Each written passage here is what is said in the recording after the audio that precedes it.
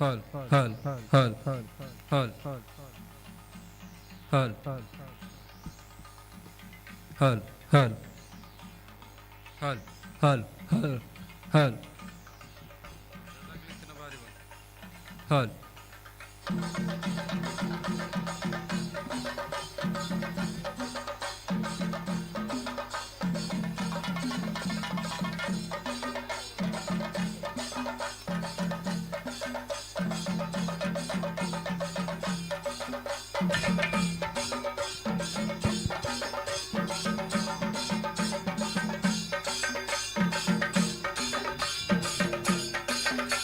ದ್ವಾರಕಾ ಪ್ರತಿಷ್ಠಾನ ದ್ವಾರಕೋತ್ಸವ 2024ರ ಈ ಸಮಾರಂಭದಲ್ಲಿ ನಂದಗೋಕುಲ ವೇದಿಕೆ, ಗೋಕುಲ ಬಡಾವಣೆ, ಮುಕ್ರಂಪಾಡಿ, ಪುತ್ತೂರು ಇಲ್ಲಿ ನಾವೆಲ್ಲರೂ ಕೂಡ ವಿಜೃಂಭಣೆಯಿಂದ ದ್ವಾರಕೋತ್ಸವ 2024ರ ಸಂಭ್ರಮಕ್ಕೆ ಸಾಕ್ಷಿಯಾಗಲಿದ್ದೇವೆ. ಇಂದಿನ ಈ ಸಭಾ ಕಾರ್ಯಕ್ರಮದಲ್ಲಿ ಅಧ್ಯಕ್ಷತೆಯನ್ನು ವಹಿಸಿಕೊಳ್ಳುವವರು ಶ್ರೀ ಗೋಪಾಲಕೃಷ್ಣ ಭಟ್, ಅಧ್ಯಕ್ಷರು ದ್ವಾರಕಾ ಪ್ರತಿಷ್ಠಾನ ಪುತ್ತೂರು, ಗೌರವಾಧ್ಯಕ್ಷರು ಶ್ರೀ ಹರಿಕೃಷ್ಣ ಭಟ್ ಅರ್ತಿಡ್ಕ, ಉದ್ಘಾಟಕರು ಡಾಕ್ಟರ್ ಶ್ರೀಪತಿ ಕಲ್ಲೂರಾಯ, ಅಧ್ಯಕ್ಷರು ವಿವೇಕಾನಂದ ಮಹಾವಿದ್ಯಾಲಯ ಪುತ್ತೂರು, ಗ್ರಂಥಾಲಯದ ಉದ್ಘಾಟನೆ ಡಾಕ್ಟರ್ ಮನಮೋಹರಗೆ, ಸನ್ಮಾನಿತರು professor V B. Arthikaje, Shri K. Venkateshamayya, ಕೃತಿ ಬಿಡುಗಡೆ ಶ್ರೀ ಕೆ.ಪಿ. ರಾಜಗೋಪಾಲ್, ಯಕ್ಷಗಾನ ಕಲಾ ಪೋಷಕರು ಕನ್ಯಾನ, ಮುಖ್ಯ ಅಭ್ಯಾಗತರು ಶ್ರೀ ಚೇತನ್ ಮೊಗ್ರಾಲ್, ಉಪನ್ಯಾಸಕರು ಶ್ರೀ ರಾಮಕುಂಜೇಶ್ವರ ಪದವಿ ಪೂರ್ವ ಕಾಲೇಜು ರಾಮಕುಂಜ, ಕೃತಿಕಾರರು ಶ್ರೀ ಬೆಳ್ಳಾರೆ ಮಂಜುನಾಥ ಭಟ್, ಹಿರಿಯ ಯಕ್ಷಗಾನ ಕಲಾವಿದರು ಹಾಗೂ ಪ್ರಸಂಗಕರ್ತರು ಶ್ರೀ ಗಣರಾಜ ಕುಂಬಳೆ, ಹಿರಿಯ ಸಾಹಿತಿಗಳು ರಾಮಕುಂಜ. ನಾವೆಲ್ಲರೂ ಕೂಡ ಇಂದಿನ ಈ ನಂದಗೋಕುಲ ವೇದಿಕೆಯಲ್ಲಿ 2024ನೇ ಸಾಲಿನ ದ್ವಾರಕೋತ್ಸವವನ್ನು ಸಂಭ್ರಮದಿಂದ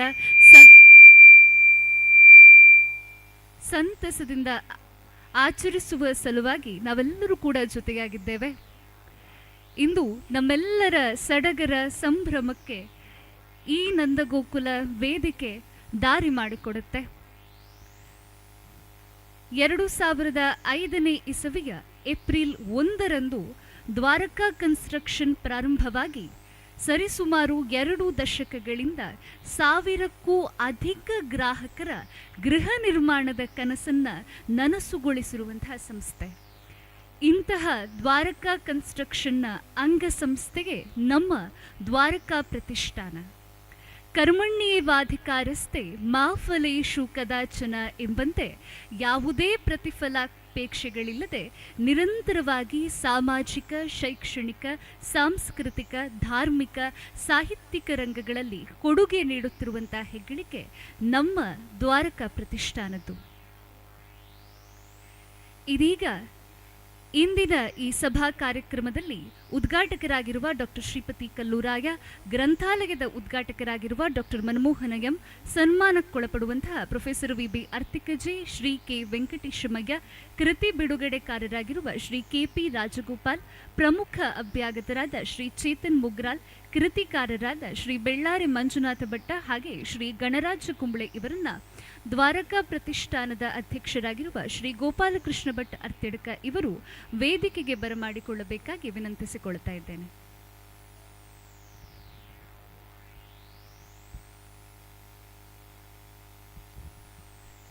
ಜೊತೆಗೆ ಗೌರವಾಧ್ಯಕ್ಷರಾಗಿರುವ ಶ್ರೀ ಹರಿಕೃಷ್ಣ ಭಟ್ ಅರ್ತಿಡ್ಕ ಇವರು ಕೂಡ ವೇದಿಕೆಗೆ ಆಗಮಿಸಬೇಕಾಗಿ ಕೇಳಿಕೊಳ್ತೇನೆ.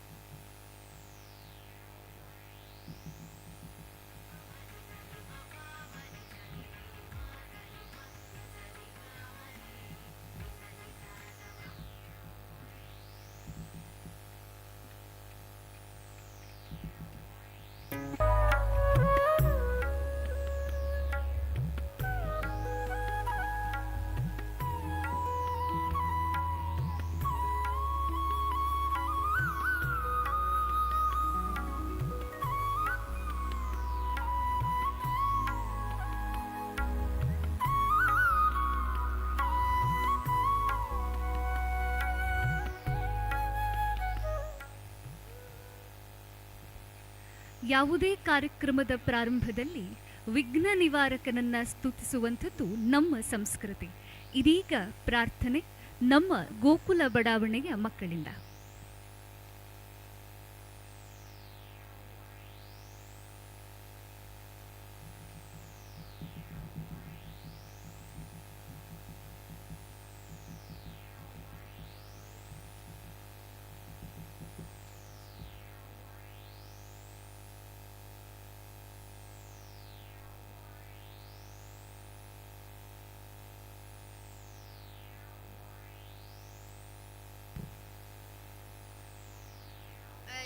निर्विकल्पं निराकारमेकं निरानन्दमानन्दमद्वैतपूर्णम् परं निर्गुणं निर्विशेषं निरीहं परब्रह्मरूपं गणेशं भजेम.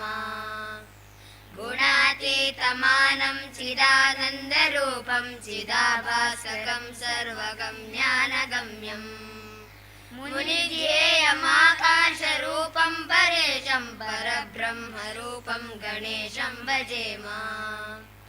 जगत्कारणं कारणज्ञानरूपं सुरादिं सुखादिं गुणेशं गणेशं जगद्व्यापिनं विश्ववन्द्यं सुरेशं परब्रह्मरूपं गणेशं भजेम.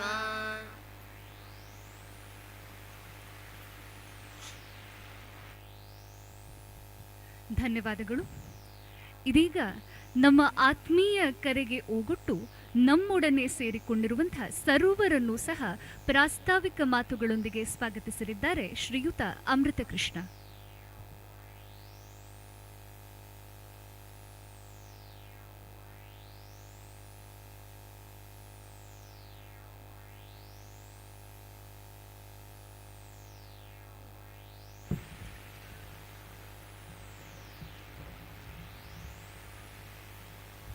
ಎಲ್ಲರಿಗೂ ನಮಸ್ಕಾರ. ದ್ವಾರಕಾ ಪ್ರತಿಷ್ಠಾನ ರಿಜಿಸ್ಟರ್ಡ್ ಪುತ್ತೂರು ದ್ವಾರಕೋತ್ಸವ 2024 ನಮ್ಮ ಈ ಕಾರ್ಯಕ್ರಮದಲ್ಲಿ ದ್ವಾರಕಾ ಪ್ರತಿಷ್ಠಾನದಿಂದ ಏರ್ಪಡಿಸಲ್ಪಡುವ ಕಾರ್ಯಕ್ರಮವು Dwaraka constructions, Dwaraka consultancy, Dwaraka properties, ನಮ್ಮ ಸಮೂಹ ಸಂಸ್ಥೆ ಒಟ್ಟಿಗೆ ಸೇರಿ ಪ್ರತಿಷ್ಠಾನದಲ್ಲಿ ವರ್ಷ ಇಡೀ ನಡೆಯುವಂತಹ ಕೆಲವು ತರಬೇತಿ ತರಗತಿಗಳಲ್ಲಿ ಕಲಿತ ವಿದ್ಯಾರ್ಥಿಗಳಿಗೆ ಒಂದು ವೇದಿಕೆಯನ್ನು ಕೊಡುವ ಉದ್ದೇಶದಿಂದ, ಹಾಗೆ ನಮ್ಮ ಗ್ರಾಹಕರನ್ನು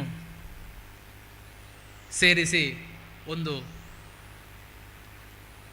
ಗೆಟ್ ಟುಗೆದರ್ ಮಾಡುವಂತಹ ಉದ್ದೇಶದಿಂದ,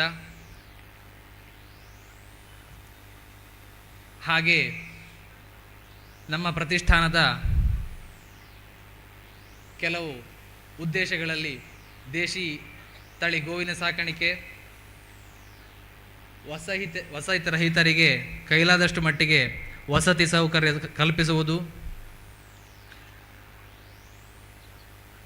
ಮಕ್ಕಳಿಗೆ ಭಗವದ್ಗೀತೆ ಕಂಠಪಾಠ,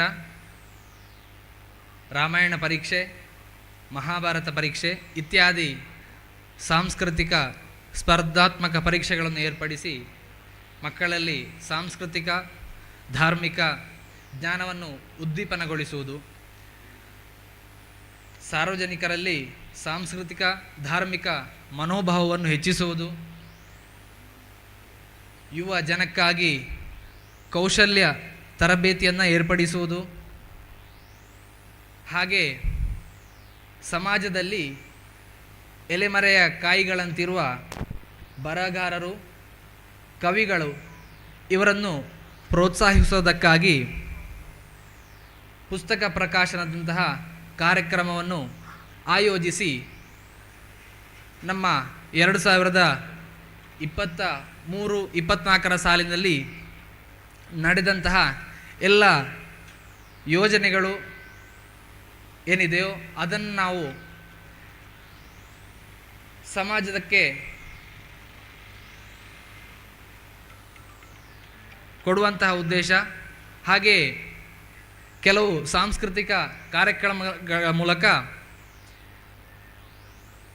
ಮನೋರಂಜನೆಯನ್ನು ಕೊಡುವ ಉದ್ದೇಶದಿಂದ ನಾವೆಲ್ಲ ಇವತ್ತು ಇಲ್ಲಿ ಸೇರಿದ್ದೇವೆ. ಹಾಗೆ ನಮ್ಮ ಈ ಕಾರ್ಯಕ್ರಮಕ್ಕೆ ಉದ್ಘಾಟಕರಾಗಿ ಡಾಕ್ಟರ್ ಶ್ರೀಪತಿ ಕಲ್ಲೂರಾಯ, ಅಧ್ಯಕ್ಷರು ವಿವೇಕಾನಂದ ಮಹಾವಿದ್ಯಾಲಯ ಪುತ್ತೂರು ಅವರಿಗೆ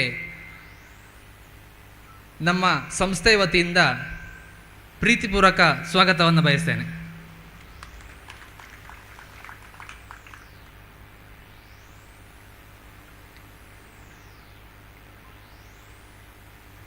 ನಮ್ಮ ಸಂಸ್ಥೆಯ ವತಿಯಿಂದ ಮಾಡಿದಂತಹ ಗ್ರಂಥಾಲಯ ಅದರ ಉದ್ಘಾಟನೆ ಈಗಾಗಲೇ ನೆರವೇರಿದೆ. ಉದ್ಘಾಟಕರಾದ ಡಾಕ್ಟರ್ ಮನಮೋಹನ ಎಂ, ಕನ್ನಡ ವಿಭಾಗದ ಮುಖ್ಯಸ್ಥರು, ವಿವೇಕಾನಂದ ಮಹಾವಿದ್ಯಾಲಯ ಪುತ್ತೂರು ಇವರನ್ನು ನಮ್ಮ ಕಾರ್ಯಕ್ರಮಕ್ಕೆ ಪ್ರೀತಿಯಿಂದ ಸ್ವಾಗತಿಸ್ತೇನೆ.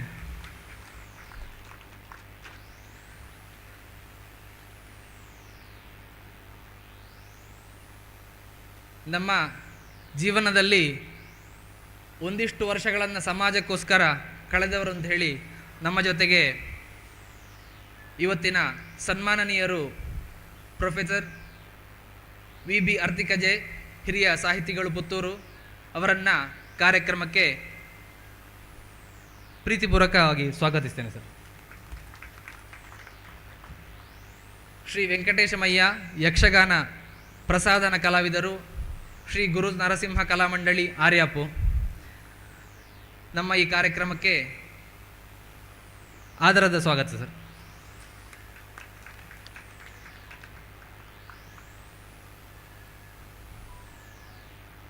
ಪ್ರಮುಖ ಹಾಗೆ ನಮ್ಮ ಪುಸ್ತಕ ಪ್ರಕಾಶನದ ಕೃತಿ ಬಿಡುಗಡೆಗೆ ಶ್ರೀ ಕೆ.ಪಿ. ರಾಜಗೋಪಾಲ್ ಅವರು ನಮ್ಮೊಂದಿಗಿದ್ದಾರೆ. ಯಕ್ಷಗಾನ ಕಲಾಪೋಷಕರು ಕನ್ಯಾನ. ಸ್ವಾಗತ ಸರ್. ಪ್ರಮುಖ ಅಭ್ಯಾಗತರಾಗಿರುವ ಶ್ರೀ ಚೇತನ್ ಮೊಗ್ರಾಲ್ ಉಪನ್ಯಾಸಕರು, ಶ್ರೀ ರಾಮಕುಂಜೇಶ್ವರ ಪದವಿ ಪೂರ್ವ ಕಾಲೇಜು ರಾಮಕುಂಜ ನಮ್ಮ ಕಾರ್ಯಕ್ರಮಕ್ಕೆ ಪ್ರೀತಿಯ ಸ್ವಾಗತ. ಕೃತಿಕಾರರು ಶ್ರೀ ಗಣರಾಜ ಕುಂಬಳೆ ಹಿರಿಯ ಸಾಹಿತಿಗಳು ರಾಮಕುಂಜ ನಮ್ಮೊಂದಿಗಿದ್ದಾರೆ. ಸ್ವಾಗತ. ಹಾಗೆ ಶ್ರೀ ಬೆಳ್ಳಾರೆ ಮಂಜುನಾಥ ಭಟ್ಟ ಹಿರಿಯ ಯಕ್ಷಗಾನ ಕಲಾವಿದರು ಹಾಗೂ ಪ್ರಸಂಗಕರ್ತರು ನಮ್ಮನ್ನು ಈಗಲೇ ಸೇರಿಕೊಳ್ಳಲಿದ್ದಾರೆ. ಅವರಿಗೆ ಆದರದ ಸ್ವಾಗತ.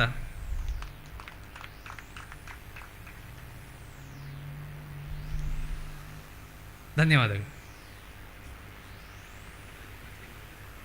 ಹಾಗೆ ನಮ್ಮ ಕಾರ್ಯಕ್ರಮಕ್ಕೆ ಆಗಮಿಸಿದ ಎಲ್ಲ ಬಂಧು ಮಿತ್ರರು, ಮಾಧ್ಯಮ ವರ್ಗದವರು ಎಲ್ಲರಿಗೂ ಆದರದ ಸ್ವಾಗತ. ನಮ್ಮೆಲ್ಲರನ್ನ ಸ್ವಾಗತಿಸಿದ ತಮಗೂ ಆತ್ಮೀಯವಾದ ಸ್ವಾಗತಗಳು ಸರ್. ಇದೀಗ ನಮ್ಮೊಡನೆ ವೇದಿಕೆಯಲ್ಲಿರುವಂತಹ ಎಲ್ಲ ಗಣ್ಯರಿಗೂ ಕೂಡ ನಮ್ಮ ಕಡೆಯಿಂದ ನಲ್ಮೆಯಿಂದ ಶಾಲು ಹೊದಿಸಿ ಸತ್ಕಾರದ ಮೂಲಕ ಸ್ವಾಗತವನ್ನು ಕೋರುವಂತಹ ಸುಸಂದರ್ಭ. ಇದೀಗ ಉದ್ಘಾಟಕರಾದ ಡಾಕ್ಟರ್ ಶ್ರೀಪತಿ ಕಲ್ಲೂರಾಯ ಇವರಿಗೆ ಗೌರವಾಧ್ಯಕ್ಷರಾದ ಶ್ರೀ ಹರಿಕೃಷ್ಣ ಭಟ್ ಅರ್ತಿಡ್ಕ ಇವರು ಶಾಲು ಹೊದಿಸಿ ಸ್ವಾಗತಿಸಬೇಕಾಗಿ ಕೇಳಿಕೊಳ್ತಾ ಇದ್ದೇನೆ.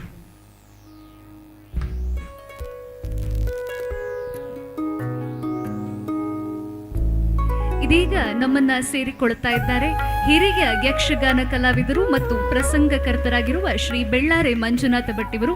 ಇವರನ್ನ ಗಟ್ಟಿ ಚಪ್ಪಾಳೆಯೊಂದಿಗೆ ನಾವೆಲ್ಲರೂ ಕೂಡ ವೇದಿಕೆಗೆ ಸ್ವಾಗತಿಸೋಣ. ಗ್ರಂಥಾಲಯದ ಉದ್ಘಾಟಕರಾಗಿರುವ ಡಾಕ್ಟರ್ ಮನಮೋಹನ ಎಂ ಇವರನ್ನ ವೆಂಕಟಕೃಷ್ಣ ಶರ್ಮಾ ಇವರು ಶಾಲು ಹೊದಿಸಿ ಸ್ವಾಗತಿಸಬೇಕಾಗಿ ವಿನಂತಿ.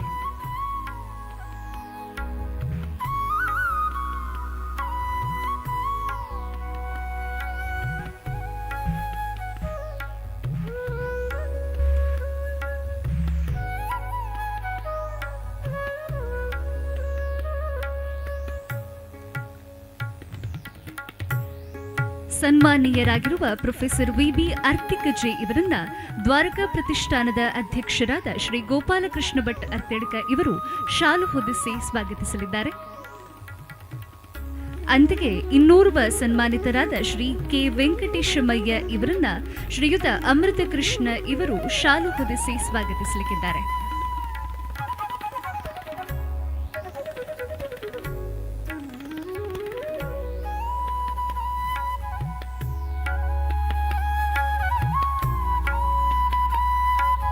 ಇಂದಿನ ಈ ವೇದಿಕೆಯಲ್ಲಿ ಕೃತಿ ಬಿಡುಗಡೆ ನಡೆಸಲಿರುವ ಯಕ್ಷಗಾನ ಕಲಾ ಪೋಷಕರಾದ ಶ್ರೀ ಕೆ.ಪಿ. ರಾಜಗೋಪಾಲ್ ಇವರನ್ನ ಶ್ರೀಯುತ ದುರ್ಗಾ ಗಣೇಶ್ ಇವರು ಶಾಲು ಹೊದಿಸಿ ಸ್ವಾಗತಿಸಬೇಕಾಗಿ ಕೇಳಿಕೊಳ್ಳುತ್ತೇನೆ.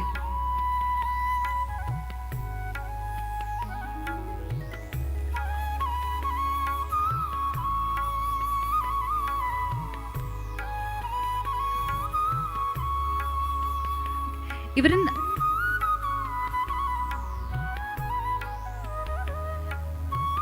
ಶ್ರೀಯುತ ದುರ್ಗಾ ಗಣೇಶ್ ಇವರು ಶಾಲು ಹೊದಿಸಿ ಸ್ವಾಗತಿಸಲಿಕ್ಕಿದ್ದಾರೆ.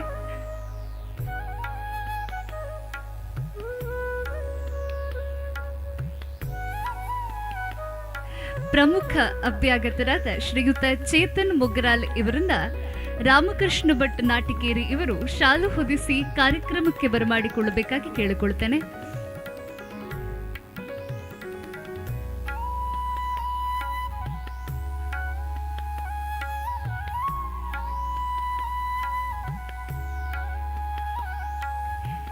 ಕೃತಿಕಾರರಾದ ಶ್ರೀ ಬೆಳ್ಳಾರೆ ಮಂಜುನಾಥ ಭಟ್ ಇವರನ್ನ ಶ್ರೀಯುತ ರಾಮಮೋಹನ ಸಂಪ್ಯ ಇವರು ಶಾಲು ಹೊದಿಸಿ ಕಾರ್ಯಕ್ರಮಕ್ಕೆ ಬರಮಾಡಿಕೊಳ್ಳಿಕ್ಕಿದ್ದಾರೆ.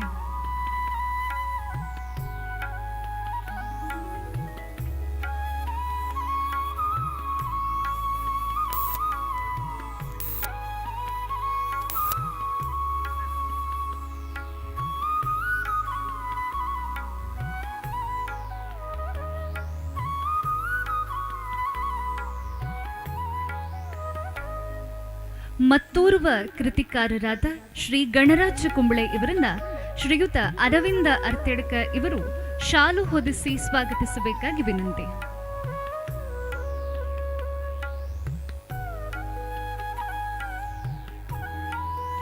ಶ್ರೀ ಗಣರಾಜ ಕುಂಬಳೆ ಇವರನ್ನ ಚೂಂತಾರು ಶಿವಪ್ರಸಾದ ಭಟ್ ಇವರು ಶಾಲು ಹೊದಿಸಿ ಸ್ವಾಗತಿಸಬೇಕಾಗಿ ಕೇಳಿಕೊಳ್ಳುತ್ತಾರೆ. ಇವರನ್ನ ಶ್ರೀಯುತ ಅಮೃತ ಕೃಷ್ಣ ಇವರು ಶಾಲು ಹೊದಿಸಿ ಸ್ವಾಗತಿಸಬೇಕಾಗಿ ವಿನಂತಿ.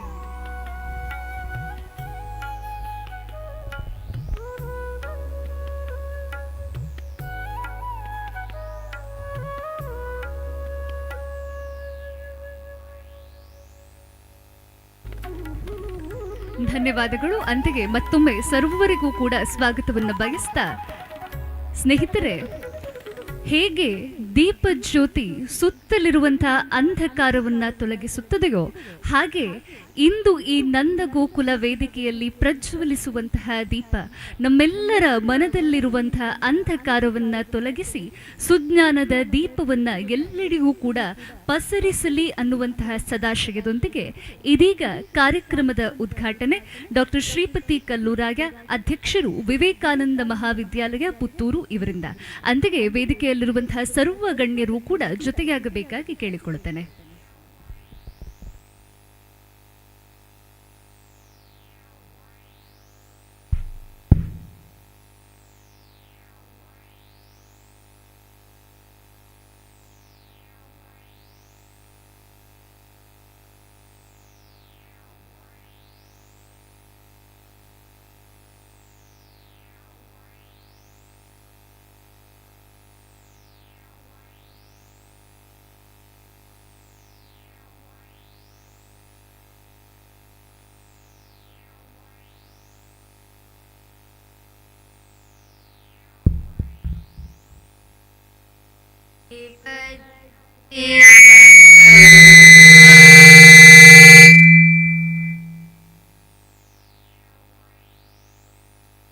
ज्योति परब्रह्मा दीपज्योतिर्जनार्दन दीपो हरति पापानि सन्ध्यादीपन्नमोऽस्तुते दीपज्योति परब्रह्मा दीपज्योतिर्जनार्दन दीपो हरति पापानि सन्ध्यादीपन्नमोऽस्तुते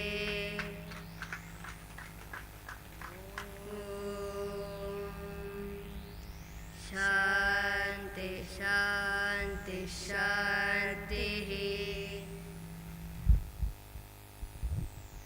ಧನ್ಯವಾದಗಳು. ನಮ್ಮ ದ್ವಾರಕ ಪ್ರತಿಷ್ಠಾನ ಸಾಂಸ್ಕೃತಿಕ, ಶೈಕ್ಷಣಿಕ, ಧಾರ್ಮಿಕ, ಸಾಹಿತ್ಯಿಕ ಹೀಗೆ ವಿವಿಧ ರಂಗಗಳಲ್ಲಿ ತನ್ನನ್ನು ತೊಡಗಿಸಿಕೊಳ್ಳುವಂತಹ ಸಂಸ್ಥೆ. ಕಳೆದ 1 ವರ್ಷಗಳಿಂದ ದ್ವಾರಕಾ ಪ್ರತಿಷ್ಠಾನದ ಮುಖೇನ ನಡೆದಂತಹ ಎಲ್ಲ ಕಾರ್ಯಕ್ರಮಗಳ ಸಂಕ್ಷಿಪ್ತ ವರದಿ ಮಂಡನೆ ಇದೀಗ ತಮ್ಮ ಮುಂದೆ ಶ್ರೀಮತಿ ಅಶ್ವಿನಿ ಗೋಪಾಲಕೃಷ್ಣ ಭಟ್ ಇವರಿಂದ.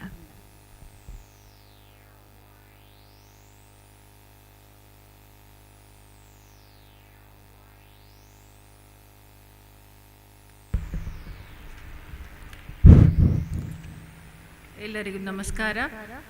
ದ್ವಾರಕೋತ್ಸವಕ್ಕೆ ಬಂದಿರುವ ಎಲ್ಲರಿಗೂ ವಂದಿಸುತ್ತಾ, ಸುಮಾರು 2 ದಶಕಗಳ ಕಾಲದಿಂದ ವೃತ್ತಿಯೊಂದಿಗೆ ಪ್ರವೃತ್ತಿಯಾಗಿ ಸಮಾಜ ಸೇವೆಯನ್ನು ಮಾಡಿಕೊಂಡು ಬಂದಂಥ ಸಂಸ್ಥೆ ನಮ್ಮದು.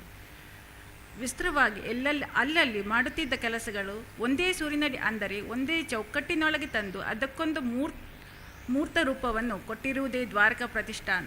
ಕಳೆದ 4 ವರ್ಷಗಳಿಂದ ದ್ವಾರಕೋತ್ಸವ ಎಂಬ ಹಬ್ಬದೊಂದಿಗೆ ನಮ್ಮ ವರ್ಷವಿಡೀ ಕಾರ್ಯಕ್ರಮಗಳನ್ನು ಮೆಲುಕು ಹಾಕುತ್ತಾ ಸೇರಿರುವ ಹಿರಿಯ ಕಿರಿಯ ಸಹ ಬಂಧುಗಳೊಂದಿಗೆ ಚರ್ಚಿಸಿ ಮುಂದಿನ ವರ್ಷಕ್ಕೆ ಮಾರ್ಗದರ್ಶನವನ್ನು ಕಂಡುಕೊಳ್ಳುವ ಕಾರ್ಯಕ್ರಮ ಇದಾಗಿದೆ. ಕಳೆದ ವರ್ಷದ ಕಾರ್ಯಕ್ರಮ ಒಂದು ಸಣ್ಣ ವಿವರವನ್ನು ನಿಮ್ಮ ಮುಂದೆ ಇಡಲು ಬಯಸುತ್ತೇನೆ. ದಿನಾಂಕ 19/2/2023 ದ್ವಾರಕಾ ಪ್ರತಿಷ್ಠಾನ ವಾರ್ಷಿಕೋತ್ಸವ ಕಾರ್ಯಕ್ರಮವು ಮುಕ್ರಂಪಾಡಿ ಗೋಕುಲ ಬಡಾವಣೆಯ ನಂದಗೋಕುಲ ವೇದಿಕೆಯಲ್ಲಿ ನಡೆಯಿತು. ಶ್ರೀ ಅರುಣ್ ಕುಮಾರ್ ಪುತಿಲ ದೀಪ ಬೆಳಗಿಸಿ ಕಾರ್ಯಕ್ರಮವನ್ನು ಉದ್ಘಾಟಿಸಿದರು. ಪ್ರೊಫೆಸರ್ ಹರಿನಾರಾಯಣ್ ಮಾಡವ್, ನಿವೃತ್ತ ಕನ್ನಡ ಪ್ರಾಧ್ಯಾಪಕರು, ಸಂತ ಫಿಲೋಮಿನಾ ಕಾಲೇಜು ಪುತ್ತೂರು ಅಧ್ಯಕ್ಷತೆಯನ್ನು ವಹಿಸಿದರು. ಸಮಾಜ ಸುಧಾರಣೆಯ ಉದ್ದೇಶ ಹೊಂದಿದ ದ್ವಾರಕಾ ಪ್ರತಿಷ್ಠಾನವು ನೆಮ್ಮದಿ ಮನೆ ಯೋಜನೆ ಹಸ್ತಾಂತರವನ್ನು ಶ್ರೀ ಭಾಗ್ಯೇಶ್ ಎಕೆ ಸಂಸ್ಥಾಪಕರು ಮತ್ತು ನಿರ್ದೇಶಕರು ವಿದ್ಯಾಮಾತಾ ಅಕಾಡೆಮಿ ಪುತ್ತೂರು ನಡೆಸಿಕೊಟ್ಟರು. ಕಾರ್ಯಕ್ರಮದಲ್ಲಿ ದ್ವಾರಕಾ ಪ್ರತಿಷ್ಠಾನ ವತಿಯಿಂದ ಪ್ರಕಾಶನಗೊಂಡ ಶ್ರೀ ಗಣರಾಜ ಕುಂಬ್ಳೆಯವರು ಸಂಪಾದಿಸಿದ ಓದೋಣ ಬಾರ ಪುಸ್ತಕದ ಬಿಡುಗಡೆ ಕಾರ್ಯಕ್ರಮವನ್ನು ಶ್ರೀ ಈಶ್ವರ ಭಟ್ ಎಲ್ಯಡ್ಕ, ನಿವೃತ್ತ ಪ್ರಾಂಶುಪಾಲರು, ಸರ್ಕಾರಿ ಪದವಿ ಪೂರ್ವ ಕಾಲೇಜು ಕೆಯೂರು ನಡೆಸಿಕೊಟ್ಟರು. ಶ್ರೀ ಗೋವಿಂದ ಭಟ್ ಮಿಂಚಿನಡ್ಕ ಮತ್ತು ಶ್ರೀ ಗಣರಾಜ ಕುಂಬ್ಳೆ ಪ್ರಾಂಶುಪಾಲರು, ಶ್ರೀ ರಾಮಕುಂಜೇಶ್ವರ ಪ್ರಥಮ ದರ್ಜೆ ಕಾಲೇಜು ರಾಮಕುಂಜ ಉಪಸ್ಥಿತರಿದ್ದರು. ಸಂಸ್ಥೆಯ ಅಧ್ಯಕ್ಷರಾದ ಶ್ರೀ ಗೋಪಾಲಕೃಷ್ಣ ಭಟ್ ವಾರ್ಷಿಕ ಕಾರ್ಯಕ್ರಮದ ವಿವರ ನೀಡಿದರು. ಚಿಣ್ಣರಾದ ಮಾಸ್ಟರ್ ಆದಿತ್ಯ ಕುಮಾರ್ ಅಕ್ಷರಿ, ಮಾಸ್ಟರ್ ಅವನೀಶ ಕೃಷ್ಣ ಪ್ರಾರ್ಥಿಸಿದರು. ಶ್ರೀ ಅಮೃತ ಕೃಷ್ಣರವರು ಕಾರ್ಯಕ್ರಮ ನಿರೂಪಿಸಿದರು. ದಿನಾಂಕ 13/3/2023 ದೇರ್ಲದಲ್ಲಿ ಶ್ರೀ ಚೆನ್ನಪ್ಪರವರಿಗೆ ನೆಮ್ಮದಿ ಮನೆ ಯೋಜನೆಯಡಿ ಅಂದಾಜು 12 ಲಕ್ಷ ವೆಚ್ಚದಲ್ಲಿ ನಿರ್ಮಿಸಿದ ಹೊಸ ಮನೆ ಹಸ್ತಾಂತರ ಕಾರ್ಯಕ್ರಮವು ನಡೆಯಿತು. ತಾರೀಕು 4/4/2023 ಸುಳ್ಯದ ಸ್ನೇಹ ಶಿಕ್ಷಣ ಸಂಸ್ಥೆಯಲ್ಲಿ ಓದೋಣ ಬಾರ ಪುಸ್ತಕದ ಹಂಚುವೆ ಕಾರ್ಯಕ್ರಮವು ಶ್ರೀಯುತ ಗಣರಾಜ್ ಕುಂಬ್ಳೆಯವರ ನೇತೃತ್ವದಲ್ಲಿ ನಡೆಯಿತು. ದ್ವಾರಕಾ ಪ್ರತಿಷ್ಠಾನ ಹಾಗೂ ದಿವಂಗತ ಕೃಷ್ಣ ಭಟ್ ಪ್ರತಿಷ್ಠಾನ ಚುಂತಾರ್ ಇವರ ನೇತೃತ್ವದಲ್ಲಿ ಉಪನೀತ ವಟುಗಳಿಗೆ ಉಚಿತ ವಸಂತ ವೇದ ಪಾಠ ಶಿಬಿರ ಉದ್ಘಾಟನಾ ಸಮಾರಂಭವು 14/4/2023 ಮುಕ್ರಂಪಾಡಿ ದ್ವಾರಕಾ ಗೋಕುಲ ಬಡಾವಣೆಯ ನಂದಗೋಕುಲ ವೇದಿಕೆಯಲ್ಲಿ ನಡೆಯಿತು. ದಿನಾಂಕ 14/4/2023 ಪ್ರಾರಂಭವಾದ ಉಚಿತ ವಸಂತ ವೇದ ಪಾಠ ಶಿಬಿರದಲ್ಲಿ ಪ್ರತಿದಿನವೂ ಯೋಗ ಶಿಬಿರವನ್ನು ಆಯೋಜಿಸಲಾಗಿತ್ತು. ವಸಂತ ವೇದ ಪಾಠ ಶಿಬಿರದಲ್ಲಿ ಇನ್ನೊಂದು ಆಕರ್ಷಕ ಕಾರ್ಯಕ್ರಮ ಸಂಸ್ಕಾರ ದೀಪಿಕಾ ಕಾರ್ಯಕ್ರಮ. ದಿನಾಂಕ 14/4/2023 ಪ್ರಾರಂಭವಾದ ಶಿಬಿರದಲ್ಲಿ ಪ್ರತಿದಿನ ಈ ಕಾರ್ಯಕ್ರಮವು ನಡೆಯಿತು. ದಿನಾಂಕ 15/5/2023 ಆದಿತ್ಯವಾರದಂದು ದ್ವಾರಕಾ ಪ್ರತಿಷ್ಠಾನ ಹಾಗೂ ದಿವಂಗತ ಕೃಷ್ಣ ಪ್ರತಿಷ್ಠಾನ ಸುಂತಾರ್ ಇದರ ಸಹಯೋಗದಲ್ಲಿ ಏರ್ಪಡಿಸಿದ ಉಚಿತ ವಸಂತ ವೇದಪಾಠ ಶಿಬಿರ ಸಮಾರೋಪ ಕಾರ್ಯಕ್ರಮವು ಮುಕ್ರಂಪಾಡಿ ಗೋಕುಲ ಬಡಾವಣೆಯ ನಂದಗೋಕುಲ ವೇದಿಕೆಯಲ್ಲಿ ನಡೆಯಿತು. ಪುತ್ತೂರು ಇತಿಹಾಸ ಪ್ರಸಿದ್ಧ ಶ್ರೀ ಮಹಾಲಿಂಗೇಶ್ವರ ದೇವರ ಬ್ರಹ್ಮರಥೋತ್ಸವ ದಿನದಂದು ಪುತ್ತೂರು ವಕೀಲ ಸಂಘ, ಸರಸ್ವತಿ ಚಾರಿಟೇಬಲ್ ಟ್ರಸ್ಟ್ ಹಾಗೂ ದ್ವಾರಕಾ ಪ್ರತಿಷ್ಠಾನ ವತಿಯಿಂದ ದೇವಳದ ಎದುರು ಗದ್ದೆಯಲ್ಲಿ 5ನೇ ವರ್ಷದ ಉಚಿತ ಕುಡಿಯುವ ನೀರಿನ ವಿತರಣೆ ಸೌಲಭ್ಯ ಉದ್ಘಾಟನಾ ಕಾರ್ಯಕ್ರಮ ದಿನಾಂಕ 17/4/2023 ನಡೆಯಿತು.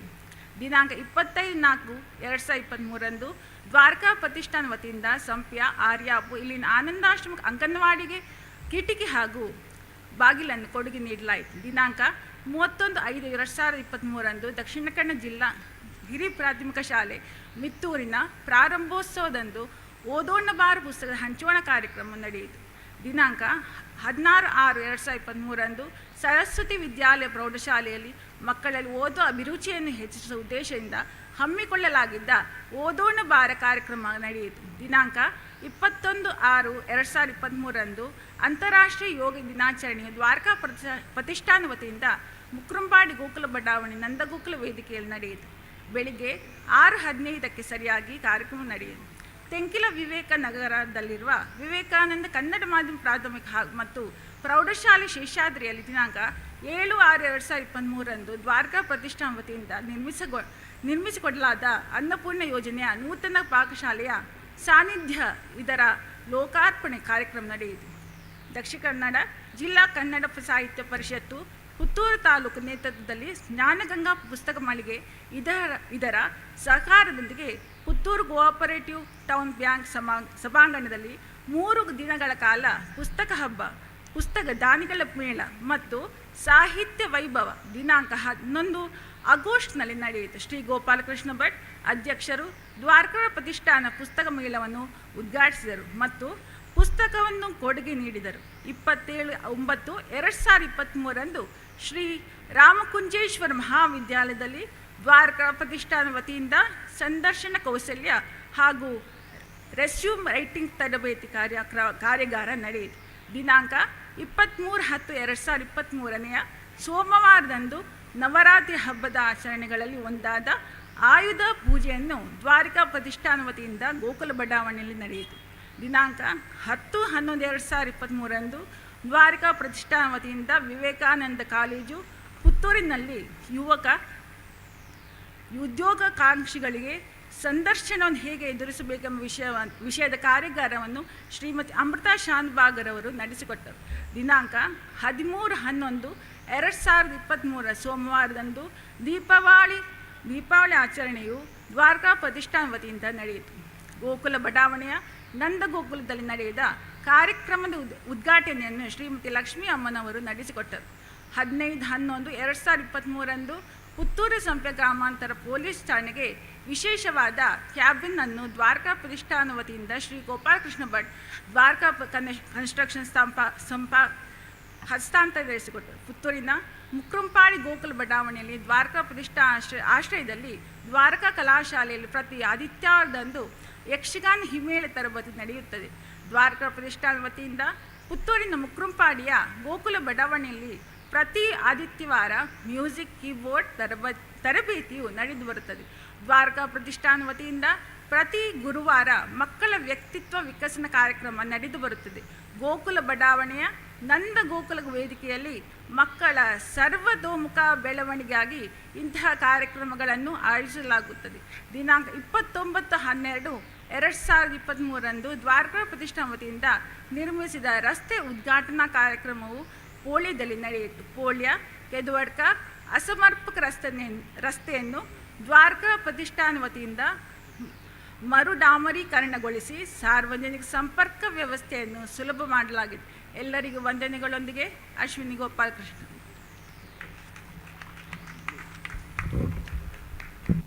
ಸಂಕ್ಷಿಪ್ತವಾಗಿ ವರದಿಯನ್ನ ಮಂಡಿಸಿದಂತಹ ತಮಗೆ ಧನ್ಯವಾದಗಳು. ಬಂಧುಗಳೇ, ಮಂಗಳೂರು ವಿಶ್ವವಿದ್ಯಾನಿಲಯದಲ್ಲಿ ಪ್ರಾಧ್ಯಾಪಕರಾಗಿ, ಸಂಶೋಧಕರಾಗಿ, ಹಣಕಾಸು ಅಧಿಕಾರಿಯಾಗಿ, ಅಧ್ಯಯನ ಪೀಠಗಳ ನಿರ್ದೇಶಕರಾಗಿ ಕಾರ್ಯನಿರ್ವಹಿಸಿ ದೇಶ ವಿದೇಶಗಳಲ್ಲಿ ಸಂಶೋಧನಾ ಪ್ರಬಂಧ ಮಂಡನೆ, ಪುಸ್ತಕ ಪ್ರಕಟಣೆಯ ನಂತರ ಪ್ರಸ್ತುತ ನಿವೃತ್ತಿಯ ಬಳಿಕ ಪುತ್ತೂರಿನ ವಿವೇಕಾನಂದ ಮಹಾವಿದ್ಯಾಲಯದ ಆಡಳಿತ ಮಂಡಳಿಯ ಅಧ್ಯಕ್ಷರಾಗಿ ಸೇವೆ ಸಲ್ಲಿಸುತ್ತಿರುವ ಇಂದಿನ ಕಾರ್ಯಕ್ರಮದ ಉದ್ಘಾಟಕರಾದ ಡಾಕ್ಟರ್ ಶ್ರೀಪತಿ ಕಲ್ಲೂರಾಯ ಇವರು ನಮ್ಮೆಲ್ಲರನ್ನ ಉದ್ದೇಶಿಸಿ ಮಾತನಾಡಬೇಕಾಗಿ ಕೇಳಿಕೊಳ್ತಾ ಇದ್ದೇನೆ. ಸ್ನೇಹಿತರೆ, ಇದೀಗ ನಮ್ಮ ಜೊತೆ ದ್ವಾರಕೋತ್ಸವ 2024ರಲ್ಲಿ ಜೊತೆಯಾಗಿದ್ದಾರೆ ಶ್ರೀಯುತ ಅರುಣ್ ಕುಮಾರ್ ಪುತ್ತಿಲ ಇವರು. ಇವರನ್ನ ಗಟ್ಟಿ ಚಪ್ಪಾಳೆಯ ಮೂಲಕ ನಾವೆಲ್ಲರೂ ಕೂಡ ಆತ್ಮೀಯವಾಗಿ ಬರಮಾಡಿಕೊಳ್ಳಬೇಕಾಗಿ ಕೇಳಿಕೊಳ್ತಾ ಇದ್ದೇವೆ. ಡಾಕ್ಟರ್ ಶ್ರೀಪತಿ ಕಲ್ಲೂರಾಯ ಉದ್ಘಾಟಕರು ನಮ್ಮೆಲ್ಲರನ್ನ ಉದ್ದೇಶಿಸಿ ಒಂದೆರಡು ಮಾತುಗಳನ್ನಾಡಬೇಕಾಗಿ ವಿನಂತಿ.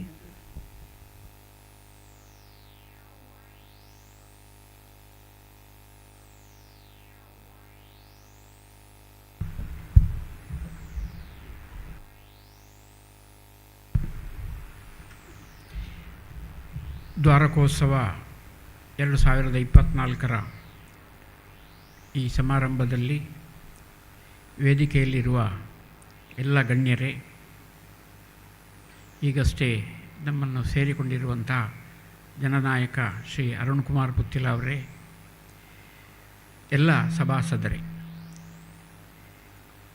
ಇದೊಂದು ಬಹಳ ಸಂತೋಷದ, ಬಹಳ ವಿಶಿಷ್ಟವಾದ ಒಂದು ಕಾರ್ಯಕ್ರಮ. ಯಾಕೆಂದರೆ ನಾವು ಇತಿಹಾಸವನ್ನು ನೋಡಿದಾಗ ಮನುಷ್ಯರು ಸೆಟ್ಲ್ ಆಗುವಂಥದ್ದು ಒಂದು ಬದುಕಿನ ಒಂದು ದೊಡ್ಡ ಆಸೆ. ಒಂದು ಮನೆ ಕಟ್ಟಬೇಕು, ಒಂದು ಊರಿನಲ್ಲಿ ನಾವು ಸ್ಥಿರವಾಗಿ ವಾಸವಾಗುವ ರೀತಿಯಲ್ಲಿರಬೇಕು, ನಮಗೊಂದು ವಿಳಾಸ ಬೇಕು ಎನ್ನುವ ಆಸೆ ಇಟ್ಟುಕೊಂಡು ಇರುವ ಸಮಯದಲ್ಲಿ ಹಿಂದಿನ ಕಾಲದಲ್ಲಿ ಹೇಗಿತ್ತೆಂದರೆ ಒಂದು 4, 5, 6 ಜನ ಇರುವ ಒಂದು ಕುಟುಂಬಕ್ಕೆ ಬೇಕಾಗುವಷ್ಟು ಕೃಷಿ ಮಾಡುವ ಜಾಗ ಎಲ್ಲಿ ಸಿಗ್ತದೆ ಅಂತ ಹುಡುಕುವ ಒಂದು ಕಾಲ ಇತ್ತು. ಆ ಊರಿಗೆ ನಾನೀಗ ಇತಿಹಾಸ ತಜ್ಞರಾದ ವಿ.ಬಿ. 𝐼𝐶𝐬ವ್ರ ಹತ್ರ ಮಾತಾಡ್ತಿದ್ದೆ. 𝐼𝐶𝐬 ಎಂದರೆ ಹೇಗೆ ಹೆಸರು ಬಂತು, ಅಥವಾ ಅರ್ತಿಯಡ್ಕ ಅಂತ ಹೆಸರು ಹೇಗೆ ಬಂತು, ಈ ಊರುಗಳಿಗೆ ಆ ಊರಿನ ಪ್ರಾಧಾನ್ಯತೆಯ ಕೆಲವು ಹೆಸರುಗಳು ಆ ಕಾಲದಲ್ಲಿ ಕೊಡಲ್ಪಟ್ಟಿತ್ತು. ಕೆಲವು ಕಡೆ ಕೈಕಂಬ ಅಂತ ಹೆಸರಿದೆ. ಅದೊಂದು ಕಾಲ ಇತ್ತು. ಪ್ರದೇಶವನ್ನು, ಆ ಪ್ರದೇಶದ ವಿಳಾಸವನ್ನು, ಆ ಪ್ರದೇಶದ ವಿಶೇಷತೆಯನ್ನು ಗುರುತಿಸಿಕೊಂಡು ಅಂಬಟೆ ಮೂಲೆ ಅಂತ ಒಂದು ಊರಿತ್ತು ಅಂತ ಹೇಳಿದ್ರು. ಒಂದು ಮನೆ, ಊರೆಂದರೆ ಒಂದು ಮನೆ, ಅಂಬಟೆ ಮೂಲೆ ಅಂತ. ಯಾಕಂದರೆ ಅಲ್ಲಿ ಒಂದು ಯಾವುದೋ ಅಂಬಟೆಕಾಯಿಯ ಮರ, ವಿಶಿಷ್ಟವಾದ, ಎಲ್ಲರೂ ಗುರುತಿಸಬಹುದಾದ ಕ್ವಾಲಿಟಿಯ ಅಂಬಟೆ ಕೊಡುವ ಒಂದು ಮರ ಇತ್ತು. ಅದಕ್ಕೆ ಅಂಬಟೆ ಮೂಲೆ ಅಂತ. ಸೊ ಹೀಗೆ ಇತಿಹಾಸದಲ್ಲಿ ಆ ರೀತಿ ನಾವು ಊರನ್ನು ಗುರುತಿಸ್ತಿದ್ದೆವು, ನಮ್ಮ ವಿಳಾಸವನ್ನು ನಿರೂಪಿಸ್ತಿದ್ದೆವು, ನಾವು ಸ್ಥಿರವಾಗಿ ವಾಸಿಸುವುದಕ್ಕೆ ಮನ ಮಾಡುತ್ತಿದ್ದೆವು. ಈಗಿನ ಟ್ರೆಂಡ್ ಹೇಗೆಂದರೆ ಬಡಾವಣೆಗಳು. ಈಗಿನ ಸೆಟಲ್ಮೆಂಟ್ ಆಗುವ ಅಥವಾ ಸ್ಥಿರವಾಗಿ ವಾಸಕ್ಕೆ ಎಲ್ಲರೂ ಹುಡುಕುವಂಥದ್ದು ಎಲ್ಲಿ ಒಳ್ಳೆಯ ಲೇಔಟ್ ಉಂಟು ಅಂತ. ಸೊ ಇದು ಒಂದು ದೊಡ್ಡ ಉದ್ಯಮವಾಗಿ ಬೆಳೆದಿದೆ. ನಮ್ಮ ದೇಶದ ಪ್ರಸಕ್ತ ಆರ್ಥಿಕ ವ್ಯವಸ್ಥೆಯಲ್ಲಿ GDPಗೆ ಈ ಕನ್ಸ್ಟ್ರಕ್ಷನ್ ಸೆಕ್ಟರ್ ಅಥವಾ ಕನ್ಸ್ಟ್ರಕ್ಷನ್ ಇಂಡಸ್ಟ್ರಿಯ ಕೊಡುಗೆ ಸುಮಾರು 8% ಇದು 2030ರ ವೇಳೆಗೆ ಇನ್ನೂ 6% ಹೆಚ್ಚುವ ಸಾಧ್ಯತೆಗಳನ್ನು ಈ ಪಾಲಿಸಿ ಮೇಕರ್ಸ್ ಕಂಡುಕೊಂಡಿದ್ದಾರೆ. ಎಂದರೆ ಕನ್ಸ್ಟ್ರಕ್ಷನ್ ಇಂಡಸ್ಟ್ರಿ ಎನ್ನುವುದು ನಮ್ಮ ದೇಶದಲ್ಲಿ ಅತ್ಯಂತ ವೇಗವಾಗಿ ಬೆಳೆಯುತ್ತಿದೆ. ಇದರಲ್ಲಿ ರಿಯಲ್ ಎಸ್ಟೇಟ್ ಇರ್ಬೋದು, ಕಮರ್ಷಿಯಲ್ ಕನ್ಸ್ಟ್ರಕ್ಷನ್ ಇರ್ಬೋದು, ರೆಸಿಡೆನ್ಷಿಯಲ್ ಕನ್ಸ್ಟ್ರಕ್ಷನ್ ಇರ್ಬೋದು, ಇನ್ಫ್ರಾಸ್ಟ್ರಕ್ಚರಲ್ ಕನ್ಸ್ಟ್ರಕ್ಷನ್ ಇರ್ಬೋದು, ಅದು ರೈಲ್ವೇಸಿಗೆ ಸಂಬಂಧಪಟ್ಟದ್ದು ಇರ್ಬೋದು ಅಥವಾ ಇರಿಗೇಷನಿಗೆ ಸಂಬಂಧಪಟ್ಟದ್ದಿರ್ಬೋದು. ಹೀಗೆ ಕನ್ಸ್ಟ್ರಕ್ಷನ್ ಇಂಡಸ್ಟ್ರಿ ಎನ್ನುವುದು ಅತ್ಯಂತ ವೇಗವಾಗಿ ಬೆಳೆಯುತ್ತಿರುವ ಒಂದು ಕೈಗಾರಿಕೆ. ಈ ಉದ್ಯಮದಲ್ಲಿ ನಾವು ದ್ವಾರಕಾ ಪ್ರತಿಷ್ಠಾನದ ಈ ಯಾವುದು ಕನ್ಸ್ಟ್ರಕ್ಷನ್ ಆ್ಯಕ್ಟಿವಿಟೀಸ್ ಏನಿದೆಯೋ ಇದನ್ನು ಗುರುತಿಸುವಾಗ ನಾವು ಒಂದು ವಿಭಿನ್ನ ರೀತಿ ಮತ್ತು ವಿಶಿಷ್ಟ ರೀತಿಯನ್ನು ಯಾಕೆ ಕಂಡುಕೊಳ್ತೇವೆ ಅಂದರೆ, ಈ ರಿಯಲ್ ಎಸ್ಟೇಟು ಮತ್ತು ಕನ್ಸ್ಟ್ರಕ್ಷನ್ ಇಂಡಸ್ಟ್ರಿಗಳು ತೀರಾ ಕಮರ್ಷಿಯಲ್ ಆಗಿ ನಡೀತಿರುವಂಥದ್ದು ನಮ್ಮ ಗಮನದಲ್ಲಿದೆ. ಆದರೆ ಇಲ್ಲಿ ಹಾಗಲ್ಲ. ಇಲ್ಲಿ ಬಡಾವಣೆಗಳಲ್ಲಿ ವಾಸ ಮಾಡುವವರಿಗೆ ಒಂದು ಧಾರ್ಮಿಕ ಶ್ರದ್ಧೆಯನ್ನು ಉಳಿಸಿಕೊಳ್ಳಿಕ್ಕೆ ಬೆಳೆಸಿಕೊಳ್ಳಿಕ್ಕೆ ಬೇಕಾದ ವ್ಯವಸ್ಥೆ ಆಗಬೇಕು ಅಂತ ಇರುವ ಕಾಳಜಿ ಇದೆಯಲ್ಲ, ಇದು ಬಹುಶಃ ಯಾವ ಬಡಾವಣೆಗಳಲ್ಲಿಯೂ ಇಲ್ಲ. ವಾಸ್ತು ಪ್ರಕಾರವಾಗಿ ಮನೆಗಳನ್ನು ಕಟ್ಟುವುದು, ಅವರು ಇಲ್ಲಿ ಯಾರು ಮನೆಗಳಲ್ಲಿ ವಾಸ ಮಾಡಲಿಕ್ಕೆ ಬರ್ತಾರೆ ಅವರ ಮನೆ ವಾಸದ ಜೀವನ ಸುಖವಾಗಿರಬೇಕು ಎನ್ನುವ ಆಕಾಂಕ್ಷೆ ಇಟ್ಕೊಳ್ಳೋದು, ಆ ಮನೆ ಮಕ್ಕಳಿಗೆ ಒಂದು ಲೈಬ್ರರಿ ಬೇಕು, ಸಂಜೆ ಹೊತ್ತು ಬಂದು ಕೂತು ಓದಲಿಕ್ಕೆ ಅಂತ ಹೇಳುವ ಲೈಬ್ರರಿ ವ್ಯವಸ್ಥೆಯನ್ನು ಮಾಡುವಂಥದ್ದು, ಈ ಮಕ್ಕಳಿಗೆ ರಾಮಾಯಣದ ಕುರಿತಾಗಿ ಮಹಾಭಾರತದ ಕುರಿತಾಗಿ ಕಾಂಪಿಟೀಷನ್ಗಳನ್ನು ಮಾಡುವುದು, ಪಾಠ ಮಾಡುವುದು, ಪ್ರವಚನ ಮಾಡುವುದು, ಆ ಕಥೆಗಳನ್ನು ತಿಳಿ ಹೇಳುವುದು, ಇದೆಲ್ಲ ಬಹುಶಃ ಯಾವ ಬಡಾವಣೆಗಳಲ್ಲಿಯೂ ಇಲ್ಲ. ಅಲ್ಲಿ ಏನಿದ್ರೂ ವಾಣಿಜ್ಯ, ಸ್ಕ್ವೇರ್ ಫೀಟಿಗೆ ಎಷ್ಟು, ಇಷ್ಟು ಫೀಟಿಗೆ ಎಷ್ಟು, ಈ ರೀತಿಯ ಲೆಕ್ಕಾಚಾರಗಳು ಬಿಟ್ಟರೆ ಬಹುಶಃ ಅಲ್ಲಿ ಒಂದು ಸಮಾಜ ಹೇಗೆ ನಿರ್ಮಾಣ ಆಗಬೇಕು, ಅಲ್ಲಿ ನಮ್ಮ ಮೂಲ ಧರ್ಮದ ಮೌಲ್ಯಗಳನ್ನು ಉಳಿಸಿಕೊಳ್ಳುವುದಕ್ಕೆ ಏನು ಪ್ರಯತ್ನ ಮಾಡಬೇಕು ಎನ್ನುವ ಕಾಳಜಿಗೆ ಅಲ್ಲಿ ಅವಕಾಶವೇ ಇಲ್ಲ. ಆದರೆ ದ್ವಾರಕಾ ಪ್ರತಿಷ್ಠಾನದವರ ಈ ಬಡಾವಣೆ ನಿರ್ಮಾಣದ ಅಥವಾ ಈ ಕನ್ಸ್ಟ್ರಕ್ಷನ್ ಆ್ಯಕ್ಟಿವಿಟಿಯಲ್ಲಿ ಅಲ್ಲಿರುವ ಜನರು ಯಾವ ರೀತಿಯ ಸಮಾಜ ಜೀವನವನ್ನು ಬೆಳೆಸಿಕೊಳ್ಳಬೇಕು, ರೂಪಿಸಿಕೊಳ್ಳಬೇಕು ಎನ್ನುವುದರ ಕಾಳಜಿ ಇದೆಯಲ್ಲ, ಇದು ನಾವೆಲ್ಲರೂ ಶ್ಲಾಘಿಸಬೇಕಾದ ಅಂಶ. ಆದ್ದರಿಂದ ದ್ವಾರಕಾ ಪ್ರತಿಷ್ಠಾನದ ಮತ್ತು ಪ್ರತಿ ವರ್ಷ ಈ ದ್ವಾರಕೋತ್ಸವವನ್ನು ಆಚರಿಸುವಂಥದ್ದು ಇದು ಅಷ್ಟೇ ಪ್ರಮುಖವಾದ್ದು. ಯಾಕೆಂದರೆ ಇಲ್ಲಿರುವ ಎಲ್ಲ ಮನೆಗಳು, ಅಲ್ಲಿಯ ವಾಸ ಮಾಡುವವರು ಒಂದು ವರ್ಷ ವಾರ್ಷಿಕೋತ್ಸವ ಒಂದು ದಿವಸ ನಡೆಸಬೇಕು, ಎಲ್ಲರೂ ಒಟ್ಟಾಗಿ ಸೇರಬೇಕು, ಸಮಾಜ ಜೀವನದ ಒಂದು ಸವಿಯನ್ನು ಸವಿಯಬೇಕು ಎನ್ನುವ ಕಾರಣದಿಂದ ಕಳೆದ 4 ವರ್ಷಗಳಿಂದ ಈ ದ್ವಾರಕೋತ್ಸವವನ್ನು ನಡೆಸ್ತಾ ಇದ್ದಾರೆ. ಸೊ ಅದರಿಂದ ಇಲ್ಲಿ ಬರುವಾಗ ನಮಗೆ ಬೇರೆ ಲೇಔಟ್ಗಳಲ್ಲಿ ಹೋದ ಅನುಭವ ಆಗೋದಿಲ್ಲ, ಇಲ್ಲಿ ಬೇರೆಯೇ ಒಂದು ಅನುಭವ ಆಗ್ತದೆ. ನಮ್ಮ ಪರಂಪರೆ, ನಮ್ಮ ಧರ್ಮ, ಇದನ್ನು ಉಳಿಸಿಕೊಳ್ಳುವ ರೀತಿ, ಒಂದು ಹೊಸ ಸಮಾಜ ಹೇಗೆ ನಿರ್ಮಾಣಗೊಳ್ಳಬೇಕು. ಈಗ ಯಾಕಂದರೆ ನಾವು ಆರ್ಥಿಕವಾಗಿ ಬೆಳೀತಾ ಇದ್ದ ಹಾಗೆ ಸಮಾಜಗಳು ದುರ್ಬಲ ಆಗ್ತಾ ಇರೋದನ್ನು ನಾವು ಕಂಡುಕೊಳ್ಳುತ್ತೇವೆ. ಎಲ್ಲ ಕಡೆ ಸಾಮಾಜಿಕ ಸಂಬಂಧಗಳು ಕಡಿದು ಹೋಗ್ತವೆ, ಸಾಮಾಜಿಕ ಮೌಲ್ಯಗಳು ಅಳಿದು ಹೋಗ್ತವೆ. ಇದನ್ನು ಗುರುತಿಸಿಕೊಂಡು ಈ ದ್ವಾರಕಾ ಪ್ರತಿಷ್ಠಾನದವರು ಮುಂದಿನ ಇಲ್ಲಿ ನಿರ್ಮಾಣಗೊಳ್ಳುವ, ಇಲ್ಲಿ ವಾಸವಾಗುವ ಪ್ರಜೆಗಳು ಅವರ ಮನೆ ಜೀವನದ ಸುಖವನ್ನು, ಜೊತೆಗೆ ಸಾಮಾಜಿಕ ಸುಖವನ್ನು ನಮ್ಮ ಹಿಂದಿನವರು ಅನುಭವಿಸಿದ ವೈಭವದ ರೀತಿಯಲ್ಲಿ ಅನುಭವಿಸಬೇಕು ಎನ್ನುವ ಅವರ ಕಾಳಜಿ ಇದೆಯಲ್ಲ, ಇದು ತುಂಬ ಶ್ಲಾಘನೀಯ. ಆದ್ದರಿಂದ ಈ ದ್ವಾರಕೋತ್ಸವದ ಉದ್ಘಾಟನೆಯನ್ನು ನಾನು ಭಾಳ ಹೆಮ್ಮೆಯಿಂದ ಮಾಡಿದ್ದೇನೆ. ದ್ವಾರಕಾ ಪ್ರತಿಷ್ಠಾನದ ಕಾರ್ಯಚಟುವಟಿಕೆಗಳೆಲ್ಲ ಶುಭವನ್ನು ಕೋರಿ ನಿಮ್ಮೆಲ್ಲರ ಬೆಂಬಲದೊಂದಿಗೆ ಈ ಪ್ರತಿಷ್ಠಾನ ಇನ್ನಷ್ಟು ಬೆಳೆಯಲಿ, ನಮ್ಮ ಹಿಂದೂ ಸಮಾಜಕ್ಕೆ ಬೇಕಾದ ಎಲ್ಲ ರೀತಿಯ ಬೆಂಬಲ ಅವರಿಂದ ನಮಗೆ ದೊರಕಲಿ, ಆ ರೀತಿಯ ಒಂದು ಉತ್ಕೃಷ್ಟ ಮತ್ತು ಒಂದು ಸ್ವಾಸ್ಥ್ಯ ಸಮಾಜ ನಿರ್ಮಾಣ ಆಗಲಿ ಎನ್ನುವ ಹಾರೈಕೆಯೊಂದಿಗೆ ನನ್ನ ಭಾಷಣಗಳನ್ನು ಮುಗಿತೇನೆ. ನಮಸ್ಕಾರ.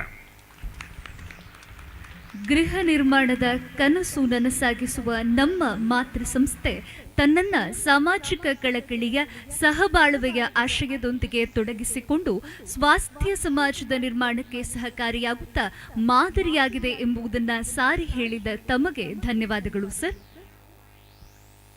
ಸಾಹಿತ್ಯ ಕ್ಷೇತ್ರಕ್ಕೆ ಮತ್ತು ಕಲಾ ಕ್ಷೇತ್ರಕ್ಕೆ ಅಪಾರ ಕೊಡುಗೆಗಳನ್ನು ನೀಡಿ ಅದೆಷ್ಟೋ ವರ್ಷಗಳಿಂದ ತಮ್ಮ ಕಾರ್ಯಚಟುವಟಿಕೆಗಳ ಮುಖೇನ ಸಾಕ್ಷಾತ್ ಶಾರದೆಗೆ ಸರ್ವವನ್ನು ಸಮರ್ಪಿಸಿದಂತಹ ಗಣ್ಯರನ್ನ ಈ ವೇದಿಕೆಯಲ್ಲಿ ಸನ್ಮಾನಿಸುವಂತಹ ಶುಭ ಗಳಿಗೆ ಇದು. ಹಿರಿಯ ಸಾಹಿತಿಗಳಾದ ಪ್ರೊಫೆಸರ್ ವಿ.ಬಿ. ಅರ್ತಿಕಜೆ, ಅಂತೆಯೇ ಯಕ್ಷಗಾನ ಪ್ರಸಾಧನ ಕಲಾವಿದರು, ಶ್ರೀ ಗುರು ನರಸಿಂಹ ಕಲಾ ಮಂಡಳಿಯ ಸ್ಥಾಪಕರೂ ಆಗಿರುವಂತಹ ಶ್ರೀ ಕೆ. ವೆಂಕಟೇಶಮಯ್ಯ ಇವರು ಸನ್ಮಾನದ ಆಸನಗಳನ್ನು ಸ್ವೀಕರಿಸಬೇಕಾಗಿ ಕೇಳಿಕೊಳ್ಳುತ್ತಾ ಇದ್ದೇನೆ. ಇವರ ಜೊತೆ ಕುಟುಂಬಸ್ಥರು ಹಾಜರಿದ್ದರೆ ತಾವೂ ಕೂಡ ವೇದಿಕೆಗೆ ಆಗಮಿಸಬೇಕಾಗಿ ವಿನಂತಿ. ಇವರೀರುವರ ಸನ್ಮಾನ ಪತ್ರಗಳನ್ನು ತಮ್ಮ ಮುಂದೆ ವಾಚಿಸಲಿದ್ದಾರೆ ಶ್ರೀಮತಿ ಶ್ವೇತಾ ರಾಮಮೋಹನ್ ಹಾಗೂ ಕುಮಾರಿ ಧನ್ಯಾ ಮಿಂಚಿನಡಕ. ಇದೀಗ ಈ ನಂದಗೋಕುಲ ವೇದಿಕೆ ಈರುವರು ಹಿರಿಯ ಗಣ್ಯರ ಸನ್ಮಾನಕ್ಕೆ ಸಾಕ್ಷಿಯಾಗುತ್ತೆ.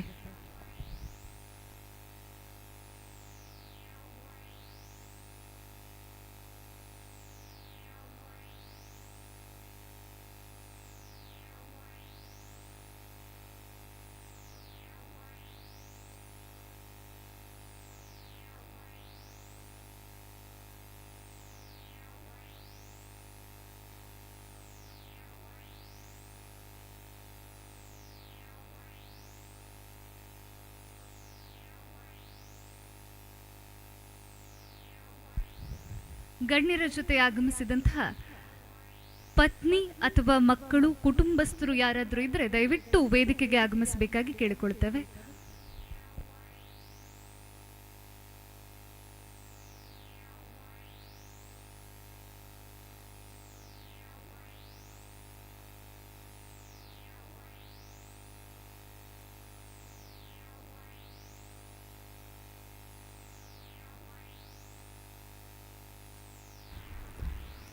ಎಲ್ಲರಿಗೂ ನಮಸ್ಕಾರಗಳು. ಗೌರವಾನ್ವಿತ ಶ್ರೀ ವಿ.ಬಿ. 𝐼𝐻𝐃 ಸಾದರ ಪ್ರಣಾಮಗಳು. ಪುತ್ತೂರು ತಾಲೂಕಿನ ಪಡ್ವನ್ನೂರು ಗ್ರಾಮದ ಶ್ರೀಮತಿ ಸಾವಿತ್ರಿ ಮತ್ತು ಶ್ರೀಯುತ ಶಂಬಟ್ಟರವರ ಸುಪುತ್ರರಾದ ತಾವು ವಿ.ಬಿ. 𝐼𝐻𝐃 ಎಂದೇ ಪ್ರಸಿದ್ಧರು. ಈಶ್ವರ ಮಂಗಲದ ಗಜಾನನ, ಪುತ್ತೂರಿನ ಸಂತ ಫಿಲೋಮಿನ ಹಾಗೂ ವಿವೇಕಾನಂದ ಮಹಾವಿದ್ಯಾಲಯಗಳಲ್ಲಿ ಅಧ್ಯಯನವನ್ನು ಪೂರೈಸಿದಿರಿ. ಮೈಸೂರು ವಿವಿ ಮೂಲಕ ಇತಿಹಾಸ ವಿಷಯದಲ್ಲಿ ಸ್ನಾತಕೋತ್ತರ ಪದವಿ ಪಡೆದಿರುವಿರಿ. ಸಂತ ಫಿಲೋಮಿನಾ ಪ್ರೌಢಶಾಲೆಯಲ್ಲಿ 1 ವರ್ಷ, ವಿವೇಕಾನಂದ ಮಹಾವಿದ್ಯಾಲಯದಲ್ಲಿ 36 ವರ್ಷಗಳ ಕಾಲ ಉಪನ್ಯಾಸಕರಾಗಿ, ಇತಿಹಾಸ ವಿಭಾಗದ ಮುಖ್ಯಸ್ಥರಾಗಿ ಸೇವೆಯನ್ನು ಸಲ್ಲಿಸಿದ್ದೀರಿ. ಅಪಾರ ಸಂಖ್ಯೆಯ ವಿದ್ಯಾರ್ಥಿಗಳನ್ನು ತಾವು ಹೊಂದಿದ್ದೀರಿ. ಶಿಕ್ಷಕರಾದವರು ತರಗತಿಯೊಳಗೆ ಮಾತ್ರ ಕಲಿಸುವುದಲ್ಲದೆ ತರಗತಿಯ ಹೊರಗೂ ಶಿಕ್ಷಕರು ಎನ್ನುವುದಕ್ಕೆ ತಾವೊಂದು ಮಾದರಿ. ಪುತ್ತೂರಿನ ಕರ್ನಾಟಕ ಸಂಘದ ಕಾರ್ಯದರ್ಶಿಯಾಗಿ, ಸ್ವತಃ ಸಾಹಿತಿಯಾಗಿ ಅನೇಕ ಕೃತಿಗಳನ್ನು ಬರೆದು ಪ್ರಕಟಿಸಿದ್ದೀರಿ. ನಾಡಿನ ವಿವಿಧ ಪತ್ರಿಕೆಗಳ ಸುದ್ದಿಗಾರರಾಗಿ, ಅಂಕಣಕಾರರಾಗಿ, ಲೇಖಕರಾಗಿ, ಪುತ್ತೂರು ತಾಲೂಕು ಚುಟುಕು ಸಾಹಿತ್ಯ ಪರಿಷತ್ತಿನ ಅಧ್ಯಕ್ಷರಾಗಿ, ಕನ್ನಡ ಸಾಹಿತ್ಯ ಪರಿಷತ್ತಿನ ಅಧ್ಯಕ್ಷರಾಗಿ, ಅಖಿಲ ಭಾರತೀಯ ಸಾಹಿತ್ಯ ಪರಿಷತ್ತಿನ ಗೌರವಾಧ್ಯಕ್ಷರಾಗಿ ತಾವು ಹೊಣೆಗಾರಿಕೆಯನ್ನು ನಿರ್ವಹಿಸಿದವರು. ತಮಗೀಗ 80ರ ವಯಸ್ಸು. ಪತ್ನಿ ಶ್ರೀಮತಿ ಭಾಗ್ಯಲಕ್ಷ್ಮಿ, ಪುತ್ರ ನಟರಾಜ ಮತ್ತು ಪುತ್ರಿ ಗೀತಾರೊಂದಿಗೆ ತಮ್ಮದು ಸಂತೃಪ್ತ ಕುಟುಂಬ. ತಮ್ಮ ಅಪಾರವಾದ ಸಾಮಾಜಿಕ ಕಾಳಜಿ ಮತ್ತು ಶಿಕ್ಷಣ ಕ್ಷೇತ್ರದ ಸೇವೆಯನ್ನು ಪರಿಗಣಿಸಿ ಗಣ್ಯರ ಉಪಸ್ಥಿತಿಯಲ್ಲಿ ತಮ್ಮನ್ನು ಗೌರವದಿಂದ ದ್ವಾರಕೋತ್ಸವ 2024ರ ಅಂಗವಾಗಿ ಸನ್ಮಾನಿಸುತ್ತಿದ್ದೇವೆ.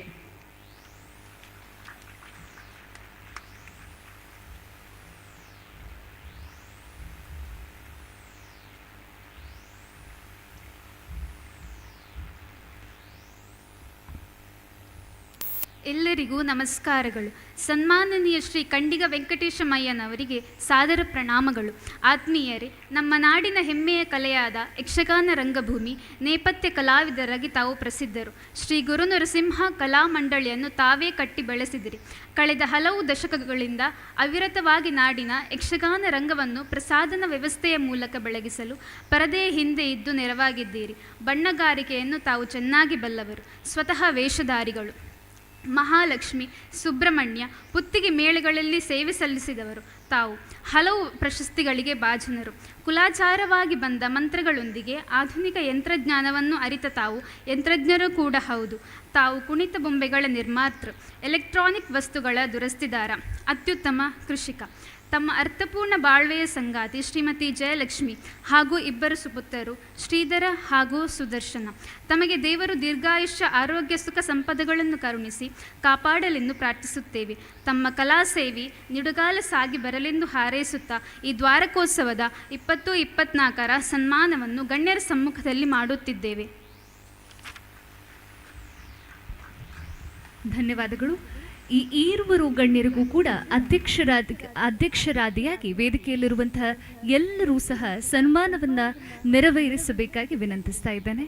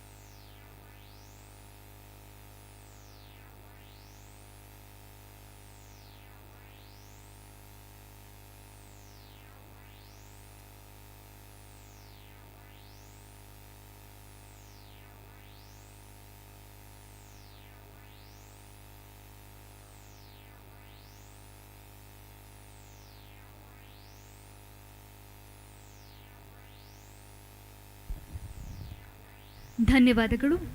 ಬಂಧುಗಳೇ, ಉಪನ್ಯಾಸಕರಾಗಿ, ಸಾಹಿತಿಯಾಗಿ, ತಮ್ಮ ಅಪಾರ ಸಂಖ್ಯೆಯ ಶಿಷ್ಯವರ್ಗದ ಅಚ್ಚುಮೆಚ್ಚಿನ ಗುರುಗಳಾಗಿ, ಸುದ್ದಿಗಾರರಾಗಿ, ಅಂಕಣಕಾರರಾಗಿರುವ ಸನ್ಮಾನಿತ ಪ್ರೊಫೆಸರ್ ವಿ.ಬಿ. 𝐼𝐻𝐾 ಇವರು ನಮ್ಮೆಲ್ಲರನ್ನ ಉದ್ದೇಶಿಸಿ ಒಂದೆರಡು ಮಾತುಗಳನ್ನಾಡಬೇಕಾಗಿ ಕೇಳಿಕೊಳ್ತಾ ಇದ್ದೇನೆ. ಸರ್, ವೇದಿಕೆ ತಮಗಾಗಿ.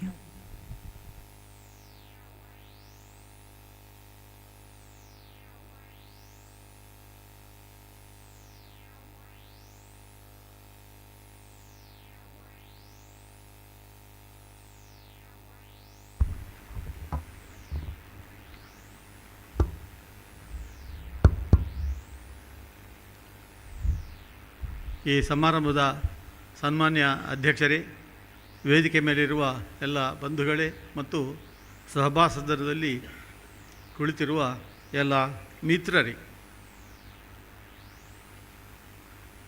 ಇದು ಮಾತ್ರ ತುಂಬ ಕಷ್ಟದ ಕೆಲಸ. ಎರಡೂ ಕಷ್ಟದ ಕೆಲಸವನ್ನು ನಾನು ಅನುಭವಿಸ್ತಾ ಬಂದಿದ್ದೇನೆ. ಒಂದೇನಂತ ಹೇಳಿದರೆ, ಅಲ್ಲಿ ಯಾವುದೋ ಒಂದು ಕುರ್ಚಿಯಲ್ಲಿ ನಮ್ಮನ್ನು ಕೂತುಗೊಳಿಸಿರ್ತಾರೆ. ಆಮೇಲೆ ಅಲ್ಲಿ ಸಾಲದು ನೀವು ಎದುರಿಗೆ ಬನ್ನಿ ಅಂತ ಹೇಳಿ ಮತ್ತೊಂದು ಚೇರ್ ಇಡ್ತಾರೆ, ಅದರಲ್ಲಿ ನಾವು ಕೂತ್ಕೊಳ್ಳಿಕ್ಕೆ ಹೇಳ್ತಾರೆ. ಅದು ತುಂಬ ಪುತ್ತೂರಿಗೆ ಗೊತ್ತಿರುವ ಅವರಿಗೆ ಬೇಕಾದಷ್ಟಾಗಿದೆ ಅಂತ. ಅಲ್ಲಿ ಕೂತುಕೊಳ್ಳೆ ನಮ್ಮನೆ ನಮ್ಮದು ಬೇರೆ ಅಂತ, ಉಳಿದವರು ಹಾಗಲ್ಲ, ನಾವು ಬೇರೆ ಅಂತ ಹೇಳುವ ಒಂದು ಅನುಭವ ಬರ್ತದೆ. ಅದು ತುಂಬ ಕಷ್ಟದ ಕೆಲಸ ಒಂದು. ಎರಡನೇದಾಗಿ ಆಯಿತು, ಮಾಲೆಗಿಲ್ಲ ಹಾಕಿದರು, ಮಾಲೆಯನ್ನು ಮತ್ತೆ ಅವರೇ ತೆಗೀತಾರೆ. ನೀವು ನೋಡಿರ್ಬೋದು, ನೀವು ಎಷ್ಟೋ ಕಡೆಯಲ್ಲಿ ಇಷ್ಟಿಷ್ಟು ಮಾಲೆ ಹಾಕಿದ್ರು. ಪುತ್ತೂರಿಗಂತೂ ಅದು ಮಣಗಟ್ಟಲೆ ಬಿದ್ದಿರ್ಬೋದು ಅವರ ಕುತ್ತಿಗೆಗೆ. ಆದರೆ ಅವರೆಲ್ಲ ಬಂದು ಅದನ್ನು ತಗೊಂಡು ಹೋಗಿ ಎಂತ ಮಾಡ್ತಾರೆ ಗೊತ್ತಿಲ್ಲ. ಅದನ್ನೇ ಮತ್ತೊಬ್ಬರಿಗೆ ಹಾಕ್ತಾರೋ ಅಂತ ನನಗೊಂದು ಸಂಶಯ ಬರಲಿಕ್ಕೆ ಹತ್ತಿದೆ. ಘಟ್ಟದ ಮೇಲೆ ಭಾಷಣ ಅದು ಸಂಶಯ ಬರಲಿಕ್ಕೆ ಹತ್ತಿದೆ. ಅಂದರೆ ಇದನ್ನು ಹೀಗೆ ತಗೊಂಡೋಗಿ ಅದನ್ನು ಫ್ರಿಜ್ಜಲ್ಲಿ ಮತ್ತೆ ಇಟ್ಟು ಇನ್ನೊಬ್ಬ ಮಹಾನುಭಾವ ಕೊರಳೊಡ್ಡುವ ಸಿಕ್ಕಿದರೆ ಅವನಿಗೆ ಹಾಕ್ತಾರೋ ಅಂತೇಳಿ ಒಂದು ಗುಮಾನಿ ನನಗಷ್ಟೇ. ಯಾರಾದರೂ ಇದ್ದರೆ ಮನಮೋಹನ ಅವರೆಲ್ಲ, ಇವರು ಶ್ರೀಮತಿ ಕಲ್ತರಾಗಿದ್ದಾರೆ, ಅವರು 10 ಕಡೆ ಹೋದವರು. ಅವರು ಹೇಗೆ ಅಂತ ಗೊತ್ತಿಲ್ಲ. ನಮ್ಮ ಮೈಸೂರಲ್ಲೇ ಮಾಡ್ತಾರೆ. ಒಂದು ಕಡೆಯಲ್ಲಿ ಹಾಗಾಯಿತು, ಒಬ್ಬರು ಮಹಾನುಭಾವರು ದೊಡ್ಡ ಕಲಾವಿದರು, ಅವರಿಗೆ ಮಾಲೆ ಹಾಕ್ಬೋದು ಅಂತ ಆಯಿತು. ಹಾಗೆ ಎಷ್ಟು ಮಾಲೆ ಬೇಕು, ಆಗ ಎಲ್ಲರೂ ತಲೆ ಖರ್ಚು ಮಾಡಿದರು, ಎಷ್ಟು ಮಾಲೆ ಹಾಕ್ಬೋದು ಅವರಿಗೆ. ಉಳಿದವರಿಗೆಲ್ಲ ಹಾಕಿದ ಮಾಲೆಗಿಂತ ಇವರಿಗೆ ಜಾಸ್ತಿ ಬೀಳಬೇಕು ಅಂತ ಹೇಳಿ ಅವರ ಅಂದಾಜು ಮಾಡಿದರು.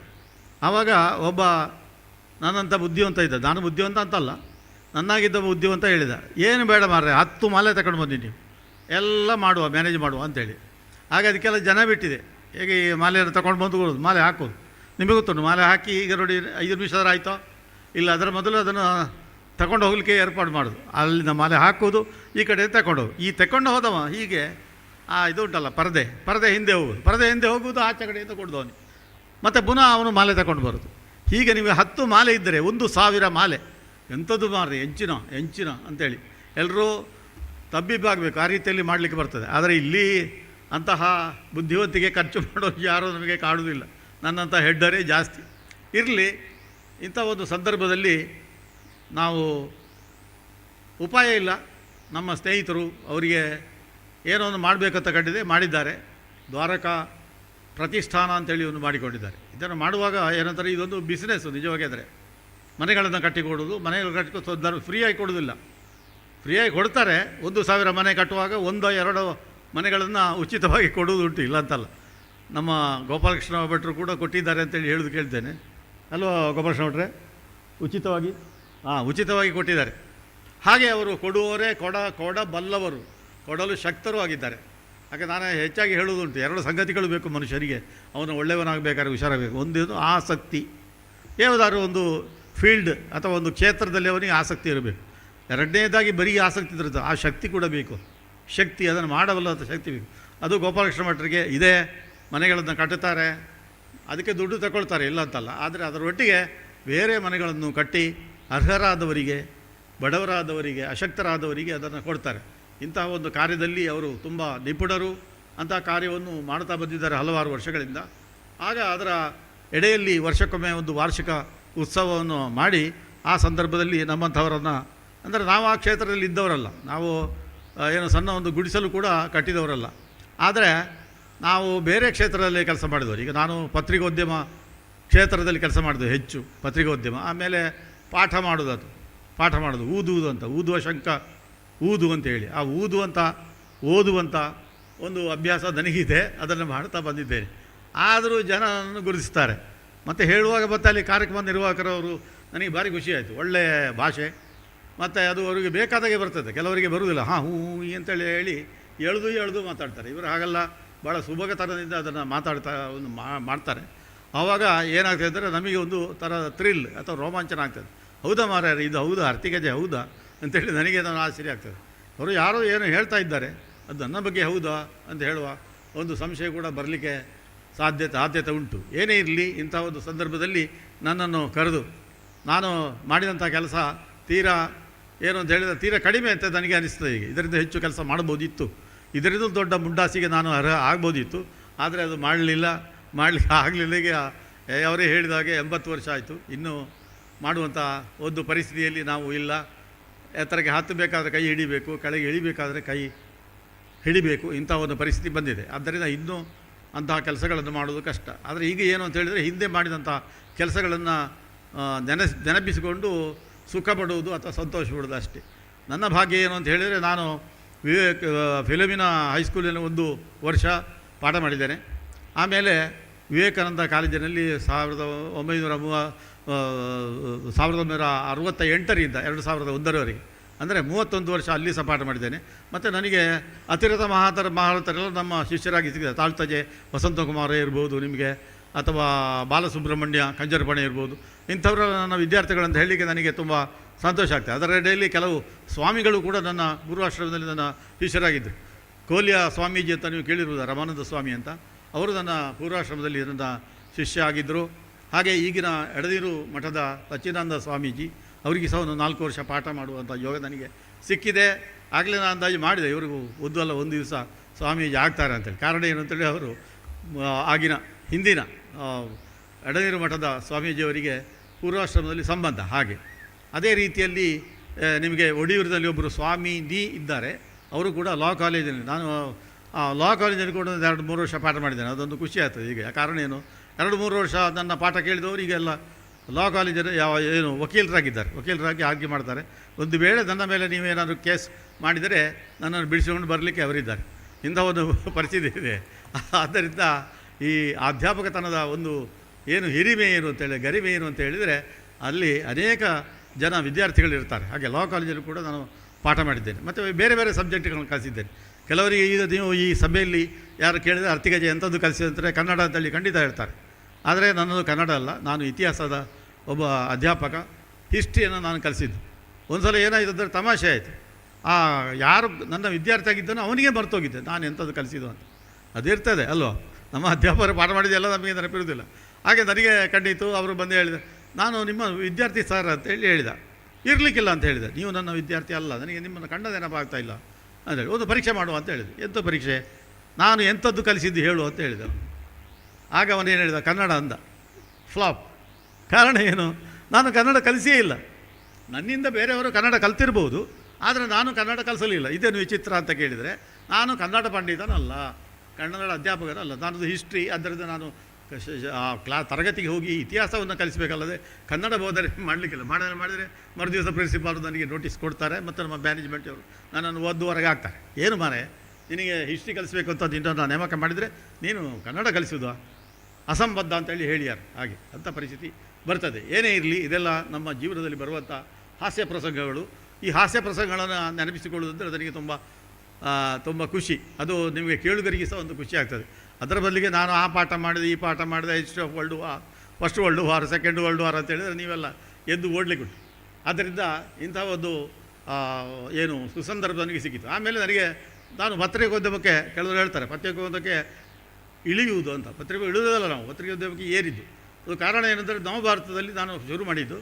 ಹೀಗೆ ನಮ್ಮ ಊರಿನ ಇದು ಏನು ಸುದ್ದಿಗಳಲ್ಲಿ ಅದರಲ್ಲಿ ಬರ್ತಾ ಇರಲಿಲ್ಲ. ಆಗ ನಾನು ಹೋಗಿ ಅವ್ರ ಹತ್ರ ಕೇಳಿದೆ, ಯಾಕೆ ನಮ್ಮ ಸುದ್ದಿಯನ್ನು ನೀವು ಇಲ್ಲಿ ನೋಡಿ, ನಮಗೆಲ್ಲ ಸನ್ಮಾನ ಮಾಡ್ತಾರೆ, ಅದು ಮಾಡ್ತಾರೆ, ಇದು ಮಾಡ್ತಾರೆ, ನಿಮ್ಮ ಸುದ್ದಿ ಒಂದೇ ಒಂದು ಬರೋದಿಲ್ಲ. ಹಾಗಾದರೆ ಅವರು ಹೇಳಿದರು, ಅದಕ್ಕೆ ಕಾರಣ ಉಂಟು ಸರ್, ನಮಗೆ ಸುದ್ದಿಯನ್ನು ಕಳಿಸುವವರು ಬೇಕಾಗಿದ್ದಾರೆ ಅಂತ. ಹೌದಾ, ತಾನೇ ಕಳಿಸಿದಾದೀತು ಅಂತ ಕೇಳಿದೆ. ಆಯಿತು ಅಂತ ಹೇಳಿದರು. ಹಾಗೆ ನಾನು ನವಭಾರತಕ್ಕೆ ಸುದ್ದಿ ಕಳಿಸಲಿಕ್ಕೆ ಪ್ರಾರಂಭ ಮಾಡಿದೆ. ಪ್ರಾರಂಭ ಮಾಡುವಾಗ ಅವರು ಏನು ಮಾಡಿದರು ಅಂತ ಹೇಳಿದರೆ, ಒಂದು ದಿವಸಕ್ಕೆ ಆಗ 4 ಆಣೆ ಏನಾಯಿತು ಸ್ಟ್ಯಾಂಪಿಗೆ. ಆ ಸ್ಟ್ಯಾಂಪಿನ ಖರ್ಚನ್ನು ಕೊಡ್ತಾಯಿದ್ರು, ಮತ್ತು ತಿಂಗಳಿಗೆ ಸ್ವಲ್ಪ ಕಿಶಖರ್ಚಿಗೆ ಸಹ ಕೊಡ್ತಿದ್ರು. ಹಾಗೆ ನವಭಾರತದಲ್ಲಿ ಪ್ರಾರಂಭ ಮಾಡಿದೆ. ನವಭಾರತ ಪ್ರಾರಂಭ ಮಾಡಿ ಸ್ವಲ್ಪ ಸಮಯ ಆಗುವಾಗ ಹೊಸ ದಿಗಂತವರು ಬಂದು ಸರ್ ನೀವು ಪ್ರತ್ಯೇಕ ಬರೀಬೇಕಂತಿಲ್ಲ, ನೀವು ಕಾರ್ಬನ್ ಕಾಪಿ ಆದರೂ ಅದಿದ್ದು ಕಳಿಸಿ ಅಂತೇಳಿ. ಹಾಗೆ ಹೊಸ ದಿಗಂತಕ್ಕೆ ಹೋದೆ. ಹೊಸ ದಿಗಂತಕ್ಕೆ ಹೋದ್ಮೇಲೆ ಪ್ರಜಾವಾಣಿ ಡೆಕ್ಕನ್ ಹೆರಾಲ್ಡ್ನವರು ನನಗೆ ತಾಗಿದ್ರು. ಆಮೇಲೆ ಪ್ರಜಾವಾಣಿ ಡೆಕ್ಕನ್ ಹೆರಾಲ್ಡ್ನಲ್ಲಿ ನಾನು ಕೆಲಸ ಮಾಡ್ತಾ ಇರಬೇಕಾದ್ರೆ ಒಬ್ಬರು BV ಸೀತಾರಾಮ್ ಅಂತೇಳಿ ನಮ್ಮ ಹವ್ಯಕರು, ಅವರು ಉತ್ತರ ಕನ್ನಡದಿಂದ ದಕ್ಷಿಣ ಕನ್ನಡಕ್ಕೆ ಇಳಿದು ಬಂದರು. ಅವರು ಪತ್ರಿಕೆ ಮಾಡಿದರು. ಆ ಪತ್ರಿಕೆ ಹೆಸರು ಕನ್ನಡ ಟೈಮ್ಸ್ ಅಂತೆ. ನನಗೆ ಬಂದರು, ಅತ್ತಿಗೆಜವರೇ ನೀವೇ ಆಗಬೇಕಷ್ಟೇ, ಇಂಗ್ಲೀಷಲ್ಲಿ ಬರೀಲಿಕ್ಕೆ ಬೇರೆಯವರಿಗೆ ಬರೋದಿಲ್ಲ, ಒಂದು ಬರೆದು ಬಿಡಿ ಅಂತೇಳಿ. ಹಾಗೆ ನಾನು ಇಂಗ್ಲೀಷಲ್ಲಿ ಬರಲಿಕ್ಕೆ ಶುರು ಮಾಡಿದೆ. ಆಮೇಲೆ ಅವರು ಕನ್ನಡ ಪತ್ರಿಕೆ ಮಾಡಿದರು, ಕನ್ನಡ ಜನ ಅಂತರಾಗ. ಈಗ ನೋಡಿ ಎಷ್ಟಾಯಿತು ಅಂತ, ನಾವು ಭಾರತ ಆಯಿತಾ, ಆಮೇಲೆ ಡೆಕ್ಕನ್ ಹೆರಾಲ್ಡ್ ಆಯಿತು, ಪ್ರಜಾವಾಣಿ ಆಯಿತಾ, ಆಮೇಲೆ ಹೊಸ ದಿಗಂತ ಆಯಿತಾ, ಆಮೇಲೆ ಕನ್ನಡ ಜನ ಅಂತರಂಗ ಆಯಿತಾ. ಹೀಗೆ 5 ಪತ್ರಿಕೆ ಏಕಕಾಲಕ್ಕೆ ನಾನು ವರದಿಯನ್ನು ಮಾಡುವಂಥ ಒಂದು ಪರಿಸ್ಥಿತಿ ನನಗೆ ಒದಗಿ ಬಂತು. ಇದೆಲ್ಲ ನನಗೆ ಒದಗಿ ಬಂದಂಥ ಒಂದು ಭಾಗ್ಯ ಅಷ್ಟೇ. ಹಾಗಾಗಿ ಅಲ್ಲಿ ಏನಂತ ಹೇಳಿದರೆ ಆಗ ಬರೀ ನ್ಯೂಸ್ ಮಾತ್ರ ಅಲ್ಲ, ನ್ಯೂಸಿನ ಹಿಂದೆ ನಿಮಗೆ ಗೊತ್ತಿರೋದು ನ್ಯೂಸ್ ಮತ್ತು ವ್ಯೂಸ್ ಅಂತ ಹೇಳಿದರೆ ನಿಮ್ಮ ಅಭಿಪ್ರಾಯವನ್ನು ಹೇಳಬೇಕಾದ್ರೆ ನೀವು ಲೇಖನಗಳನ್ನು ಬರೀಬೇಕು. ಹಾಗೆ ನಾನು ಅಂಕಣ ಪ್ರಾರಂಭ ಮಾಡಿದೆ. ಪ್ರಾರಂಭದಲ್ಲಿ ತಿಂಗಳಿಗೊಂದು, ಆಮೇಲೆ ವಾರಕ್ಕೊಂದು, ಆಮೇಲೆ ದಿನಕ್ಕೊಂದು. ಆ ದಿನಕ್ಕೊಂದು ಬರೆಯುವುದನ್ನು ಈಗಲೂ ಸಹ ನಾನು ನಿಲ್ಲಿಸಲಿಲ್ಲ. ನಾನೀಗ ಪತ್ರಿಕೆ ಉದ್ಯಮದಲ್ಲಿ ಇಲ್ಲ, ಆದರೆ ಪುತ್ತೂರಿನಲ್ಲಿಂದ ಒಂದು ಸುದ್ದಿ ಬಿಡುಗಡೆ ಅಂತ ಬರ್ತದೆ. ನಿಮಗೆ ಯಾರಿಗಾದರೂ ಸಿಕ್ಕದಿದ್ದರೆ ಅವರು ಕೊಡ್ತಾರೆ, ಇವತ್ತು ಉಚಿತವಾಗಿ ಕೊಡ್ತಾರೆ, ನಾಳೆಯಿಂದ ಮಾತ್ರ ನೀವು ಅದಕ್ಕೆ ಹಣ ಕೊಡಬೇಕು. ಹಾಗೆ ಅದರಲ್ಲಿ ನೋಡಿದರೆ 2ನೇ ಪುಟದಲ್ಲಿ ಒಂದಲ್ಲ, 2 ಅಲ್ಲ, 3 ಲೇಖನ ಉಂಟು ನಂದು. ಅದರಲ್ಲಿ ಒಂದರಲ್ಲಿ ವಿಕಟಾನಂದ ಅಂತ ಹಾಕ್ತೇನೆ, ಮತ್ತೊಂದರಲ್ಲಿ ವಿ ಬಿ ಅಂತೇಳಿ, ಮತ್ತೊಂದರಲ್ಲಿ ಅರ್ತಿಗಜ ಅಂತೇಳಿ, 3 ಜನ ಒಂದೇ. ಹಾಗೆ ನಾನು ಆ ಸುದ್ದಿಯಲ್ಲಿ ಬರೀತಾ ಬಂದಿದ್ದೇನೆ. ಎಷ್ಟೋ ವರ್ಷಗಳಾಯಿತು, 1000ಗಟ್ಟಲೆ ಲೇಖನಗಳನ್ನು ನಾನು ಬರೆದಿದ್ದೇನೆ. ಇದೆಲ್ಲ ಏನು ಅಂತ ಹೇಳಿದರೆ ನಮ್ಮ ಮೇಲೆ ಒತ್ತಡ ಬರುವುದು. ಒತ್ತಡ ಬಂದಾಗ ನಾವು ಕುಸಿಬಾರ್ದು. ನಾವು ಒತ್ತಡ ಬಂದು ನಾವು ಮತ್ತೆ ಭಾಳ ತಾಕತ್ತಿನ್ನು ಅದನ್ನು ಎತ್ತಿ ಹಿಡಿಬೇಕು. ಅಂತಹ ಪರಿಸ್ಥಿತಿ ನನಗೆ ಬಂದ ಹಾಗೆ ನಿಮಗೆ ಸಹ ಬರಲಿ. ಇದರಿಂದ ನಿಮ್ಮ ಏನು ಹೆಸರು ಎಲ್ಲರಿಗೂ ತಿಳಿಯುವಂತಾಗಲಿ. ಮತ್ತು ಇವತ್ತು ನಮ್ಮ ಮಿತ್ರರಾದ ಗೋಪಾಲಕೃಷ್ಣ ಭಟ್ರು ದ್ವಾರಕಾ ಕನ್ಸ್ಟ್ರಕ್ಷನ್ ಅಂತೇಳಿ ಅನೇಕ ಮನೆಗಳನ್ನು ಅವರು ಕಟ್ಟಿದ್ದಾರೆ. ಮನೆಗಳನ್ನು ಈ ಮನೆ ಅಂತ ಹೇಳಿದರೆ ಮನೆ ಕಟ್ಟಿದ ಸಾಲದು, ಆ ಮನೆಯಲ್ಲಿರುವಂಥ ವ್ಯಕ್ತಿಗಳ ಮನಸ್ಸು ಅದನ್ನು ಸಹ ಕಟ್ಟುವಂಥ ಒಂದು ಕೆಲಸ ಆಗಬೇಕು. ಒಂದು ಮನೆ ಇರ್ತದೆ, 4 ಮಂದಿ ಇರ್ತಾರೆ, 4 ಮಂದಿ ಒಬ್ಬೊಬ್ಬರು ಒಂದು ಥರ ಇರ್ತಾರೆ. ಅವರಿಗೆ ಬೇರೆ ಕೋಣೆಗಳು ಬೇರೆ ಇರ್ತವೆ, ಅಡಿಗೆ ಬೇರೆ ಇರ್ತವೆ. ಆಗಿರಬಾರ್ದು, ಎಲ್ಲರೂ ಒಂದುಗೂಡಿಸುವಂಥ ಒಂದು ಕೆಲಸ ಆಗಬೇಕು. ಅದು ಅವರಿಂದ ಆಗಿದೆ. ಮನೆಗಳನ್ನು ಕಟ್ಟಿದ್ದಾರೆ. ಮನೆಗಳನ್ನು ಕಟ್ಟುವಾಗ ಮನಸ್ಸುಗಳನ್ನು ಅವರು ಕಟ್ಟಿದ್ದಾರೆ. ಹಾಗಾಗಿ ನಿಮಗೆಲ್ಲರ ಇವರು ದ್ವಾರಕಾ ಕನ್ಸ್ಟ್ರಕ್ಷನ್ಸ್ ಗೋಪಾಲಕೃಷ್ಣ ಭಟ್ರು ಅತ್ಯಂತ ಆತ್ಮೀಯರಾಗಿದ್ದಾರೆ, ನಮ್ಮ ಹೊರಗೆಯವರಾಗಿದ್ದಾರೆ ಮತ್ತು ಉದಾರಿಯಾಗಿದ್ದಾರೆ. ಹಾಗೆ ಆ ಉದಾರಿತನ ಇಲ್ಲದಿದ್ದರೆ ಅವರು ಈ ಮನೆಗಳನ್ನು ಕಟ್ಟಿ ಲಾಭ ಮಾಡಿ ಕಿಸೆ ಮಾತ್ರ ಜಾಸ್ತಿ ಆಗಬೇಕು. ಒಂದು ಕಿಸೆ, ನನಗೆ ಒಂದೇ ಕಿಸೆ ಇರುವುದು. ಆದರೆ ನಾನು ಅಲ್ಲಿ ಅವರಿಗೆ ಎಲ್ಲರಿಗೂ ತೋರಿಸುವಾಗ ನಾನು ಹೇಳೋದು, ನಾನು ಎಂಥ ಅಂತ ಹೇಳಿದರೆ ಇಕೊಳ್ಳಿ ಕಿಸೆಯಲ್ಲಿ ಒಂದು ಖರ್ಚು ಮಾತ್ರ. ಆದರೆ ಗೋಪಾಲಕೃಷ್ಣ ಭಟ್ರು ಹಾಗಲ್ಲ, ಅವರು ಮನೆಗಳನ್ನು ಕಟ್ಟುತ್ತಾ ಇದ್ದಾರೆ. ಮನೆಗಳನ್ನು ಕಟ್ಟುವಾಗ ಸುಮ್ಮನೆ ಫ್ರೀಯಾಗಿ ಕೊಡೋದಲ್ಲ, ಅದಕ್ಕೆ ಬೇಕಾದಂಥ ಹಣವನ್ನು ಕೂಡ ಅವರು ತಗೊಳ್ತಾರೆ. ಹಾಗಾಗಿ ಅವರಿಗೆ 2 ಕಿಸೆ ಸಾಕಾಗೋದಿಲ್ಲ, 4. ಈಗ ನೋಡಿದರೆ 6 ಕಿಸೆ ಕಂಡಿದ್ದು. ಆಗ ಲೆಕ್ಕ ಮಾಡಿದ್ದಾನು, ನನಗೆ ಲೆಕ್ಕಕ್ಕೆ ಸಿಕ್ಕಿದ್ದು 6. ಆದರೆ ಅದರೊಳಗೆ ಇನ್ನೂ ಬೇರೆ ಒಟ್ಟಾಗ ಗೊತ್ತಿಲ್ಲ. ಅಂತೂ ಆ ದುಡ್ಡನ್ನು ಅವರು ಮಾಡ್ತಾ ಇದ್ದಾರೆ. ಆದರೆ ಈ ದುಡ್ಡನ್ನೆಲ್ಲ ತಾನೇ ಅನುಭವಿಸುವುದಲ್ಲ, ಇದು ಜನರಿಂದ ಬಂದದ್ದು. ಜನರಿಗೆ ಇದರ ಉನ್ನಂಶವನ್ನು ಕೊಡಬೇಕು ಅಂತ ಹೇಳುವ ಔದಾರ್ಯ ಅವರಲ್ಲಿ ಇದೆ. ಅದಕ್ಕೋಸ್ಕರ ಇಂತಹ ಸಮಾರಂಭಗಳನ್ನು ಮಾಡ್ತಾರೆ, ನಮ್ಮನ್ನೆಲ್ಲ ಬರಲಿಕ್ಕೆ ಹೇಳ್ತಾರೆ. ಹಾಗೆ ನಾವು ಹೋಗ್ತೇವೆ. ಹೋಗುವಾಗ ಸುಮ್ಮನೆ ಹೋಗಲಿಕ್ಕೆ ಬಿಡುವುದಿಲ್ಲ. ಅಲ್ಲಿ ತಿಂಡಿ ತೀರ್ಥ ತಗೊಳ್ಳಿ ಅಂತ ಹೇಳ್ತಾರೆ, ಮತ್ತು ಚರದಲ್ಲಿ ಕೂತುಗೊಳಿಸ್ತಾರೆ. ಮಧ್ಯೆ ಪಾನೀಯಂ ಸಮರ್ಪಯಾಮಿ ಅಂತ ಹೇಳಿದರೆ ಕಬ್ಬಿನ ಹಾಲು ಮತ್ತು ಜ್ಯೂಸು, ಇನ್ನೆಂಥದ್ದೆಲ್ಲ ಉಂಟು, ಬರ್ತದೆ ಗೊತ್ತಿಲ್ಲ. ಮಧ್ಯಾಹ್ನ ಬೇಕಾದ್ರೆ ಆದರೆ ಮಧ್ಯಾಹ್ನ ಊಟ ಉಂಟು ಅಂತ ಹೇಳಿದ್ದಾರೆ. ಏನೆಲ್ಲ ಹೋಳಿಗೆ, ಲಾಡು, ಜಿಲೇಬಿ ಏನೆಲ್ಲ ಮಾಡಿದ್ದಾರೆ ಅಂತೇಳಿ ಗೊತ್ತಿಲ್ಲ. ನಾನು ಆ ಅಡುಗೆ ಕೋಣೆಯ ಕಡೆಗೆ ಹೋಗಿಲ್ಲ, ಯಾಕೆಂತ ಹೇಳಿದರೆ ಅಡುಗೆ ಸಿಹಿ ಒಂದು ಬಗೆ ಆಗೋದಿಲ್ಲ. ಆದ್ದರಿಂದ ನಾನು ಆ ಕಡೆಗೆ ಹೋಗಲಿಲ್ಲ. ನಮ್ಮ ಶಿಷ್ಯರಿದ್ದಾರೆ ಇಲ್ಲಿ, ಈಶ್ವರ ಭಟ್ರು, ಅವರು ಜೋರಾಗಿ ನಗಾಡಿದ. ಅವರ ನಗೆ ಇಲ್ಲಿವರೆಗೆ ಬಂತು. ಇರಲಿ, ಇಂಥ ಒಂದು ಸುಸಂದರ್ಭವನ್ನು ಕಲ್ಪಿಸಿಕೊಟ್ಟು ನನ್ನನ್ನು ಇಲ್ಲಿಗೆ ಬರಲಿಕ್ಕೆ ಮಾಡಿದ್ದು ಮಾತ್ರ ಅಲ್ಲ, ನನ್ನ ಕೊರಳಿಗೆ ಶಾಲು ಹಾಕಿ ತಲೆಗೆ ಮುಂಡಾಸು ಇದಿತ್ತಲ್ಲ, ಯಾವುದು ಪ್ಯಾಟವನ್ನು ಧರಿಸಲಿಕ್ಕೆ ಕೊಟ್ಟು, ಮತ್ತು ಒಂದು ಕವರ್ ಸಹ ಕೊಟ್ಟಿದ್ದಾರೆ. ಎಂಥದಕ್ಕೆ ಗೊತ್ತಾಗಲಿ, ಕಾರ್ಡೆಲ್ಲ ಕೊಡೋದು ಉಂಟು ಕೆಲವರು. ಅದರ ಕವರು, ಇದು ಕಾರ್ಡ್ ಅಂತೇಳಿದರೆ ವಿಸಿಟಿಂಗ್ ಕಾರ್ಡು ಇತ್ಯಾದಿ ಕೊಡೋದು. ಆದರೆ ಪುಣ್ಯಾತ್ಮ ಕವರು ಕೊಟ್ಟಿದ್ದಾರೆ. ಎಂಥದ್ದು ಅಂತೇಳಿ ಈಗ ನಾನು ನೋಡುವುದಿಲ್ಲ, ಅದು ಮನೆಗೆ ಹೋಗಿ ನೋಡ್ತೇನೆ. ಆಗ ನಿಮಗೆ ಸಹ ಕುತೂಹಲ ಇರ್ಬೋದು ಎಂಥ ಕೊಟ್ಟಿದ್ದಾನೆ ಅಂತ. ಅಂತಹ ಕವರನ್ನು ಪಡೆಯುವಂಥ ಬಿಳಿ ಕವರು ಮತ್ತು ಅದರೊಳಗೆ ಪಚ್ಚೆ ನೋಟು ಸಹ ಇರುವಂಥ ಒಂದು ಸಂದರ್ಭ ನಿಮಗೆ ಎಲ್ಲರಿಗೂ ಕೂಡಿ ಬರಲಿ ಅಂತೇಳಿ ನಾನು ಹಾರೈಸ್ತೇನೆ. ಹಿರಿಯವನಾಗಿ ವಯಸ್ಸು 80 ಆಯಿತು. ಹಾಗೆ ನನ್ನ ಪ್ರಾಯಕ್ಕೆ ನೀವು ಮತ್ತು ನನ್ನ ಅಭಿಪ್ರಾಯಕ್ಕೆ ನೀವು ಚಪ್ಪಾಳೆ ತಟ್ಟಿದ್ದೀರಿ. ನಮಸ್ಕಾರ. ತಮ್ಮ ಸುದೀರ್ಘ ಜೀವನಾನುಭವದ ಜೊತೆಗೆ ತಿಳಿ ಹಾಸ್ಯದೊಂದಿಗೆ ನಮ್ಮೆಲ್ಲರನ್ನ ಉದ್ದೇಶಿಸಿ ಹಿತನುಡಿಗಳನ್ನಾಡಿದಂತಹ ತಮಗೆ ಧನ್ಯವಾದಗಳು ಸರ್. ಬಂಧುಗಳೇ, ಯಕ್ಷಗಾನ ರಂಗಭೂಮಿ ಕುಣಿತ ಗೊಂಬೆಗಳು ಹೀಗೆ ಅನೇಕ ಕ್ಷೇತ್ರಗಳಲ್ಲಿ ಛಾಪು ಮೂಡಿಸಿದ ಶ್ರೀ ಗುರು ನರಸಿಂಹ ಮಂಡಳಿಯ ಸ್ಥಾಪಕರಾದ ಶ್ರೀ ಕೆ ವೆಂಕಟೇಶಮಯ್ಯ ಇವರಿಂದ ಸನ್ಮಾನಿತರ ನುಡಿಗಳು.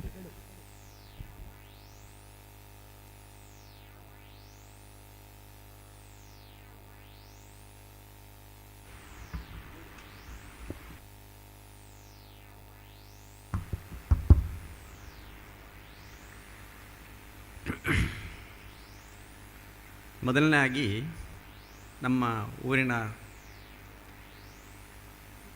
ನಮ್ಮ ಸೀಮೆಯ ದೇವರಾದಂಥ ಮಾಲಿಂಗೇಶ್ವರ ದೇವರನ್ನು ವಂದಿಸುತ್ತಾ ಹಾಗೂ ನಮ್ಮ ಗ್ರಾಮದೈವ ದೇವರುಗಳನ್ನು ವಂದಿಸುತ್ತಾ ನಮ್ಮ ವೇದಿಕೆಯಲ್ಲಿ ಆಸೀನರಾಗಿರತಕ್ಕಂಥ ಗಣ್ಯಾತೀತ ಗಣ್ಯರೇ ಎಲ್ಲರಿಗೂ ವೆಂಕಟೇಶಮಯ್ಯನ ನಮನಗಳು.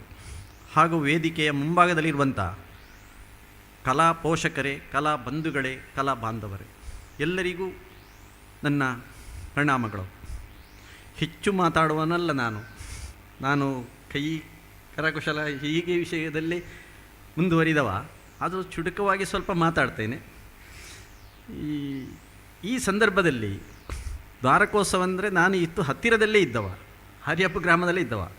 ದ್ವಾರಕಾ ಕನ್ಸೆಕ್ಷನ್ ಒಂದು ಉಂಟು ಅಂತ ಹೇಳುವಂಥದ್ದು ನನಗೇನೋ ಒಂದು ಗಮನಕ್ಕೆ ಬಂದಿದೆ, ಅದನ್ನು ನಾನು ದೊಡ್ಡ ಚಿಂತನ ಮಂಥನ ಮಾಡಲಿಲ್ಲ.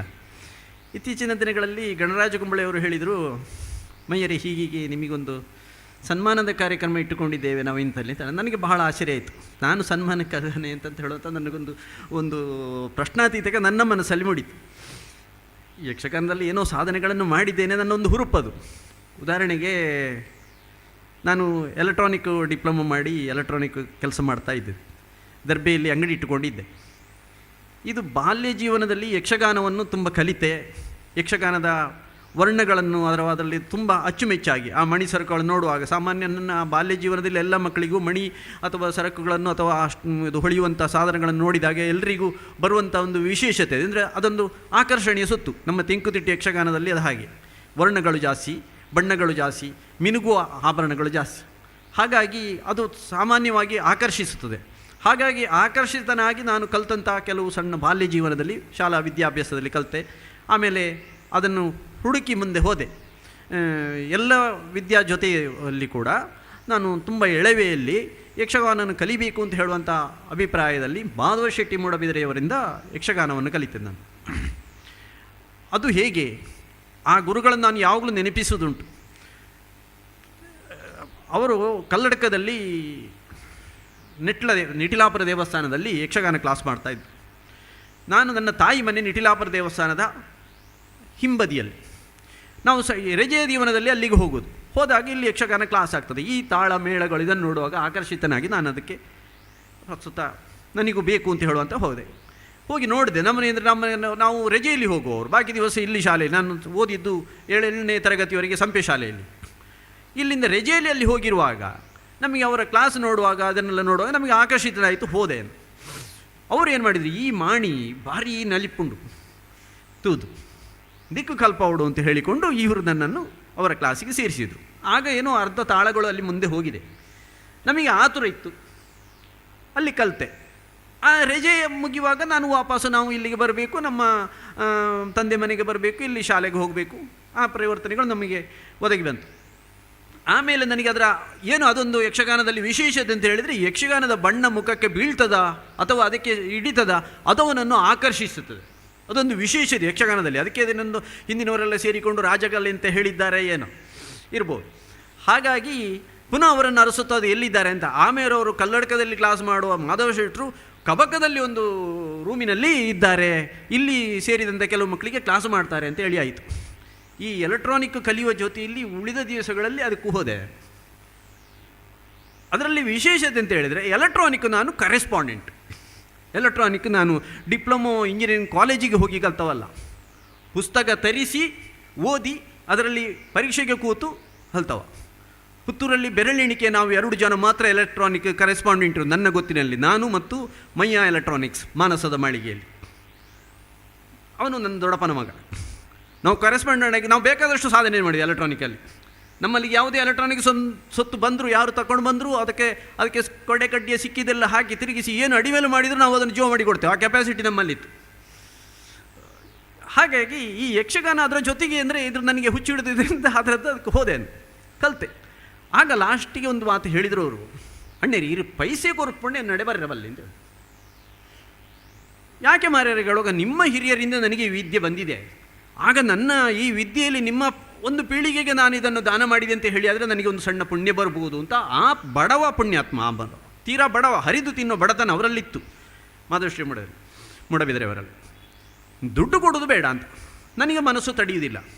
ಆಗ ನನ್ನ ಹತ್ರ ಒಂದು ಸೈಕಲ್ ಏನೋ ಅದರಲ್ಲಿ ಒಂದು 10 ತೆಂಗಿನಕಾಯಿ ಕಟ್ಟಿಕೊಂಡು ಹೋಗಿ ಕೂಡ ಅದನ್ನು ತೆಗೊಳ್ಳಿಕ್ಕೂ ಕೇಳುವುದಿಲ್ಲ ಪುಣ್ಯಾತ್ಮ. ನನಗೆ ನಿಮ್ಮಲ್ಲಿ ಏನಾದ್ರು ಸಿಗ್ತದೆ ಹೇಳುವ ಉದ್ದೇಶದಿಂದ ನಿಮಗೆ ನಾನು ಕಲಿಸಿದ್ದಲ್ಲ, ನಿಮ್ಮ ಹಿರಿಯರಿಂದ ಬಂದಿದೆ. ನೀವೊಂದು ಕಲಿತು ನನಗೆ ಮುಂದೆ ಏನಾದರೂ ಒಂದು ಸಾಧನೆ ಮಾಡಿದರೆ ನನಗೆ ಅದುವೇ ಪುಣ್ಯ ಅಂತ ಹೇಳಿದರು ಪುಣ್ಯಾತ್ಮ. ನನಗೆ ವಿದ್ಯೆದಾರಿ ಆದರು, ಅಷ್ಟು ಮಾತ್ರ ಸಾಲದು, ನನಗೆ ವರ್ಣಗಳನ್ನು ಹೇಳಿದೆ. ಯಕ್ಷಗಾನದಲ್ಲಿ ಮೇಕಪ್ ನನಗೆ ಅದು ಒಂದು ಹುಚ್ಚು. ಆ ಸಂದರ್ಭದಲ್ಲಿ ಏನೇನು ಆಗಬೇಕು ಮೇಕಪ್ಗಳಿಂದ, ಹಾಗಾದರೆ ಹೀಗಿದ್ದ ವೇಷಗಳಿಗೆ ಹೀಗೀಗೆ ಅಂತ ನಿರ್ಣಯ. ಕೇವಲ ಈಗ ಯಕ್ಷಗಾನ ನಾವು ಆಭರಣ ವೇಷಗಳನ್ನು ತೊಟ್ಟು ಒಟ್ಟಾರೆ ಹೋಗಿ ಅದಕ್ಕೇನೋ 2 ಗೀಟು ಹಾಕಿ ಆಚೆ ವರ್ಣಗಳನ್ನು ಬರೆದ್ರೆ ಅದು ಯಕ್ಷಗಾನ ಆಗುವುದಿಲ್ಲ. ಯಕ್ಷಗಾನಕ್ಕೆ ಅದರದ್ದೇ ಆದಂಥ ಒಂದು ಚೌಕಟ್ಟುಂಟು. ಯಾವ ವೇಷವೋ ಅಂತ ಸದಾ ಸರಿಯಾಗಿ ಯಕ್ಷಗಾನ ಬಲ್ಲವನಿಗೆ ವೇಷಧಾರಿಯೊಬ್ಬ ಚೌಕಿಯಲ್ಲಿ ಕುಳಿತು ಮುಖದ ಬಣ್ಣ ಹಾಕಿ ಒಂದು ನಾಮವನ್ನು ಎಳೆದಕೊಳ್ಳೆ ಅವನು ಇಂಥದ್ದೇ ವೇಷ ಅಂತ ಹೇಳಬಲ್ಲವನಾದರೆ ಅವ ಯಕ್ಷಗಾನ ಕಲ್ತಿದ್ದಾನೆ ಅಂತ. ಅದಕ್ಕೆ ನಾನು ವಿಶೇಷ ಹೇಳಬೇಕಾಗಿಲ್ಲ. ಅದರಲ್ಲಿ ಅತಿಯಾದಂಥ ಪರಿಣಿತರು ನಮ್ಮ ಮಂಜುನಾಥ ಭಟ್ರಿದ್ದಾರೆ, ನನಗೆ ಗೊತ್ತಿದ್ದದು ವಿಚಾರ. ಯಾರಿಗೂ ಅದು ಗೊತ್ತಾಗ್ತದೆ, ಅವನದ್ದು ಇವತ್ತು ಇಂಥದ್ದೇ ವೇಷ ಅಂತೇಳಿ. ಯಾಕೆಂದರೆ ಯಕ್ಷಗಾನ ತೆಂಕುತಿಟ್ಟಿನಲ್ಲಿ ಅದಕ್ಕೆ ಆದಂಥ ಚೌಕಟ್ಟುಂಟು. ಎಷ್ಟು ಯಾವುದೇ ವೇಷಗಳು, ಇಂದ್ರನಿಗೆ ಹೀಗೆ, ದೇವೇಂದ್ರ ಬಲಗಳಿಗೆ ಹೀಗೆ, ವಿಷ್ಣುವಿಗೆ ಹೀಗೆ, ರಾವಣನಿಗೆ ಹೀಗೆ, ರಾಮನಿಗೆ ಹೀಗೆ ಅಂತ ಹೇಳುವಂಥ ನಿರ್ಣಯಗಳುಂಟದಲ್ಲಿ. ಅವನಿಗೆ ಮುಖದಲ್ಲಿ ಬರೆಯುವಂಥ ಆ ಸುಳಿಗಳು, ಅದಕ್ಕೆ ಹಿಂದೆ ನಮ್ಮ ಪೂರ್ವಜರು ಒಂದು ಕಟ್ಟುಪಾಡನ್ನು ಇಟ್ಟಿದ್ದಾರೆ, ಇಂಥವನಿಗೆ ಇಂಥದ್ದೇ ಸುಳಿಯನ್ನು ಕೊಡಬೇಕು. ಉದಾಹರಣೆಗೆ ಒಂದು ಸಣ್ಣ ಹೇಳ್ತೇನೆ. ದೇವೇಂದ್ರನಿಗೆ ನಾವು ಬರೆಯುವಾಗ ನಾಮದ ಜೊತೆಗೆ ಕಣ್ಣಂಚಿನಲ್ಲಿ ಮತ್ತು ಹಣೆಯಲ್ಲಿ ಸುಳಿಗಳನ್ನು ಕೊಡ್ತೇವೆ. ಈಗ ಅದನ್ನು ಎಲ್ಲರೂ ಕೊಡುವುದಿಲ್ಲ. ಕ್ರತನದಲ್ಲಿ ಕ್ರಮ ಹಾಗಾಗಿ ನಾನು ಅದನ್ನೆಲ್ಲ ಕೇಳಿ ತಿಳಿದೆ, ನನಗದು ಪ್ರಯೋಜನ ಆಯಿತು. ಹಾಗೆ ಅದನ್ನೊಂದು ಬದಿನ ಅಂಚಿನಲ್ಲಿ ಅಂತ ಕಳೆದು ಇದ್ದದನ್ನು ಹಾಗೆ ಇಟ್ಟಿದ್ದೆ. ಎಲ್ಲಿಯಾರು ಅವಕಾಶ ಸಿಕ್ಕಿದಾಗ ಹೋಗೋದು, ವೇಷದೊಂದು ಹುಚ್ಚಿನಲ್ಲಿ ವೇಷ ಮಾಡೋದು ಬರೋದು. ಬೇಕಾದರೆ ಅವನು ನಮಗೆ ವೇಷ ಕೊಟ್ಟವನಿಗೆ ಒಂದು 50 ರೂಪಾಯಿ 10 ರೂಪಾಯಿ ಏನಾದ್ರು ಕೊಡೋದು. ನಮಗೆ ವೇಷದ ಮಾತ್ರ, ಅಲ್ಲಿ ಸಂಭಾವನೆ ಅವಶ್ಯಕತೆ ಇಲ್ಲ. ಯಾಕಂದರೆ ನಮಗೊಂದು ವೇಷ ಆಗಬೇಕು, ಒಂದು ಇಂಟ್ರೆಸ್ಟ್. ಅಲ್ಲಿ ಹೋಗಿ ಒಂದು ಇದು ಏನಾಯಿತು, ಅನಿವಾರ್ಯ ಕಾರಣಗಳಿಂದ ನಾನು ದರ್ಬೆಯಲ್ಲಿ ಒಂದು 84ನೇ ಇಸ್ವಿಯಿಂದ ಎಲೆಕ್ಟ್ರಾನಿಕ್ ಅಂಗಡಿಗೆ ಇಟ್ಕೊಂಡಿದ್ದೆ. ಮಣಿಲಾ ಎಲೆಕ್ಟ್ರಿಕಲ್ ಶಾಪಿನ ಮೇಲ್ಗಡೆ ರೇಗೋ ಬಿಲ್ಡಿಂಗಲ್ಲಿ ಎಲೆಕ್ಟ್ರಾನಿಕ್ ಶಾಪ್ ಇಟ್ಕೊಂಡಿದ್ದೆ. ತುಂಬ ಊರಿನವರಿಗೆ ತುಂಬ ಎಲ್ಲ ರಿಪೇರಿ ಮಾಡಿ ಎಲ್ಲ ಕೊಡ್ತಿದ್ದೆ ಎಲೆಕ್ಟ್ರಾನಿಕ್ಸು. ಉದಾಹರಣೆಗೆ ನಾನು ಆ ಟೈಮಲ್ಲಿ ಈ Shyam dish company DD1 DD2 ಆಗ ಕಂಪನಿ ಟೆಕ್ನಿಷಿಯನ್ ಆಗಿ ನಾನು ಮಾರ್ಪಟ್ಟೆ. ಎಲ್ಲ ನಮ್ಮ ಇಲ್ಲಿ ದಕ್ಷಿಣ ಕನ್ನಡ ಜಿಲ್ಲೆಗೆ ಎಲ್ಲದಕ್ಕೂ ಕೂಡ DD1 DD2 ಶ್ಯಾಮ್ ಕಂಪನಿಯದ್ದು ಡಿಶ್ ಆ್ಯಂಟನ. ತುಂಬ ಅತಿರೇಕದ ದುಡ್ಡು, ಅದಕ್ಕೆ 50-60 ಸಾವಿರ ರೂಪಾಯಿ ಸೆಟ್ ಮಾಡಲಿಕ್ಕೆ ನಾನು ಅದರ ಬಲ್ಲವ ನಾನು. ಹಾಗಾಗಿ ನನಗೆ ಅದರ ಕೊಟ್ಟು ಎಲ್ಲರೂ ಬಿಟ್ಟು ಮಾಡಿಕೊಟ್ಟೆ. ಎಲ್ಲ ಇದೇ ಮುಂದುವರಿತ ಅನಿವಾರ್ಯ ಕಾರಣಕ್ಕೆ ಸುಬ್ರಹ್ಮಣ್ಯ ಮೇಳ ಪುತ್ತೂರು, ಶೀನಪ್ಪ ಭಂಡಾರಿಯವರು, ಶ್ರೀಧರ ಭಂಡಾರಿಯವರ ತಂದೆಯವರು, ಅವರಿಗೆ ಏನೋ ಅನಿವಾರ್ಯ ಕಾರಣದಿಂದ ಬೋಳುವಾರಲ್ಲಿ ಒಂದು ದಿವಸ ಯಕ್ಷಗಾನ. ಅವರ ಬಣ್ಣದ ವೇಷಧಾರಿಯಲ್ಲಿಯೋ ನನಗೆ ಗ್ರಾಚಾರವೋ ಅವರಿಗೆ ಗ್ರಾಚಾರವೋ ಗೊತ್ತಿಲ್ಲ, ಅಂತೂ ಅವರಿಗೆ ಅಲ್ಲಿ ಬಣ್ಣದ ವೇಷದ ಕೊರತೆ ಉಂಟು. ಅವರ ಬಣ್ಣದ ವೇಷಧಾರಿ ಮೊದಲನೇ ದಿವಸ ಕುಂದಾಪುರದಲ್ಲಿ ವೇಷ ಮಾಡಿ ಬರುವೋ ಅಲ್ಲಿ ಬರಲಿಲ್ಲ. ಅಲ್ಲಿ ಕುಡ್ದೋ ಏನೋ ಆಗಿ ಕಲಾವಿದರಿಗೆ ಇಲ್ಲದ ಹುಚ್ಚು. ಕಲಾವಿದನಿಗೆ ಯಾವಾಗಲೂ ಬಡತನ ಬಂದದ್ದಿಲ್ಲ, ಅವನ ಬುದ್ಧಿವಂತಿಕೆಯಿಂದ ಅವ ಹಾಳು ಮಾಡಿಕೊಂಡದ್ದು. ಕಲಾವಿದನನ್ನು ಯಾವಾಗಲೂ ಮೇಲೆ ಕೊಂಡೋಗ್ತದೆ ಕಲೆ, ಆದರೆ ಅವನ ಅತಿರೇಕದ ಬುದ್ಧಿವಂತಿಕೆಯಲ್ಲೇ ಅವನು ಹಾಳು ಮಾಡಿಕೊಂಡದ್ದು. ಹಾಗೆ ಹೇಳೋದಕ್ಕೆ ಅವನು ಅಲ್ಲೇ ಬಾಕಿ ಆಗಿದ್ದಾನೆ. ಯಾರೋ ಎಲ್ಲ ಹೇಳಿದರು ಬಣ್ಣದ ವೇಷಧಾರಿಯಲ್ಲಿ ಇಲ್ಲಲ್ಲ ಮಾರ. ಆಗ ಎಲ್ಲ ಟಿಕೆಟ್ ಶೋಗಳು, ಈಗಿನ ಹಾಗೆ ಓಪನ್ ಶೋ ಅಲ್ಲ, ಹೆಚ್ಚಾಗಿ ಟಿಕೆಟ್ ಕೊಟ್ಟು 2 ರೂಪಾಯಿ ಮತ್ತು 5 ರೂಪಾಯಿ 10 ರೂಪಾಯಿ ಹೀಗೆ ಬೆನಿಫಿಟ್ ಶೋಗಳು. ಆಗ ಬಣ್ಣದ ವೇಷಕ್ಕೆ ಏನು ಮಾಡೋದು ಅಂತ ಯಾರೋ ಹೇಳಿದ್ರಂತೆ, ಅವರು ಎಲೆಕ್ಟ್ರಾನಿಕ್ ಮೈಯರು ವೇಷ ಮಾಡ್ತಾರೆ ಅಂತ ಹೇಳಿದ್ರು. ಹಾಗೆ ಸಂಜೆ ಆಗುವಾಗ ಬಂದರು, ಅಣ್ಣರೇ ನನಗೊಂದು ವೇಷ ಆಗಬೇಕಿತ್ತು, ಹೀಗೀಗೆ ಬರಬೇಕು ಅಂತ. ಆದರೆ ನಾನು ಹೇಳಿದೆ, ನಾನು ಎಲೆಕ್ಟ್ರಾನಿಕ್ ಇಲ್ಲಿ ಅಂಗಡಿಗೆ ಬಂದಿದ್ದೆ, ನನ್ನ ಸಲಕರಣೆಗಳು ನನ್ನದೇ ಆದಂಥ ಸಲಕರಣೆಗಳೆಲ್ಲ ನಾನು ಹೋಗೋ ಕ್ರಮ ಇಲ್ಲ ಆಗ ನಿನ್ನಲಿ, ನನ್ನದೆಲ್ಲ ಸಲಕರಣೆ ನೀವು ಏನಾದರೂ ಬಂದು ಸುಧಾರಿಸಿಕೊಡಿ ಅಂತ. ಆಗ ಆ ಹೊತ್ತಿಗಾಗೋ ಸೈಕಲ್ ಬಿಟ್ಟು ಒಂದು ಮೊಪೆಡು ಮಾಡಿಕೊಂಡಿದ್ದೆ ನಾನು. ಅಂತೂ ಮನೆಗೆ ಬಂದು ಎಲ್ಲ ಹಿಡ್ಕೊಂಡು ಹೋದೆ, ವೇಷ ಮಾಡಿದೆ. ವೇಷ ಮಾಡುವಾಗ ಬಂದು ಹೇಳ್ತಾರೆ, ಅಣ್ಣರೇ ನಿಮಗೆ ಮುಖಕ್ಕೆ ನಾನು ಮೇಕಪ್ ಯಾರನ್ನು ಬಿಡಬೇಕು, ಹೇಗೆ ಮಾಡಿಕೊಳ್ತೀರಾ? ಅದೇನು ಬೇಡ. ಅಷ್ಟೋಗಿ ಯಾರೋ ಒಬ್ಬ ಪರಿಚಿತ ಆ ಅಣ್ಣರು ಸಣ್ಣ ಪ್ರಾಯದಲ್ಲಿ ಮೇಕಪ್ ಮಾಡಿಕೊಡ್ತಾರೆ ಇನ್ನೊಬ್ಬರಿಗೆ ಅಂತ ಹೇಳಿ. ಅತಿ ಸಣ್ಣ ಪ್ರಾಯದಲ್ಲಿ ನಾನು ನೋಡಿದ್ದೇನೆ ಅವರು ಇನ್ನೊಬ್ಬರಿಗೆ ಮುಖಕ್ಕೆ ಬರೆಯುವುದನ್ನು, ಅವರಿಗೆ ನೀವು ಕೇಳಬೇಡಿ ಅಂತ ಹೇಳಿದರೆ. ಯಾರೋ ಒಬ್ಬರು ಪುಣ್ಯಾತ್ಮರಿದ್ದರು ನನ್ನ ಸಣ್ಣ ಇನ್ನೊಬ್ಬರ ಮುಖಕ್ಕೆ ಮೇಕಪ್ ಮಾಡುವುದನ್ನು. ಆಯಿತು ಅಂತ ಹೇಳಿದರು. ನನಗೆ ವೇಷ ಕೊಟ್ಟು ಪುಣ್ಯಕ್ಕೆ ನನಗೆ ಅನಿರೀಕ್ಷಿತ ಸಿಕ್ಕಿದ್ದು ದಕ್ಷಾದ್ವಾರದ ವೀರಭದ್ರ. ಅಲ್ಲಿ ಅವರಿಗೆ ಬಣ್ಣದ ವೇಷಕ್ಕೆ ಬೇಕಿತ್ತು. ನನ್ನದು ಆಗ ಸಂಪ್ರದಾಯದಲ್ಲಿ ನನ್ನ ಗುರುಗಳು ಹೇಳಿಕೊಟ್ಟದ್ದು ಹೀಗೆ, ಈಗ ಅದನ್ನು ಯಾರು ಮಾಡುವವರಿಲ್ಲ. ಆಗ ಕಿರೀಟಕ್ಕೆ ಬೆಂಕಿಯ ದೊಂದಿಯೆಲ್ಲ ಕಟ್ಟಿ ವೀರಭದ್ರನ ಪ್ರವೇಶ ದೊಡ್ಡ ಒಳ್ಳೆ ಒಂದು ಅಬ್ಬರದ ಒಂದು ಗಂಭೀರತೆ ತರುವುದು ತೆಂಕುತಿಟ್ಟಲ್ಲಿ ವಿಶೇಷತೆ. ಹಾಗಾಗಿ ಅವರಿಗೆ ಅವತ್ತು ವೇಷವನ್ನು ಮಾಡಿದೆ. ಆಗ ಹೊರಡುವಾಗ ನನಗೆ ಒಂದು 25 ರೂಪಾಯಿ ಕೊಟ್ಟು. ಇದು 86, 87 ಇಸ್ವಿಯಲ್ಲಿ 25 ರೂಪಾಯಿ ಕೊಟ್ಟು. ಆಗ ಒಂದು 25 ರೂಪಾಯಿ ಹೇಳಿದರೆ ದೊಡ್ಡ ಸಂಭಾವನೆ. ಅದು ಹಿಡ್ಕೊಂಡು ಬಂದೆ. ಅದು ನನಗೆ ಪ್ರಥಮ ಸಂಭಾವನೆ. ಅಷ್ಟವರೆಗೆ ನಾನೇ ಕೊಟ್ಟು ವೇಷ ಮಾಡಿ ಬರ್ತಿದ್ದ. ಹಿಡ್ಕೊಂಡು ಬಂದೆ. ಆಮೇಲೆ ಈ ಪುಣ್ಯಾತ್ಮ ನನ್ನನ್ನು ಎಲೆಕ್ಟ್ರಾನಿಕ್ಸಲ್ಲಿ ಸಂಜೆ ಆಗುವಾಗ ನನಗೆ ಬರ್ತಾರೆ ಇವರು ಸರಾಟ್. ವಾರದಲ್ಲಿ 4 ದಿವಸ ಬರ್ತಾರೆ. ಇದು ಸ್ವಲ್ಪ ಪ್ರಚಾರಕ್ಕೆ ಜಾಸ್ತಿ ಆಯಿತು. ಹಾಗೆ ಬಂತು ಪುತ್ತೂರು ಪರಿಸರದಲ್ಲಿ ಆಗ ಶಾಲೆ ಸ್ಕೂಲ್ ಡೇಗಳು ಇದೆಲ್ಲ ತುಂಬ ಸಣ್ಣ ಮಟ್ಟಿನಲ್ಲಿ ನಡೀತಾ ಇತ್ತು. ಶಾಲೆ ಸ್ಕೂಲ್ ಡೇಗಳಿಗೆ ಮೇಕಪ್ಪಿಗೆ ಪುತ್ತೂರು ಪರಿಸರದಲ್ಲಿ ಜನಗಳಿಲ್ಲ. ಕಲ್ಲಡ್ಕವ ಮಂಗಳೂರಿಂದ ಅಥವಾ ಕಲ್ಮಡ್ಕ ಅಲ್ಲಿಂದ ಎಲ್ಲ ಬರಬೇಕು. ಇಲ್ಲಿ ಅನಿವಾರ್ಯತೆ ಜಾಸ್ತಿ ಆಗ್ತಾ ಹೋದಾಗೆ ಒಬ್ಬರೊಬ್ಬರು ನಾನು ಮೇಕಪ್ ಮಾಡ್ತೇನೆ ಅಂತ ಹೇಳೋದು ವಿಷಯ ಅಂತ ಗೊತ್ತಾಗಿ ನನ್ನನ್ನು ದಿನ ಬಂದು ಕರೀಲಿಕ್ಕೆ ಶುರು ಮಾಡಿದರು. ಅಂತೂ 90ನೇ ಇಸ್ವಿಗೆ ಮುಟ್ಟುವಾಗ ನನಗೆ ತುಂಬ ಒತ್ತಡಗಳು ಶುರುವಾಯಿತು. ಹೇಗಾದರೂ 97ನೇ ಇಸ್ವಿಯವರೆಗೆ ಅಂಗಡಿಯನ್ನು ದುಡಿದೆ. ಇದು ಇನ್ನು ನನ್ನ ಈ ಎಲೆಕ್ಟ್ರಾನಿಕ್ನ ಜೊತೆಗೆ ಈ ಮಣಿ ಸರಕುಗಳನ್ನು ಹೊತ್ತುಕೊಂಡು ಹೋಗೋದು ಇದೆಲ್ಲ ಕಷ್ಟ ಆದೀತು ಅಂತ ಹೇಳಿಕೊಂಡು ಅಲ್ಲ ಸಾಮಾನ್ಯ 95-96 ಆಗುವಾಗ ಲಾಸ್ಟಿಗೆ ಏನಂತ ಹೇಳಿದರೆ ನಾನು ಈ ಮಣಿ ಸರಕುಗಳನ್ನು ರಿಪೇರಿ ಮಾಡ್ತೇನೆ ಹೇಳುವ ವಿಚಾರ ಈ ಸೀನವಂಡ ಅವರಿಗೆ ಗೊತ್ತಾಗಿ ನನ್ನ ಎಲೆಕ್ಟ್ರಾನಿಕ್ ಅಂಗಡಿಗೆ ಅವರ ಕಿರೀಟಗಳನ್ನು ಹೊತ್ತು ತಂದು ಹಾಕಿದರು. ಈ ಎಲೆಕ್ಟ್ರಾನಿಕ್ಕಿನ ಅಂಗಡಿಯ ಜೊತೆಯಲ್ಲಿ ಇವರು ಬಂದು ನೋಡಿದ್ರು, ಅಣ್ಣರೇ ಇದೆಂಥದ್ದು ನಿಮ್ಮದು ಒಂದು ಆಟದ ಕಿರೀಟಲ್ಲಿ ಬರೋರಿನ ಅಂಗಡಿ ಇಲ್ಲ ರಿಪೇರಿ ಮಾಡ್ಪಾರ ಅಂತ ಹೇಳಿ ತಮಾಷೆ ಮಾಡಲಿಕ್ಕೆ ಹೊರಟರು. ತಮಾಷೆ ಎಲ್ಲ ವ್ಯಕ್ತಿ ಸಹ ನನಗೆ ಉಪಾಯ ಇಲ್ಲ, ಇವರು ಬಂದು ತಂದು ಹಾಕೋದು ಒಮ್ಮೆ ರಿಪೇರಿ ಮಾಡಿದನು ಅಂತ. ನನಗೆ ಅದರ ಎಲ್ಲ ಮರ್ಮಾಂಗಗಳು ಗೊತ್ತು, ನಾನೆಲ್ಲ ಗುರುಗಳ ಹತ್ರ ಕೇಳಿ ತಿಳಿದಿದ್ದರಿಂದ ನನಗೆ ಗೊತ್ತಾಯಿತು. ಅಂತೂ ಎಲೆಕ್ಟ್ರಾನಿಕ್ಕು ಈ ಮಣಿ ಸರಕುಗಳು ಜೊತೆ ಆಗಲಿಕ್ಕೆ ಹೊರಟಿತ್ತು. ಇದು ಇನ್ನು ಕಷ್ಟಕಾಲ ಅಂತ ಹೇಳಿದೆ. ಈ ಎಲೆಕ್ಟ್ರಾನಿಕ್ಕಿಗೆ ಒಂದು ಬೀಗ ಜಡು, ಇದು ಬೇಡ, ಇನ್ನು ಇದನ್ನೇ ಮುಂದುವರಿಸುವ ಅಂತ ಹೇಳಿಕೊಂಡು 97 ಇಸ್ವಿಯಿಂದ ನಿರಂತರ ಅದಕ್ಕೆ ಹೊರಟು. ಅಂತೂ ಆ ಹೊರಟದ್ರಿಂದ ಈಗ ಏನಾಯಿತು ಅಂತ ಹೇಳಿದರೆ ಎಲ್ಲ ಪರಿಸರದವರಿಗೆ ಮೈಯರು ಮೇಕಪ್ಪಿನ ಮೈಯರಂತೆ, ಎಲೆಕ್ಟ್ರಾನಿಕ್ ಹೋಗಿ ಮೇಕಪ್ಪಿನ ಮೈಯರಂತೆ ಆಗಿ ಹೋಯ್ತದು. ಹೆಚ್ಚಿನವರಿಗೆ ಪರಿಚಯ. ತದನಂತರ ಕಾಲಕ್ರಮೇಣ ನಮಗೆ ಗಣರಾಜ ಕುಂಬಳೆಯವರ ಪರಿಚಯ ಆಯಿತು. ಒಂದು ಮಾತಿಗೆ ಹೇಳಿದ್ದುಂಟು, ಹೆಗ್ಗಳಿಕೆ ಅಲ್ಲ, ಗಣರಾಜ ಕುಂಬಳೆಯವರು ಹೇಳಿದ್ದಾರೆ, ಯಕ್ಷಗಾನದ ಮೇಕಪ್ ಮಾಡಬೇಕಾದ್ರೆ ಮೈಯರು ಬರಬೇಕು ಅಂತ ಹೇಳಿಕೊಂಡು. ಅವರು ಮೇಕಪ್ ಮಾಡಿದರೆ ಯಕ್ಷಗಾನದ ಮೇಕಪ್ಪಿನಾಗಿ ಇರ್ತದೆ ಅಂತ ಒಂದು ಮಾತು ಹೇಳಿದ್ದಾರೆ ಅವರು. ಅದು ನನಗೆ ಮನಸ್ಸಿನ ನೆಮ್ಮದಿ. ಇನ್ನೊಂದು ಸಣ್ಣ ವಿಚಾರ, ನಮಗೆ ಈ ಸನ್ಮಾನಗಳಿದ್ರಿಂದ ಒಂದು ದೊಡ್ಡ ಒಂದು ಸನ್ಮಾನದ ವಿಚಾರ. ಇತ್ತೀಚಿನ ಒಂದು 4 ವರ್ಷಗಳ ಹಿಂದೆ ರಾಮಕೃಷ್ಣ ಹೈಸ್ಕೂಲಲ್ಲಿ, ಈ ವರ್ಷದ ರಾಮಕೃಷ್ಣ ಹೈಸ್ಕೂಲ್ನ ಸ್ಕೂಲ್ ಡೇ ನನಗೆ ಸರ್ವಸಾಮಾನ್ಯ 40ನೇ ವರ್ಷದ ನಿರಂತರ ಸ್ಕೂಲ್ ಡೇ ಅಂತ ಕಾಣ್ತದೆ. ಅಷ್ಟು ವರ್ಷದ ಸ್ಕೂಲ್ ಡೇಯನ್ನು ನಿಭಾಯಿಸಿದವನ ರಾಮಕೃಷ್ಣ ಹೈಸ್ಕೂಲು, ಸಾಂದೀಪನಿ ಶಾಲೆ, ಆಮೇಲೆ ವಿವೇಕಾನಂದ ಶಾಲೆಗೆ ಕ್ರಮೇಣ ಸಾಧಾರಣವಾಗಿ 40 ವರ್ಷ ನಿರಂತರ ಒಬ್ಬನೇ ಸ್ಕೂಲ್ ಡೇ ನಿಭಾಯಿಸಿದಂಥ ಸ್ಕೂಲ್ ಡೇ ಹೇಳಿದರೆ ರಾಮಕೃಷ್ಣ ಹೈಸ್ಕೂಲ್ನ ಸ್ಕೂಲ್ ಡೇ. ನಾನು ಈ ವರ್ಷ ಕೂಡ ನಾನೇ ಸುಧಾರಿಸಿ ಬಂದಿದ್ದು ಹೇಳಿದ್ದೇನೆ. ಇನ್ನು ಮುಂದೆ ಆದರೆ ಬರ್ತೇನೆ, ಇನ್ನು ನಮ್ಮ ಕೈ ಚಳಕಗಳಷ್ಟು ಮುಂದೆ ಹೋಗುವುದಿಲ್ಲ ಅಂತ ಹೇಳಿಕೊಂಡು. ಉದಾಹರಣೆಗೆ ಒಂದು ಸಣ್ಣ ವಿಚಾರ ಹೇಳಬೇಕು ಅಂತ ಹೇಳಿದರೆ, ಒಂದು ಸಂದರ್ಭದಲ್ಲಿ ನನಗೆ ಮಕ್ಕಳು ಕೂತ್ರೆ ಐಲೈನ್ ಬರೀಲಿಕ್ಕೆ 2 ಬ್ರಷ್ಗಳು, ಅದು 91-92ನೇ ಇಸ್ವಿಯಲ್ಲಿ ಟಿ ವಿ ನಮ್ಮ ಚಂದನದಲ್ಲಿ ಒಂದು ಸಿರಿಗಂಧ ಹೇಳುವಂಥ ಒಂದು ಪ್ಲಾಟ್ ಇತ್ತು. 20 ನಿಮಿಷದ್ದು ವಾರದಲ್ಲಿ ಏನೋ ಒಂದು ಪ್ರಸಾರ ಆಗ್ತಿತ್ತು. ಅದರಲ್ಲಿ ಒಂದು ಶೀರ್ಷಿಕೆಯಲ್ಲಿ 2 ಕೈಯಿನ ಮೇಕಪ್ ಸರದಾರ ಅಂತ ಹೇಳಿಕೊಂಡು ಒಂದು 20 ನಿಮಿಷ ಶೀರ್ಷಿಕೆ ಕೊಟ್ಟಿದ್ದಾರೆ. ನಾನು ಆಗ 2 ಕೈಯಲ್ಲಿ ಕೂಡ ಐಲೈನ್ ಬರೆಯುವ, ನನಗೆ 2 ಬ್ರಷ್ ಇದ್ದರೆ 2 ಬರೆಯುವ. ಕಾಲಕ್ರಮೇಣ ಕೈಯಲ್ಲಿ ಮನೇನು ಸ್ವಲ್ಪ ಕೃಷಿಕ ನಾನು, ಏನೋ ಕಾರಣಕ್ಕೆ ಕೆಲಸ ಮಾಡುವಾಗ ಕೈ ಕತ್ತಿದಾಗಿತ್ತು. ಹಾಗೆ ನಮ್ಮ ಕೈಗೆ ಒಂದು ಸ್ವಲ್ಪ ಪ್ಲಾಚರ್ ಮಾಡಿ ಕಟ್ಟೆ ಹಾಕಿಬಿಟ್ರು. 2ನೇ ಬರೆಯುವಾಗ ನನಗೆ ಈ ಕೈ ಓಡುವುದಿಲ್ಲ, ಒಂದು ಕೈಯಲ್ಲಿ, ಈಗ ಒಂದೇ ಕೈ. ಹಾಗಾಗಿ ಅಷ್ಟು ನನ್ನ ಎಲ್ಲ ಸಾಧನೆಗಳು ಮುಂದೆ ಹೋಗ್ತಾ ಈಗ ಅಲ್ಲಿವರೆಗೆ ಮುಟ್ಟಿದೆ. ಇದು ಇಷ್ಟು ಮಾತನ್ನು ಯಾಕೆ ಹೇಳಿದರೆ, ಈ ನಾನು ನಡೆದ ಬಂದ ದಾರಿಯ ಸಣ್ಣ ಚಿತ್ರಣವೂ ಹೇಳಿದೆ, ನಿಮ್ಮ ಸಮಯವನ್ನು ಹಾಳು ಮಾಡಿದೆ ಅಂತ ಕಾಣ್ತದೆ. ಇದು ಯಾಕೆ ಹೇಳಿದೆ ಅಂತ ಹೇಳಿದರೆ, ಇಂಥ ಒಂದು ದ್ವಾರಕಾ ಪ್ರತಿಷ್ಠಾನದ ವಿಷಯದಲ್ಲಿ ಅವರು ಈಗ ಅರ್ತಿಗಜಿಯವರು ಹೇಳಿದ ಹಾಗೆ ಇದರಲ್ಲಿ ತುಂಬ ಉನ್ನತಿ, ಅದರ ಬಗ್ಗೆ ತುಂಬ ಚಿಂತನ ಮಂಥನವನ್ನು ಎಲ್ಲವನ್ನೂ ಹೇಳಿದರು. ಅವರು ಹೇಳಿದ ಹಾಗೆ ನಾನು ಅದನ್ನು ವಿಮರ್ಶಿಸಲಿಕ್ಕೆ ಅಷ್ಟು ನಾನು ಸಭ್ಯನಲ್ಲ, ಅಷ್ಟು ನನ್ನಲ್ಲಿ ಇಲ್ಲ. ಇವರು ಈ ಮನೆಗಳನ್ನು ಕಟ್ಟಿಕೊಡುವುದರ ಜೊತೆಗೆ ಈ ಸಾಂಸ್ಕೃತಿಕ ಇತರ ಚಟುವಟಿಕೆಗಳನ್ನು ಎಲ್ಲ ಒಟ್ಟಿಗೆ ರೂಢಿಸಿಕೊಂಡು ಎಲ್ಲರನ್ನೂ ಸಂತೋಷವಿಟ್ಟು ನಮ್ಮ ಈಗಿನ ಹಿಂದಿನ ಸಂಸ್ಕೃತಿ ಏನುಂಟು ಅದನ್ನು ಜನರಿಗೆ ಪ್ರಸ್ತುತಪಡಿಸಬೇಕು.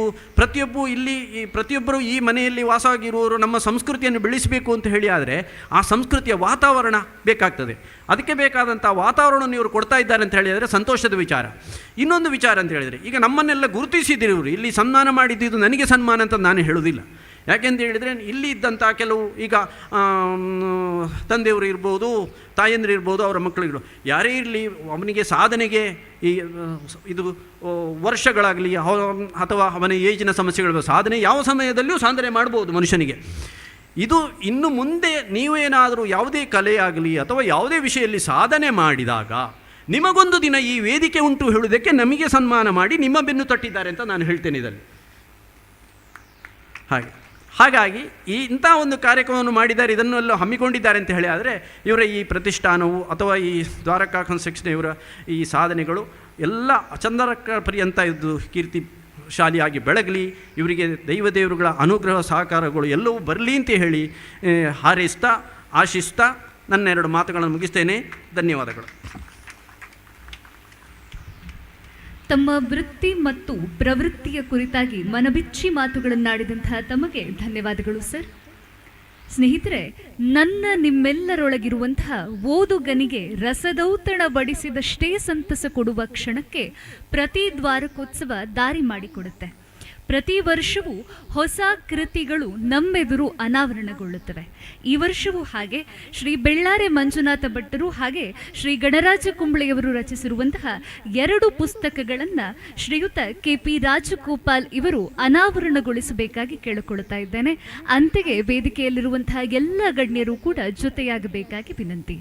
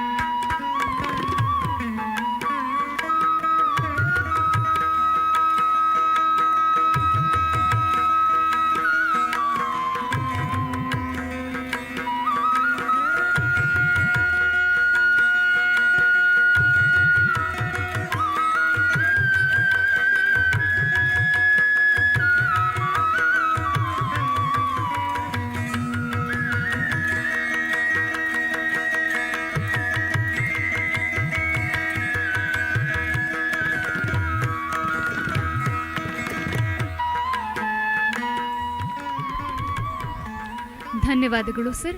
ಈ 2 ಕೃತಿಗಳು ಕೂಡ ವೇದಿಕೆಯಲ್ಲಿರುವಂತಹ ಸರ್ವರಿಗೂ ಕೂಡ ಓದುವುದಕ್ಕೆ ಲಭ್ಯ ಇರುತ್ತವೆ. ಬಂಧುಗಳೇ, ಯಕ್ಷಗಾನದ ಯಕ್ಷರು ಯಕ್ಷ ಭೀಮನ ಹೆಜ್ಜೆಗಳು ಇತ್ಯಾದಿ ಕೃತಿಗಳ ಕರ್ತರು, ಸಂಪಾದಕರು ಆಗಿ, ವೇಷಧಾರಿಯಾಗಿ, ಅರ್ಥಧಾರಿಯಾಗಿ ಕುವೆಂಪು ಶ್ರೀ ಪ್ರಶಸ್ತಿ ಸಹಿತ 10 ಪ್ರಶಸ್ತಿಗಳಿಗೆ ಭಾಜನರಾಗಿ ಪ್ರಸ್ತುತ ಸಾಹಿತ್ಯ ಮತ್ತು ಯಕ್ಷಗಾನ ಚಟುವಟಿಕೆಗಳಲ್ಲಿ ತೊಡಗಿಸಿಕೊಂಡಿರುವಂತಹ ಶ್ರೀಯುತ ಕೆ.ಪಿ. ರಾಜಗೋಪಾಲ್ ಇವರು ನಮ್ಮೆಲ್ಲರನ್ನ ಉದ್ದೇಶಿಸಿ ಒಂದೆರಡು ಮಾತುಗಳನ್ನಾಡಬೇಕಾಗಿ ಕೇಳಿಕೊಳ್ತಾ ಇದ್ದೇನೆ.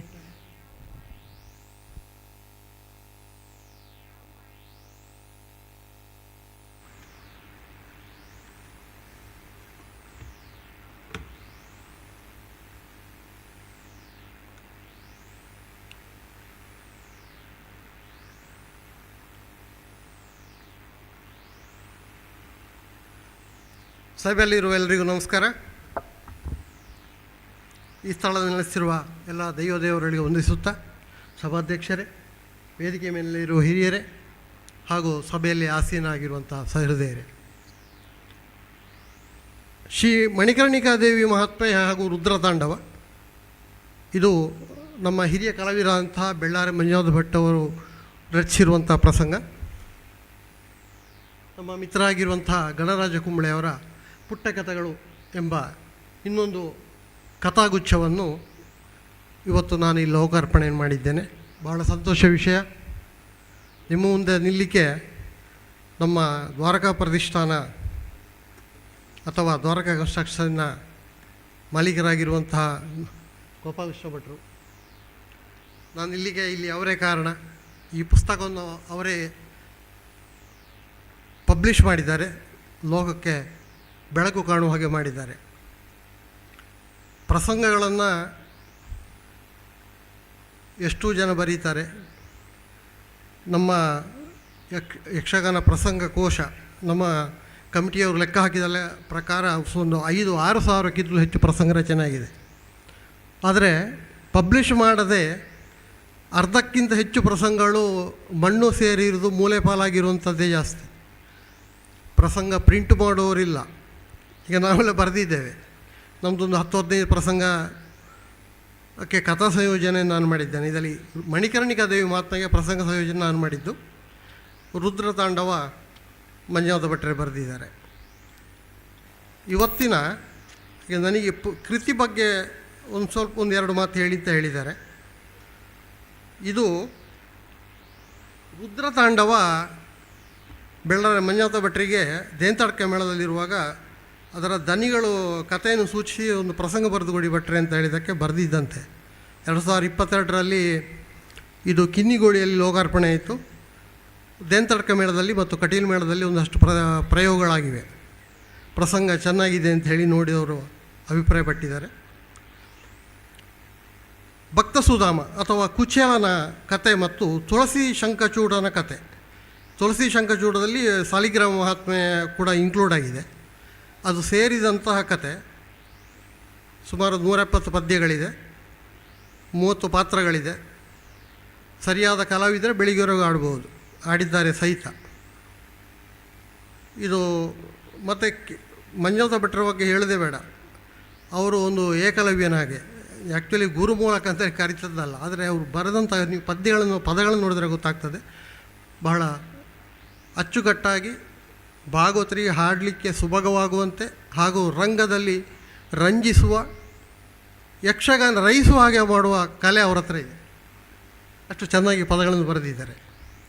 ಹಾಗೆ ರುದ್ರತಾಂಡವ, ಇನ್ನೊಂದು ಮಣಿಕರ್ಣಿಕಾದೇವಿ ಮಹಾತ್ಮೆ. ಇದು ನನಗೊಂದು 7-8 ವರ್ಷ ಮೊದಲು ಬಹುಶಃ ಪ್ರಜಾವಾಣಿಯಲ್ಲಿ ಓದಿದ ನೆನಪು. ಹಿಮಾಚಲ ಪ್ರದೇಶದ ಮಣಿಕರಣ್, ಅಕ್ಕಿಟ್ರೆ ನೀರು ಬಿಸಿ ಬುಗ್ಗೆಯಲ್ಲಿಟ್ಟರೆ ಅನ್ನಾಗುವ ಕ್ಷೇತ್ರ ಗೊತ್ತಿರ್ಬೋದು ನಿಮಗೆ. ಆ ಕ್ಷೇತ್ರದ ಮಹಿಮೆ, ಅಲ್ಲಿಯ ಕಥೆ ಇದು. ಸಂಕ್ಷಿಪ್ತವಾಗಿ ವೃತ್ತಪತ್ರಿಕೆ ಬಂದದ್ದನ್ನು ನೋಡಿ ಇದು ನಮ್ಮ ಯಕ್ಷಗಾನಕ್ಕೆ ಸೂಟ್ ಆಗ್ಬೋದು ಅಂತೇಳಿ ಮತ್ತೊಂದಷ್ಟು ಕೆಲವು ಸಂಗ್ರಹಗಳನ್ನು ಮಾಡಿ ಇದು ಕಥಾ ರಚನೆ ಕಥೆಯನ್ನು ಒಂದು ಸಂಯೋಜನೆ ಮಾಡಿ ನಾನು ಮಂಜುನಾಥ ಭಟ್ರಿಗೆ ಕೊಟ್ಟೆ ಕಳೆದ ವರ್ಷ. 1 ವರ್ಷ ಆಗಲಿಲ್ಲ ಇನ್ನು. ಹಾಗೂ ಅದು ಸುರುವಿಗೆ ಕೊಟ್ಟ ತಕ್ಷಣ 40 ಪದ್ಯದಲ್ಲಿ ಕೊಟ್ಟು ಕಳಿಸಿದರು. ಕಡೆಗೆ ಅದು ಕತೆ ಬೆಳೀತಾ ಈಗ ಒಂದು ಸುಮಾರು 170 ಮೇಲೆ ಪದ್ಯಗಳು, ಅಂದರೆ ಒಂದು ರಾತ್ರಿ ಹೆಚ್ಚು ಕಡಿಮೆ ಆಡ್ಬೋದು. ಮೊನ್ನೆ ಈ ವರ್ಷ ನಮ್ಮ ದುರ್ಗಾ ಪರಮೇಶ್ವರಿ ಮಲ್ಲಮೇಳದವರು ತಗೊಂಡಿದ್ದಾರೆ. 1-2 ಪ್ರಯೋಗ ಆಯಿತು. ನಮ್ಮ ಮಧುಸೂದನ್ ಅಲೆಯವರ ಯೂಟ್ಯೂಬ್ ಚಾನಲ್ ನೀವು ನೋಡ್ಬೋದು, ಪ್ರಸಂಗ ಬಂದಿದೆ. ತುಂಬ ಚೆನ್ನಾಗಿ ಬಂದಿದೆ. ಯಕ್ಷಗಾನ ಪ್ರಸಂಗ ಕಲಾವಿದರು ಅಷ್ಟೇ ವೇಷ ಹಾಕ್ತಾರೆ, ಕುಣಿತಾರೆ, ಅದರ ಪ್ರಸಂಗ ಎಲ್ಲ ಪೈಸೆ ಕೊಟ್ಟು ತೆಗೆದು ನೋಡಿಕೊಳ್ಳುವವರಿಲ್ಲ. ಆದರೆ ನಮ್ಮ ಗೋಪಾಲಕೃಷ್ಣ ಭಟ್ರು ಇದನ್ನು ಉಚಿತವಾಗಿ ಪ್ರಕಟಿಸಿದ್ದಾರೆ. ಆಸಕ್ತರು ಇದನ್ನು ತಗೊಳ್ಬೋದು, ತಗೊಂಡು ಯಕ್ಷಗಾನ ಕಲೆಯನ್ನು ಪ್ರೋತ್ಸಾಹಿಸಬೇಕು ಅಂತ ಕೇಳಿಕೊಳ್ತೇನೆ. ಅಲ್ಲದೆ ನಂದೊಂದು ರಿಕ್ವೆಸ್ಟ್, ಅವರು ಸಾಧ್ಯದರೆ ಹಿಂದೆ ಕೂಡ ಅವರು ಕೆಲವು ಕೃತಿಗಳನ್ನ ಪ್ರಕಟಿಸಿದ್ದಾರೆ ಅಂತ ಹೇಳೋದು ಕೇಳಿದ್ದೇನೆ. ಪ್ರತಿ ನಮ್ಮ ದ್ವಾರಕಾ ವಾರ್ಷಿಕೋತ್ಸವಕ್ಕೆ ಒಂದು 2 ಪ್ರಸಂಗಗಳನ್ನಾದರೂ ಈ ಥರ ಬೇರೆ ಬೇರೆ ಕವಿಗಳದ್ದು ಪ್ರಕಟಿಸುವ ಮನಸ್ಸು ಮಾಡಬೇಕು.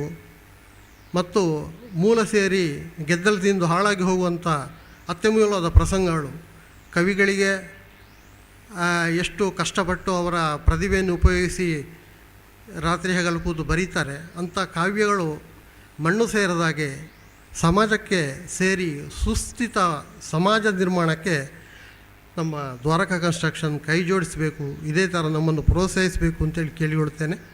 ಹಾಗೂ ಈ ನನ್ನ ಕಥಾ ಸಂಯೋಜನೆಯ ಇದು ಬಹುಶಃ 12ನೇ ಪ್ರಸಂಗ. ಈಗ ಒಟ್ಟು 15 ಪ್ರಸಂಗ ಕಥಾ ಸಂಯೋಜನೆ ಮಾಡಿದ್ದೇನೆ. ಇವತ್ತೀಗ ಇದು ಇಲ್ಲಿ ಪಬ್ಲಿಷ್ ಆಗಲಿಕ್ಕೆ ಮೂಲ ಕಾರಣರಾದಂಥ ಗೋಪಾಲಕೃಷ್ಣ ಭಟ್ರು ಮತ್ತು ಅವರ ತಂದೆ ನನಗೆ ಈ ಪ್ರಸಂಗೋಷದಿಂದಾಗಿ ನನಗೆ ಪರಿಚಯ. ಜೇನುವಿನ ಬಗ್ಗೆ ಮಧುಪ ಮಹಾತ್ಮೆ ಅಂತೇಳಿ ನಮ್ಮ ಅರ್ತಿಡಕ ಹರಿಕೃಷ್ಣ ಭಟ್ರು ನನಗೆ ದೂರದ ಸಂಬಂಧ ಆಗಬೇಕು. ಒಳ್ಳೆಯ ಪ್ರಸಂಗವನ್ನು ರಚಿಸಿ ಅವರು ಕೂಡ ಸಾಹಿತ್ಯ ನಮ್ಮ ಯಕ್ಷಗಾನ ಸೇವೆಯನ್ನು ಮಾಡಿದವರು. ಈ ಒಂದು ಅವಕಾಶ ಕೊಟ್ಟ ನಿಮಗೆಲ್ಲರಿಗೂ ನನ್ನ ಕೃತಜ್ಞತೆಗಳನ್ನು ಸಲ್ಲಿಸುತ್ತಾ ಈ ಕೃತಿಯನ್ನು ಇವತ್ತು ಲೋಕಾರ್ಪಣೆಗೊಳಿಸಿದ್ದೇನೆ. ಇದು ಬರೀ ಪುಸ್ತಕ ಪ್ರಕಾಶನ ಸಾಲದು, ಯಕ್ಷಗಾನ ಮೇಳಗಳು, ನಮ್ಮ ಯಕ್ಷಗಾನ ಕಲಿಯುವ ಮಕ್ಕಳು ಇದರ ಪ್ರಯೋಗ ಮಾಡಿ ಅದು ಜನಕ್ಕೆ ತಲುಪಿದರೆ ಇವರು ಇದು ಪಬ್ಲಿಷ್ ಮಾಡೋದಕ್ಕೆ ಇದು ಸಾರ್ಥಕತೆ ಬರ್ತೀನಿ ಅಂತ ನಾನು ಹೇಳಿಕೊಂಡು ಒಂದೆರಡು ಮಾತುಗಳನ್ನು ಮುಗಿಸ್ತೇನೆ. ಯಕ್ಷಗಾನಂಗೆ ನಮಸ್ಕಾರ. ಸಾಹಿತಿಗೆ ಸೂಕ್ತ ಪ್ರೋತ್ಸಾಹ ಸಿಕ್ಕಾಗ ಜಗವೇ ಮೆಚ್ಚುವಂತಹ ಸಾಹಿತ್ಯ ಅನಾವರಣಗೊಳ್ಳುತ್ತದೆ ಎಂಬುದನ್ನು ಸೂಚ್ಯವಾಗಿ ತಿಳಿಸಿಕೊಟ್ಟಂತಹ ತಮಗೆ ಧನ್ಯವಾದಗಳು ಸರ್. ಜೆಸಿ ತರಬೇತುದಾರರಾಗಿ ಭಾರತ್ ಸ್ಕೌಟ್ಸ್ ಆ್ಯಂಡ್ ಗೈಡ್ಸ್ನಲ್ಲಿ ಸ್ವಯಂ ಸೇವಕರಾಗಿ ಪ್ರಸ್ತುತ ಶ್ರೀರಾಮಕುಂಜೇಶ್ವರ ಪದವಿ ಪೂರ್ವ ಕಾಲೇಜಿನಲ್ಲಿ ಉಪನ್ಯಾಸಕರಾಗಿರುವ ಪ್ರಮುಖ ಅಭ್ಯಾಗತರು ಶ್ರೀ ಚೇತನ್ ಮೊಗ್ರಾಲ್ ಇವರು ನಮ್ಮೆಲ್ಲರನ್ನ ಉದ್ದೇಶಿಸಿ ಮಾತುಗಳನ್ನಾಡಬೇಕಾಗಿ ವಿನಂತಿ.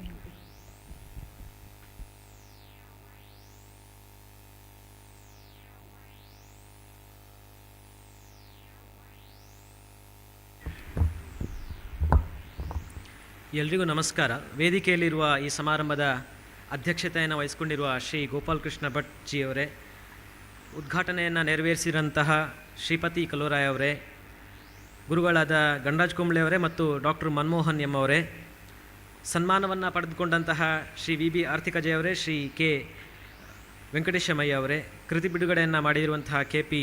ರಾಜಗೋಪಾಲ್ ಜಿಯವರೇ, ಹಾಗೆ ಇಲ್ಲಿರುವಂಥ ಎಲ್ಲ ಮಹಾನುಭಾವರುಗಳಿಗೆ ಮತ್ತು ವೇದಿಕೆ ಎದುರುಗಡೆ ಇರುವಂಥ ಎಲ್ಲ ಮಹಾನುಭಾವರುಗಳಿಗೆ ಅಲ್ಪನಾದಂತಹ ಚೇತನ್ ಮೊಗ್ರಾಲ್ ಮಾಡ್ತಾ ಇರುವಂಥ ಒಂದು ನಮಸ್ಕಾರ. ಒಬ್ಬ ವ್ಯಕ್ತಿಯಿಂದ ಇದನ್ನೆಲ್ಲ ಮಾಡಲಿಕ್ಕೆ ಸಾಧ್ಯ ಉಂಟಾ ಅಂತ ಹೇಳಿ ಪದೇ ಪದೇ ನನಗೊಂದು ಪ್ರಶ್ನೆ ಬರ್ತಾ ಇರ್ತೀನಿ. ನಾನು ಶ್ರೀಮಾನ್ ಅವರಲ್ಲಿ ಮಾತಾಡಿದ್ದು ಕೂಡ ಇದೆ. ಒಬ್ಬ ವ್ಯಕ್ತಿಯಿಂದ ಇದೆಲ್ಲವನ್ನು ನಡೆಸ್ಕೊಂಡು ಹೋಗಲಿಕ್ಕೆ ಸಾಧ್ಯ ಉಂಟಾ? ಗೋಪಾಲಕೃಷ್ಣ ಭಟ್ ಅಂತ ಹೇಳುವ ಒಬ್ಬರ ವ್ಯಕ್ತಿ ಈ ದ್ವಾರಕ ಅಂತ ಹೇಳುವಂಥ ಇಡೀ ವ್ಯವಸ್ಥೆಯನ್ನು, ಇದು ಕೇವಲ ಒಂದು ಸಂಸ್ಥೆ ಅಲ್ಲ, ಇದೊಂದು ವ್ಯವಸ್ಥೆ, ಇದನ್ನು ನಡೆಸ್ಕೊಂಡು ಹೋಗಲಿಕ್ಕೆ ಸಾಧ್ಯ ಉಂಟಾ ಅಂತ ಹೇಳೋ ದೊಡ್ಡ ಪ್ರಶ್ನೆ ನನಗೆ ಬರ್ತದೆ.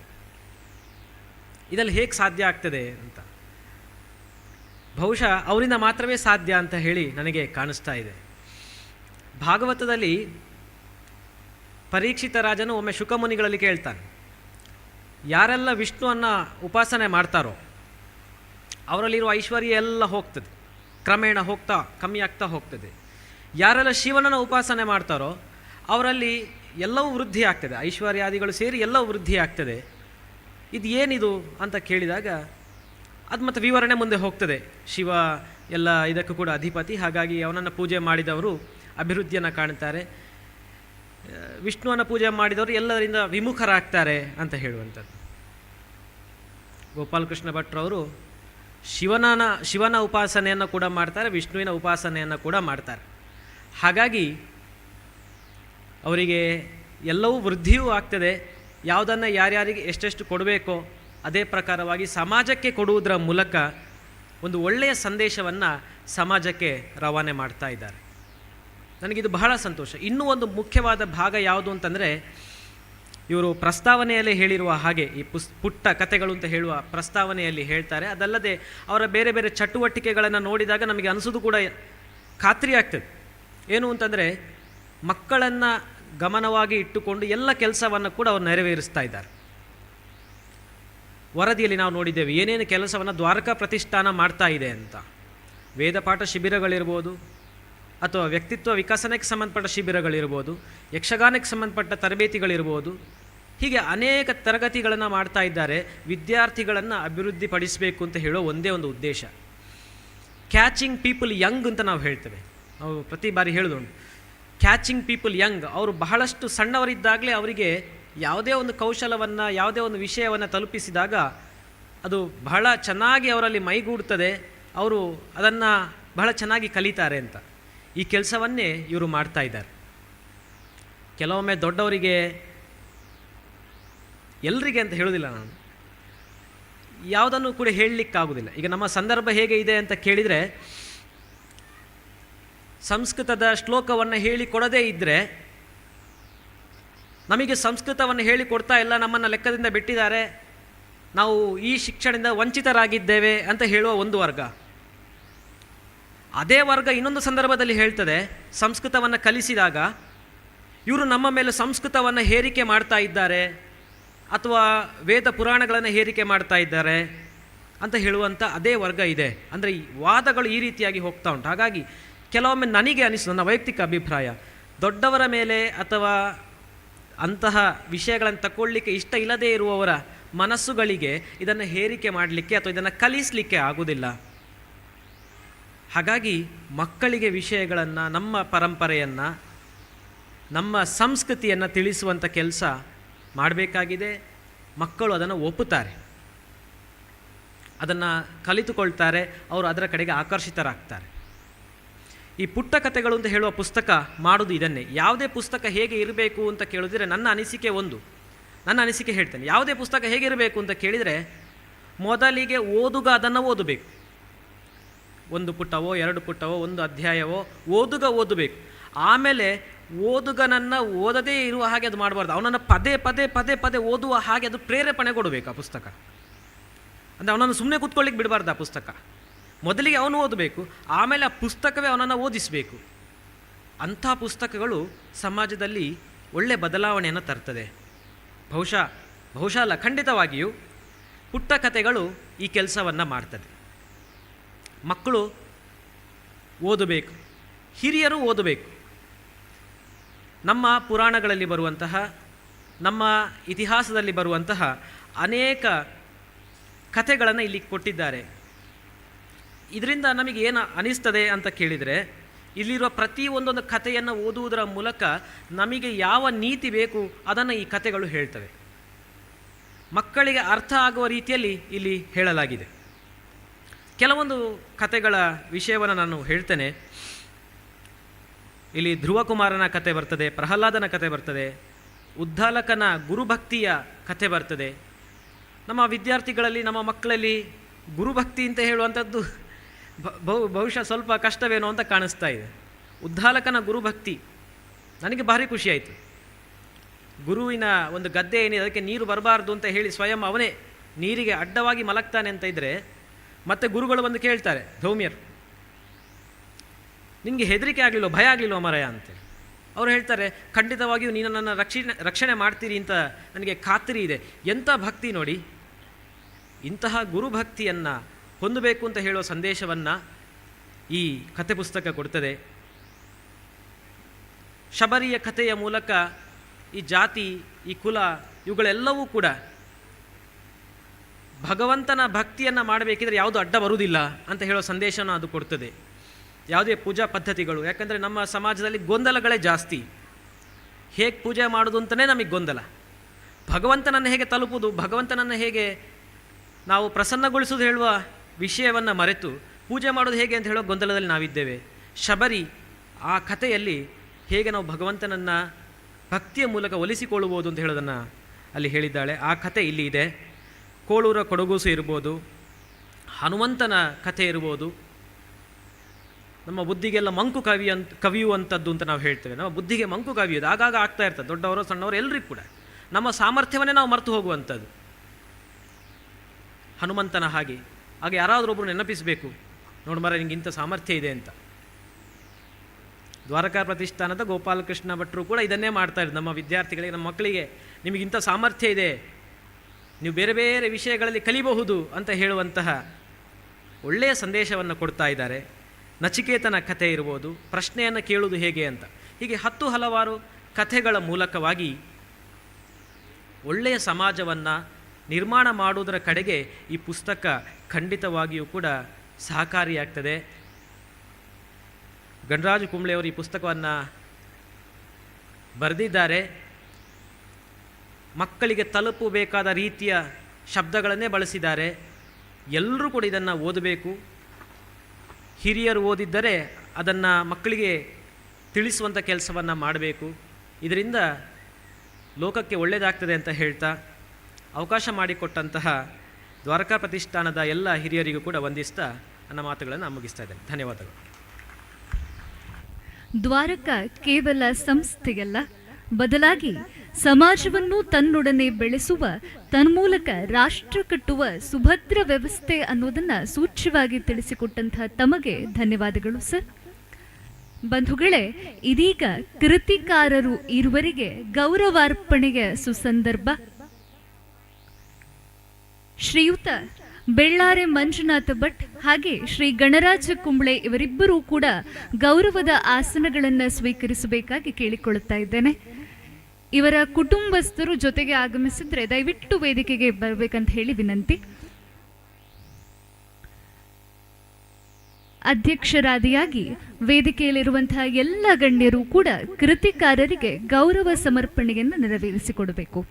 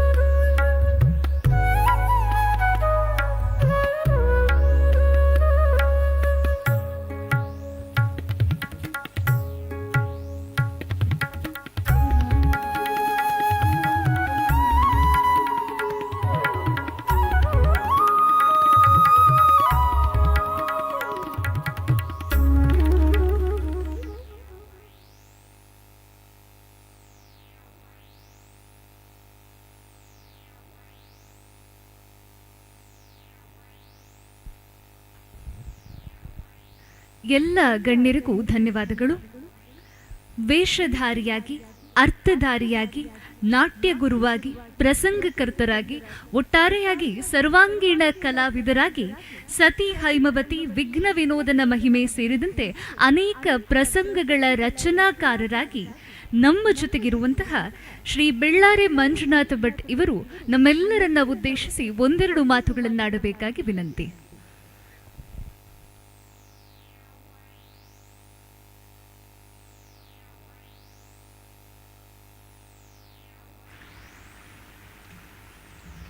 ನಂದಗೋಕುಲ ಬಡಾವಣೆಯ ದ್ವಾರಕಾ ಕನ್ಸ್ಟ್ರಕ್ಷನಿನ ಅಧ್ಯಕ್ಷರೇ, ಸಭಾಯದಲ್ಲಿರುವಂಥ ಮುಖ್ಯ ಅತಿಥಿಗಳೇ, ಸಭಾಸದರೇ, ನನಗೆ ಭಾಷಣ ಮಾಡಿ ಗೊತ್ತಿಲ್ಲ.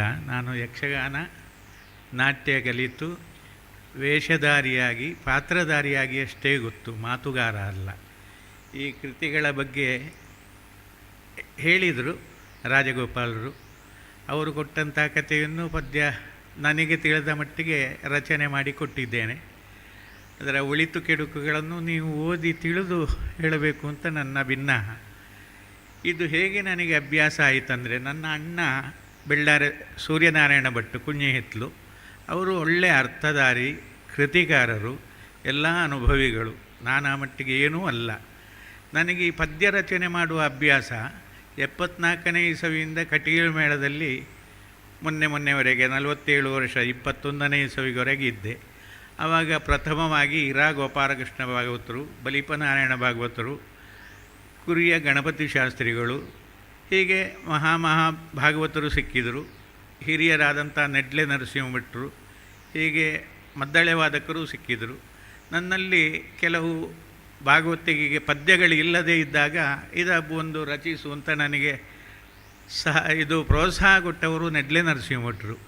ಶ್ರೀಮತಿ ಲೀಲಾವತಿ ಬೈಪಡ್ತಾರ ಬಂದು ಒಂದು ಸೇವೆ ಮಾಡುವ ಸಂದರ್ಭ ಕಟೀಲಿನಲ್ಲಿ ಜಯ ವಿಜಯರ ಪ್ಲಾಟ್ ಅಂತ ಇಲ್ಲ, ತ್ರಿಜನ್ಮ ಮೋಕ್ಷದಲ್ಲಿ.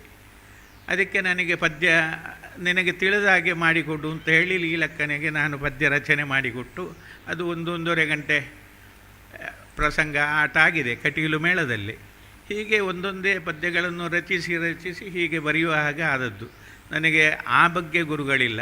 ನಾಟ್ಯ ಗುರುಗಳು ಪಡ್ರೆ ಚಂದ್ವಣ್ಣ ಮತ್ತು ಹಿರಿಯ ಕಲಾವಿದರ ಸಹಕಾರದಿಂದ ಇಲ್ಲಿಯವರೆಗೆ ತಲುಪಿದ್ದೇನೆ. ಇದು 50ನೇ ವರ್ಷ ನನ್ನ ತಿರುಗಾಟದ ಅನುಭವ.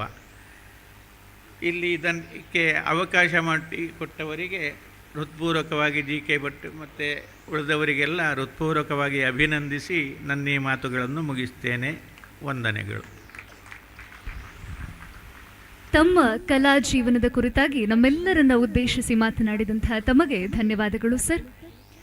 ವೃತ್ತಿಯಲ್ಲಿ ಉಪನ್ಯಾಸಕರಾಗಿ, ಪ್ರವೃತ್ತಿಯಲ್ಲಿ ಲೇಖಕರು, ಕವಿಗಳು, ಅರ್ಥಧಾರಿಗಳು, ವೇಷಧಾರಿಗಳು, ಆಕಾಶವಾಣಿ ಕಲಾವಿದರು, ಭಾಷಣಕಾರರಾಗಿ ಒಟ್ಟಾರೆ ಆಡುಮುಟ್ಟದ ಸೊಪ್ಪಿಲ್ಲ ಎಂಬಂತೆ ಸರ್ವ ಕ್ಷೇತ್ರಗಳಲ್ಲೂ ಛಾಪು ಮೂಡಿಸಿದಂಥ ನಮ್ಮ ಮಾರ್ಗದರ್ಶಕರಾದ ಶ್ರೀ ಗಣರಾಜ ಕುಂಬಳೆ ಇವರಿಂದ ಒಂದೆರಡು ಮಾತುಗಳು.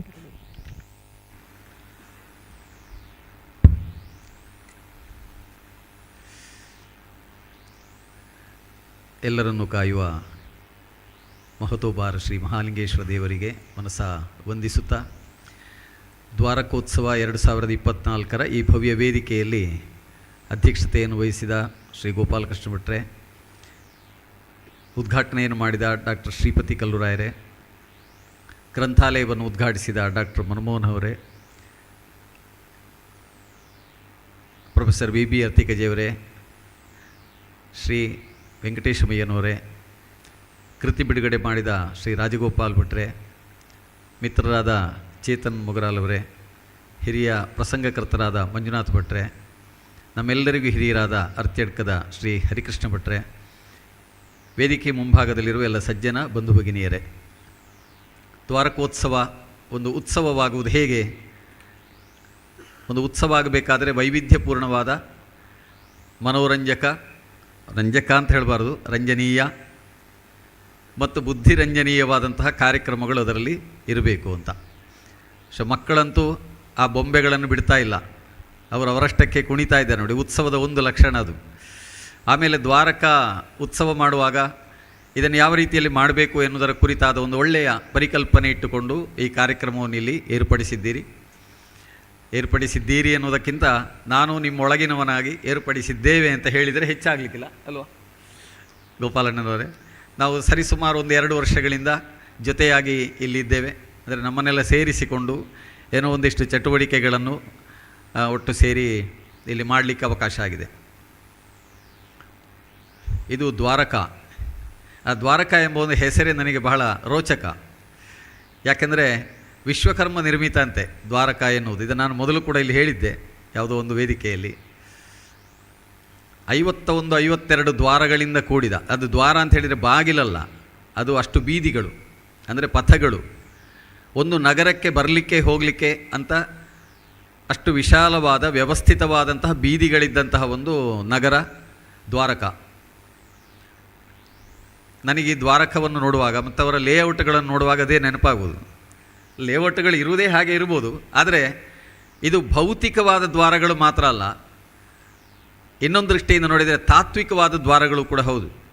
ಇಲ್ಲಿ ನೋಡಿ, ನನಗೆ ವಿಚಿತ್ರ ಅಂತ ಅನ್ನಿಸು, ಒಂದು ಕಡೆಯಲ್ಲಿ ಯಕ್ಷಗಾನ ಉಂಟು, ಪುತ್ತೂರು ರಮೇಶ ಭಟ್ರು ಭಾಗವತರು ಬಂದು ತರಗತಿ ಮಾಡ್ತಾರೆ, ನಿಲಕೋಡಿ ಗಿರೀಶ ಭಟ್ರು ಬಂದು ಚೆಂಡೆಮದ್ದಳೆ ವಾದನದ ತರಗತಿ ನಡೆಸ್ತಾರೆ. ಇನ್ನೊಂದು ಕಡೆಯಲ್ಲಿ ಬಾಬಣ್ಣ ಬಂದು ಅವರು ಕೀಬೋರ್ಡಿನ ಕ್ಲಾಸನ್ನು ಕೂಡ ಮಾಡ್ತಾರೆ.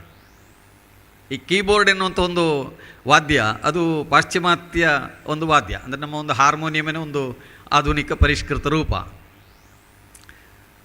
ಆದರೆ ಈ ರೀತಿಯಾದ ಎರಡು ಭಿನ್ನವಾದ ಆಯಾಮಗಳನ್ನು ಹೊಂದಿದ ಸಂಗೀತದ ಅಥವಾ ಗಾಯನದ ಅಥವಾ ವಾದನದ ರೂಪಗಳಿದ್ದರೆ, ಇನ್ನೊಂದು ಕಡೆಯಲ್ಲಿ ಸಂಸ್ಕಾರವನ್ನು ಮಕ್ಕಳಿಗೆ ನೀಡಬೇಕೆನ್ನುವ ಕಾಳಜಿಯಿಂದ ವರ್ಷಪೂರ್ತಿಯಾಗಿ ವಿವಿಧ ಕಡೆಗಳಲ್ಲಿಯೂ ಈ ದ್ವಾರಕಾ ಬಡಾವಣೆಯಲ್ಲಿಯೂ ಹಲವು ಬಗೆಯ ತರಬೇತಿ ಕಾರ್ಯಕ್ರಮಗಳು, ಅದು ಮಕ್ಕಳಿಗಾಗಿ ಈಗಾಗಲೇ ನಮ್ಮ ಚೇತನ್ ಭಾಯಿ ಹೇಳಿದರು, ಮಕ್ಕಳು ನಮ್ಮ ಕಣ್ಣ ಮುಂದಿನ ಆಸ್ತಿ ಅಂತ. ಮಕ್ಕಳಿಗಾಗಿ ಆಸ್ತಿ ಮಾಡಬೇಡಿ, ಆದರೆ ಮಕ್ಕಳನ್ನೇ ಆಸ್ತಿ ಮಾಡಿ ಅಂತ ಒಂದು ಹಿರಿಯರು ಹೇಳ್ತಾರಲ್ಲ, ಈ ಮಕ್ಕಳಲ್ಲಿರುವಂತಹ ಪ್ರತಿಭೆ, ಅವರಲ್ಲಿರುವಂತಹ ಆಸಕ್ತಿ ಇತ್ಯಾದಿಗಳೆಲ್ಲ ಕೊನರುವ ಹಾಗೆ ಮಾಡಿದರೆ ಅದರ ಮೂಲಕವಾಗಿ ಬಹಳ ದೊಡ್ಡದಾದಂಥ ಒಂದು ಪ್ರಯೋಜನ ನಮ್ಮ ಸಮಾಜಕ್ಕಾಗ್ತದೆ ಎನ್ನುವ ಒಂದು ಪರಿಕಲ್ಪನೆಯ ಹಿನ್ನೆಲೆಯಲ್ಲಿ ಈ ಚಟುವಟಿಕೆಗಳು ವರ್ಷಪೂರ್ತಿಯಾಗಿ ನಡೀತವೆ.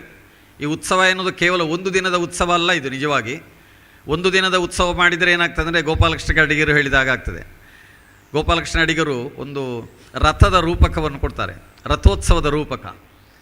ದೇಗುಲದ ರಥೋತ್ಸವಗಳೆಲ್ಲ ಒಂದು ದಿನದ ರಥೋತ್ಸವ ಆಗಿಬಿಡ್ತವೆ. ಮಾರನೇ ದಿವಸ ಆ ರಥ ಎನ್ನುವುದು ಒಂದು ಉಪಕರಣವಾಗಿ ಯಾವುದೋ ಒಂದು ಶೆಡ್ಡಿನಲ್ಲಿ ಇರ್ತದೆ, ಅದರಲ್ಲಿ ಪಾರಿವಾಳ ಹಿಕ್ಕೆ ಆಗ್ತದೆ ಅಂತ.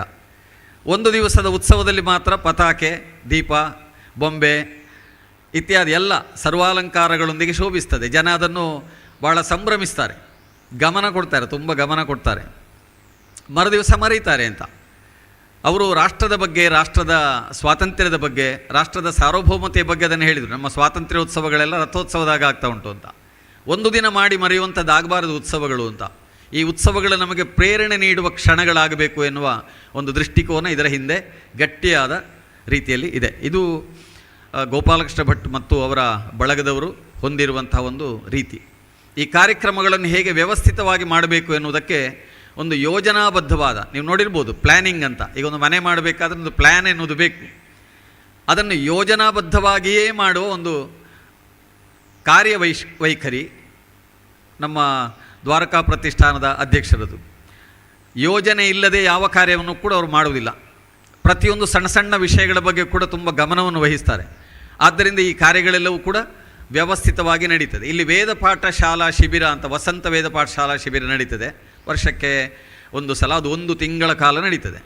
ಅಲ್ಲಿ ವೇದ ಪಾಠದ ಜೊತೆಗೆ ಮಕ್ಕಳಿಗೆ ಅವರ ವ್ಯಕ್ತಿತ್ವ ವಿಕಸನವಾಗುವ ದೃಷ್ಟಿಯಿಂದ ವಿವಿಧ ರೀತಿಯ ತರಬೇತಿಗಳನ್ನು ಕೊಡ್ತಾರೆ.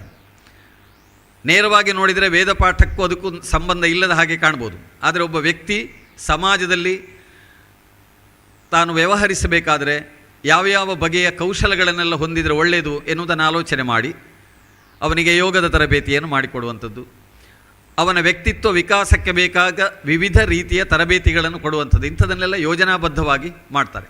ಆ ಮೂಲಕವಾಗಿ ನಮ್ಮ ಭವಿಷ್ಯದ ಕುಡಿಗಳಾದ ಎಳೆಯರ ಅಭಿವೃದ್ಧಿಯನ್ನು ಮಾಡುವ ಮೂಲಕ ನಮ್ಮ ಸಮಾಜಕ್ಕೆ ಒಳ್ಳೆಯ ನಾಗರಿಕರನ್ನು ಸಿದ್ಧಪಡಿಸುವ ಈ ಒಂದು ನಿಟ್ಟಿನಲ್ಲಿ ಕೆಲಸ ಮಾಡ್ತಾರೆ. ಮಕ್ಕಳನ್ನೇ ಆಸ್ತಿಯನ್ನಾಗಿಸುವ ಕಾರ್ಯವನ್ನು ಮಾಡ್ತಾ ಇದ್ದಾರೆ. ಆದ್ದರಿಂದ ಈ ದ್ವಾರಕಾ ಎನ್ನುವುದು 10 ಹಲವು ಹಾದಿಗಳನ್ನು ಈ ನಿಟ್ಟಿನಲ್ಲಿ ಹಾಕಿಕೊಂಡು ಬೆಳೆದು ಬಂದಿದೆ. ಈ ಉತ್ಸವದ ಸಂದರ್ಭದಲ್ಲಿ ಸಾಹಿತ್ಯಕ್ಕೂ ಕೂಡ ಪ್ರೋತ್ಸಾಹ ಕೊಡಬೇಕೆನ್ನುವ ದೃಷ್ಟಿಯಿಂದ ಪುಸ್ತಕಗಳನ್ನು ಪ್ರಕಟಿಸುವ ಕಾರ್ಯವನ್ನು ಮಾಡ್ತಾ ಇದ್ದಾರೆ. ಕಳೆದ ವರ್ಷವೂ ಒಂದು ಪುಸ್ತಕ ಬಂದಿತ್ತು, ಓದೋಣ ಬಾರ ಅಂತ. ಆ ಪುಸ್ತಕದಲ್ಲಿ ಮಚ್ಚಿಮಲೆ ಶಂಕರನಾರಾಯಣ ರಾಯರೆನ್ನುವ ನಮ್ಮ ಪುತ್ತೂರಿನವರೇ ಆದ, ಎಲ್ಲರೂ ಮರೆತಿರಬಹುದಾದ ಒಬ್ಬರು ಕವಿಯ 2 ಕವನ ಸಂಕಲನಗಳನ್ನು ಮತ್ತೆ ನೆನಪು ಮಾಡುವುದಕ್ಕಾಗಿ ಮುದ್ರಿಸಿ ಉಚಿತವಾಗಿ ಹಂಚಿದ್ದಾರೆ.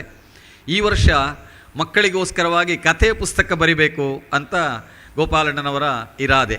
ಆ ದೃಷ್ಟಿಯಿಂದ ನನ್ನಲ್ಲಿ ಒಂದು ಸ್ವಲ್ಪ ಕತೆ ಬರಿಬೇಕು ಅಂತ ಹೇಳಿದರು. ಹಾಗೆ ಏನು ವಿಷಯ, ಏನು ವಸ್ತು ಅಂತ ಹೀಗೆ ಯೋಚಿಸುವಾಗ ನೈತಿಕ ಶಿಕ್ಷಣವನ್ನು ಕೊಡುವ ದೃಷ್ಟಿಯಿಂದ ಕಥೆಗಳನ್ನು ಆಯ್ದು ಬರೆದರೆ ಒಳ್ಳೆಯದು ಅಂತ ಅಭಿಪ್ರಾಯ ಹೇಳಿದರು. ಆ ನಿಟ್ಟಿನಲ್ಲಿ ಪುರಾಣದ ಮತ್ತು ಇತಿಹಾಸದ ಮಹಾಪುರುಷರ ಕುರಿತಾದ ಜೀವನದ ಮುಖ್ಯ ಭಾಗವನ್ನು ಅನುಸರಿಸಿ ಒಂದು 2 ಪುಟಕ್ಕಾಗುವ ಹಾಗೆ ಚಿಕ್ಕದಾದ ಕತೆ, ಇದು ಪುಟ್ಟ ಕತೆ, ಗಾತ್ರದಲ್ಲಿ ಪುಟ್ಟ ಕತೆ. ಆದರೆ ತಾತ್ವಿಕವಾಗಿ ನೋಡಿದರೆ ನನ್ನ ಪ್ರಕಾರ ಅವು ಪುಷ್ಟ ಕತೆ. ಪುಷ್ಟ ಅಂದರೆ ತತ್ವದಿಂದ ಪೋಷಿತವಾದ ಕಥೆಗಳು, ತತ್ವಪುಷ್ಟವಾದ ಕಥೆಗಳು. ಮಕ್ಕಳು ಪುಷ್ಟರಾಗಬೇಕೆನ್ನುವ ದೃಷ್ಟಿಯಿಂದ ಬರೆಯುವ ಪುಟ್ಟ ಕತೆ. ನಾವು ಮಕ್ಕಳನ್ನು ಪುಟ್ಟ ಅಂತ ಹೇಳುವುದು ಅವನು ಕೇವಲ ಸಣ್ಣವನಾಗಿದ್ದಾನೆ ಅಂತ ಮಾತ್ರ ಅಲ್ಲ, ನಮ್ಮ ದೃಷ್ಟಿಯಲ್ಲಿ ಅವರು ಪುಷ್ಟರಾಗಬೇಕು. ಆ ದೃಷ್ಟಿಯಿಂದ ಆ ಮಕ್ಕಳು ನೈತಿಕವಾದ ಅರಿವನ್ನು ಪಡೆಯುವ ನಿಟ್ಟಿನಲ್ಲಿ ಈ ಕಥೆಗಳು ಸಹಕಾರಿಯಾಗಲಿ ಅಂತ ಈ ಕಥೆಗಳನ್ನು ಬರೆದಿದ್ದೇವೆ. ಈ ಕಥೆಯನ್ನು ಪ್ರಕಟಿಸಿ ಆ ಮೂಲಕವಾಗಿ ಸಂಸ್ಥೆಯ ಒಳ್ಳೆಯ ಒಂದು ಯೋಜನೆಯನ್ನು ಕಾರ್ಯಗತಗೊಳಿಸಿದಂತಹ ಪ್ರತಿಷ್ಠಾನಕ್ಕೆ, ಅದಲ್ಲದೆ ಇನ್ನೊಂದು ಪೂರಕವಾದ ವಿಷಯ ಅಂದರೆ ಒಂದು ಗ್ರಂಥಾಲಯದ ಸ್ಥಾಪನೆ. ಈಗಾಗಲೇ ಬಹುಶಃ ಒಂದು 60,000 ಮೌಲ್ಯದ ಪುಸ್ತಕಗಳನ್ನು ಅವರು ಖರೀದಿ ಮಾಡಿದ್ದಾರೆ. ಮತ್ತು ನೀವು ವಿರಾಮ ಇದ್ದಾಗ ಆ ಗ್ರಂಥಾಲಯವನ್ನು ಸಂದರ್ಶನ ಮಾಡ್ಬೋದು. ಒಂದು ಗ್ರಂಥಾಲಯದ ಸ್ಥಾಪನೆ ಮಾಡಬೇಕಾದ್ರೆ ಅದಕ್ಕಿರುವ ಭೌತಿಕವಾದ ಅದರ ಒಂದು ಕಟ್ಟಡ ನಿರ್ಮಾಣ, ಅದಕ್ಕೆ ಇನ್ನೂ ಒಂದಷ್ಟು ಖರ್ಚಾಗ್ತದೆ. ಈ ಎಲ್ಲ ಖರ್ಚುಗಳಿಗೆ ಪ್ರತಿಫಲ ಹಣದ ರೂಪದಲ್ಲಿ ಬರುವುದಿಲ್ಲ, ಅದರ ವಿನಿಯೋಗದ ರೂಪದಲ್ಲಿ ಬರ್ತದೆ. ಅವರು ಪುಸ್ತಕಕ್ಕೆಲ್ಲ ಬೆಲೆ ಅಂತ ಇಡುವುದಿಲ್ಲ, ಅಂದರೆ ಹಣಕ್ಕೆ ಮಾರಾಟ ಮಾಡುವುದಿಲ್ಲ, ಸದುಪಯೋಗವೇ ಇದರ ಬೆಲೆ ಅಂತ ಹಾಕಿದ್ದಾರೆ. ಅಂದರೆ ಗ್ರಂಥಾಲಯವೂ ಹಾಗೆ ಸದುಪಯೋಗ ಆಗಬೇಕು. ಯಕ್ಷಗಾನದ ಕೃತಿಗಳು ಕೂಡ ಅವು ಜನಗಳದನ್ನು ಓದುವುದರ ಮೂಲಕ, ಅದನ್ನು ಗಾಯನ ಮಾಡುವುದರ ಮೂಲಕ, ಅದನ್ನು ಅಭಿನಯ ಮಾಡುವುದರ ಮೂಲಕವಾಗಿ ಅವುಗಳು ಸಾರ್ಥಕಗೊಳ್ಳಬೇಕು, ಸಮಾಜದಲ್ಲಿ ಅವುಗಳು ಬಳಕೆಯಾಗಬೇಕೆನ್ನುವ ಉದ್ದೇಶವನ್ನು ಇಟ್ಟುಕೊಂಡಿದ್ದಾರೆ. ಹಾಗಾಗಿ ಈ ಗ್ರಂಥ ಪ್ರಕಟಣೆ, ಗ್ರಂಥ ಪತ್ರಿಕೆ ಇತ್ಯಾದಿಗಳ ಓದುವುದರ ಕುರಿತಾದಂಥ ಒಂದು ವ್ಯವಸ್ಥೆ, ಇವುಗಳ ಮೂಲಕವಾಗಿ ಈ ಉತ್ಸವ ಒಂದು ರೀತಿಯಲ್ಲಿ ಸಾರ್ಥಕವಾಯಿತು. ಕಥೆಯನ್ನು ಬರೀಲಿಕ್ಕೆ ಮತ್ತು ಇಲ್ಲಿಗೆ ಆಗಾಗ ಬಂದು ಮಕ್ಕಳೊಂದಿಗೆ ಒಂದಷ್ಟು ಒಡನಾಟ ಮಾಡಿ ನಮ್ಮ ವಿಚಾರಗಳನ್ನು ಮಕ್ಕಳೊಂದಿಗೆ ಹಂಚಿಕೊಳ್ಳುವುದಕ್ಕೆ, ಮಕ್ಕಳಿಗೆ ಕಲಿಸುವುದು ಎನ್ನುವುದು ನೆಪ ಮಾತ್ರ, ಮಕ್ಕಳಿಗೆ ಕಲಿಸುವ ಮೂಲಕವಾಗಿ ನಮಗೆ ಕಲೀಲಿಕ್ಕೆ ಅವಕಾಶವನ್ನು ಮಾಡಿಕೊಟ್ಟ ಗೋಪಾಲಣ್ಣವರಿಗೆ ಮತ್ತು ಈ ದ್ವಾರಕಾ ಕನ್ಸ್ಟ್ರಕ್ಷನ್ ಮತ್ತು ದ್ವಾರಕಾ ಪ್ರತಿಷ್ಠಾನದ ಎಲ್ಲ ಸನ್ಮಿತ್ರ ಬಂಧು ಭಗಿನಿಯರಿಗೆ ವಂದಿಸುತ್ತಾ, ನನಗೆ ಇಲ್ಲಿ ಮಾತನಾಡುವುದಕ್ಕೊಂದೆರಡು ಅವಕಾಶ ಕೊಟ್ಟದ್ದಕ್ಕಾಗಿ ನಮಿಸಿ ವಿರಮಿಸ್ತೇನೆ. ನಮಸ್ತೆ. ಪ್ರತಿ ಯೋಜನೆ ಯೋಜನೆಯಾಗಿ ಬದಲಾಗಿ ಕಾರ್ಯರೂಪಕ್ಕೆ ಬಂದು ಮಕ್ಕಳಲ್ಲಿ ಸಂಸ್ಕೃತಿ ಸಂಸ್ಕಾರಗಳ ಅಭಿವೃದ್ಧಿಗೆ ಕಾರಣೀಭೂತವಾಗುತ್ತದೆ ಎಂಬುದನ್ನು ತಿಳಿಸಿಕೊಟ್ಟಂತಹ ತಮಗೆ ಧನ್ಯವಾದಗಳು ಸರ್. ಬಂಧುಗಳೇ, ವಿವೇಕಾನಂದ ಸ್ವಾಯತ್ತ ಮಹಾವಿದ್ಯಾಲಯದಲ್ಲಿ ಕನ್ನಡ ವಿಭಾಗ ಮುಖ್ಯಸ್ಥರು 20ಕ್ಕೂ ಹೆಚ್ಚು ಸಂಶೋಧನಾ ಲೇಖನಗಳನ್ನು, ಕಾಲೇಜು ವಾರ್ಷಿಕ ಸಂಚಿಕೆಗಳ ಪ್ರಕಟಣೆ ನಡೆಸಿ 45ಕ್ಕೂ ಹೆಚ್ಚು ರಾಜ್ಯ ರಾಷ್ಟ್ರಮಟ್ಟದ ವಿಚಾರ ಸಂಕಿರಣಗಳಲ್ಲಿ ಪಾಲ್ಗೊಂಡ ಶಿಕ್ಷಣ ವಿಭೂಷಣ, ಶಿಕ್ಷಣ ಶ್ರೀ ಬಿರುದಾಂಕಿತ ಡಾಕ್ಟರ್ ಮನಮೋಹನ ಎಂ ಇವರಿಂದ ಒಂದೆರಡು ಮಾತುಗಳು.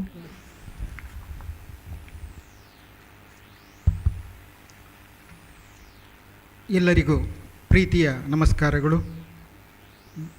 ದ್ವಾರಕೋತ್ಸವ 2024 ಈ ಸಂದರ್ಭದ ಈ ಸಭೆಯ ಅಧ್ಯಕ್ಷರೇ ಹಾಗೂ ಎಲ್ಲ ಹಿರಿಯರೇ ಮತ್ತು ವೇದಿಕೆಯ ಮುಂದಿರುವ ಹಿರಿಯರೇ ಮತ್ತು ಕಿರಿಯರೇ ಎಲ್ಲರಿಗೂ ನನ್ನ ಪ್ರೀತಿಯ ನಮಸ್ಕಾರಗಳನ್ನು ಹೇಳುತ್ತಾ, ಪ್ರೊಫೆಸರ್ ವಿ.ಬಿ. ಅರ್ತಿಕಜೆಯವರು ನನ್ನ ಗುರುಗಳು, ನನಗೆ ಇತಿಹಾಸ ಪಾಠ ಹೇಳಿಕೊಟ್ಟವರು ಮತ್ತು ಅವರ ತಮ್ಮ ಶ್ರೀಕೃಷ್ಣ ಭಟ್ ಅರ್ತಿಕಜೆ ಮಡ್ರಾಸ್ ಯೂನಿವರ್ಸಿಟಿಯ ಕನ್ನಡ ವಿಭಾಗದ ಮುಖ್ಯಸ್ಥರಾಗಿದ್ದವರು, ಅವರು ನನಗೆ ಕನ್ನಡ ಪಾಠ ಹೇಳಿಕೊಟ್ಟವರು. ಈ ಗುರುಗಳ ಮಧ್ಯದಲ್ಲಿ ನಾನು ಮಾತಾಡ್ತಾ ಇದ್ದೇನೆ. ಹಾಗಾಗಿ ನಾನು ಹಿರಿಯರ ಮಧ್ಯದಲ್ಲಿ ಮಾತಾಡ್ತಿರುವ ಕಾರಣ ನನ್ನ ಏನಾದರೂ ಮಾತಿನಲ್ಲಿ ವ್ಯತ್ಯಾಸಗಳಾದರೆ ನೀವೆಲ್ಲರೂ ಕ್ಷಮಿಸಬೇಕು ಅಂತ ಹೇಳ್ತಾ ಒಂದೆರಡು ಮಾತುಗಳನ್ನು ನಿಮ್ಮ ಜೊತೆಗೆ ಹಂಚಿಕೊಳ್ತಾ ಇದ್ದೇನೆ. ನನಗೆ ಇವತ್ತು ಒಂದು ಪುಣ್ಯದ ಕಾಲ. ಯಾಕೆ ಅಂತ ಹೇಳಿದರೆ, ನನ್ನ ಗುರುಗಳಾಗಿರುವಂಥ ಶ್ರೀಕೃಷ್ಣ ಭಟ್ ಅರ್ತಿಕಜೆಯವರು ಒಂದು ಮಾತು ಹೇಳಿದ್ದಾರೆ, ನಾವು ಏನೇ ಕೆಲಸ ಮಾಡುವಾಗ ನಾವು ಆ ಕೆಲಸಕ್ಕೆ ಯೋಗ್ಯರ ಅಂತ ನಾವು ಗಮನಿಸಿಕೊಳ್ಬೇಕು ಅಂತ. ಹಾಗೆ ನಾನು ಈ ಗ್ರಂಥಾಲಯವನ್ನು ಉದ್ಘಾಟನೆ ಮಾಡಬೇಕು ಅಂತ ಗಣರಾಜ್ ಕುಂಬ್ಳೆ ಅವರು ನನ್ನ ಹತ್ರ ಕೇಳಿಕೊಂಡಾಗ ನಾನು ಯೋಗ್ಯನಾ ಅಂತ ನನ್ನನ್ನು ನಾನು ಪ್ರಶ್ನೆ ಮಾಡಿಕೊಂಡಾಗ, ನಾನು ಹೆಚ್ಚು ಗ್ರಂಥಾಲಯವನ್ನು ಬಳಸಿದವನು ಎನ್ನುವ ದೃಷ್ಟಿಯಿಂದ ನಾನು ಯೋಗ್ಯ ಅಂತ ತಿಳ್ಕೊಂಡು ಇಲ್ಲಿ ಬಂದಿದ್ದೇನೆ. ಮತ್ತು ಒಂದು ಗ್ರಂಥಾಲಯವನ್ನು ಉದ್ಘಾಟನೆ ಮಾಡುವಂತಹ ಒಂದು ಕಾರ್ಯ ಅದು ಪುಣ್ಯದ ಕೆಲಸ. ಅಥವಾ ದ್ವಾರಕಾ ಪ್ರತಿಷ್ಠಾನದ ವತಿಯಿಂದ ಒಂದು ಗ್ರಂಥಾಲಯವನ್ನು ಈ ಬಡಾವಣೆಯಲ್ಲಿ ಸ್ಥಾಪನೆ ಮಾಡುವಂಥದ್ದು ಎನ್ನುವಂಥದ್ದು, ಯಾಕೆಂದರೆ ಅದೊಂದು ಜ್ಞಾನ ಪ್ರಸಾರದ ಭಾಗ. ಎಲ್ಲಿ ಜ್ಞಾನ ಪ್ರಸಾರ ಆಗ್ತದೋ, ಎಲ್ಲಿ ಜ್ಞಾನ ಯಜ್ಞ ಆಗ್ತದೋ, ಅದು ಒಂದು ದೇವಸ್ಥಾನ ಕಟ್ಟುವುದಕ್ಕಿಂತ ಮಿಗಿಲಾದದ್ದು, ಒಂದು ದೇವಸ್ಥಾನ ಕಟ್ಟುವುದಕ್ಕಿಂತ ದೊಡ್ಡದಾದಂಥ ಕೆಲಸ. ಹಾಗಾಗಿ ಈ ಬಡಾವಣೆ ಒಳಗಡೆ ಜ್ಞಾನ ಪ್ರಸಾರ ಮಾಡುವ ಮತ್ತು ಅದನ್ನು ಹಂಚುವ ಕೆಲಸ ಇಲ್ಲಿಯ ಗ್ರಂಥಾಲಯದ ಮೂಲಕ ಆಗ್ತಾ ಇದೆ ಎನ್ನುವಂಥದ್ದು ಬಹಳ ಸಂತೋಷ. ಅಂತಹ ಒಂದು ಪುಣ್ಯ ಸಂದರ್ಭದಲ್ಲಿ ನನಗೆ ಭಾಗಿಯಾಗಲಿಕ್ಕೆ ಅವಕಾಶ ಮಾಡಿಕೊಟ್ಟ ಎಲ್ಲ ಹಿರಿಯರಿಗೆ ನಾನು ಧನ್ಯವಾದವನ್ನು ಹೇಳುತ್ತಾ, ಜ್ಞಾನ ಮತ್ತು ಅಕ್ಷರ ಬೇರೆ ಬೇರೆ. ನಾವೆಲ್ಲರೂ ಅಕ್ಷರ ಜ್ಞಾನಿಗಳಾದ ಕೂಡಲೇ ಜ್ಞಾನಿ ಅಂತ ಆಗುವುದಿಲ್ಲ. ಈಗ ಉದಾಹರಣೆಗೆ ಒಂದು ರಸ್ತೆ ಇದೆ, ರಸ್ತೆಯಲ್ಲಿ ಹಂಸು ಮಾಡ್ತಾರೆ. ಈ ಹಂಸು ಮಾಡಿದ ಕೂಡಲೇ ರಸ್ತೆಯಲ್ಲಿ ಆಗಿದೆ ಅಂತ ಹೇಳಿದರೆ ನಾವು ಅಕ್ಷರ ಜ್ಞಾನಿಗಳಾಗ್ತೇವೆ ಹೊರತು ಜ್ಞಾನಿಗಳಲ್ಲ.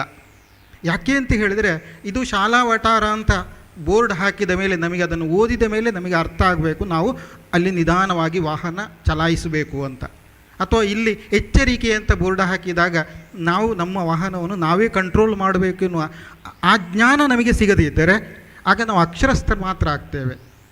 ಗ್ರಂಥಾಲಯ ಏನು ಮಾಡ್ತಾ ಇದೆ ಅಂದರೆ, ಓದುವಿಕೆಯ ಮೂಲಕ ನೀವು ತಿಳಿಯುವುದಷ್ಟೇ ಅಲ್ಲ, DVG ಹೇಳಿದ ಹಾಗೆ ಅಂತರೀಕ್ಷಣೆಯ ಅಂದರೆ ಅಂತರಂಗಕ್ಕೆ ನೀವು ಇಳಿಬೇಕಾಗ್ತದೆ. ಅದು ಓದುವಿಕೆಯ ಬಹಳ ಮುಖ್ಯ ಸಂಗತಿ ಆಗ್ತದೆ. ಹಾಗಾಗಿ ಗ್ರಂಥಾಲಯ ಜ್ಞಾನ ದೇಗುಲ ಎನ್ನುವುದನ್ನು ನಾನು ಈ ಸಂದರ್ಭದಲ್ಲಿ ಹೇಳಲಿಕ್ಕೆ ಪ್ರಯತ್ನ ಮಾಡ್ತೇನೆ. ಯಾಕೆ ಜ್ಞಾನ ಮತ್ತು ಅಕ್ಷರ ಬೇರೆ ಬೇರೆ ಅಂತ ಹೇಳಿದರೆ, ಒಂದು ಕತೆ ಬರ್ತದೆ. ಹಕ್ಕಿ ಮತ್ತು ಜೇನ್ನೊಣಗಳು ಇಬ್ಬರು ಸಂವಾದ ಮಾತಾಡಿಕೊಳ್ತಾ ಇರ್ತವೆ. ಹಕ್ಕಿ ಜೇನ್ನೊಣ ಹತ್ರ ಹೇಳ್ತದೆ, ನೀನು ಹೂವಿಂದ ಹೂವಿಗೆ ಹಾರಿ ಮಕರಂದವನ್ನು ಹೀರಿ ಅಷ್ಟು ಕಷ್ಟಪಟ್ಟು ನೀನು ಜೇನುತುಪ್ಪ ಮಾಡಿ ಸಂಗ್ರಹ ಮಾಡಿ ಇಡ್ತೀಯಲ್ಲ, ಈ ಮನುಷ್ಯರು ಅದನ್ನು ಕದ್ದುಕೊಂಡು ಹೋಗ್ತಾರಲ್ಲ, ನಿನಗೆ ಬೇಜಾರಾಗುವುದಿಲ್ವೇ ಅಂತ. ಆಗ ಜೇನ್ನೊಣ ಹೇಳುತ್ತದೆ, ಮನುಷ್ಯರು ನಾನು ಮಾಡಿಟ್ಟ ಜೇನುತುಪ್ಪವನ್ನು ಕದಿಬೋದು, ಜೇನುತುಪ್ಪ ಮಾಡಲಿಕ್ಕೆ ಬರೋದು ನನಗೆ ಮಾತ್ರ ಅಂತ. ಹಾಗಾಗಿ ಜೇನುತುಪ್ಪ ಮಾಡುವಂತಹ ಕಲೆ ಗೊತ್ತಿರೋದು ನನಗೆ. ಇದು ಜ್ಞಾನದ ಮಹತ್ವ, ಇದು ಜ್ಞಾನದ ಶ್ರೇಷ್ಠತೆ ಎಂಬುದನ್ನು ಗಮನಿಸಿಕೊಳ್ಬೇಕಾಗಿದೆ. ಒಂದು ಗ್ರಂಥಾಲಯ ಎನ್ನುವಂಥದ್ದು ಅದು ಹೇಗೆ ಅದಕ್ಕೆ ಮಹತ್ವ ಬರ್ತದೆ ಅಂದರೆ, ಆ ಗ್ರಂಥಾಲಯಕ್ಕೆ ಯಾರು ಓದಲಿಕ್ಕೆ ಬರ್ತಾರೆ ಅಂತ. ಈಗ ನಮ್ಮ ವಿವೇಕಾನಂದ ಕಾಲೇಜಿನ ಗ್ರಂಥಾಲಯಕ್ಕೆ ಒಂದು ಮಹತ್ವ ಇದೆ. ಏನು ಅಂತ ಹೇಳಿದ್ರೆ, ಅಲ್ಲಿ ವೇದ ಪುಸ್ತಕಗಳಿವೆ, ಪುರಾಣ ಪುಸ್ತಕಗಳಿವೆ, ಉಪನಿಷತ್ತಿನ ಪುಸ್ತಕಗಳಿವೆ, ಸಂಸ್ಕೃತ ಶ್ಲೋಕ ಮತ್ತು ಕನ್ನಡ ಅನುವಾದ ಸಹಿತ ಇದೆ. ನಮ್ಮ ವಿದ್ಯಾರ್ಥಿಗಳು ನಾನು ಕೇಳುವಂಥದ್ದಿದೆ, ಅದನ್ನು ನೀವು ಓದಿದ್ದೀರಿ ಅಂತ. ಆ ಭಾಗಕ್ಕೆ ಹೋಗಿಯೇ ಇರುವುದಿಲ್ಲ ಹೆಚ್ಚಿನವರು. ಆದರೆ ಅದನ್ನು ಓದಿದವರಿದ್ದಾರೆ ಎನ್ನುವಂಥದ್ದು ನನಗೆ, ನನ್ನ ವಿದ್ಯಾರ್ಥಿಗಳೇ ಓದಿದ್ದಾರೆ ಎನ್ನುವಂಥದ್ದು ನನಗೆ ಗೊತ್ತಿರುವಂಥ ಸಂಗತಿ. ಮತ್ತು ನಮ್ಮ ಗ್ರಂಥಾಲಯಕ್ಕೆ ಲಕ್ಷ್ಮೀಶ್ ತೋಲ್ಪಾಡಿ ಅವರು ಬರ್ತಾ ಇರ್ತಾರೆ. ಇತ್ತೀಚೆಗೆ ಅವರು ಬರೋದು ಕಡಿಮೆ ಆಗಿದೆ, ಹಿಂದೆ ಬರ್ತಾಯಿದ್ರು. ಇದು ವಿವೇಕಾನಂದ ಕಾಲೇಜಿನ ಗ್ರಂಥಾಲಯದ ಏನಾಗ್ತದೆ ಅಂದರೆ ಆ ಶ್ರೇಷ್ಠತೆಯನ್ನು ಹೇಳ್ತದೆ. ಹಾಗೆ ಒಂದು ಗ್ರಂಥಾಲಯಕ್ಕೆ ಯಾರು ಬರ್ತಾರೆ, ಅದನ್ನು ಎಷ್ಟು ವಿದ್ಯಾರ್ಥಿಗಳು ಉಪಯೋಗ ಮಾಡ್ತಾರೆ ಎನ್ನುವುದು ಆ ಗ್ರಂಥಾಲಯದ ಮಹತ್ವವನ್ನು ಹೇಳ್ತದೆ. ಈಗ ಒಂದು ಕತ್ತಿ ಮನೆಯಲ್ಲಿ ಇದೆ, ಅದನ್ನು ಪ್ರತಿನಿತ್ಯ ಹರಿತ ಮಾಡಿ ಉಪಯೋಗ ಮಾಡ್ತಾ ಇದ್ದರೆ ಅದು ಪ್ರತಿನಿತ್ಯ ಉಪಯೋಗ ಮಾಡಲಿಕ್ಕೆ ಬರ್ತದೆ. ಅದನ್ನು ಮೂಲೆಗೆ ಇಟ್ಟರೆ ಬಡ್ಡಾಗಿ ಹೋಗ್ತದೆ. ಪುಸ್ತಕಗಳು ಹಾಗೆ ನಾವು ಬಿಡಿಸ್ತಾ ಅದನ್ನು ಓದ್ತಾ ಇದ್ದ ಹಾಗೆ ಅದು ಕುಂಬಾಗೋದು, ಹಾಳಾಗೋದು, ಡಸ್ಟ್ ಹಿಡಿಯೋದು ಇಲ್ಲ. ಇದು ನಾವು ಮುಖ್ಯವಾಗಿ ಗಮನಿಸಿಕೊಳ್ಬೇಕಾಗಿದೆ. ಮತ್ತು ಜ್ಞಾನ ಪ್ರಸಾರ ಮಾಡುವ ಮುಖಾಂತರ ಇಡೀ ನಮ್ಮನ್ನು ಜ್ಞಾನವಂತರನ್ನಾಗಿ ಮಾಡುವಂಥದ್ದು ಗ್ರಂಥಾಲಯ. ಒಂದು ದೇಶವನ್ನು ಆಳುವಂಥವನು ಜ್ಞಾನವಂತನಾಗಿದ್ದಾಗ ಆಗ ದೇಶದ ಆಳ್ವಿಕೆಯ ದೃಷ್ಟಿಕೋನ ನೇರ ಆಗ್ತದೆ. ದೇಶವನ್ನು ಆಳುವವನು ಜ್ಞಾನವಂತನಲ್ಲದಿದ್ದಾಗ ಆಗ ನಮಗೆ ಸಮಸ್ಯೆಗಳು ಬಿಗಡಾಯಿಸ್ತವೆ ಎಂಬುದನ್ನು ಗಮನಿಸಿಕೊಳ್ಬೇಕಾಗಿದೆ. ಹಾಗಾಗಿ ನಾವು ಓದುವ ದೃಷ್ಟಿಯಿಂದ ಶ್ರೀಯುತ ಗೋಪಾಲಕೃಷ್ಣ ಭಟ್ ಅವರು ಈ ಬಡಾವಣೆಯಲ್ಲಿ ಒಂದು ಗ್ರಂಥಾಲಯ ಮಾಡಿರುವಂಥದ್ದು ಮತ್ತು ನಾವು ಅದನ್ನು ಉಪಯೋಗ ಮಾಡುವಂಥದ್ದು ಬಹಳ ಮುಖ್ಯ. ಮತ್ತು ಅವರ ಆ ದೃಷ್ಟಿಕೋನ ಅಥವಾ ಅವರ ಆಲೋಚನೆ ಬಹಳ ಮಹತ್ವದ್ದು ಅಂತ ನಾನು ಹೇಳ್ತಾ, ಒಂದು ಕತೆ ಬರ್ತದೆ. ನಾವಿವತ್ತೆಲ್ಲರೂ ಮೊಬೈಲಲ್ಲಿ ಮುಳುಗಿದ್ದೇವೆ ಅಂತ ನಾವೇ ದೂರ್ತಾ ಇರ್ತೇವೆ. ಒಮ್ಮೆ ರೈಲಲ್ಲಿ ಹೋಗುವಾಗ ತಾಯಿ ಮಗ ಇಬ್ಬರು ರೈಲಲ್ಲಿ ಪ್ರಯಾಣ ಮಾಡ್ತಾಯಿದ್ರು. ತಾಯಿನೂ ಪುಸ್ತಕ ಓದ್ತಾ ಇದ್ದರು, ಮಗನೂ ಪುಸ್ತಕ ಓದ್ತಾ ಇದ್ದ. ಇನ್ನೊಬ್ಬ ಸಹ ಪ್ರಯಾಣಿಕ ಇದ್ದ. ಪ್ರಯಾಣಿಕನಿಗೆ ಈ ಇಬ್ಬರನ್ನು ನೋಡಿ ಆಶ್ಚರ್ಯ ಆಗ್ತದೆ. ಈ ಮೊಬೈಲ್ ಯುಗದಲ್ಲಿ ಮೊಬೈಲ್ ನೋಡುವ ಬದಲು ಪುಸ್ತಕ ಇಬ್ಬರು ಓದ್ತಾ ಇದ್ದೀರಲ್ಲ.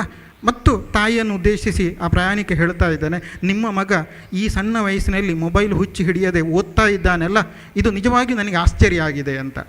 ಆಗ ತಾಯಿ ಹೇಳ್ತಾಳೆ, ತಾಯಿ ಹಾಗೆ ಮಗ ಅಂತ. ತಾಯಿ ಏನು ಮಾಡ್ತಾರ ಹಾಗೆ ಮಗ ಮಾಡ್ತಾನೆ. ನಾನು ಓದ್ತಾ ಇದ್ದೇನೆ, ಹಾಗಾಗಿ ಮಗನೂ ಓದ್ತಾ ಇದ್ದೇನೆ. ಹಾಗಾಗಿ ನಾವು ಮೊಬೈಲ್ ನೋಡ್ತಾ ಇದ್ದರೆ ನಮ್ಮ ಮಕ್ಕಳು ಮೊಬೈಲ್ ನೋಡ್ತಾ ಇರ್ತಾರೆ. ಹಾಗಾಗಿ ಇಲ್ಲಿ ಗ್ರಂಥಾಲಯದಲ್ಲಿ ಇವರು ಓದಿದರೆ ಅವರ ಮಕ್ಕಳು ಓದ್ತಾರೆ, ಇಲ್ಲಿಗೆ ಬಂದವರು ಓದ್ತಾರೆ. ಹಾಗಾಗಿ ಬೇರೆ ಎಲ್ಲ ನಮ್ಮ ಆಕರ್ಷಣೆಗಳು ಕಡಿಮೆ ಆಗ್ತದೆ ಎಂಬುದನ್ನು ಗಮನಿಸಿಕೊಳ್ಬೇಕಾಗಿದೆ. ಹಾಗಾಗಿ ಈ ಹಿನ್ನೆಲೆಯಲ್ಲಿ ಒಂದು ಗ್ರಂಥಾಲಯದ ಸ್ಥಾಪನೆ ಮತ್ತು ನಾನು ಅದನ್ನು ಉದ್ಘಾಟನೆ ಮಾಡಿದಂಥ ಎನ್ನುವಂಥ ಪುಣ್ಯ ಮತ್ತು ಆ ಎಲ್ಲ ಗ್ರಂಥಾಲಯದ ಸದುಪಯೋಗ ನಿಮಗೆಲ್ಲರಿಗೂ ಆಗಲಿ ಅಂತ ಹೇಳ್ತಾ ನನ್ನ ಒಂದೆರಡು ಮಾತುಗಳನ್ನು ಮುಗಿಸ್ತಾ ಇದ್ದೇನೆ ಮತ್ತು ಅವಕಾಶಕ್ಕೆ ಧನ್ಯವಾದವನ್ನು ಹೇಳ್ತಾ ಇದ್ದೇನೆ. ಧನ್ಯವಾದಗಳು. ಇಂದು ಉದ್ಘಾಟನೆಗೊಂಡ ಗ್ರಂಥಾಲಯ ನಮ್ಮೆಲ್ಲರಲ್ಲೂ ಜ್ಞಾನಸುಧೆಯನ್ನ ಬೆಳಗಿಸಲಿ ಎಂಬ ಆಶಯದ ನುಡಿಗಳನ್ನಾಡಿದ ತಮಗೆ ಧನ್ಯವಾದಗಳು ಸರ್. ಸ್ನೇಹಿತರೆ, ನಮ್ಮೆಲ್ಲರ ಮನೆ ಮನಗಳಲ್ಲಿ, ದೇಶದ ಕಣಕಣಗಳಲ್ಲಿ ಇಂದು ರಾಮನಿದ್ದಾನೆ. 2023-24ನೇ ಸಾಲಿನ ಎಳೆಯರ ರಾಮಾಯಣ ಪರೀಕ್ಷೆಯಲ್ಲಿ ಸಾಧನೆಗೈದಂತಹ ವಿದ್ಯಾರ್ಥಿಗಳನ್ನು ವಿಶೇಷವಾಗಿ ಗುರುತಿಸುವಂತಹ ಕ್ಷಣಕ್ಕೆ ನಾವೆಲ್ಲರೂ ಸಾಕ್ಷಿಯಾಗಲಿಕ್ಕಿದ್ದೇವೆ. ಇದೀಗ ತಮ್ಮ ಮುಂದೆ ವೇದಿಕೆಯಲ್ಲಿ ಶ್ರೀಮತಿ ಶ್ವೇತಾ ರಾಮಮೋಹನ್.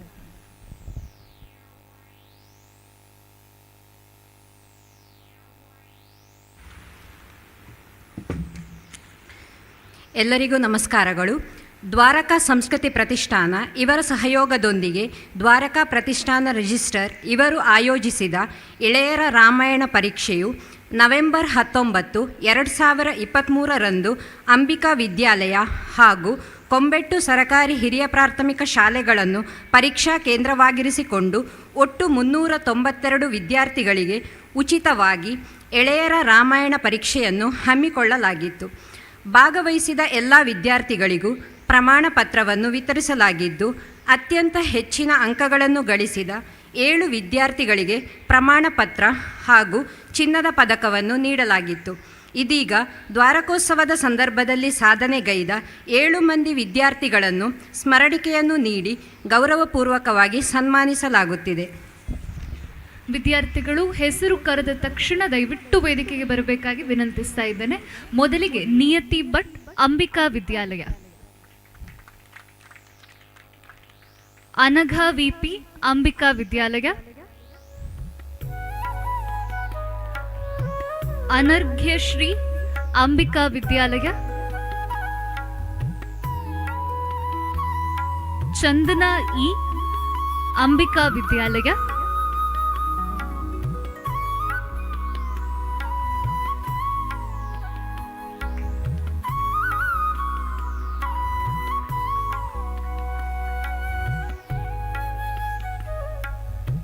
ಚಂದನಾ ಇ, ಅಂಬಿಕಾ ವಿದ್ಯಾಲಯ. ಲತಾ ಎಂಕೆ, ಕೊಂಬೆಟ್ಟು ಸರ್ಕಾರಿ ಹಿರಿಯ ಪ್ರಾಥಮಿಕ ಶಾಲೆ. ಲತಾ ಎಂಕೆ.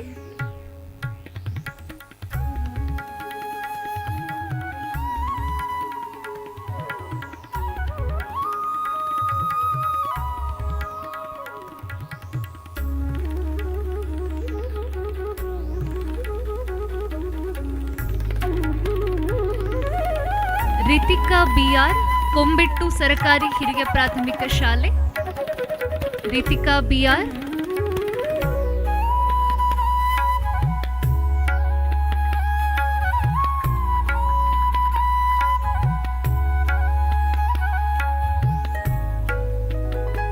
ಸಿಂಚನಾ ಪಿಜಿ, ಕೊಂಬೆಟ್ಟು ಸರಕಾರಿ ಹಿರಿಯ ಪ್ರಾಥಮಿಕ ಶಾಲೆ. ಸಿಂಚನಾ, ಕೊಂಬೆಟ್ಟು ಸರಕಾರಿ ಹಿರಿಯ ಪ್ರಾಥಮಿಕ ಶಾಲೆ.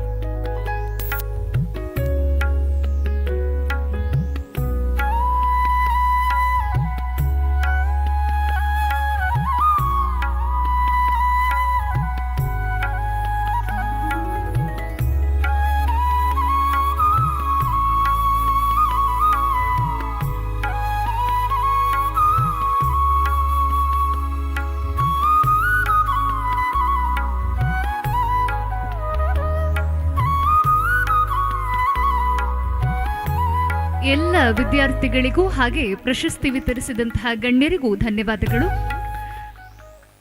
ನಮ್ಮೆಲ್ಲರ ಹಿರಿಯರು ಮಾರ್ಗದರ್ಶಕರೂ ಆಗಿರುವ ದ್ವಾರಕಾ ಪ್ರತಿಷ್ಠಾನದ ಗೌರವಾಧ್ಯಕ್ಷರಾದ ಶ್ರೀ ಹರಿಕೃಷ್ಣ ಭಟ್ ಅರ್ತ್ಯಡ್ಕ ಇವರು ನಮ್ಮೆಲ್ಲರನ್ನ ಉದ್ದೇಶಿಸಿ ಮಾತುಗಳನ್ನಾಡಬೇಕಾಗಿ ವಿನಂತಿ.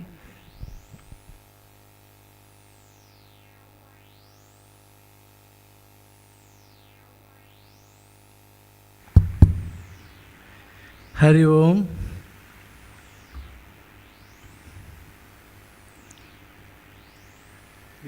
ವೇದಿಕೆಯಲ್ಲಿರುವ ಎಲ್ಲ ಗಣ್ಯ ವ್ಯಕ್ತಿಗಳೇ, ಹಿರಿಯರೇ ಹಾಗೂ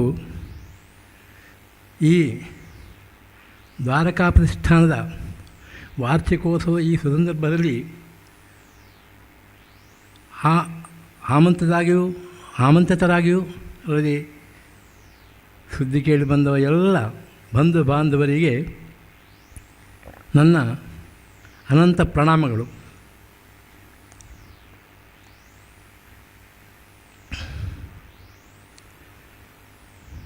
ದ್ವಾರಕಾ ಹೆಸರು ಯಾಕಾಯಿತು, ಅದು ಏನು ಹೇಗೆ ಅಂತೇಳಿದರೆ ಚಿಕ್ಕ ವಿಷಯದಲ್ಲಿ ಹೇಳ್ತೇನೆ ನಾನು. ಮಾಘದನ ಉಪಟಳದಿಂದ ಶ್ರೀಕೃಷ್ಣ ಪರಮಾತ್ಮ ಮಧುರೆಯಲ್ಲಿ ಇರಲಿಕ್ಕಾಗದೆ ಇನ್ನೊಂದು ಸುಕ್ಷೇಮ ಸ್ಥಳವನ್ನಿರುವ ಅಂತ ಹೇಳ್ಕೊಂಡು ಸಮುದ್ರದಲ್ಲಿ ಸೃಷ್ಟಿಸಿದಂಥ ಒಂದು ಪಟ್ಟಣ ದ್ವಾರಕೆ. ಸುತ್ತಲೂ ನೀರನ್ನು ಆವರಿಸಿ ಮಧ್ಯೆಯಲ್ಲಿರುವಂಥ ಪಟ್ಟಣ. ಅಂಥ ದ್ವಾರಕ ಮಹಾವಿಷ್ಣುವಿನ 8ನೇ ಅವತಾರಿಯಾದಂಥ ಶ್ರೀಕೃಷ್ಣ ಪರಮಾತ್ಮ ನಮ್ಮಾಗೆಲ್ಲ ಸಾಮಾನ್ಯ ಅಲ್ಲ. ಅವ ಎಷ್ಟು ದಯಾಮಯ ಅಂತ ಹೇಳಿದರೆ, ದೇವ ಮಾತ್ರವೇ ನೀವು ದೇವರೊಡೆಯರು ಹೊಗಳು ಬರೆಬೇ ದಾವಳಿಗಳವಲ್ಲ ಸಾಕಾಮಾಸದಂತಿರಲಿ. ನಾವು ಭಕ್ತ ಭೃತ್ಯರು ನಿಮ್ಮ ಸಾರಥಿಯಾಗಿ ನಮ್ಮನ್ನು ಕಾಬುದೆಂದರ್ಜುನನು ಹಳೆಚಾಚಿದನು ಹರಿಪದಕ್ಕೆ. ಇದು ಮಹಾಭಾರತದಲ್ಲಿ ಬರುವಂಥ ಹಾಡು, ಭಾಮಿನಿ ಷಟ್ಪದಿ. ಶ್ರೀಕೃಷ್ಣ ಅನ್ನೋ ಯುದ್ಧಕ್ಕೆ ಸಹಾಯಕ್ಕಾಗಿ ಕೌರವರು ಮತ್ತು ಪಾಂಡವರು, ಅಂದರೆ ಪಾಂಡವರ ಬೈಕಿದ್ರೆ ಅರ್ಜುನ ಮಾತ್ರ, ಕೌರವದಲ್ಲಿ ಕೌರವ ಇಬ್ಬರು ಬರ್ತಾರೆ ಸಹಾಯ ಕೇಳಲಿಕ್ಕೆ. ಅಲ್ಲಿ ಶ್ರೀಕೃಷ್ಣ ಪರಮಾತ್ಮ ಯಾದವಾದಿ ಸೈನ್ಯವನ್ನು ಒಂದು ಕಡೆಯಾಗಿ ತನ್ನನ್ನು ಒಂದು ಕಡೆಯಾಗಿ ಮಾಡಿಕೊಂಡು ಯಾವುದು ಬೇಕೋ ಅದನ್ನು ನೀವು ಆಯ್ದುಕೊಳ್ಳಿ ಅಂತೇಳಿ ಪ್ರಥಮವಾಗಿ ಚಿಕ್ಕವನಾದಂಥ ಯಾವಾಗಲಾದರೂ ಒಂದು ಹಿರಿಯರ ಆಸ್ತಿ ಇದೆ ಪಾಲನೆ ಮಾಡಿ ಮಕ್ಕಳಿಗೆ ಮೊದಲು ಆಯ್ಕೆ ಮಾಡಲಿಕ್ಕೆ ಕೊಡುವುದು ಚಿಕ್ಕ ಮಗನಿಗೆ ಮೊದಲು, ಬಾಕಿದ್ದವರಿಗೆ ಮತ್ತೆ. ಹಾಗೆ ಚಿಕ್ಕವಂಥ ಅರ್ಜುನನಿಗೆ ಶ್ರೀಕೃಷ್ಣ ಪರಮಾತ್ಮ ಅವಕಾಶ ಕೊಡ್ತಾನೆ. ಅದೇ ರೀತಿಯಲ್ಲಿ ಅರ್ಜುನ ಏನು ಮಾಡ್ತಾನೆ, ನಾವು ಬಡವರಪ್ಪ, ಕಾಡಾಡಿಗಳು, ನಮಗೆ ಪಟ್ಟಣಗಳ ಅಂಥದ್ದಿಲ್ಲ, ನಮಗೆ ಈ ದೊಡ್ಡ ಸೇನೆಯನ್ನೆಲ್ಲ ಸುಧಾರಿಸಲಿಕ್ಕೆ ನಮ್ಮಿಂದ ಸಾಧ್ಯ ಇಲ್ಲ. ನೀನೊಬ್ಬನನ್ನು ನಾವು ಹೇಗಾದರೂ 5 ಮಂದಿ ಸ್ವಲ್ಪ ನಿನಗೆ ಕೊಟ್ಟು ನಿನ್ನನ್ನು ನಾವು ನೋಡಿಕೊಂಡೆವು, ಹಾಗೆ ನಮ್ಮ ಬಲಿ ನೀನೇ ಬಾ ಅಂಥೇಳಿ ಕೃಷ್ಣನಲ್ಲಿ ಅರ್ಜುನ ಬೇಡಿಕೊಳ್ತಾನೆ. ಆ ಭಗವಂತ ಏನು ಮಾಡ್ತಾನೆ, ಹಿಂದೆ ಮುಂದೆ ನೋಡೋದಿಲ್ಲ. ನಾನು ಬರ್ತೇನೆ, ನನಗೇನು ಕೆಲಸಪ್ಪ ನಿಮ್ಮಲ್ಲಿ, ನಾನು ಒಬ್ಬರ ಅನ್ನವನ್ನು ಸುಮ್ಮಗೆ ತಿಂದು ಕೂತ್ಕೊಳ್ಳೋಂಥ ವ್ಯಕ್ತಿ ಅಲ್ಲ ಹೇಳಿ ಕೇಳ್ಕೊಳ್ತಾನೆ. ನೀವು ದೇವರು ಅಂತೇಳಿ ನಾನು ದೊಡ್ಡ ಮಾಡಿಬಿಡ್ತೀರಿ, ನನ್ನಲ್ಲಿ ಅಂಥದ್ದೇನು ಇಲ್ಲ, ಏನು ಮಾಡಬೇಕು? ಆವಾಗ ಅರ್ಜುನ ಹೇಳ್ತಾನೆ,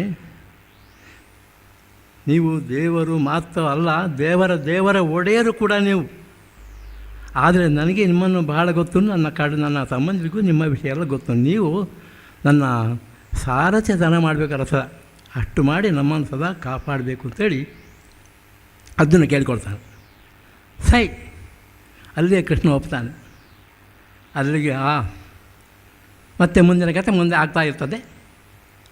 ಅದೇ ಅಂಥ ದಯಾಮಯನಾದಂಥ ದ್ವಾರಕೇಶನ ಹೆಸರು ನಮ್ಮ ಈ ದ್ವಾರಕಾಕಂಠರಿಗೆ ಬಂದಿದೆ.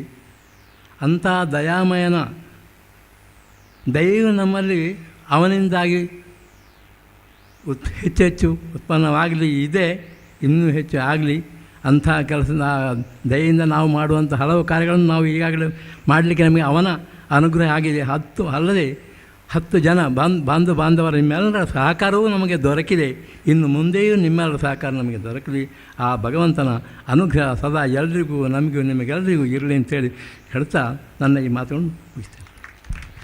ತಮ್ಮ ಪ್ರೇರಣಾದಾಯಿ ನುಡಿಗಳಿಗೆ ಧನ್ಯವಾದಗಳು. ದ್ವಾರಕಾ ಕನ್ಸ್ಟ್ರಕ್ಷನ್ ಹಾಗೆ ಎಲ್ಲ ಅಂಗಸಂಸ್ಥೆಗಳ ರೂವಾರಿಯಾಗಿರುವ ದ್ವಾರಕಾ ಪ್ರತಿಷ್ಠಾನದ ಅಧ್ಯಕ್ಷರೂ ಆಗಿರುವ ಶ್ರೀ ಗೋಪಾಲಕೃಷ್ಣ ಭಟ್ ಅರ್ತೆಡ್ಕ ಇವರಿಂದ ಅಧ್ಯಕ್ಷೀಯ ನುಡಿಗಳು.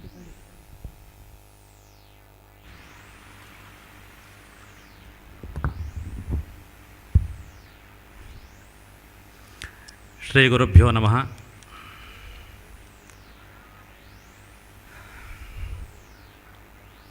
ದ್ವಾರಕೋತ್ಸವ 2024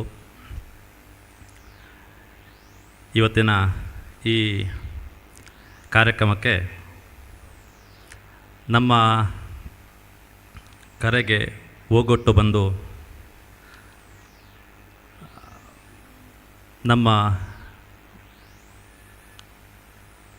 ನಿಮ್ಮೆಲ್ಲರನ್ನು ಉದ್ದೇಶಿಸಿ ಪ್ರೇರಣಾದಾಯಿ ನುಡಿಗಳನ್ನು ಹೇಳಿದ ಡಾಕ್ಟರ್ ಶ್ರೀಪತಿ ಕಲ್ಲೂರಾಯರಿಗೆ ನಮ್ಮ ದ್ವಾರಕಾ ಕನ್ಸ್ಟ್ರಕ್ಷನ್ ಮಾತೃ ಸಂಸ್ಥೆ ಹಾಗೂ ದ್ವಾರಕಾ ಪ್ರತಿಷ್ಠಾನ ಹಾಗೂ ನಮ್ಮ ಎಲ್ಲ ಸಿಬ್ಬಂದಿ ವರ್ಗ ಹಾಗೆ ನಮ್ಮ ಬಂಧು ಬಳಗದ ವತಿಯಿಂದ ನಿಮಗೆ ಹೃತ್ಪೂರ್ವಕ ಧನ್ಯವಾದವನ್ನು ಹೇಳ್ತೇನೆ. ಅದೇ ರೀತಿ ತಮ್ಮ ಉತ್ತಮ ನುಡಿಗಳಿಂದ ನಮ್ಮನ್ನು ಪ್ರೇರೇಪಿಸಿದ ಗ್ರಂಥಾಲಯ ಉದ್ಘಾಟಕರಾದ ಡಾಕ್ಟರ್ ಮನಮೋಹನ ಎಂ ಅವರಿಗೂ ನಿಮ್ಮೆಲ್ಲರ ಪರವಾಗಿ ಹೃತ್ಪೂರ್ವಕ ಧನ್ಯವಾದಗಳು. ಅರ್ತಿಗೆಜೆ ಅಜ್ಜ ಅಂತ ನಾವು ಅವ್ರನ್ನು ಕರೆಯೋದು. ಅವರ ಹತ್ರ ಮಾತನಾಡುವುದು ಅಂತ ಹೇಳಿದರೆ ನಮಗೊಂದು ಹಬ್ಬ. ಹಲವಾರು ನನಗೆ ಬಹುಶಃ ಮೊದಲಿನಿಂದ ಒಂದು ಹವ್ಯಾಸ, ಹಿರಿಯರ ಹತ್ರ ಆದಷ್ಟು ಮಾತನಾಡುವುದು. ಹಿರಿಯರ ಹತ್ರ ಮಾತನಾಡಿದ ಕೂಡಲೇ ನಮಗೆ ಬುದ್ಧಿಗೆ ಆಹಾರ ಹೆಚ್ಚು ಸಿಗ್ತದೆ. ಅವರ ಹತ್ರ ನಮ್ಮ ಅರ್ತಿಗೆಜೆ ಅಜ್ಜನ ಹತ್ರ ಮಾತಾಡ್ತಾ ತುಂಬ ನಾನು ಮಾತನಾಡುವಾಗ ನಮಗೆ ಸ್ವಲ್ಪ ಅವರ ಹತ್ರ ಹೆಕ್ಕಲಿಕ್ಕೆ ಸಿಗ್ತದೆ. ಹಾಗೆ ನಮ್ಮನ್ನು ನಿರಂತರ ಕೆಲವೊಮ್ಮೆ ಚುಚ್ಚು ನುಡಿ, ಕೆಲವೊಮ್ಮೆ ಬಿಚ್ಚು ನುಡಿಗಳಿಂದ ನಮ್ಮನ್ನು ಪ್ರೇರೇಪಿಸುತ್ತಾ ಸಮಾಜಮುಖಿ ಕೆಲಸಗಳಿಗೆ ಮತ್ತೆ ನಮ್ಮನ್ನು ತೊಡಗಿಸಿಕೊಳ್ಳುವಲ್ಲಿ ಹಿರಿಯರಾದ ವಿ.ಬಿ. ಅರ್ತಿಗೆಜೆಯವರಿಗೆ ನಿಮ್ಮೆಲ್ಲರ ಪರವಾಗಿ ಹೃತ್ಪೂರ್ವಕ ಧನ್ಯವಾದಗಳು. ವೆಂಕಟೇಶ ಮಯ್ಯರಿಗೆ ಮತ್ತು ನಮಗೆ ಹೊಸ ಪರಿಚಯ. ಗಣರಾಜ ಕುಂಬಳೆಯವರು ನಮ್ಮನ್ನು ನೀವು ಯಕ್ಷಗಾನ ರಂಗದಲ್ಲಿ ಗುರುತಿಸುವುದು ಅಂತಾದರೆ ಮೊದಲಿಗೆ ಅವರ ಹೆಸರನ್ನು ನಾನು ಹೇಳುತ್ತೇನೆ ಅಂತ ಹೇಳಿದರು. ಹಾಗೆ ಮತ್ತು ಅವರ ಪರಿಚಯವನ್ನು ವೇದಿಕೆಯಲ್ಲಿ ಅವರೇ ಮಾಡಿದರು. ಅಪರೂಪದ ಕಲಾವಿದ, ಯಂತ್ರಜ್ಞ. ನಾವು ಗುರುತಿಸಬೇಕಾದಂತಹ ಬಹುಶಃ ಆ ಸನ್ಮಾನ ಅರ್ಹರಿಗೆ ಸಂದಿದೆ ಅಂತ ನನಗೆ ಅನ್ನಿಸ್ತದೆ. ಈ ಸನ್ಮಾನಿತರಾದ ಶ್ರೀಯುತ ಕೆ ವೆಂಕಟೇಶಮಯ್ಯರಿಗೆ ನಿಮ್ಮೆಲ್ಲರ ಪರವಾಗಿ ಹೃತ್ಪೂರ್ವಕ ಧನ್ಯವಾದಗಳು. ಕೆ.ಪಿ. ರಾಜಗೋಪಾಲ್ ಯಕ್ಷಗಾನ ಕಲಾಪೋಷಕರು ಹಾಗೆ ಕನ್ಯಾನದವರಾದ ಇವರು ಮಣಿಕರ್ಣಿಕಾ ದೇವಿ ಮಹಾತ್ಮೆ ಈ 2 ಕೃತಿಗಳ ಕಥೆಯನ್ನು ಶ್ರೀಯುತ ಇವರಿಗೆ ಬೆಳ್ಳಾರೆ ಮಂಜುನಾಥ ಭಟ್ರಿಗೆ ಹೇಳಿದವರು.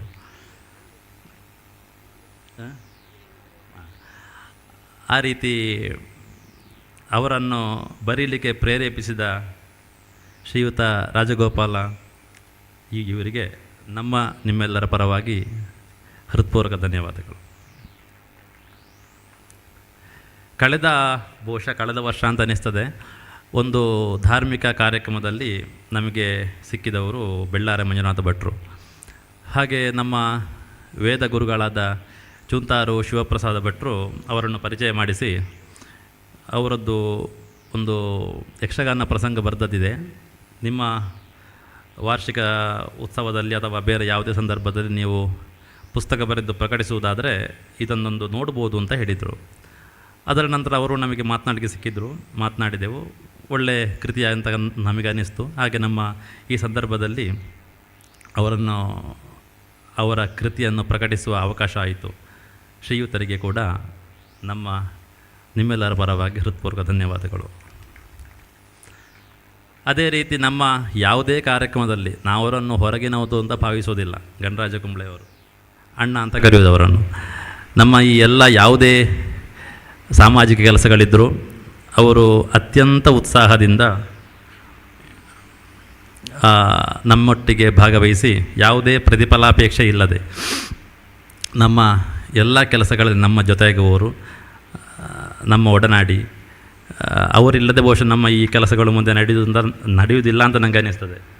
ಹಾಗೆ ಎಲ್ಲ ಕೆಲಸಗಳಲ್ಲೂ ನಮ್ಮ ಒಡನಾಡಿಯಾಗಿದ್ದು ನಮ್ಮ ಎಲ್ಲ ಕೆಲಸಗಳಿಗೆ ಬೆನ್ನೆಲುಬಾಗಿರುವ ಶ್ರೀಯುತ ಗಣರಾಜ ಕುಂಬ್ಳೆಯವರಿಗೆ ನಿಮ್ಮೆಲ್ಲರ ಪರವಾಗಿ ಮತ್ತೊಮ್ಮೆ ಹೃತ್ಪೂರ್ವಕ ಧನ್ಯವಾದಗಳು. ಅದೇ ರೀತಿ ಈ ಕಾರ್ಯಕ್ರಮದಲ್ಲಿ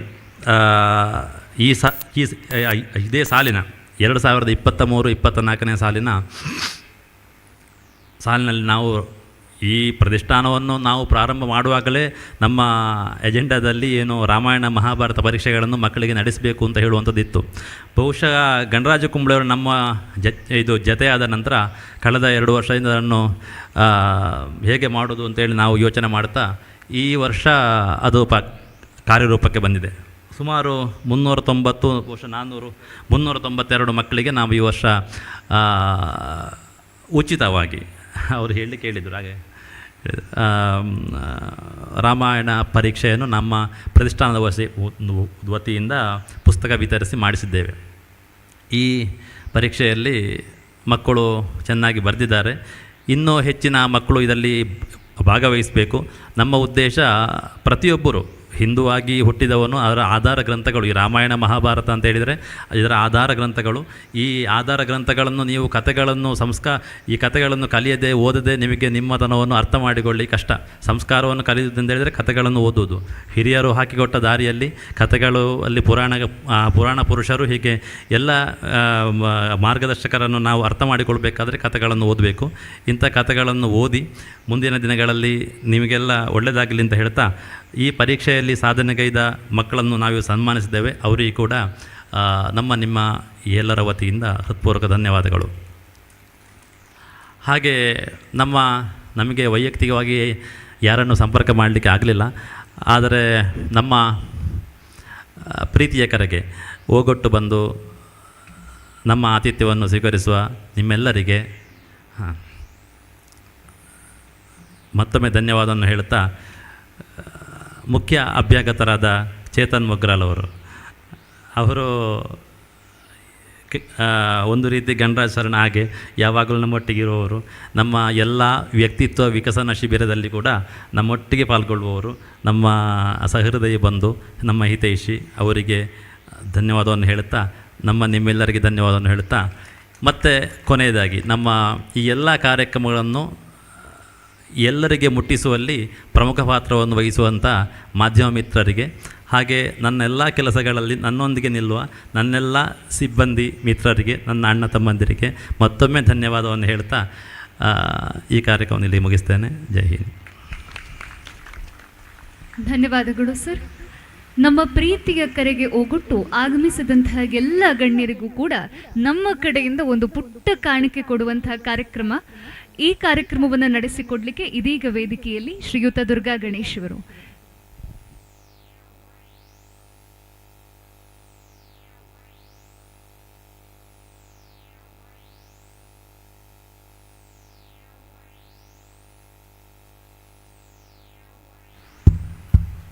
ದ್ವಾರಕೋತ್ಸವ 2024 ಈ ಕಾರ್ಯಕ್ರಮದಲ್ಲಿ ನೆಲೆದಿರುವ ಎಲ್ಲರಿಗೂ ನಮಸ್ಕರಿಸುತ್ತಾ, ಇಂದಿನ ಈ ವಿಜೃಂಭಣೆಯ ದ್ವಾರಕೋತ್ಸವ ಕಾರ್ಯಕ್ರಮವನ್ನು ಆಯೋಜಿಸಿದ ದ್ವಾರಕಾ ಪ್ರತಿಷ್ಠಾನ ಹಾಗೂ ದ್ವಾರಕಾ ಸಹ ಸಂಸ್ಥೆಗಳಿಗೆ ಮೊದಲ ಧನ್ಯವಾದಗಳನ್ನು ಸಮರ್ಪಿಸುತ್ತಿದ್ದೇನೆ. ಹಾಗೂ ಇಂದಿನ ಈ ಕಾರ್ಯಕ್ರಮವನ್ನು ದೀಪ ಬೆಳಗಿಸುವ ಮೂಲಕ ಉದ್ಘಾಟಿಸಿರುವಂತಹ ಶ್ರೀಯುತ ಡಾಕ್ಟರ್ ಶ್ರೀಪತಿ ಕಲ್ಲೂರಾಯ, ಅಧ್ಯಕ್ಷರು, ವಿವೇಕಾನಂದ ಮಹಾವಿದ್ಯಾಲಯ, ಪುತ್ತೂರು. ಇವರಿಗೆ ನಮ್ಮ ಸಂಸ್ಥೆಯ ಪರವಾಗಿ ಗೌರವ ಸ್ಮರಣಿಕೆಯನ್ನು ನೀಡಬೇಕು ಅಂತ ನಮ್ಮ ಅಧ್ಯಕ್ಷರಲ್ಲಿ ಕೇಳಿಕೊಳ್ತಾ ಇದ್ದೇವೆ.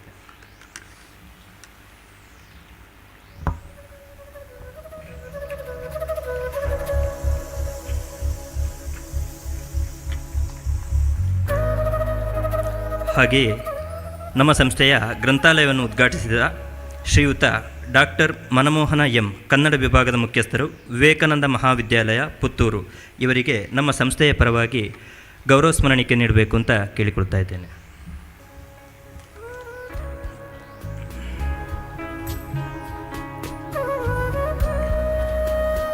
ಹಾಗೆ ಈ ನಮ್ಮ ಸಭೆಯಲ್ಲಿ ನಮ್ಮಿಂದ ಸನ್ಮಾನವನ್ನು ಸ್ವೀಕರಿಸಿದಂತಹ ಪ್ರೊಫೆಸರ್ ವಿ.ಬಿ. ಅರ್ತಿಕಜೆ ಇವರಿಗೆ ನಮ್ಮ ಸಂಸ್ಥೆಯ ಕಡೆಯಿಂದ ಗೌರವ ಸ್ಮರಣಿಕೆ ನೀಡಬೇಕು ಅಂತ ಕೇಳಿಕೊಳ್ತಾ ಇದ್ದೇನೆ.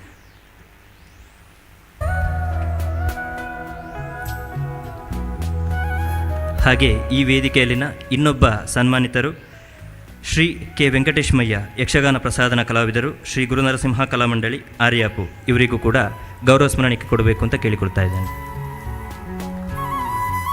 ಹಾಗೆ ಇಂದಿನ ಕಾರ್ಯಕ್ರಮದಲ್ಲಿ ಕೃತಿ ಬಿಡುಗಡೆ ಮಾಡಿಕೊಟ್ಟಂತಹ ಶ್ರೀ ಕೆ.ಪಿ. ರಾಜಗೋಪಾಲ್, ಯಕ್ಷಗಾನ ಕಲಾಪೋಷಕರು, ಕನ್ಯಾನ.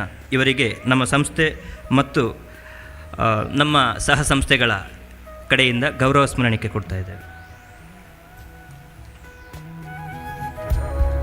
ಈ ಕಾರ್ಯಕ್ರಮದ ಪ್ರಮುಖ ಅಭ್ಯಾಗತರಾಗಿರುವಂತಹ ಶ್ರೀ ಚೇತನ್ ಮೊಗ್ರಾಲ್, ಉಪನ್ಯಾಸಕರು, ಶ್ರೀ ರಾಮಕುಂಜೇಶ್ವರ ಪದವಿ ಕಾಲೇಜು, ರಾಮಕುಂಜ. ಇವರಿಗೂ ಕೂಡ ಸ್ಮರಣಿಕೆಯನ್ನು ಕೊಡಬೇಕು ಅಂತ ಕೇಳಿಕೊಳ್ತಾ ಇದ್ದೇನೆ.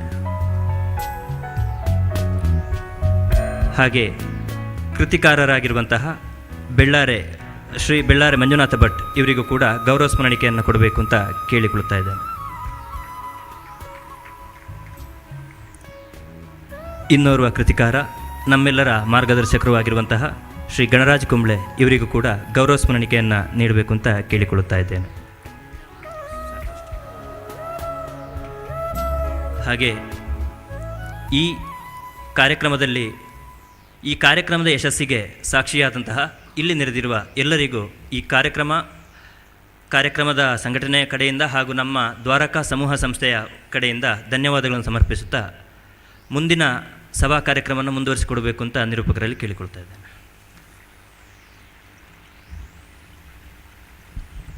ಮತ್ತೊಮ್ಮೆ ಪ್ರತ್ಯಕ್ಷ ಮತ್ತು ಪರೋಕ್ಷವಾಗಿ ಸಹಕರಿಸಿದ ಸರ್ವರಿಗೂ ಕೂಡ ಧನ್ಯವಾದಗಳನ್ನು ಸಮರ್ಪಿಸ್ತಾ ಇಲ್ಲಿಗೆ ಸಭಾ ಕಾರ್ಯಕ್ರಮವನ್ನು ಮುಕ್ತಾಯಗೊಳಿಸ್ತಾ ಇದ್ದೇವೆ. ದಯವಿಟ್ಟು ಎಲ್ಲ ಗಣ್ಯರು ಕೂಡ ವೇದಿಕೆಯ ಮುಂಭಾಗದಲ್ಲಿ ಕಾಯ್ದಿರಿಸಲಾದಂತಹ ಆಸನದಲ್ಲಿ ಕುಳಿತು ನಮ್ಮ ಜೊತೆಗೆ ಇಡೀ ದಿನ ನಡೆಯುವಂತಹ ಕಾರ್ಯಕ್ರಮಗಳಲ್ಲಿ ಪಾಲ್ಗೊಳ್ಳಬೇಕು ಅಂತ ಹೇಳಿ ದ್ವಾರಕಾ ಪ್ರತಿಷ್ಠಾನದ ವತಿಯಿಂದ ವಿನಂತಿಸಿಕೊಳ್ಳುತ್ತೇನೆ.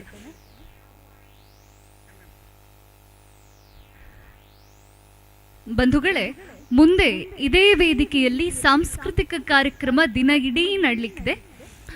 ಮಧ್ಯಾಹ್ನ ಪ್ರಥಮವಾಗಿ ಕೀಬೋರ್ಡ್ ವಾದನ ಗುರುಗಳಾದ ಶ್ರೀ ಬಾಬು ಕೆ ಮತ್ತು ನಂದಗೋಕುಲದ ವಿದ್ಯಾರ್ಥಿಗಳಿಂದ, ಅದಾದ ಬಳಿಕ ಅಪರಾಹ್ನದಲ್ಲಿ ಯಕ್ಷಗಾನ ವೈಭವ ನಂದಗೋಕುಲದ ಕಿರಿಯ ಕಲಾವಿದರಿಂದ, ತದನಂತರದಲ್ಲಿ ಅಪರಾಹ್ನ 3:30ರಿಂದ ಪ್ರಸಿದ್ಧ ಕಲಾವಿದರ ಕೂಡುವಿಕೆಯಿಂದ ಯಕ್ಷಗಾನ ತಾಳಮದ್ದಳೆ, ಪ್ರಸಂಗ ವಾಲಿ ಸುಗ್ರೀವರ ಕಾಳಗ, ಕವಿ ಪಾರ್ತಿಸುಬ್ಬ. ಹಿಮ್ಮೇಳದಲ್ಲಿ ಭಾಗವತರಾಗಿ ಶ್ರೀ ರಮೇಶ್ ಭಟ್ ಪುತ್ತೂರು, ಚೆಂಡೆ ಮತ್ತು ಮದ್ದಳೆಯಲ್ಲಿ ಶ್ರೀ ಗಿರೀಶ್ ಭಟ್ ಕಿನಿಲಕೋಡಿ ಹಾಗೂ ಶ್ರೀ ಕಿಶನ್ ಡಿ. ಮುಮ್ಮೇಳ ಪಾತ್ರವರ್ಗ ಸರ್ವಶ್ರೀಗಳಾದ ವಿದ್ವಾನ್ ಗ.ನ. ಭಟ್ಟ ಮೈಸೂರು, ಗಣರಾಜ ಕುಂಬ್ಳೆ ರಾಮಕುಂಜ, ಡಾಕ್ಟರ್ ಶ್ರೀಪತಿ ಕಲ್ಲೂರಾಯ ಪುತ್ತೂರು. ಅದಾದ ಬಳಿಕ ಸಾಯಂಕಾಲ ಗಂಟೆ 6:30ರಿಂದ ಪಿಬರೆ ರಾಮರಸಂ ಶ್ರೀ ರಾಮಾಯಣ ರೂಪಕ ಶ್ರೀಮತಿ ಮತ್ತು ಶ್ರೀ ದೀಪಕ್ ಕುಮಾರ್ ಕಲಾದೀಪ ಇವರ ತಂಡದಿಂದ ಇದೇ ನಂದಗೋಕುಲ ವೇದಿಕೆಯಲ್ಲಿ ನಡೀಲಿಕ್ಕಿದೆ. ಆಗಮಿಸಿದಂತಹ ಎಲ್ಲ ಬಂಧು ಮಿತ್ರರು ಕೂಡ ಮುಂದೆ ನಡೆಯುವಂತಹ ವಿವಿಧ ಸಾಂಸ್ಕೃತಿಕ ಕಾರ್ಯಕ್ರಮಗಳನ್ನು ನಮ್ಮ ಜೊತೆಗೆ ಕಣ್ತುಂಬಿಕೊಳ್ಳಬೇಕಾಗಿ ದ್ವಾರಕಾ ಪ್ರತಿಷ್ಠಾನದ ಪರವಾಗಿ ಸವಿನಯ ವಿನಂತಿ.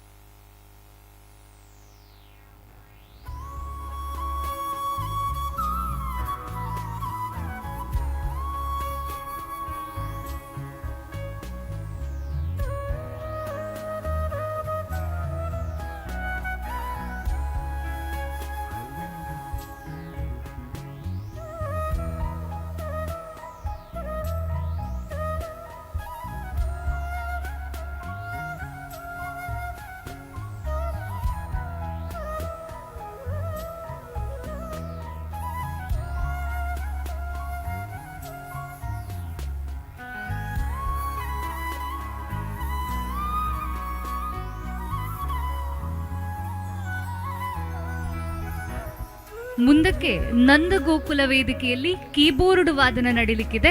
ದಯವಿಟ್ಟು ಭಾಗವಹಿಸುವಂತಹ ಎಲ್ಲ ಮಕ್ಕಳು ಕೂಡ ಸನ್ನದ್ಧರಾಗಿ ವೇದಿಕೆಯ ಬಳಿ ಬರಬೇಕಂತ ಹೇಳಿ ವಿನಂತಿಸಿಕೊಳ್ತಾ ಇದ್ದೇನೆ. ಕೀಬೋರ್ಡ್ ವಾದನದಲ್ಲಿ ಭಾಗವಹಿಸುವಂತಹ ಎಲ್ಲ ಮಕ್ಕಳು ಕೂಡ ಆದಷ್ಟು ಬೇಗ ಬಂದು ಸನ್ನದ್ಧರಾಗಿರಬೇಕು.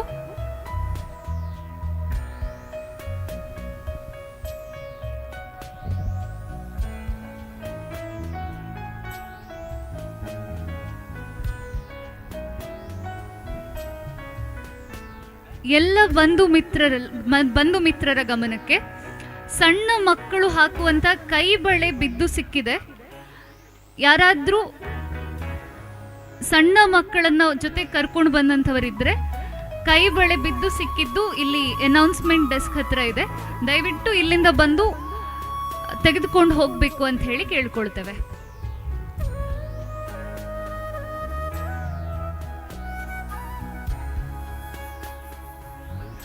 ಅದೇ ರೀತಿ ಪುಸ್ತಕ ಪ್ರೇಮಿಗಳಿಗೊಂದು ಸಂತೋಷದ ಸುದ್ದಿ. ಶ್ರೀ ಜ್ಞಾನಗಂಗಾ ಪುಸ್ತಕ ಮಳಿಗೆಯ ವತಿಯಿಂದ ಪುಸ್ತಕ ಪ್ರದರ್ಶನ ಮತ್ತು ಮಾರಾಟ ಇದೇ ವೇದಿಕೆಯ ಹಿಂಭಾಗದಲ್ಲಿ ಕಾಣ್ಲಿಕ್ಕೆ ಸಿಗುತ್ತೆ. ಜ್ಞಾನಗಂಗಾ ಪುಸ್ತಕ ಮಳಿಗೆ ಇದೆ. ಮಕ್ಕಳಾದಿಯಾಗಿ ಹಿರಿಯರು ಸಹ ಪುಸ್ತಕ ಪ್ರೇಮಿಗಳು ಪುಸ್ತಕವನ್ನ ಖರೀದಿ ಮಾಡಬಹುದು ಅಂತ ಹೇಳಿ ವಿತರಕರ ವತಿಯಿಂದ ಕೇಳಿಕೊಳ್ತೇವೆ.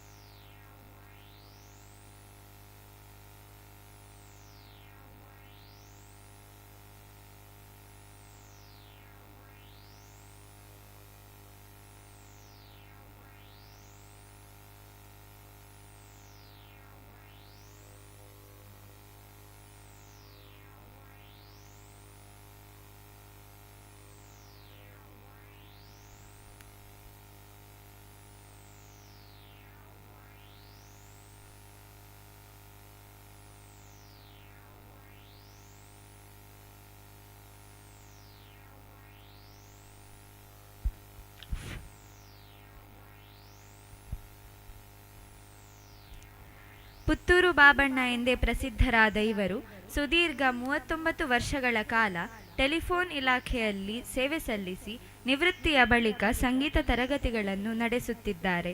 ಭಜನೆ, ಯಕ್ಷಗಾನ, ಸುಗಮ ಸಂಗೀತ ಕಾರ್ಯಕ್ರಮಗಳನ್ನು ನೀಡಿ ಪ್ರಸಿದ್ಧರಾದ ಇವರು ಗಾಯಕರಾದ ಪುತ್ತೂರು ನರಸಿಂಹನಾಯಕ್, ಶಶಿಧರ ಕೋಟೆ ಮುಂತಾದವರಿಗೆ ಹಿನ್ನೆಲೆ ಸಂಗೀತದಲ್ಲಿ ಸಾಥ್ ನೀಡಿರುತ್ತಾರೆ. ಪುತ್ತೂರು ವಿವೇಕಾನಂದ CBSE ಶಾಲೆ, ವರ್ಣಕುಟೀರ, ಕಾವು, ಬೆಳ್ಳಾರೆ, ಕಲ್ಮಡ್ಕದಲ್ಲಿ ಕೀಬೋರ್ಡ್ ತರಬೇತಿ ಮತ್ತು ಸುಗಮ ಸಂಗೀತ ತರಗತಿಗಳನ್ನು ನಡೆಸುತ್ತಿದ್ದಾರೆ.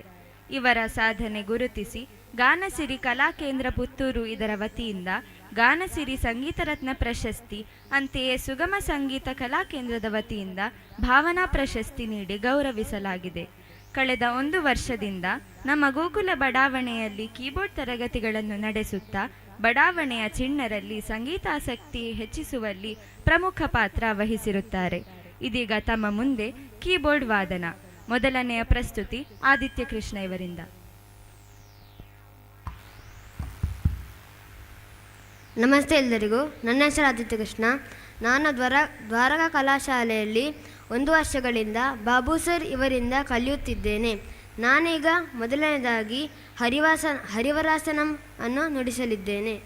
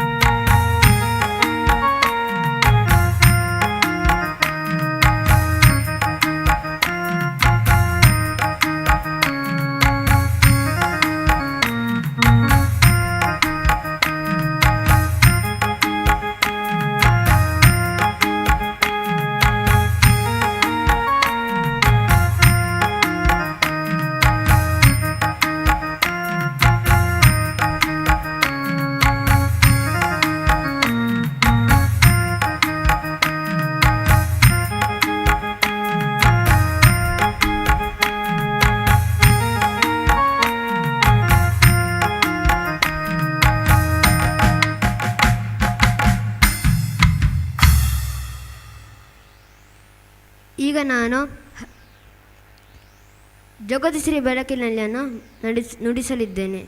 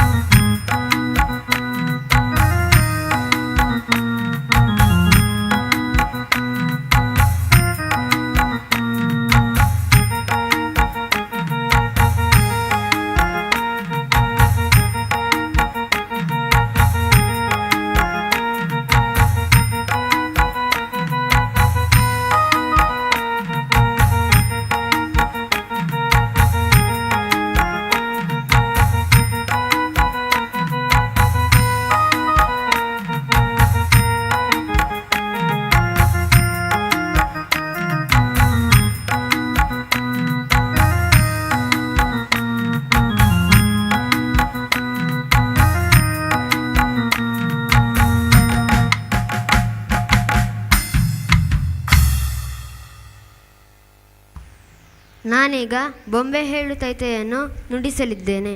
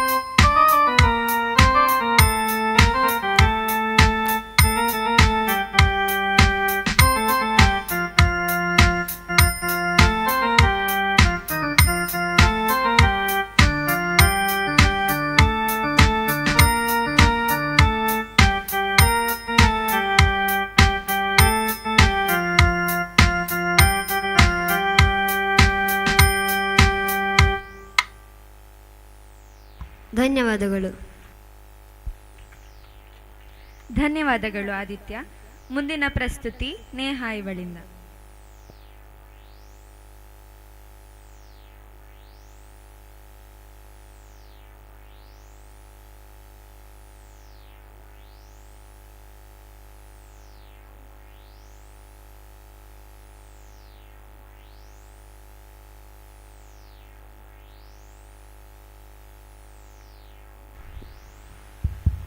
ಎಲ್ಲರಿಗೂ ನಮಸ್ಕಾರಗಳು. ನನ್ನ ಹೆಸರು ನೇಹಾ. ನಾನು ನಂದಗೋಕುಲ ಕಲಾಶಾಲೆಯಲ್ಲಿ 1 ವರ್ಷದಿಂದ ಕೀಬೋರ್ಡ್ ತರಗತಿಯನ್ನು ನನ್ನ ಗುರುಗಳಾದ ಶ್ರೀ ಬಾಬು ಕೇಸರಿ ಅವರಿಂದ ಕಲಿಯುತ್ತಿದ್ದೇನೆ. ನಾನು ಈಗ ರಾಮ ಭಜನೆಯನ್ನು ಕೀಬೋರ್ಡಿನಲ್ಲಿ ನುಡಿಸಲಿದ್ದೇನೆ.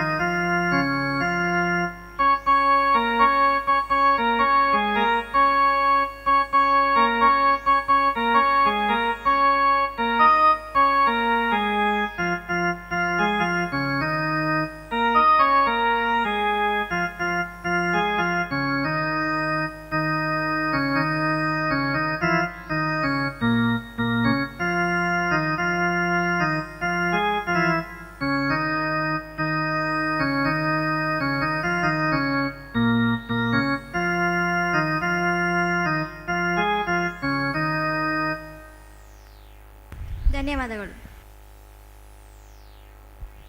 ಧನ್ಯವಾದಗಳು ನೇಹಾ. ಮುಂದೆ ನಿಮ್ಮ ಮುಂದೆ ತನುಷಾ ಇವಳು ಕೆಲವು ಹಾಡುಗಳನ್ನು ಪ್ರಸ್ತುತಪಡಿಸಲಿದ್ದಾಳೆ.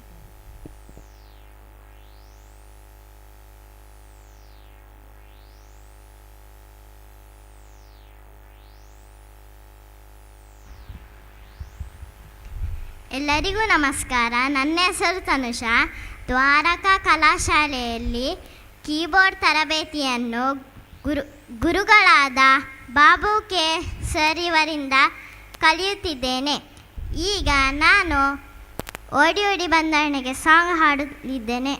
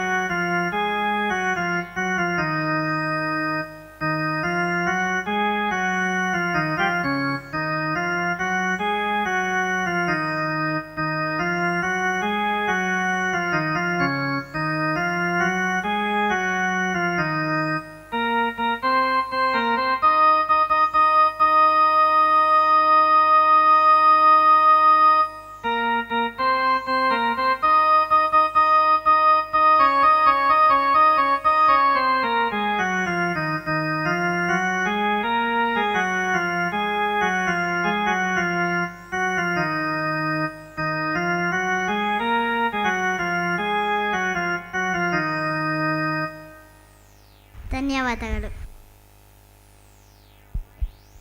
ಧನ್ಯವಾದಗಳು ತನುಷಾ. ಮುಂದಿನ ಪ್ರಸ್ತುತಿ ಸನಿಹಾ ಇವಳಿಂದ.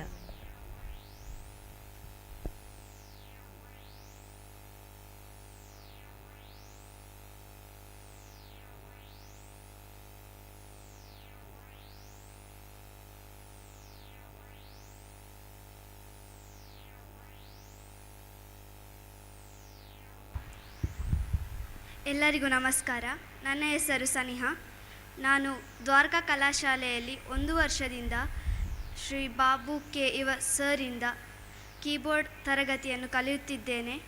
ಈಗ ನಾನು ಪ್ರಸ್ತುತಪಡಿಸುತ್ತಿರುವ ಗೀತೆ ನಾಡಗೀತೆ.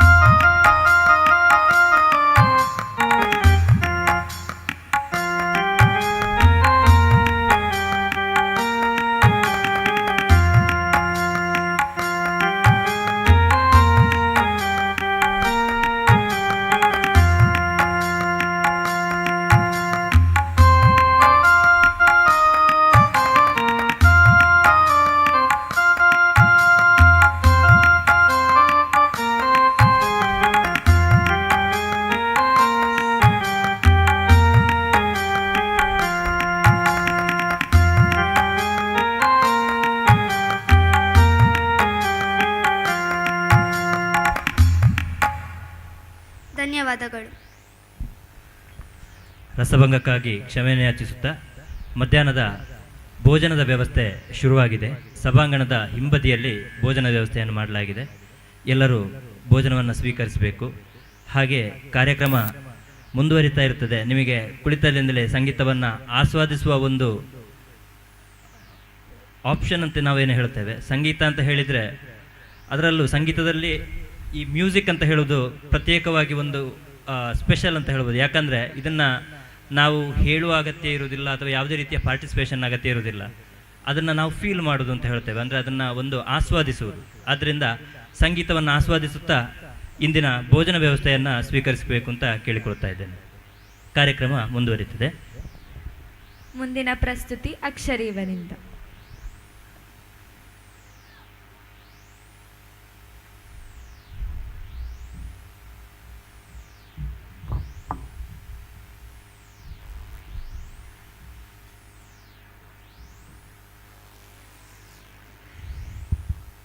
ಎಲ್ಲರಿಗೂ ನಮಸ್ಕಾರಗಳು. ನನ್ನ ಹೆಸರು ಅಕ್ಷರಿ. ನಾನು ದ್ವಾರಕಾ ಕಲಾಶಾಲೆಯಲ್ಲಿ 1 ವರ್ಷದಿಂದ ಶ್ರೀ ಬಾಬು ಕೆ ಸರ್ ಇವರಲ್ಲಿ ಕೀಬೋರ್ಡ್ ತರಬೇತಿಯನ್ನು ಕಲಿಯುತ್ತಿದ್ದೇನೆ. ಈಗ ನಾನು ಐಗಿರಿ ನಂದಿನಿ ಪದ್ಯವನ್ನು ಬಾರಿಸುತ್ತಿದ್ದೇನೆ.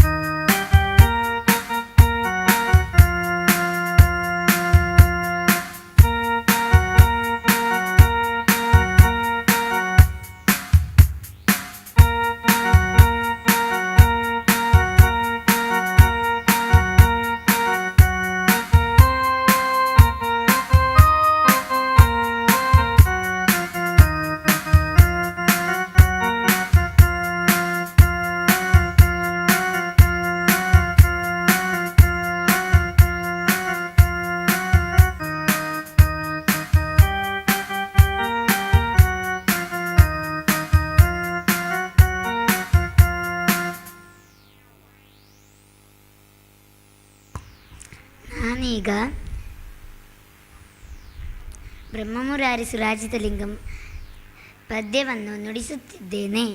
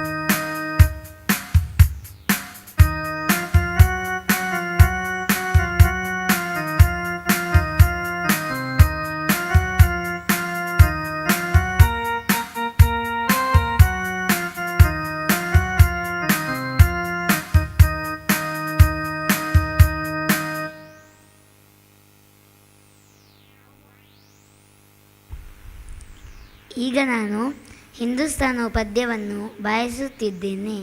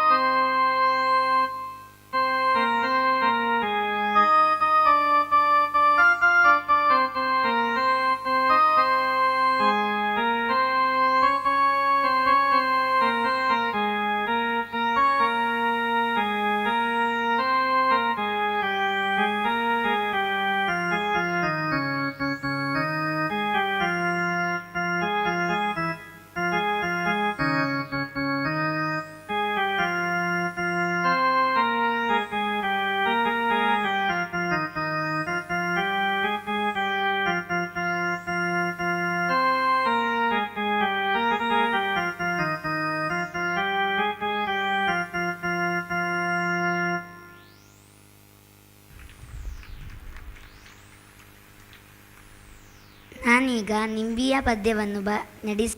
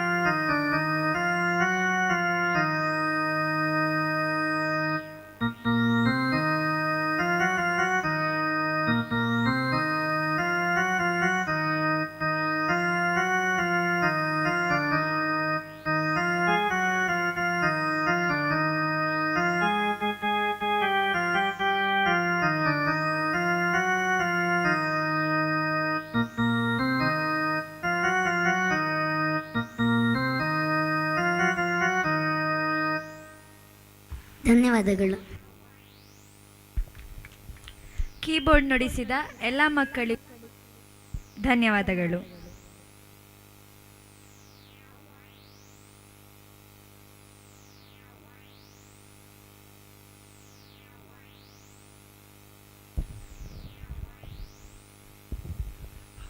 ಹದಿನೈದು ನಿಮಿಷದ ಭೋಜನ ವಿರಾಮ ಇರುತ್ತದೆ. ಅದಾದ ನಂತರ SRK ಚೆಂಡೆ ಬಳಗ ಪುತ್ತೂರು ಇವರಿಂದ ಚೆಂಡೆವಾದನದ ಕಾರ್ಯಕ್ರಮ ಇರುತ್ತದೆ ಸಭಾಂಗಣದಲ್ಲಿ. ಎಲ್ಲರೂ ಭೋಜನ ಯಾರಿಗೆ ಆಗಲಿಲ್ಲ ಅವರು ಭೋಜನ ಸ್ವೀಕರಿಸಿ ಮತ್ತೆ ಸಭೆಯಲ್ಲಿ ಹಸಿನರಾಗಿದೆ.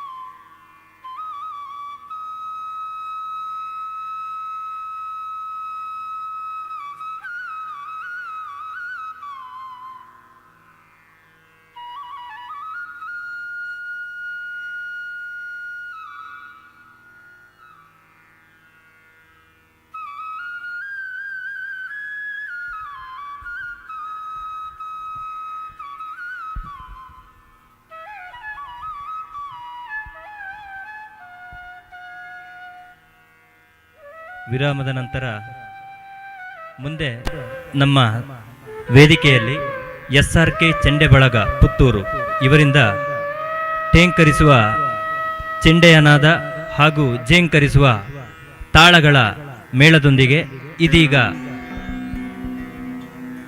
ಚೆಂಡೆಯ ವೈಭವವನ್ನು ನೋಡೋಣ.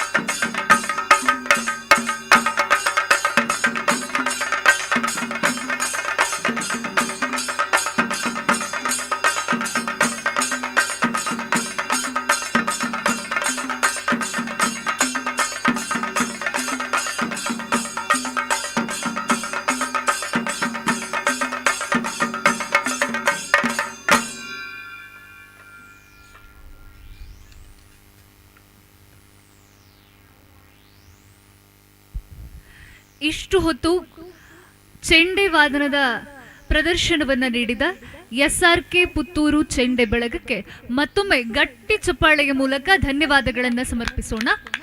ದಯವಿಟ್ಟು ತಂಡದ ಸದಸ್ಯರೆಲ್ಲರೂ ಕೂಡ ವೇದಿಕೆಗೊಮ್ಮೆ ಬರಬೇಕಂತ ಹೇಳಿ ವಿನಂತಿಸಿಕೊಳ್ತೇವೆ.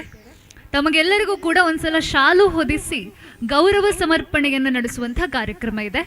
ದಯವಿಟ್ಟು SRK ಚೆಂಡೆ ಬಳಗದ ಎಲ್ಲ ಸದಸ್ಯರು ಕೂಡ ವೇದಿಕೆಗೆ ಆಗಮಿಸಬೇಕು.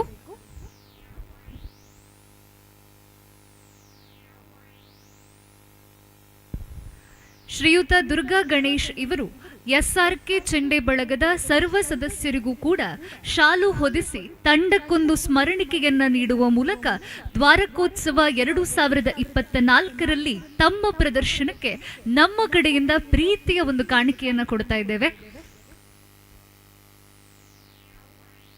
ನೆರೆದಿರುವಂತಹ ಎಲ್ಲರೂ ಕೂಡ ಚಪ್ಪಾಳೆಯ ಮೂಲಕ SRK ಚೆಂಡೆ ತಂಡಕ್ಕೆ ಪ್ರೋತ್ಸಾಹವನ್ನು ಕೊಡಬೇಕು. ನಮ್ಮದೇ ಪುತ್ತೂರಿನ ಚೆಂಡೆ ಬಳಗ ಇದು.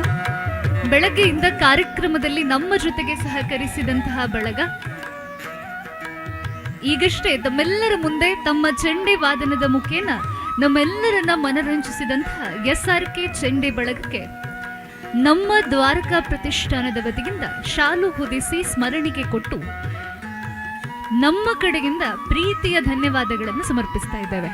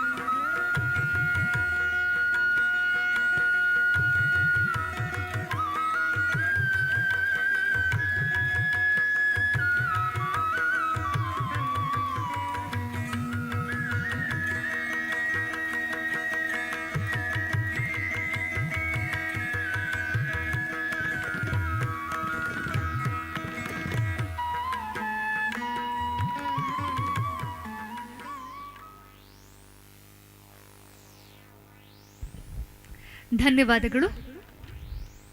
ಮುಂದಕ್ಕೆ ನಂದಗೋಕುಲ ವೇದಿಕೆಯಲ್ಲಿ ಮಕ್ಕಳಿಂದ ಯಕ್ಷಗಾನ ವೈಭವ ಕಾರ್ಯಕ್ರಮ ನಡೀಲಿಕ್ಕಿದೆ. ದಯವಿಟ್ಟು ಕಾರ್ಯಕ್ರಮದಲ್ಲಿ ಭಾಗವಹಿಸುವಂತಹ ಎಲ್ಲ ಮಕ್ಕಳು ಕೂಡ ವೇದಿಕೆಯ ಮುಂಭಾಗದಲ್ಲಿ ಸಿದ್ಧರಾಗಬೇಕಂತ ಹೇಳಿ ಕೇಳಿಕೊಳ್ತೇವೆ. ಮಕ್ಕಳ ಗಮನಕ್ಕೆ ನಂದಗೋಕುಲ ವೇದಿಕೆಯಲ್ಲಿ ಯಕ್ಷಗಾನ ವೈಭವದಲ್ಲಿ ಪಾಲ್ಗೊಳ್ಳುವಂತಹ ಎಲ್ಲ ಮಕ್ಕಳು ಕೂಡ ಸಾಧ್ಯವಾದಷ್ಟು ಬೇಗ ವೇದಿಕೆಯ ಮುಂಭಾಗದಲ್ಲಿ ಬಂದು ಸಿದ್ಧರಿರಬೇಕಾಗತ್ತೆ. ನಿಮ್ಮ ಪ್ರದರ್ಶನಕ್ಕೆ ಸಿದ್ಧರಾಗಿರಬೇಕು. ನೆರೆದಿರುವಂತಹ ಎಲ್ಲ ಬಂಧು ಮಿತ್ರರ ಗಮನಕ್ಕೆ ಒಂದು ಪರ್ಸ್ ಬಿದ್ದು ಸಿಕ್ಕಿದೆ. ಅನೌನ್ಸ್ ಕೌಂಟರ್ ಹತ್ತಿರ ಒಂದು ಪರ್ಸ್ ಸಿಕ್ಕಿದೆ. ಆಧಾರ್ ಕಾರ್ಡ್ ಇದೆ, ಮತ್ತೆ ಸ್ವಲ್ಪ ಕ್ಯಾಶ್ ಇರುವಂತಹ ಪರ್ಸ್. ಅನ್ನಪೂರ್ಣ ಅಂತ ಹೇಳಿ ಆಧಾರ್ ಕಾರ್ಡ್ನಲ್ಲಿ ಹೆಸರಿದೆ. ಯಾರಾದರೂ ಮಹಿಳೆಯರು ತಮ್ಮ ಪರ್ಸ್ ಬಿಟ್ಟು ಹೋಗಿದ್ರೆ ಮಹಿಳೆಯರ ಗಮನಕ್ಕೆ ಒಂದು ಸಣ್ಣ ಪರ್ಸ್ ಬಿದ್ದು ಸಿಕ್ಕಿದೆ. ಲೇಡೀಸ್ ಕ್ಯಾರಿ ಮಾಡುವಂಥ ಒಂದು ಪರ್ಸ್ ಬಿದ್ದು ಸಿಕ್ಕಿದೆ. ಅನ್ನಪೂರ್ಣ ಅಂತ ಹೇಳಿ ಆಧಾರ್ ಕಾರ್ಡಿನಲ್ಲಿ ಹೆಸರಿದೆ. ಅನೌನ್ಸ್ ಕೌಂಟರ್ ಹತ್ತಿರ ಈ ಪರ್ಸ್ ಇರುತ್ತೆ. ದಯವಿಟ್ಟು ಯಾರದ್ದಾದ್ರೂ ಪರ್ಸ್ ಕಾಣೆಯಾಗಿದೆ ಅಂತ ಹೇಳಿದ್ರೆ ಬಂದು ಅದನ್ನ ಕಲೆಕ್ಟ್ ಮಾಡ್ಕೊಳ್ಬಹುದು. ಇದೀಗ ಇನ್ನೇನು ಕೆಲವೇ ಕ್ಷಣಗಳಲ್ಲಿ ತಮ್ಮ ಮುಂದೆ ಯಕ್ಷಗಾನ ವೈಭವ, ಆ ಬಳಿಕ 3:30ರಿಂದ ಪ್ರಸಿದ್ಧ ಕಲಾವಿದರ ಕೂಡುವಿಕೆಯಿಂದ ಯಕ್ಷಗಾನ ತಾಳಮದ್ದಳೆ, ಪ್ರಸಂಗ ವಾಲಿ ಸುಗ್ರೀವರ ಕಾಳಗ, ಕವಿ ಪಾರ್ತಿಸುಬ್ಬ, ಹಿಮ್ಮೇಳದಲ್ಲಿ ಭಾಗವತರಾಗಿ ಶ್ರೀ ರಮೇಶ್ ಭಟ್ ಪುತ್ತೂರು, ಚೆಂಡೆ ಮತ್ತು ಮದ್ದಳೆಯಲ್ಲಿ ಸಹಕರಿಸುವವರು ಶ್ರೀ ಗಿರೀಶ್ ಭಟ್ ಕಿನಿಲಕೋಡಿ ಹಾಗೂ ಶ್ರೀ ಕಿಶನ್ ಡಿ ಇವರು, ಮುಮ್ಮೇಳದಲ್ಲಿ ಪಾತ್ರವರ್ಗ ವಿದ್ವಾನ್ ಗಣ ಭಟ್ಟ ಮೈಸೂರು, ಗಣರಾಜ್ಯ ಕುಂಬಳೆ ರಾಮಕುಂಜ, ಡಾಕ್ಟರ್ ಶ್ರೀಪತಿ ಕಲ್ಲೂರಾಯ ಪುತ್ತೂರು. ಅನಂತರ ಸಾಯಂಕಾಲ ಗಂಟೆ 6:30ರಿಂದ ಪಿಬರೆ ರಾಮರಸಂ ಹೆಸರಿನ ಶ್ರೀ ರಾಮಾಯಣ ರೂಪಕದ ಪ್ರಸ್ತುತಿ ನಿಮ್ಮ ಮುಂದಿರುತ್ತೆ. ಶ್ರೀಮತಿ ಮತ್ತು ಶ್ರೀ ದೀಪಕ್ ಕುಮಾರ್ ಕಲಾದೀಪ ಮತ್ತು ತಂಡದವರಿಂದ. ನೆರೆದಿರುವಂತಹ ಎಲ್ಲ ವೀಕ್ಷಕರು ಬಂಧು ಮಿತ್ರರೆಲ್ಲರೂ ಕೂಡ ಕಾರ್ಯಕ್ರಮವನ್ನು ಕಣ್ತುಂಬಿಕೊಳ್ಳಬೇಕು. ನಮ್ಮ ಜೊತೆಗೆ ಸಂಜೆಯ ಹೊತ್ತಿನ ತನಕ ತಾವೆಲ್ಲರೂ ಕೂಡ ಕಾರ್ಯಕ್ರಮವನ್ನು ಕಣ್ತುಂಬಿಕೊಳ್ತಾ ನಮ್ಮ ಜೊತೆಗಿರಬೇಕು ಅಂತ ಹೇಳಿ ದ್ವಾರಕಾ ಪ್ರತಿಷ್ಠಾನ ರಿಜಿಸ್ಟರ್ಡ್ ಪುತ್ತೂರು ಇದರ ವತಿಯಿಂದ ಮತ್ತೊಮ್ಮೆ ವಿನಂತಿಸಿಕೊಳ್ತಾ, ಇನ್ನೇನು ಕೆಲವೇ ಕ್ಷಣಗಳಲ್ಲಿ ಬಂಧುಗಳೇ ನಂದಗೋಕುಲದ ಕಿರಿಯ ಕಲಾವಿದರಿಂದ ಯಕ್ಷಗಾನ ವೈಭವ ನಿಮ್ಮ ಮುಂದೆ. ಕಳೆದ 1 ವರ್ಷಗಳಿಂದ ನಂದಗೋಕುಲ ಕಲಾಶಾಲೆಯಲ್ಲಿ ಕೀಬೋರ್ಡ್ ಇರಬಹುದು, ಭಾಗವತಿಕೆ, ಚೆಂಡೆ, ಮದ್ದಳೆ ಸೇರಿದಂತೆ ಅನೇಕ ಕಲಾ ಪ್ರಕಾರಗಳ ಕ್ಲಾಸಸ್ ನಡೀತಾ ಇದೆ. ಅಂತಹ ತರಗತಿಗಳಲ್ಲಿ ನಮ್ಮ ನಂದಗೋಕುಲದ ಪುಟ್ಟ ಮಕ್ಕಳು ಕಲಿತಂಥ ಒಂದಷ್ಟು ತಮ್ಮ ಕಲೆಯನ್ನ ಈ ನಂದಗೋಕುಲ ವೇದಿಕೆಯಲ್ಲಿ ಪ್ರದರ್ಶಿಸುವಂತಹ ಒಂದು ಅವಕಾಶ ದ್ವಾರಕೋತ್ಸವ 2024 ಮಾಡಿಕೊಟ್ಟಿದೆ. ನಮ್ಮ ನಂದಗೋಕುಲದಲ್ಲಿರುವಂತಹ ಪುಟಾಣಿ ಮಕ್ಕಳು ಎಳೆಯರೆಲ್ಲ ಸೇರಿಕೊಂಡು ತಾವು ಕಳೆದ 1 ವರ್ಷದಲ್ಲಿ ಕಲಿತಂತಹ ಪ್ರಸ್ತುತಿಯನ್ನ ತಮ್ಮ ಮುಂದೆ ಪ್ರದರ್ಶನ ಕೊಡ್ತಾರೆ. ದಯವಿಟ್ಟು ನೀವೆಲ್ಲರೂ ಕೂಡ ಮಕ್ಕಳೆಲ್ಲರಿಗೂ ಕೂಡ ಪ್ರೋತ್ಸಾಹ ಕೊಡಬೇಕು. ಮಕ್ಕಳ ಕಾರ್ಯಕ್ರಮವನ್ನ ಕಣ್ತುಂಬಿಕೊಳ್ಬೇಕಂತ ಹೇಳಿ ಮತ್ತೊಮ್ಮೆ ಕೇಳಿಕೊಳ್ತಾ ಇದ್ದೇನೆ. ಇದೀಗ ತಮ್ಮ ಮುಂದೆ ಯಕ್ಷಗಾನ ವೈಭವ ಗುರುಗಳಾದಂತಹ ಗಿರೀಶ್ ಭಟ್ ಕಿನಿಲಕೋಡಿ ಹಾಗೆ ಶ್ರೀ ರಮೇಶ್ ಭಟ್ ಇವರ ಕಿರು ಪರಿಚಯವನ್ನ ನಮ್ಮ ಮುಂದೆ ಮಾಡಿಕೊಡ್ಲಿಕ್ಕಿದ್ದೇವೆ. ಅದಾದ ಬಳಿಕ ಯಕ್ಷಗಾನ ವೈಭವ ನಿಮ್ಮ ಮುಂದೆ.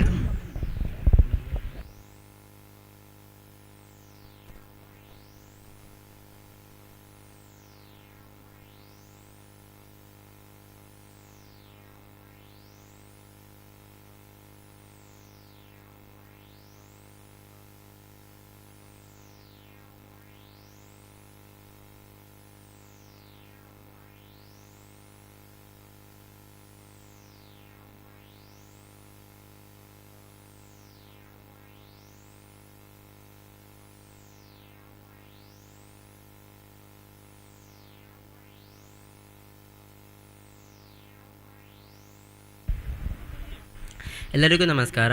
ನನ್ನ ಹೆಸರು ಅವನೀಶ್ ಕೃಷ್ಣ. ನಾನೀಗ ಶ್ರೀ ರಮೇಶ್ ಭಟ್ ಪುತ್ತೂರು ಇವರ ಕಿರುಪರಿಚಯವನ್ನು ಮಾಡಲಿದ್ದೇನೆ. ಶ್ರೀ ಮೋಹನ ಬೈಪಡಿತಾಯ, ಶ್ರೀ ಪದ್ಯಾಣ ಗಣಪತಿ ಭಟ್ ಇವರಿಂದ ಭಾಗವತಿಗೆಯನ್ನು ಅಭ್ಯಾಸ ಮಾಡಿ 33 ವರ್ಷಗಳ ಸಂದೀರ್ಘಾವಧಿಗಳ ಕಾಲ ಹವ್ಯಾಸ ತಿರುಗಾಟ ನಡೆಸಿದ ಅನುಭವಿಗಳು. ಕಳೆದ 8 ವರ್ಷಗಳಿಂದ ಮೇಳಗಳಲ್ಲಿ ತಿರುಗಾಟ ನಡೆಸಿ 3 ವರ್ಷ ಎಡೆನೀರು ಮೇಳ, ತದನಂತರ 5 ವರ್ಷಗಳಿಂದ ಕಟೀಲು ಮೇಳಗಳಲ್ಲಿ ಭಾಗವತರಾಗಿ ಕಲಾಭಿಮಾನಿಗಳ ಮನ ಗೆದ್ದಿದ್ದಾರೆ. ಕಾರ್ಕಳ ಬೈಲೂರಿನಲ್ಲಿ ಯಕ್ಷ ಸರ್ವೋತ್ತಮ ಪ್ರಶಸ್ತಿ, 2022ರಲ್ಲಿ ಅಗರಿ ಪ್ರಶಸ್ತಿ, 2023ರಲ್ಲಿ ಶಿತಾರ್ಡಿಯಲ್ಲಿ ಸನ್ಮಾನ, ನಂದನೇಶ್ವರ ಪಣಂಬೂರಿನಲ್ಲಿ ಸನ್ಮಾನವು ಸೇರಿದಂತೆ ಅನೇಕ ವೇದಿಕೆಗಳಲ್ಲಿ ಗೌರವಕ್ಕೆ ಭಾಜನರಾಗಿದ್ದಾರೆ. ಕಳೆದ 1 ವರ್ಷದಿಂದ ಗೋಕುಲ ಬಡಾವಣೆಯಲ್ಲಿ ಆಸಕ್ತ ಚಿಣ್ಣರಿಗೆ ಭಾಗವತಿಕೆ ತರಬೇತಿಯನ್ನು ನಡೆಸುತ್ತಿದ್ದಾರೆ. ಧನ್ಯವಾದಗಳು.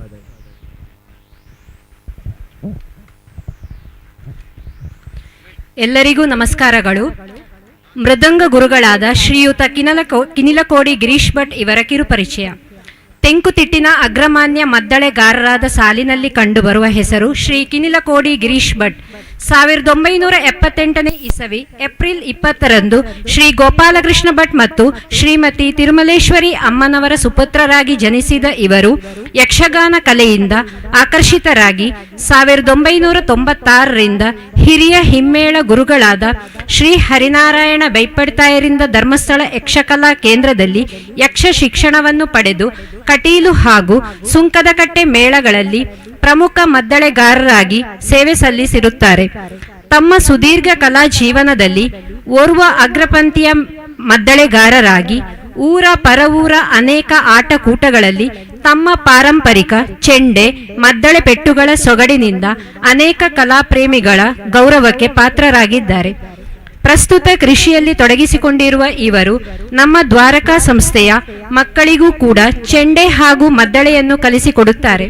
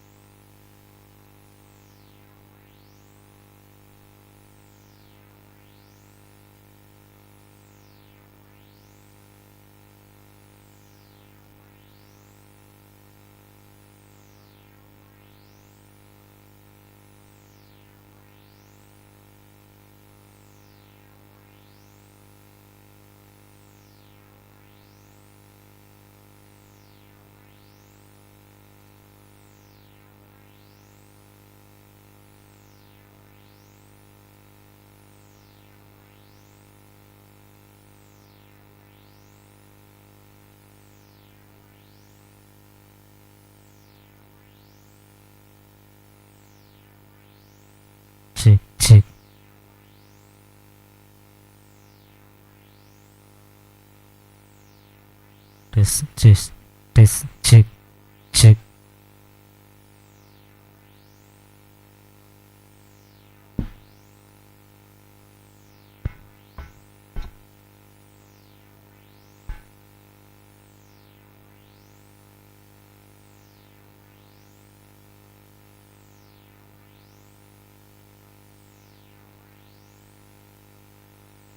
Hey, check this. Test, hello, check, test, check, hey, test, check.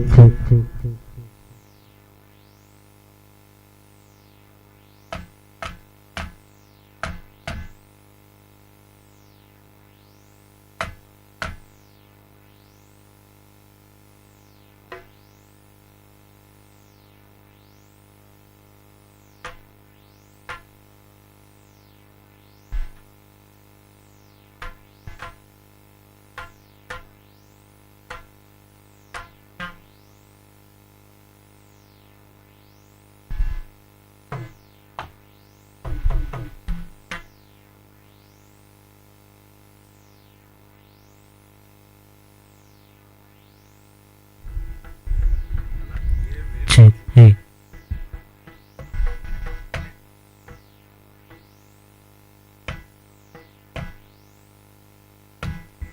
Check, check, hello.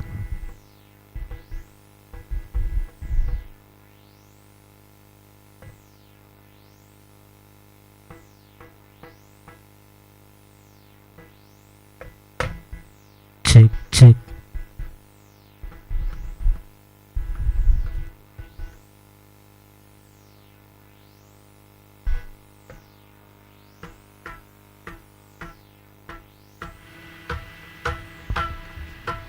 Hello.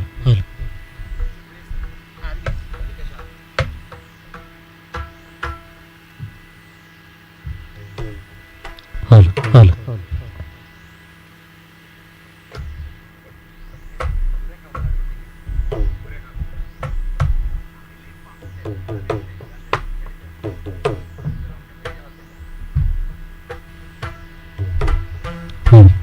Check.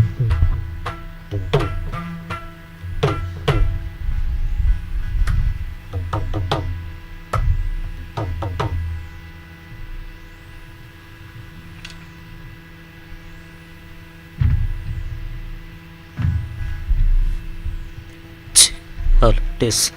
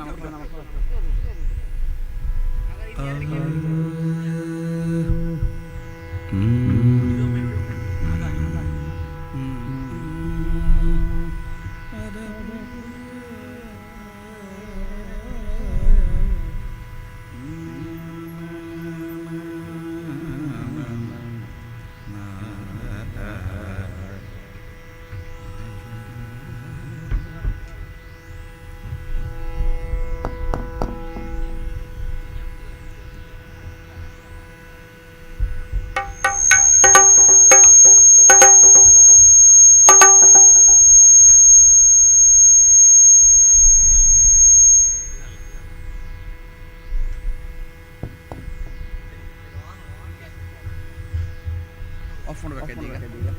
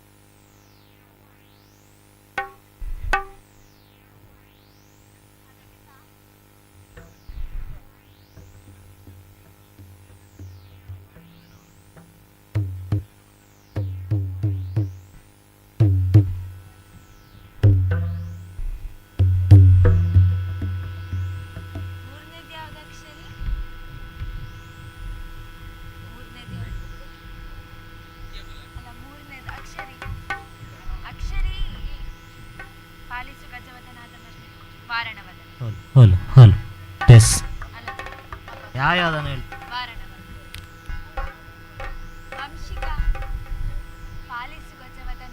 Check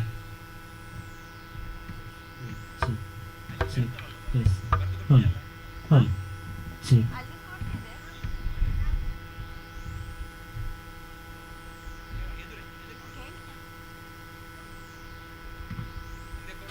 test hello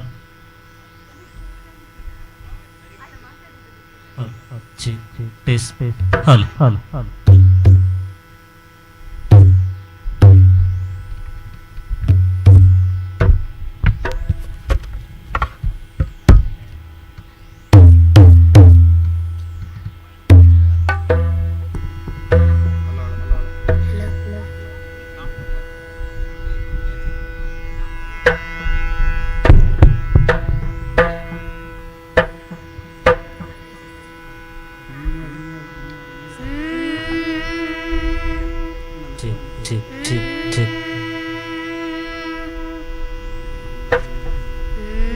hey S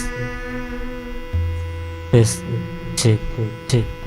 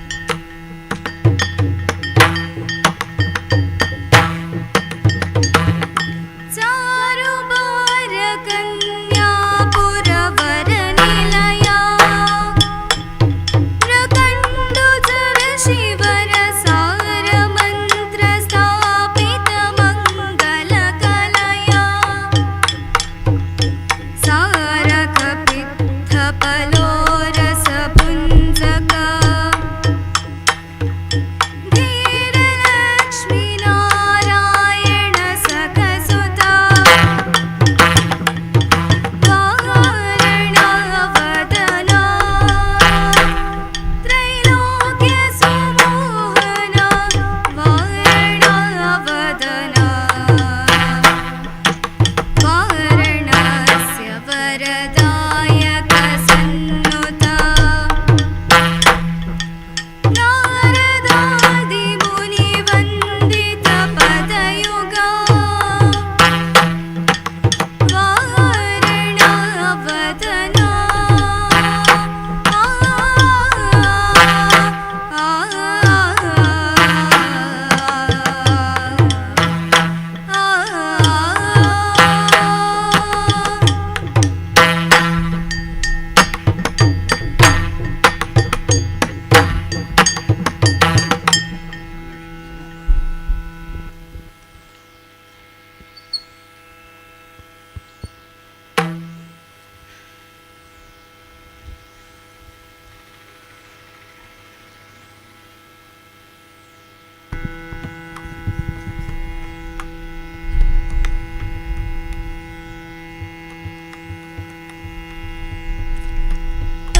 परमेश्वरी पार्वती सती वरदे श्री वनदुर्गा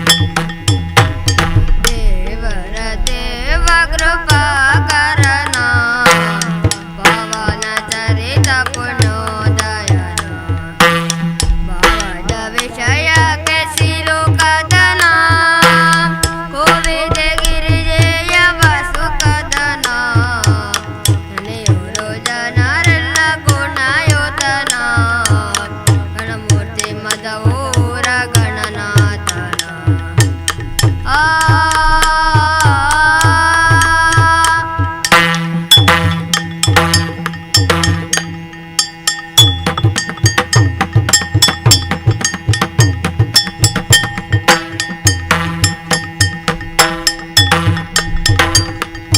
ಚಂದ್ರಕ ಶಾಪವನಿಟ್ಟವನ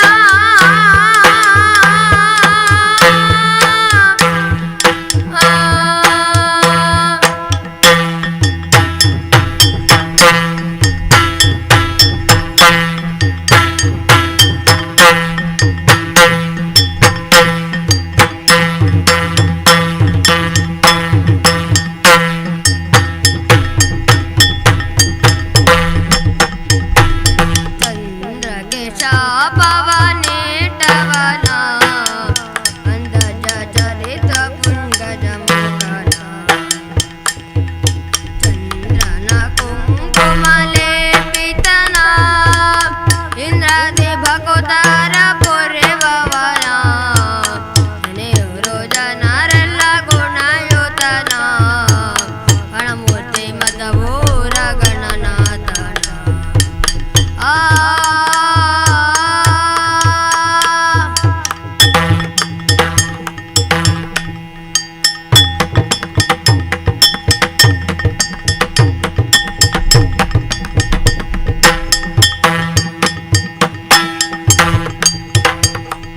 ಸುರಮುನಿ ನಮಿತ ಸರ್ವೇಶ್ವರನ ಹರಿತ ಸಿದ್ಧಯನಿ ಭವಹರನ ಪರಮಾತ್ಮ ದುರಿತ ಭಯಂಕರನ ಪರಮಗೌರ ವಿಘ್ನೇಶ್ವರನ ನೆನೆಯೋರು ಜನರೆಲ್ಲ ಗುಣಯುತನ ಗಣಮೂರ್ತಿ ಮದವೂರ ಗಣನಾಥನ ಆ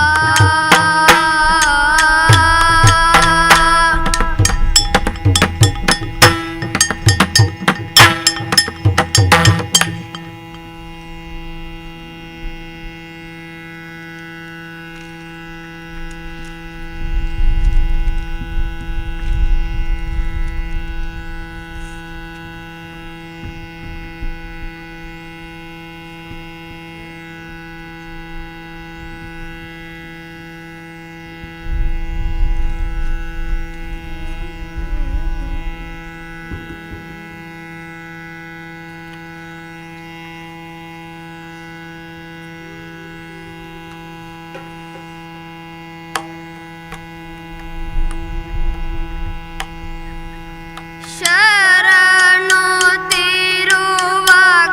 ತಿರುವಗ್ರಶಾಲೆ ವಾಹಿನಿ ಈ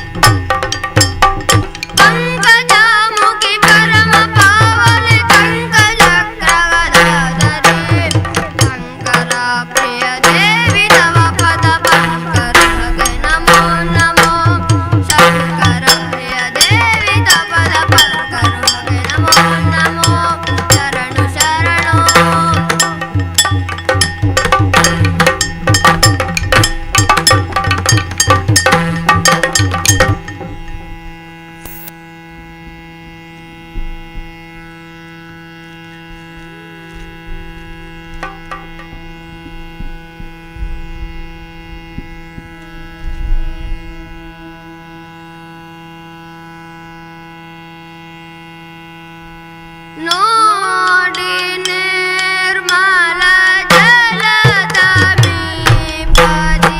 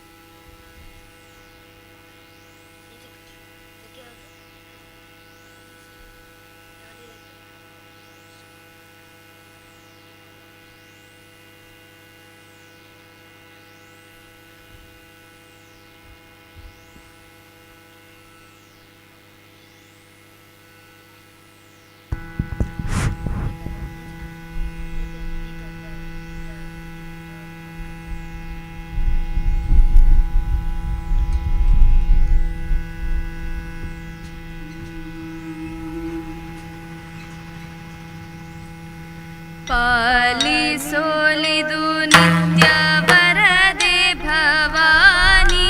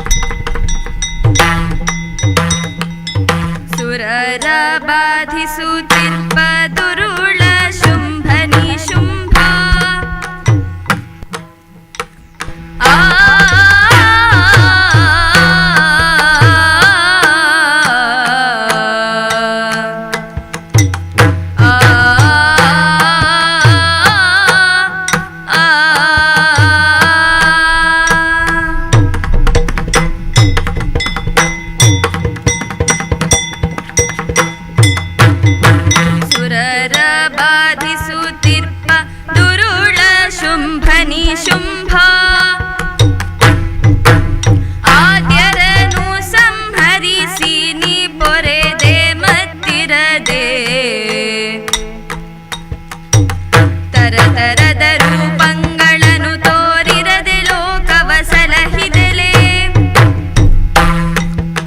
ಭಾಸ್ಕರನ ಪೋಲುತ್ತಿರಲೆ ನಗೆ ಮತಿಯೊರೆದು ಕಾಯೊ ಸದಾ ಶಿವಪ್ರಿಯೇ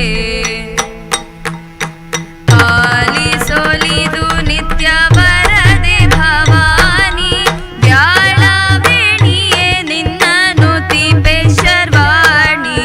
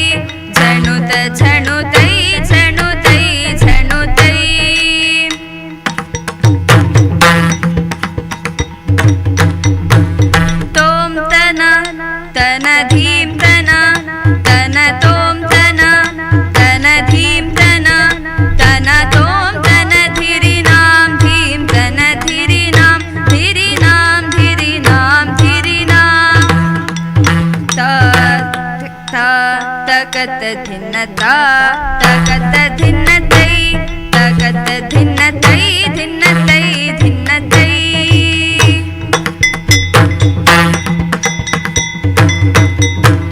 ತತ್ತೋಂಗದಿ ಕುತಕತೈ ತಾತರಿ ಕಿಟ ಕಿಟ ತಕ ತತ್ತೋಂಗದಿ ಕುತಕತೈ ತಾತರಿ ಕಿಟ ಕಿಟ ತಕ ತತ್ತೋಂಗದಿ ಕುತಕತೈ ತಾತರಿ ಕಿಟ ಕಿಟ ತಕ ತತ್ತೋಂಗದಿ ಕುತಕ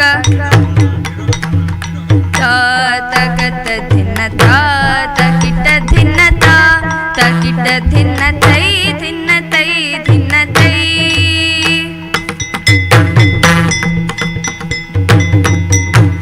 ದಿತ್ತಾಂ ದಿಂ ಕಿಟ ಕಿಟ ತಕ ತರಿ ಕಿಟ ಕಿಟ ತಕತ ದಿತ್ತಾಂ ದಿಂ ಕಿಟ ಕಿಟ ತಕ ತರಿ ಕಿಟ ಕಿಟ ತಕತ ದಿತ್ತಾಂ ದಿಂ ಕಿಟ ಕಿಟ ತಕ ತರಿ ಕಿಟ ಕಿಟ ತಕತ ತರಿ ಕಿಟ ಕಿಟ ತಕತ ತರಿ ಕಿಟ ಕಿಟ ತಕತ ತರಿ ಕಿಟ ಕಿಟ ತಕತ ಕಿಟ ತಕತ ಕಿಟ ತಕತ ಕಿಟ ತಕತ ತಯತ ಧಿನ್ನತಾ ತಕಿಟ ಧಿನ್ನತಾ ತಹತ ಧಿನ್ನತಾ ತಕಿಟ ಧಿನ್ನತೈ ಧಿನ್ನತೈ ಧಿನ್ನತೈ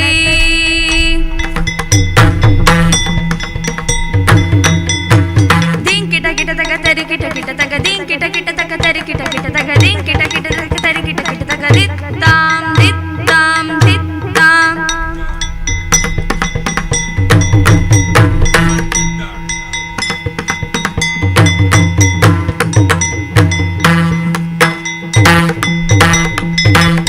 ತಕಿಟ ಧಿನ್ನತಾ ತಕಿಟ ಧಿನ್ನತೈ ತಕಿಟ ಧಿನ್ನತಾ ತಕಿಟ ಧಿನ್ನತೈ ದಿನತೈ ದಿನ ದಿನತೈ ದಿನ ದಿನತೈ ದಿನತೈ ದಿನತೈ ದಿನತೈ ದಿನತೈ ತತ್ತಾಂ ಹರನಾಂ ತಧೀರಿನಾಂ ಹರೇ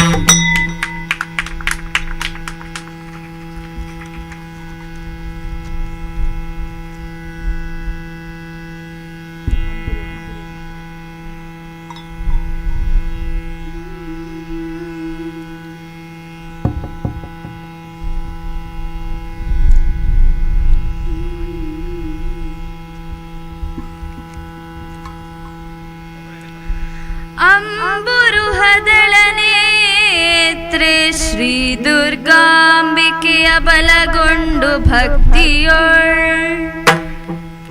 ಅಂಬಿಕಾ ಸುತ ವಿಘ್ನರಾಜನ ಪಿರಿದು ಸಂಸ್ತುತಿಸಿ ಅಂಬುನಿಧಿಯಾತ್ಮಜೆಗೆ ಕೈ ಮುಗಿದಂಬುಜಾಸನ ವಾಣಿಯರ ಪಾದಾಂಬುಜಕ್ಕೆ ಪೊಡಮಡುತ ವರ್ಣಿಪೆ ನೀ ಕಥಾಮೃತವ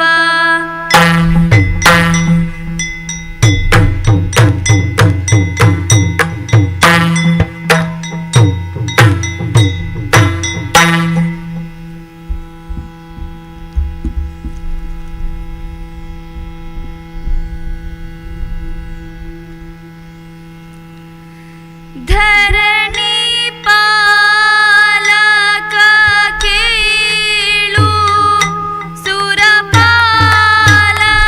ಸುರಪಾಲನೊಂದು ದಿನ ಆ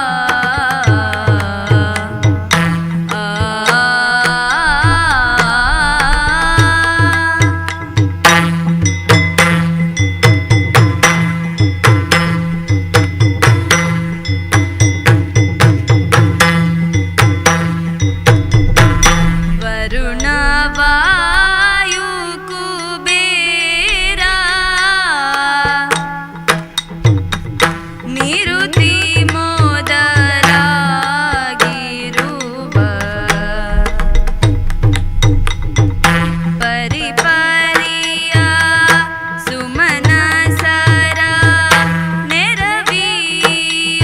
ನೆರವಿಯೊಪ್ಪಿರಲು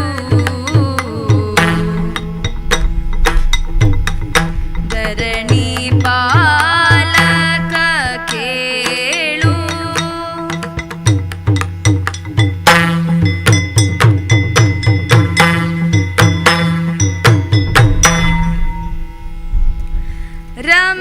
ರಂಭಾದಿ ತರುಣಿಯರು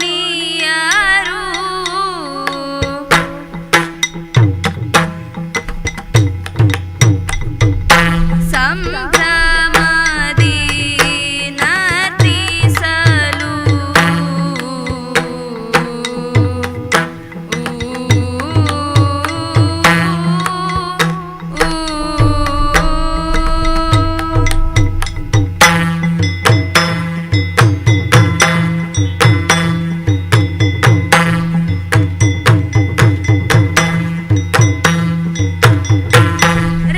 ರಂಭಾದಿ ತರುಣಿಯರು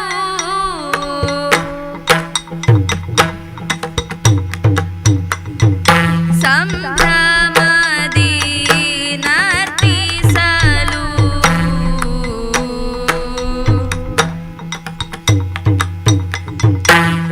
ತುಂಬಿರುವ ಸಭೆಯೊಳಗೆ ಜಂಭಾರಿ ನುಡಿದ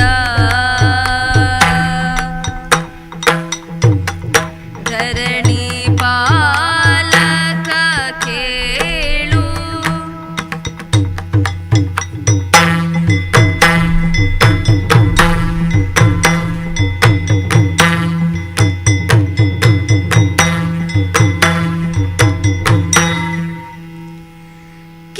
ಕೇಳಿದಿರೆ ಸುಮನಸರೆ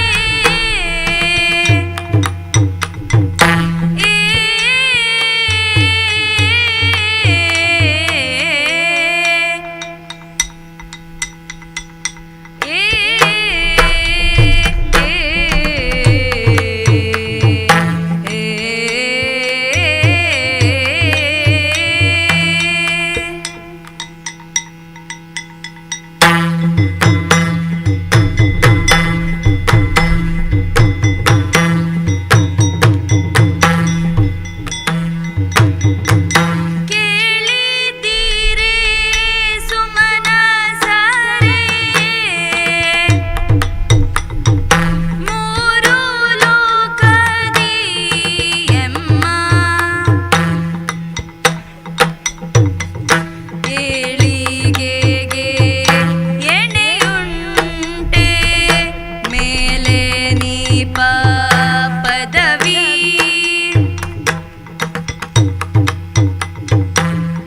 ಕೇಳಿದಿರೆ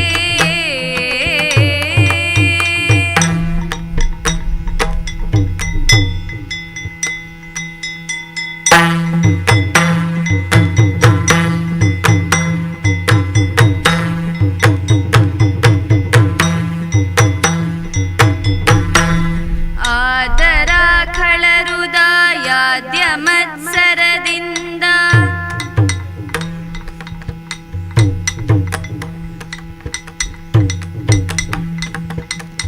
ಬಾಧಿಪರು ಅಡಿಗಡಿಗೆ ಹಾದಿಯೇನಿದಕ್ಕೆ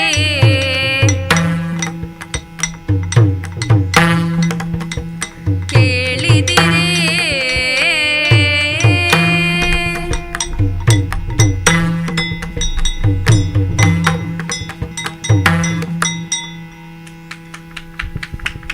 ಧನ್ಯವಾದಗಳು.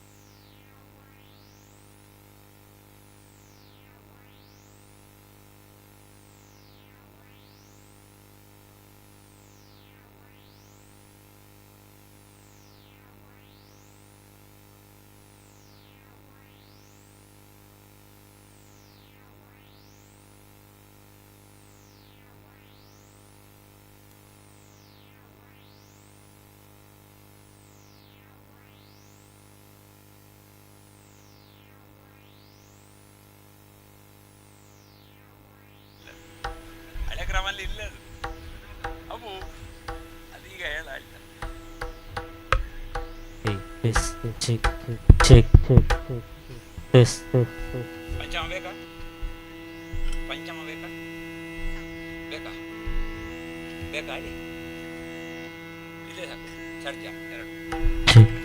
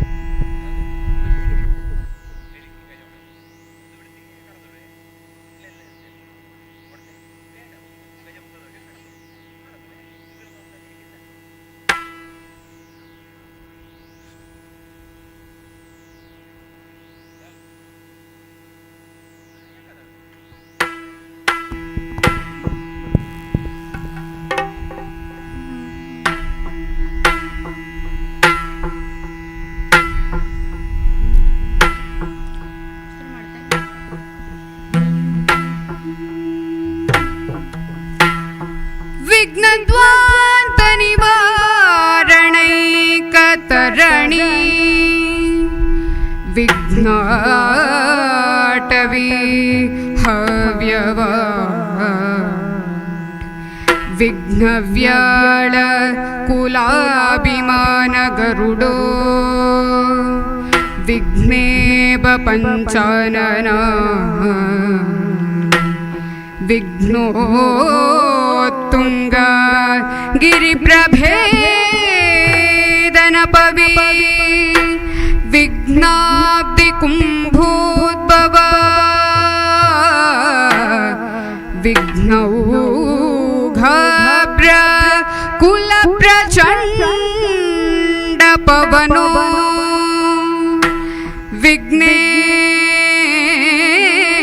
विघ्नेश्वर पाहि मां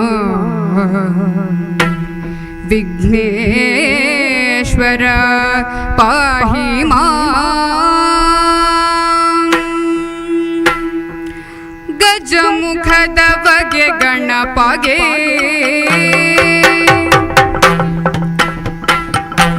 ಚೆಲುವ ತ್ರಿಜಗ ವಂದಿತನಿಗಾರತಿ ಗೆತ್ತೀರೆ ಆರತಿ ಗೆತ್ತೀರೆ ಆರತಿ ಬೆಳಗಿರೆ ಗಜಮುಖದ ಬಗೆ ಗಣಪಗೆ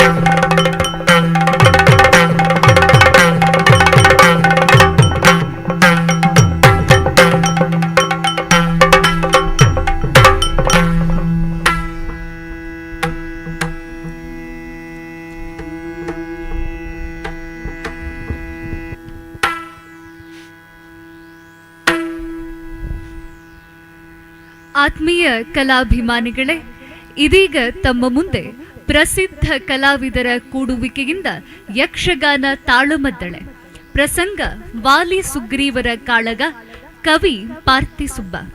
ಹಿಮ್ಮೇಳದಲ್ಲಿ ಸಹಕರಿಸುವವರು ಶ್ರೀ ರಮೇಶ್ ಭಟ್ ಪುತ್ತೂರು ಹಾಗೂ ಕುಮಾರಿ ಸುರಭಿ ಚೂಂತಾರು. ಚೆಂಡೆ ಮತ್ತು ಮದ್ದಳೆಯಲ್ಲಿ ಶ್ರೀ ಗಿರೀಶ್ ಭಟ್ ಕಿನಿಲಕೋಡಿ, ಶ್ರೀ ಕಿಶನ್ ಡಿ. ಮುಮ್ಮೇಳದಲ್ಲಿ ಪಾತ್ರವರ್ಗ, ವಾಲಿಯ ಪಾತ್ರದಲ್ಲಿ ವಿದ್ವಾನ್ ಗ.ನ. ಭಟ್ಟ ಮೈಸೂರು, ಸುಗ್ರೀವನ ಪಾತ್ರದಲ್ಲಿ ಗಣರಾಜ ಕುಂಬ್ಳೆ ರಾಮಕುಂಜ, ರಾಮನ ಪಾತ್ರದಲ್ಲಿ ಡಾಕ್ಟರ್ ಶ್ರೀಪತಿ ಕಲ್ಲೂರಾಯ ಪುತ್ತೂರು. ಇವರೆಲ್ಲರಿಗೂ ಕೂಡ ಮನಪೂರ್ವಕ ಸ್ವಾಗತಗಳನ್ನು ಕೋರ್ತಾ ಇವರಿಗೆ ಶಾಲು ಹೊದಿಸಿ ಬರಮಾಡಿಕೊಳ್ಳಬೇಕಾಗಿ ಅಧ್ಯಕ್ಷರಾದ ಗೋಪಾಲಕೃಷ್ಣ ಭಟ್ ಇವರಲ್ಲಿ ವಿನಂತಿಸಿಕೊಳ್ತಾ ಇದ್ದೇನೆ.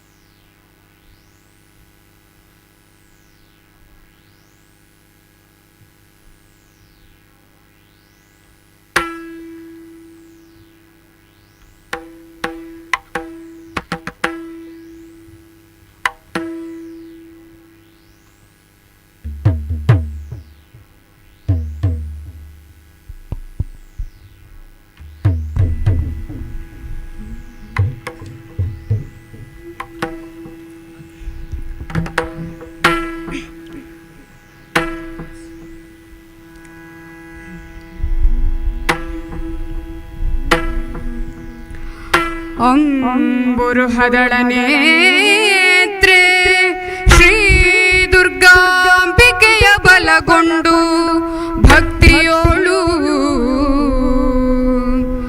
ಅಂಬಿಕಾ ಸುತ ವಿಘ್ನರಾಜನ ಪಿರಿದು ಸಂಸ್ತುತಿಸಿ ಅಂಬುನಿಧಿಯಾತ್ಮಜಗೆ ಕೈ ಮುಗಿದು ಅಂಬುನಿಧಿಯಾತ್ಮಜಗೆ ಕೈ ಮುಗಿದು ಅಂಬುಜಾಸನ ವಾಣಿಯರ ಪಾದಾಂಬುಜಕ್ಕೆ ಪೊಡ ಮಾಡುತ್ತ ವರ್ಣಿಪೆನಿ ಕಥಾಮೃತವ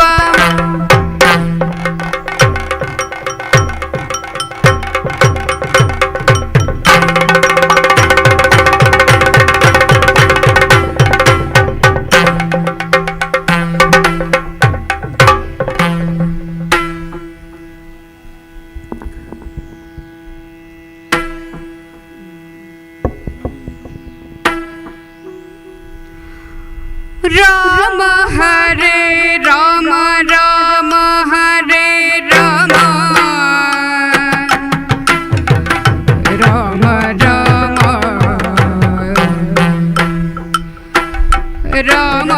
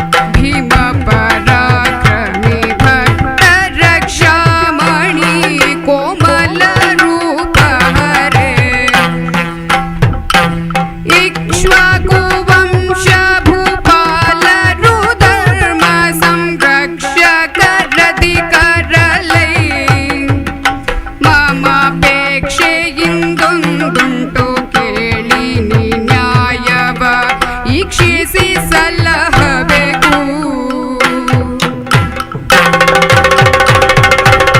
ರಾಮ ಹರೇ ರಾಮ ರಾಮ ಹರೇ ರಾಮ ರಾಮ ರಾಮ ರಾಮ.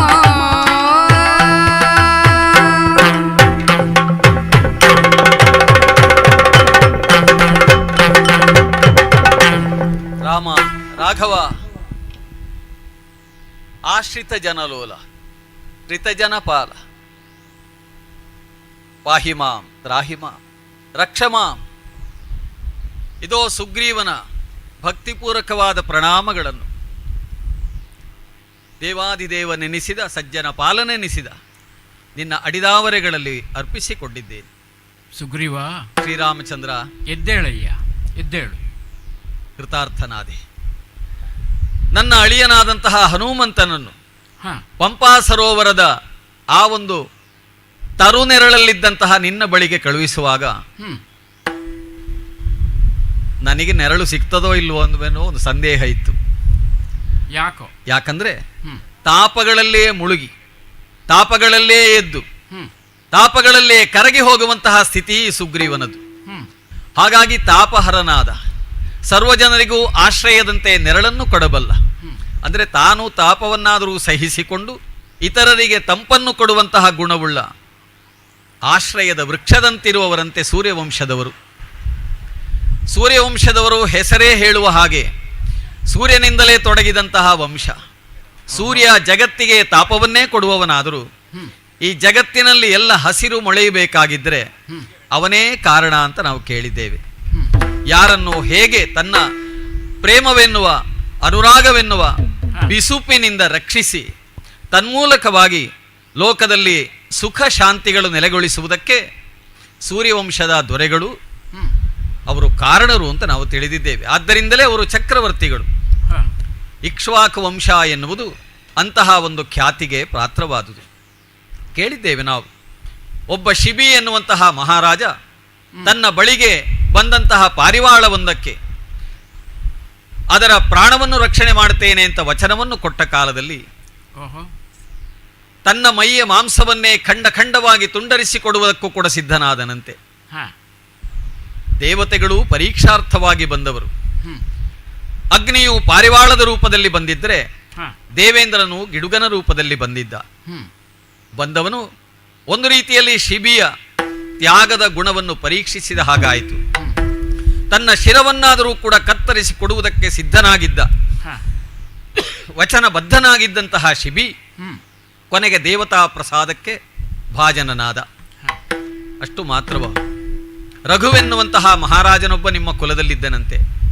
ಅವನ ಹೆಸರಿನಿಂದಲಾಗಿಯೇ ಇಂದು ನಿಮ್ಮ ವಂಶಕ್ಕೆ ರಘುಕುಲ ರಘುಪೀಳಿಗೆ ಅಂತ ಆಗಿದೆ. ಆ ವಂಶದಲ್ಲಿ ಹುಟ್ಟಿಕೊಂಡಂತಹ ನೀನು ರಘುವಂಶದೀಪನಾಗಿದ್ದಿ. ಆ ರಘು ಮಹಾರಾಜನು ದಾನವನ್ನು ಮಾಡುತ್ತಾ ಮಾಡುತ್ತಾ ತನ್ನ ಕೈಯೆಲ್ಲವೂ ಕೂಡ ಬರಿದಾದ ಹೊತ್ತಿನಲ್ಲಿ ಇನ್ಯಾರೋ ಬಂದು ನಮಗೆ ಕೊಡಬೇಕು, ದಾನ ಮಾಡಬೇಕು ಅಂತ ಕೇಳಿದ ಕಾಲಕ್ಕೆ ಕುಬೇರನ ಭಂಡಾರಕ್ಕೆ ತಾನು ಬಾಣವನ್ನು ಬಿಡುವಲ್ಲಿಯವರೆಗೆ, ಅಂದರೆ ಅನ್ಯಲೋಕದಲ್ಲಿರುವ ಧನವನ್ನಾದರೂ ಕೂಡ ಧನಾಧಿಪನ ಕೈಯಲ್ಲಿರುವ ಧನವನ್ನಾದರೂ ತರಿಸಿಕೊಡುವಷ್ಟು ಶಕ್ತಿ ಸಾಮರ್ಥ್ಯಗಳುಳ್ಳವರು, ಶೌರ್ಯ ಸಾಹಸಗಳುಳ್ಳವರು ಎನ್ನುವುದನ್ನು ಕೇಳಿದ್ದೇವೆ. ದಿಲೀಪನೆನ್ನುವಂತಹ ಒಬ್ಬ ರಾಜ ಗೋವನ್ನು ರಕ್ಷಿಸುವುದಕ್ಕೆ ಬೇಕಾಗಿ ಸಿಂಹವೊಂದಕ್ಕೆ ತನ್ನ ಮೈಯನ್ನೇ ಆಹಾರವನ್ನಾಗಿ ಕೊಡುವುದಕ್ಕೂ ಸಿದ್ಧನಾದವನಂತೆ. ಇದೆಲ್ಲ ಸೂರ್ಯವಂಶದವರ ಮಹಿಮೆ ನಾವು ಕೇಳಿದ್ದು. ನೀವು ಅಧಿಕರು ಈ ಪ್ರಪಂಚದಲ್ಲಿ ಯಾರೂ ಈ ರೀತಿಯಾದಂತಹ ತ್ಯಾಗ ಗುಣದ ಮೂಲಕವಾಗಿ ಅಧಿಕರಾದದ್ದಿಲ್ಲ. ಆದರೆ ಸೂರ್ಯವಂಶದವರಿಗೆ ಹೆಸರಿರುವುದೇ ಅವರು ತ್ಯಾಗಶೀಲರು ಎನ್ನುವ ಕಾರಣದಿಂದ. ಶ್ರೀರಾಮಚಂದ್ರ, ಸುಗ್ರೀವ, ಯಾವತ್ತೂ ಕೂಡ ನಾವು ಆಸರೆಯನ್ನು ಬೇಡುವುದಾದರೆ ಯಾರಲ್ಲಿ ಶಕ್ತಿ ಸಾಮರ್ಥ್ಯಗಳಿವೆಯೋ ಅವರಿಗೆ ಶರಣಾಗಬೇಕು. ಹಾಗಾಗಿ ಸುಗ್ರೀವ, ನಿನ್ನ ಪಾದಗಳಲ್ಲಿ ಶರಣಾಗಿದ್ದೇನೆ, ನಾನು ಆರ್ತನಾಗಿದ್ದೇನೆ, ನಾನು ಕಷ್ಟಕ್ಕೊಳಪಟ್ಟವನಾಗಿದ್ದೇನೆ ಸ್ವಾಮಿ. ಸುಗ್ರೀವ ದೇವ, ನೀನು ಹೇಳಿದ ಎಲ್ಲ ಕಥೆಗಳು ನಡೆದು ಹೋದ ಪರಂಪರೆ ಅದು. ಹೌದು. ಅದಲ್ಲ, ಸೂರ್ಯವಂಶದ ಬಗ್ಗೆ ಇಷ್ಟೊಂದು ತಿಳ್ಕೊಂಡು ಇಷ್ಟೊಂದು ಗೌರವದಿಂದ ಇರುವ ನೀನು ಸೂರ್ಯನಂದನನಾಗಿ ಇವತ್ತು ಯಾಕೆ ಕಳೆಗುಂದಿದ್ದಿ ಅಂತ ನನಗೆ ಅರ್ಥ ಆಗಲಿಲ್ಲ. ದೇವರೇ, ಪಂಪಾತೀರದಲ್ಲಿ ವಿಹರಿಸಿದ್ದಂತಹ ನಾನು ಮತ್ತು ತಮ್ಮ ಲಕ್ಷ್ಮಣನನ್ನು ಕರೆಸಿ ನೀನು ನೀಡಿದಂತಹ ಆತಿಥ್ಯ, ಇದರಿಂದ ನಾವು ಸಂತೃಪ್ತನಾಗಿದ್ದೇನೆ. ನೀನು ತೋರಿಸಿದ ಗೌರವ ಭಕ್ತಿಗಳು, ಇದರಿಂದ ನಾನು ಸಂತೃಪ್ತನಾಗಿದ್ದೇನೆ. ಆದರೆ ವಾನರ ನಾಯಕನಾಗಿ ಇರಬೇಕಾದ ನೀನು ಈ ಬೋಳು ಋಷ್ಯಮುಖ ಪರ್ವತದ ತುದಿಯಲ್ಲಿ ಕುಳಿತು ಯಾಕೆ ವ್ಯಾಕುಲತೆಯಿಂದ ಇದ್ದಿ ಎನ್ನುವುದು ಅರ್ಥ ಆಗಲಿಲ್ಲ. ದೇವರೇ, ಶ್ರೀರಾಮಚಂದ್ರ, ನನ್ನ ಒಂದು ಅಪೇಕ್ಷೆಯನ್ನು ಹೇಳಿಕೊಳ್ಳುವುದಾದರೆ ಖಂಡಿತ ಅದಕ್ಕೆ ನಿಜವಾದಂತಹ ಒಂದು ಸ್ಥಾನ ಅಂತ ಸಾನ್ನಿಧ್ಯ ಅಂತಿದ್ರೆ ಅದು ಶ್ರೀರಾಮಚಂದ್ರನ ಚರಣ ಅಂತ ತಿಳಿದಿದ್ದೇನೆ. ಓಹೋ, ಹೇಳಿಕೊಳ್ಳುವುದಕ್ಕೆ ಅವಕಾಶ ಉಂಟೆ? ಸ್ವಾಮಿ, ಏನು ನಿನ್ನ ಸಮಸ್ಯೆ? ಬದುಕಿನಲ್ಲಿ ಕಷ್ಟ ಆಲಿಸಬೇಕು. ಆದರೆ ನಿನ್ನ ಕಷ್ಟ ಏನು? ಆಲಿಸಬೇಕು. ಅಗ್ರಜಾಲಿ ಪರಾಕ್ರಮದಿಂದ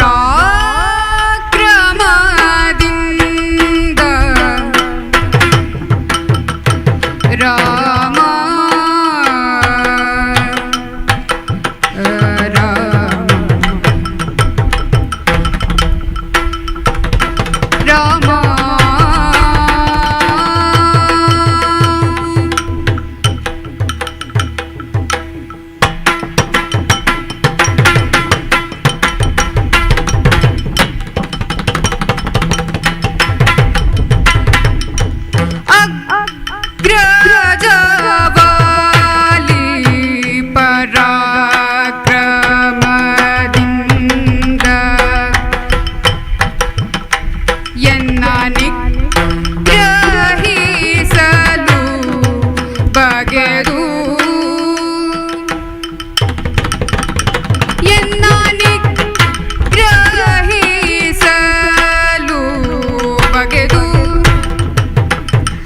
ಅಗ್ರಜವಾಲಿ ಪರಾಕ್ರಮದಿಂದೆನ್ನ ನಿಗ್ರಹಿಸಲು ಬಗೆದು ತಾಮಹೋಗ್ರದಿ ಹೊರಗಟ್ಟಿ ಕೂಡಿಕೊಂಡಿರುವ ತಾಮಹೋಗ್ರದಿ ಹೊರಗಟ್ಟಿ ಕೂಡಿಕೊಂಡಿರುವ ಪಾಣಿಗ್ರಹಣದ ಸತಿಯ ತಾಮಹೋಗ್ರದಿ ಹೊರಗಟ್ಟಿ ಕೂಡಿಕೊಂಡಿರುವ ಪಾಣಿಗ್ರಹಣದ ಸತಿಯ ಅಗ್ರಜವಾಲಿ ಪರಾಕ್ರಮದಿಂದನ್ನ ನಿಗ್ರಹಿಸಲು ಬಗೆದು ರಾಮ ರಾಮ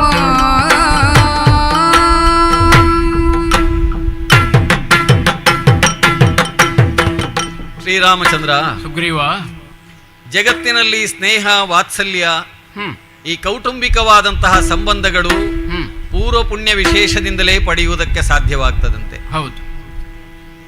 ಬೇರೆ ಯಾವ ಸಂಬಂಧಗಳನ್ನಾದರೂ ನಾವು ಯತ್ನಪೂರ್ವಕವಾಗಿ ಪಡೆಯುವುದಕ್ಕೆ ಸಾಧ್ಯ, ಆದರೆ ಸೋದರ ಸಂಬಂಧ ಎನ್ನುವುದನ್ನು ಹಾಗೆ ಪಡೆಯುವುದಕ್ಕೆ ಸಾಧ್ಯ ಇಲ್ಲ. ಅದು ಅತ್ಯಂತ ವಿಚಿತ್ರವಾದದ್ದು ಮತ್ತು ವಿಶಿಷ್ಟವಾದದ್ದು. ಹೌದು. ರಾಮ ಲಕ್ಷ್ಮಣರು ನಿಮ್ಮನ್ನು ನೋಡಿದಾಗ ನನ್ನ ಮನಸ್ಸಿನಲ್ಲಿ ಭಾಸವಾಗುತ್ತಿರುವುದಿದು, ಒಂದು ಕಾಲದಲ್ಲಿ ನಾನೂ ಹೀಗೆ ನಮ್ಮಣ್ಣನೊಂದಿಗೆ ಬದುಕಿದವನು ಅಂತ. ಅಗ್ರಜವಾಲಿ, ನಮ್ಮ ಬದುಕಿನ ಕಥೆಯೇ ತುಂಬಾ ರೋಚಕವಾಗಿದೆ. ಸಂಕ್ಷಿಪ್ತವಾಗಿ ಆದರೂ ನಿನ್ನಲ್ಲಿ ನಾನು ಹೇಳದೇ ಇದ್ದರೆ ತಪ್ಪಾದೀತು. ಖಂಡಿತ. ರಾಮಚಂದ್ರ, ನಮ್ಮದು ಮೂಲದಲ್ಲಿ ನೋಡಿದರೆ ಎಲ್ಲರಿಗೂ ಸೃಷ್ಟಿಕರ್ತನಾದ ಬ್ರಹ್ಮನೇ ಇರುವುದು. ಆ ಬ್ರಹ್ಮನಿಂದಲೇ ಸೃಷ್ಟಿಯಾದ ಪ್ರಜಾಪತಿಯಾದಂತಹ ಕಶ್ಯಪ ಬ್ರಹ್ಮ, ಆ ಕಶ್ಯಪ ಬ್ರಹ್ಮನಿಂದ ಕಿಷ್ಕಿ ಎನ್ನುವಂತಹ ಒಬ್ಬ ವಾನರ ಶ್ರೇಷ್ಠ ಹುಟ್ಟಿಕೊಂಡನಂತೆ. ಕಶ್ಯಪ ಋಷಿಯ ಒಬ್ಬಳು ಪತ್ನಿಯಿಂದ ಕಿಷ್ಕಿ ನಿರ್ಮಾಣ ಮಾಡಿದಂತಹ ಈ ಪ್ರದೇಶಕ್ಕೆ ಕಿಷ್ಕಿಂಧ ಅಂತ ಹೆಸರು. ಗುಡ್ಡ ಬೆಟ್ಟಗಳಿಂದ, ಬಂಡೆಕಲ್ಲುಗಳಿಂದ ಕೂಡಿದ, ಸೀಮಿತ ಸಂಖ್ಯೆಯ ವನದಿಂದ ಕೂಡಿದಂತಹ, ವೃಕ್ಷಗಳಿಂದ ಕೂಡಿದಂತಹ ಒಂದು ಪ್ರದೇಶ. ಸ್ವಲ್ಪ ತಾಪ ಹೆಚ್ಚೆ, ಆದರೆ ಇಲ್ಲಿನ ಗವಿ ಗಹ್ವರಗಳಲ್ಲಿ ಕಪಿಕುಲದವರಾದಂತಹ ನಾವೆಲ್ಲ ಇಲ್ಲಿ ಪರಂಪರಾಗತವಾಗಿ ವಾಸ ಮಾಡಿಕೊಂಡು ಬಂದಿದ್ದೇವೆ. ಪ್ರಪಂಚದಲ್ಲಿ ಯಾರ್ಯಾರು ಎಲ್ಲೆಲ್ಲಿ ಇರಬೇಕು ಎನ್ನುವುದನ್ನೆಲ್ಲ ಬ್ರಹ್ಮನೇ ನಿರ್ಮಾಣ ಮಾಡಿದ್ದಾನೆ. ಅಂತೂ ಕಿಷ್ಕಿಯ ಮೂಲಕವಾಗಿ ನಿರ್ಮಾಣಗೊಂಡಂತಹ ಈ ಒಂದು ಪ್ರದೇಶಕ್ಕೆ ಕಿಷ್ಕಿಂಧ ಅಂತ ಹೆಸರು. ಅವನು ಮಹಾ ತಪಸ್ವಿಯೇ ಹೌದು. ಅವನ ಕಾಲಾನಂತರದಲ್ಲಿ ಬಂದವನು ಋಕ್ಷರಜಸ್ ಎನ್ನುವಂತಹ ಒಬ್ಬ ಮಹಾತ್ಮ. ಅವನು ನಮ್ಮ ತಂದೆ. ನಮ್ಮ ತಂದೆಯಾದಂತಹ ಋಕ್ಷರಜಸ್ಸು ಕೂಡ ಮಹಾ ತಪಸ್ವಿಯೇ ಹೌದು. ಲೋಕದಲ್ಲಿ ಹುಟ್ಟಿದಂತಹ ಪ್ರತಿಯೊಂದು ಜೀವಿಗೂ ತನ್ನದೇ ಆದಂತಹ ರೀತಿಯಾದಂತಹ ಒಂದು ಜೀವನ ಕ್ರಮ ಅಂತ ಉಂಟು. ಆ ಜೀವನ ಕ್ರಮ ಯಾವಾಗಲೂ ಕೂಡ ತನ್ನಿಂದ ಉನ್ನತ ಮಟ್ಟದವರನ್ನು ನೋಡಿ ತಿದ್ದಿಕೊಳ್ಳುವ ಕ್ರಮ. ನಮ್ಮ ಹಿರಿಯರು ಬದುಕಿದ ರೀತಿಯನ್ನು ನೋಡಿ ನಮ್ಮನ್ನು ಯಾರು ಕೂಡ ಕಪಿಕುಲದವರು ಅಂತ ಕರೆಯುವ ಧೈರ್ಯವನ್ನು ಮಾಡಲಿಲ್ಲ. ಬದಲಾಗಿ ವಾನರರು ಅಂತ ಕರೆದ್ರು. ವಾನರರು ಅಂತ ಯಾಕೆ ಕರೆದ್ರು ಅಂತ ಅನೇಕ ಕಾಲ ನಮ್ಮಲ್ಲೊಂದು ಪ್ರಶ್ನೆ ಬಂದಿತ್ತು. ಯಾಕೆಂದ್ರೆ ನಾವು ನಮಗಿಂತ ಮೇಲ್ಮಟ್ಟದಲ್ಲಿರುವಂತಹ ನರರನ್ನು ನೋಡಿ ನಮ್ಮ ಜೀವನದ ನಡೆನುಡಿಗಳನ್ನು ತಿದ್ದಿಕೊಳ್ಳುವುದಕ್ಕೆ ಪ್ರಯತ್ನಿಸಿದೆವು. ತನ್ಮೂಲಕವಾಗಿ ನಮಗೂ ಕೂಡ ಬೇಕಾದಂತೆ ಸಂಸ್ಕಾರ ವಿಶೇಷಗಳೆಲ್ಲವೂ ಬಂದ್ವು. ಈಗ ಮನುಷ್ಯರಿಗೆ ಹುಟ್ಟಿದವರಿಗೆ ಒಂದು 16 ಸಂಸ್ಕಾರ ಪೂರ್ವದಲ್ಲಿ, ಗತಿಸಿದ ನಂತರದಲ್ಲಿ ಒಂದು 16 ಸಂಸ್ಕಾರ ಅಂತ ಮಾಡ್ತಾರಂತೆ. ಹಾಗೆ ನಮ್ಮ ವಾನರರಲ್ಲಿಯೂ ಕೂಡ ಗರ್ಭಾಧಾನದಿಂದ ತೊಡಗಿ ವಿವಾಹದವರೆಗೆ ಬೇಕಾದ ರೀತಿಯಾದಂತಹ ಎಲ್ಲ ಸಂಸ್ಕಾರಗಳನ್ನು ಮಾಡುವ ಪದ್ಧತಿಯಲ್ಲಿ ಬೆಳೆದು ಬಂದಿದೆ. ಅವನು ಕೂಡ ಹಾಗೆ ನಮ್ಮ ಋಕ್ಷರಜಸ್ಸು ಕೂಡ ವಾನರ ಕುಲಕ್ಕೆ ಬೇಕಾದಂತಹ ಈ ಸಂಸ್ಕಾರವನ್ನು ಕೊಟ್ಟು ಒಳ್ಳೆ ರೀತಿಯಲ್ಲಿ ಪಾಲನೆ ಮಾಡಿದ್ದರ ಪರಿಣಾಮವಾಗಿಯೇ ನಮ್ಮ ವಾನರ ಕುಲ ಕೀರ್ತಿಗೆ ಪಾತ್ರವಾಯಿತು. ಹಾಗಾಗಿ ನರೋವಾ ಅಂತ ಹೇಳ್ತಾ ವಾನರ ಅಂತ ಆಯ್ತಂತೆ. ಮನುಷ್ಯರೇ ಇರಬಹುದೋ ಇವರು ಅಂತ. ಯಾಕಂದ್ರೆ ಸ್ನಾನ ಉಂಟು, ಸಂಧ್ಯಾ ವಂದನೆ ಉಂಟು, ಜಪತಪಗಳುಂಟು, ಮನಸ್ಸು ಮಾಡಿದರೆ ಯಜ್ಞಯಾಗಾದಿಗಳುಂಟು, ದೇವತಾ ವರಗಳೆಲ್ಲವೂ ನಮಗುಂಟು. ಇದೆಲ್ಲವನ್ನೂ ಸಾಧಿಸುವುದಕ್ಕೆ ಸಾಧ್ಯವಾದದ್ದು ಹೇಗೆ? ವಾನರರು ಜೀವಿಸುವ ಕ್ರಮ ನರರ ಜೀವನಕ್ಕೆ ಅತ್ಯಂತ ಸಮೀಪಗತವಾದದ್ದರಿಂದ. ಅಂತಹ ಮಹಾತ್ಮನಾದಂತಹ ಋಕ್ಷರಜಸ್ಸು ಒಂದು ದಿನ ಹೀಗೆ ವಿಹಾರಾರ್ಥವಾಗಿ ಹೋಗುತ್ತಿದ್ದಂತೆ ಮಾನಸ ಸರೋವರದ ಪಕ್ಕದಲ್ಲಿದ್ದ ಒಂದು ಸರೋವರದಲ್ಲಿ ಮುಳುಗೆದ್ದು ಸ್ನಾನ ಮಾಡುವ ಅಂತ. ನಮಗೆಲ್ಲ ತೀರ್ಥಕ್ಷೇತ್ರಗಳು ಕಂಡ್ರೆ ಒಮ್ಮೆ ಮುಳುಗೆದ್ದು ಸ್ನಾನ ಮಾಡಿ ಆ ತೀರ್ಥಕ್ಷೇತ್ರದ ಅಧಿದೇವತೆಯನ್ನು ಪೂಜಿಸಿ ಕೃತಾರ್ಥರಾಗಬೇಕೆನ್ನುವ ಸಂಸ್ಕಾರ. ಅದು ಒಂದು ಸಂಸ್ಕಾರ. ಅದು ಮನುಷ್ಯರಿಗಿದ್ದದ್ದೇ ನಮಗೂ ಬಂದಿದೆ. ಆಗ ನಮ್ಮಪ್ಪನು ಆ ಸರೋವರದಲ್ಲಿ ಸ್ನಾನವನ್ನು ಮಾಡಿ ಮುಳುಗಿ ಏಳುವ ಹೊತ್ತಿನಲ್ಲಿ ಅವನು ಹೆಣ್ಣಾಗಿ ಹೋಗಿದ್ದ. ಇದೇನು ತನ್ನ ಮೈಯಲ್ಲಿ ಈ ರೀತಿಯಾದಂತಹ ಬದಲಾವಣೆ ಅಂತ ಯೋಚಿಸುತ್ತಿರುವ ಹೊತ್ತಿನಲ್ಲಿ ಒಂದು ವಿಚಿತ್ರ ನಡೆದು ಹೋಯ್ತಂತೆ. ಆಕಾಶದಲ್ಲಿ ಸಂಚಾರ ಮಾಡುತ್ತಾ ಇದ್ದಂತಹ ದೇವೇಂದ್ರ ಮತ್ತು ಸೂರ್ಯದೇವರು ಇಬ್ಬರು ಈ ಹೆಣ್ಣಾಗಿದ್ದಂತಹ ವಾನರಿಯನ್ನು ನೋಡಿದರು. ಈಗ ಚೆಲುವಿಕೆ ಎನ್ನುವುದು ಯಾವ ಜೀವಿಯಲ್ಲಿ ಆದರೂ ಒಂದೊಂದು ಬಗೆಯಲ್ಲಿ ಇರ್ತದೆ. ಈ ಒಂದು ಹೆಣ್ಣು ಮಂಗನಲ್ಲಿ ಏನು ಚಂದ ಅಂತ ಕೇಳಬೇಡಿ, ದಯವಿಟ್ಟು ಕೇಳಬೇಡಿ. ಯಾಕೆಂದ್ರೆ ಮಂಗನಲ್ಲಿಯೂ ಕೂಡ ಒಂದು ಸೌಂದರ್ಯ ಅಂತ ಇರ್ತದೆ ಆ ದೇಹಕ್ಕೆ. ಆ ಸುಂದರಿಯಾದಂತಹ ವಾನರಿಯನ್ನು ನೋಡಿದ ಕ್ಷಣದಲ್ಲಿ ವಾಲಮೂಲವನ್ನು ದೇವೇಂದ್ರನು ನೋಡಿದ್ದರಿಂದ ಅಲ್ಲಿ ಒಂದು ಸಂತಾನ ಹುಟ್ಟಿಕೊಂಡಿತ್ತು. ಗ್ರೀವ ಪ್ರದೇಶ ಅಂದ್ರೆ ಕುತ್ತಿಗೆ ಪ್ರದೇಶವನ್ನು ನೋಡಿದ್ದರಿಂದ ಅಲ್ಲಿ ಇನ್ನೊಂದು ಮಗುವಿನ ಜನ್ಮಕ್ಕೆ ಕಾರಣ ಆಯಿತು. ಹೀಗೆ ದೇವೇಂದ್ರನ ಅನುಗ್ರಹದಿಂದಲಾಗಿ ವಾಲಮೂಲದಲ್ಲಿ ಹುಟ್ಟಿಕೊಂಡವನು ಮೊದಲು ಹುಟ್ಟಿದವನು ವಾಲಿ ಅಂತ ಹೆಸರಾದ. ಗ್ರೀವ ಪ್ರದೇಶವನ್ನು ಸೂರ್ಯನು ನೋಡಿದ ಕಾರಣ ಹುಟ್ಟಿಕೊಂಡಂತಹ ಇನ್ನೊಂದು ಹುಡುಗ, ಒಂದೊಂದು ಮಗು, ಅದು ಸುಗ್ರೀವನೆನ್ನುವಂತಹ ಹೆಸರಿಗೆ ಭಾಜನವಾಯಿತು. ಹೆಣ್ಣಾಗಿದ್ದಂತಹ ಆತ ಅಂದ್ರೆ ಋಕ್ಷರಜಸ್ಸು ನಮ್ಮ ತಂದೆ ಎರಡೂ ಮಕ್ಕಳನ್ನು ಎತ್ತಿಕೊಂಡು ಅಯ್ಯೋ ನಾನಿನ್ನೇನು ಮಾಡಲಿ ಎನ್ನುವಾಗ ಒಂದು ಅಶರೀರವಾಣಿ ಆಯ್ತಂತೆ. ಪಕ್ಕದಲ್ಲಿರುವ ಇನ್ನೊಂದು ಸರೋವರ ಉಂಟು, ಅಲ್ಲಿ ಮುಳುಗೇಳು, ನೀನು ಮತ್ತೆ ಮೊದಲಿನ ಹಾಗೆ ಗಂಡ ಆಗುತ್ತಿ ಅಂತ. ಹಾಗೆ ಮಾಡಿದ್ದರ ಪರಿಣಾಮವಾಗಿ ನಮ್ಮ ತಂದೆ ಅಥವಾ ತಾಯಿ ಎರಡೂ ಆಗಿದ್ದಂತಹ ಋಕ್ಷರಜಸ್ಸು ಎರಡು ಮಕ್ಕಳನ್ನು ಕೂಡ ಕಂಕುಳಲ್ಲಿಟ್ಟುಕೊಂಡು ಕಿಷ್ಕಿಂಧೆಗೆ ಬಂದನಂತೆ. ಇಬ್ಬರು ಮಕ್ಕಳನ್ನು ಲಾಲನೆ ಪಾಲನೆ ಪೋಷಣೆ ಇತ್ಯಾದಿಗಳನ್ನೆಲ್ಲ ಮಾಡಿ ಬೇಕಾದಂತಹ ಸಕಲ ವಿದ್ಯೆಗಳನ್ನೆಲ್ಲ ಕಲಿಸಿ ಬುದ್ಧಿಗಳನ್ನು ತಿದ್ದಿ ನಮ್ಮನ್ನು ಬೆಳೆಸಿ ಕಾಮರೂಪಿಗಳಾದಂತಹ ನಮ್ಮನ್ನು ಅಂತಹ ವಿಶೇಷ ಜನ್ಮತಃ ಬಂದಂತಹ ಆ ಎಲ್ಲ ವಿದ್ಯೆಗಳ ಜೊತೆಗೆ ನಮ್ಮನ್ನು ಸರ್ವ ಸಮೃದ್ಧರನ್ನಾಗಿ ಮಾಡಿ ಅವರು ಬ್ರಹ್ಮೈಕ್ಯರಾದರು. ಬ್ರಹ್ಮೈಕ್ಯರಾದ ಮೇಲೆ ನಮ್ಮ ಅಣ್ಣ ಅಧಿಕಾರಕ್ಕೆ ಬಂದ. ಇದೇ ಕಿಷ್ಕಿಂಧ ಪ್ರಾಂತಕ್ಕೆ ಅವನೇ ಅಧಿಕಾರಿ. ಅಗ್ರಜವಾಲಿ, ಅವನು ನನಗಿಂತ ಮೊದಲು ಹುಟ್ಟಿಕೊಂಡವ. ಅಣ್ಣ ತಮ್ಮಂದಿರು ಹೇಗಿರಬೇಕೆನ್ನುವುದಕ್ಕೆ ಸಾಮಾನ್ಯವಾಗಿ ನಮ್ಮಲ್ಲೆಲ್ಲ ಅಶ್ವಿನಿ ದೇವತೆಗಳನ್ನೊಂದು ಹೋಲಿಕೆಯಾಗಿ ಕೊಡ್ತಾರೆ. ನಾವು ಅಣ್ಣ ತಮ್ಮಂದಿರು ಹಾಗಿದ್ದೆವು. ನಾವು ಕೇಳಿದ್ದೇವೆ ಸಹೋದರಕ್ಕೆ ಆದರ್ಶ ಎಂದರೆ ವಾಲಿ ಸುಗ್ರೀವರು. ಹೌದು. ಯಾಕೆಂದ್ರೆ ಕಿಷ್ಕಿಂಧೆ ಎನ್ನುವುದು ಅಯೋಧ್ಯೆಯ ರಾಜ್ಯಾಡಳಿತಕ್ಕೆ ಒಳಪಟ್ಟ ಪ್ರದೇಶವೇ ಹೌದು. ಆದ್ದರಿಂದ ಇಲ್ಲಿಯ ಕಥೆಗಳನ್ನೆಲ್ಲ ನಾವು ಕೇಳಿದ್ದು ಉಂಟು. ಆದರೆ ಅಷ್ಟು ಆದರ್ಶವಾಗಿದ್ದ ವಾಲಿ ಸುಗ್ರೀವರಲ್ಲಿ ಸುಗ್ರೀವ ಯಾಕೆ ಈಗ ಏಕಾಂಗಿಯಾಗಿ ಋಷಮುಖ ಪರ್ವತದಲ್ಲಿದ್ದಾನೆ ಎನ್ನುವುದು ನನ್ನ ಪ್ರಶ್ನೆ. ಇದಕ್ಕೆಲ್ಲ ಕಾರಣ ಉಂಟು ಸ್ವಾಮಿ. ಈ ಮೈಯಲ್ಲಿ ಶಕ್ತಿ ಬೆಳೆದಾಗ ಪರಾಕ್ರಮ ಎನ್ನುವುದೊಂದು ಹುಟ್ಟಿಕೊಳ್ತದೆ. ಪರಾಕ್ರಮ ಅಂದ್ರೆ ಪರರ ಮೇಲೆ ಏರಿ ಹೋಗುವ ಒಂದು ಗುಣ, ಆಕ್ರಮಿಸುವ, ಮೈ ಮೇಲೆ ಬೀಳುವುದು. ಮೈ ಮೇಲೆ ಬೀಳುವುದು ಅಂತ ಹೇಳ್ತೀವಿ, ಯಾರಿಗಾದ್ರೂ ತಾಗಬೇಕು ಅಂತ ಕಾಣುವುದು. ಮೈಯಲ್ಲಿ ಬಲ ಬಂದಾಗ ನಮಗಾದದ್ದೇ. ಪರಾಕ್ರಮದಲ್ಲಿ ನಾನು ಅಣ್ಣನೂ ಬಹಳ ವ್ಯತ್ಯಾಸ ಏನು ಇದ್ದವರಲ್ಲ, ಆದರೆ ನಮ್ಮಣ್ಣ ನಮಗಿಂತ ಸ್ವಲ್ಪ ಹೆಚ್ಚೆ, ನಾನು ಒಪ್ಪಿಕೊಳ್ತೇನೆ. ನಮ್ಮಣ್ಣ ನಮಗಿಂತ ಹೆಚ್ಚು ಪರಾಕ್ರಮ, ಅಗ್ರಜ ಹೌದು ಅವನು. ಅದರಲ್ಲಿಯೂ ಕೂಡ ಪರಾಕ್ರಮದಿಂದಾಗಿ ಹೀಗಾಯಿತು ಅಂತ ಸಂಕ್ಷಿಪ್ತವಾಗಿ ಹೇಳುವುದಾದ್ರೆ, ಅದರ ಕಥೆಯನ್ನು ಹೇಳದಿದ್ದರೆ ನಿನಗೆ ಯಾಕೆ ಹೀಗಾಯಿತು ಅನ್ನೋದು ಗೊತ್ತಾಗ್ಲಿಕ್ಕಿಲ್ಲ. ಹೌದು, ಪರಾಕ್ರಮವೇ ಎಲ್ಲದಕ್ಕೂ ಕಾರಣ ಆದದ್ದು. ಪರಾಕ್ರಮ ಅಂತ ಹೇಳಿದ್ರೆ ಒಂದು ಘಟನೆ ನಡೆಯಿತು ನಮ್ಮ ಈ ಕಿಷ್ಕಿಂಧ ಪ್ರಾಂತದಲ್ಲಿ. ರಾತ್ರಿಯ ವೇಳೆಯಲ್ಲಿ ಒಂದು ಆರ್ತನಾದ ಕೇಳಿಸಿತ್ತು, ಒಂದು ಹೆಣ್ಣಿನ ಆರ್ತನಾದ. ಈ ಹೆಣ್ಣಿನ ಆರ್ತನಾದವನ್ನು ಕೇಳಿದ ತಕ್ಷಣ ಪುರುಷರಾದವರು ಆರ್ತತ್ರಾಣ ಪರಾಯಣರು ಹೌದು ಅಂತಾದ್ರೆ, ಅವರು ಸರಿಯಾಗಿ ವಿದ್ಯೆಯನ್ನು ಕಲಿತವರು ಹೌದು ಅಂತಾದ್ರೆ ಅವರಿಗೆ ರಕ್ಷಣೆಯನ್ನು ಕೊಡಬೇಕು. ಇದು ಯಾವತ್ತೂ ನಾವು ಮಾಡುವ ಪ್ರಾರ್ಥನೆ. ನಮ್ಮ ಶಕ್ತಿ ಯಾವುದಕ್ಕಾಗಿ ವಿನಿಯೋಗ ಆಗಲಿ, ಆರ್ತರನ್ನು ರಕ್ಷಿಸುವುದಕ್ಕಾಗಿ ವಿನಿಯೋಗ ಆಗಲಿ. ಈಗ ನೀವು ಕ್ಷತ್ರಿಯ ಕುಮಾರರೆಲ್ಲ ಬಿಲ್ಲು ವಿದ್ಯೆಯನ್ನು ಕಲಿಯುವಾಗ ಬಿಲ್ಲಿನ ಹಗ್ಗವನ್ನು ಮಿಡಿಯುವಾಗ ಹೇಳ್ತೀರಂತೆ, ಇದರ ಟಂಕಾರ ಎಲ್ಲಿವರೆಗೆ ಅನುರಣಿಸ್ತದೋ ಅಲ್ಲಿಯವರೆಗೆ ಎಲ್ಲ ದುರ್ಬಲರು ಕೂಡ ಸುರಕ್ಷಿತರಾಗಿರ್ತಾರೆ, ಗೋಬ್ರಾಹ್ಮಣರು ಸುರಕ್ಷಿತರಾಗಿರ್ತಾರೆ. ಆರ್ತತೆ ಎನ್ನುವ ಧ್ವನಿ ಇದರ ಟಂಕಾರ ಕೇಳುವಲ್ಲಿವರೆಗೆ ಇರಲಾರದು ಅಂತ ಹೇಳ್ತೀರಂತೆ. ಸರಿ, ಹಾಗೆ ನಮ್ಮಣ್ಣನೂ ಕೂಡ ಆರ್ತತ್ರಾಣ ಪರಾಯಣನೇ ಹೌದು. ನಾರಿಯೋಳುವ ಆರ್ತನಾದವನ್ನು ಕೇಳಿದ ತಕ್ಷಣ ಎಲ್ಲಿ ಅಂತ ಹುಡುಕುವಾಗ ಆಕಾಶದಲ್ಲಿ ಒಬ್ಬ ಮಾಯಾವಿ ಎನ್ನುವಂತಹ ರಾಕ್ಷಸ ಕೇಳಿರಬಹುದು. ಮಯನೆನ್ನುವಂತಹ ದಾನವರ ಶಿಲ್ಪಿ, ಅವನಿಗೆ ಹೇಮೆ ಎನ್ನುವಂತಹ ಅಪ್ಸರ ಸ್ತ್ರೀ ಎನ್ನುವ ಸತಿಯಲ್ಲಿ ಮಾಯಾವಿ ದುಂದುಭಿ ಅಂತ ಇಬ್ಬರು ಗಂಡು ಮಕ್ಕಳು. ಅದರಲ್ಲಿ ಮಾಯಾವಿ ಎನ್ನುವವ ಅವ ಒಬ್ಬಳು ಯಕ್ಷಕನ್ನಿಕೆಯನ್ನು ಅಪಹರಿಸಿಕೊಂಡು ಹೋಗ್ತಾ ಇದ್ದ. ಆ ಕನ್ನಿಕೆ ಆರ್ತನಾದ ಮಾಡ್ತಾ ಇದ್ದದ್ದು. ವಾಲಿ ಆಕಾಶಕ್ಕೆ ನೆಗೆದ, ಮಾಯಾವಿಯ ಕೈಯಿಂದ ಅವಳನ್ನು ಬಿಡಿಸಿದ. ಪರಿಣಾಮವಾಗಿ ಮಾಯಾವಿಗೂ ನಮ್ಮ ಅಣ್ಣನಿಗೂ ಯುದ್ಧ ಆಯಿತು. ಯುದ್ಧದಲ್ಲಿ ಅಣ್ಣನ ಕೈ ಮೇಲಾಯಿತು, ಮಾಯಾವಿಗೆ ಸೋಲಾಯಿತು. ಪಲಾಯನ ಮಂತ್ರವನ್ನು ಪಠಿಸಿದ, ಎಲ್ಲೆಲ್ಲೋ ಓಡಿದ. ಓಡುತ್ತಾ ಓಡುತ್ತಾ ಓಡುತ್ತಾ ಒಂದು ಗುಹಾದ್ವಾರವನ್ನು ಪ್ರವೇಶ ಮಾಡಿದ.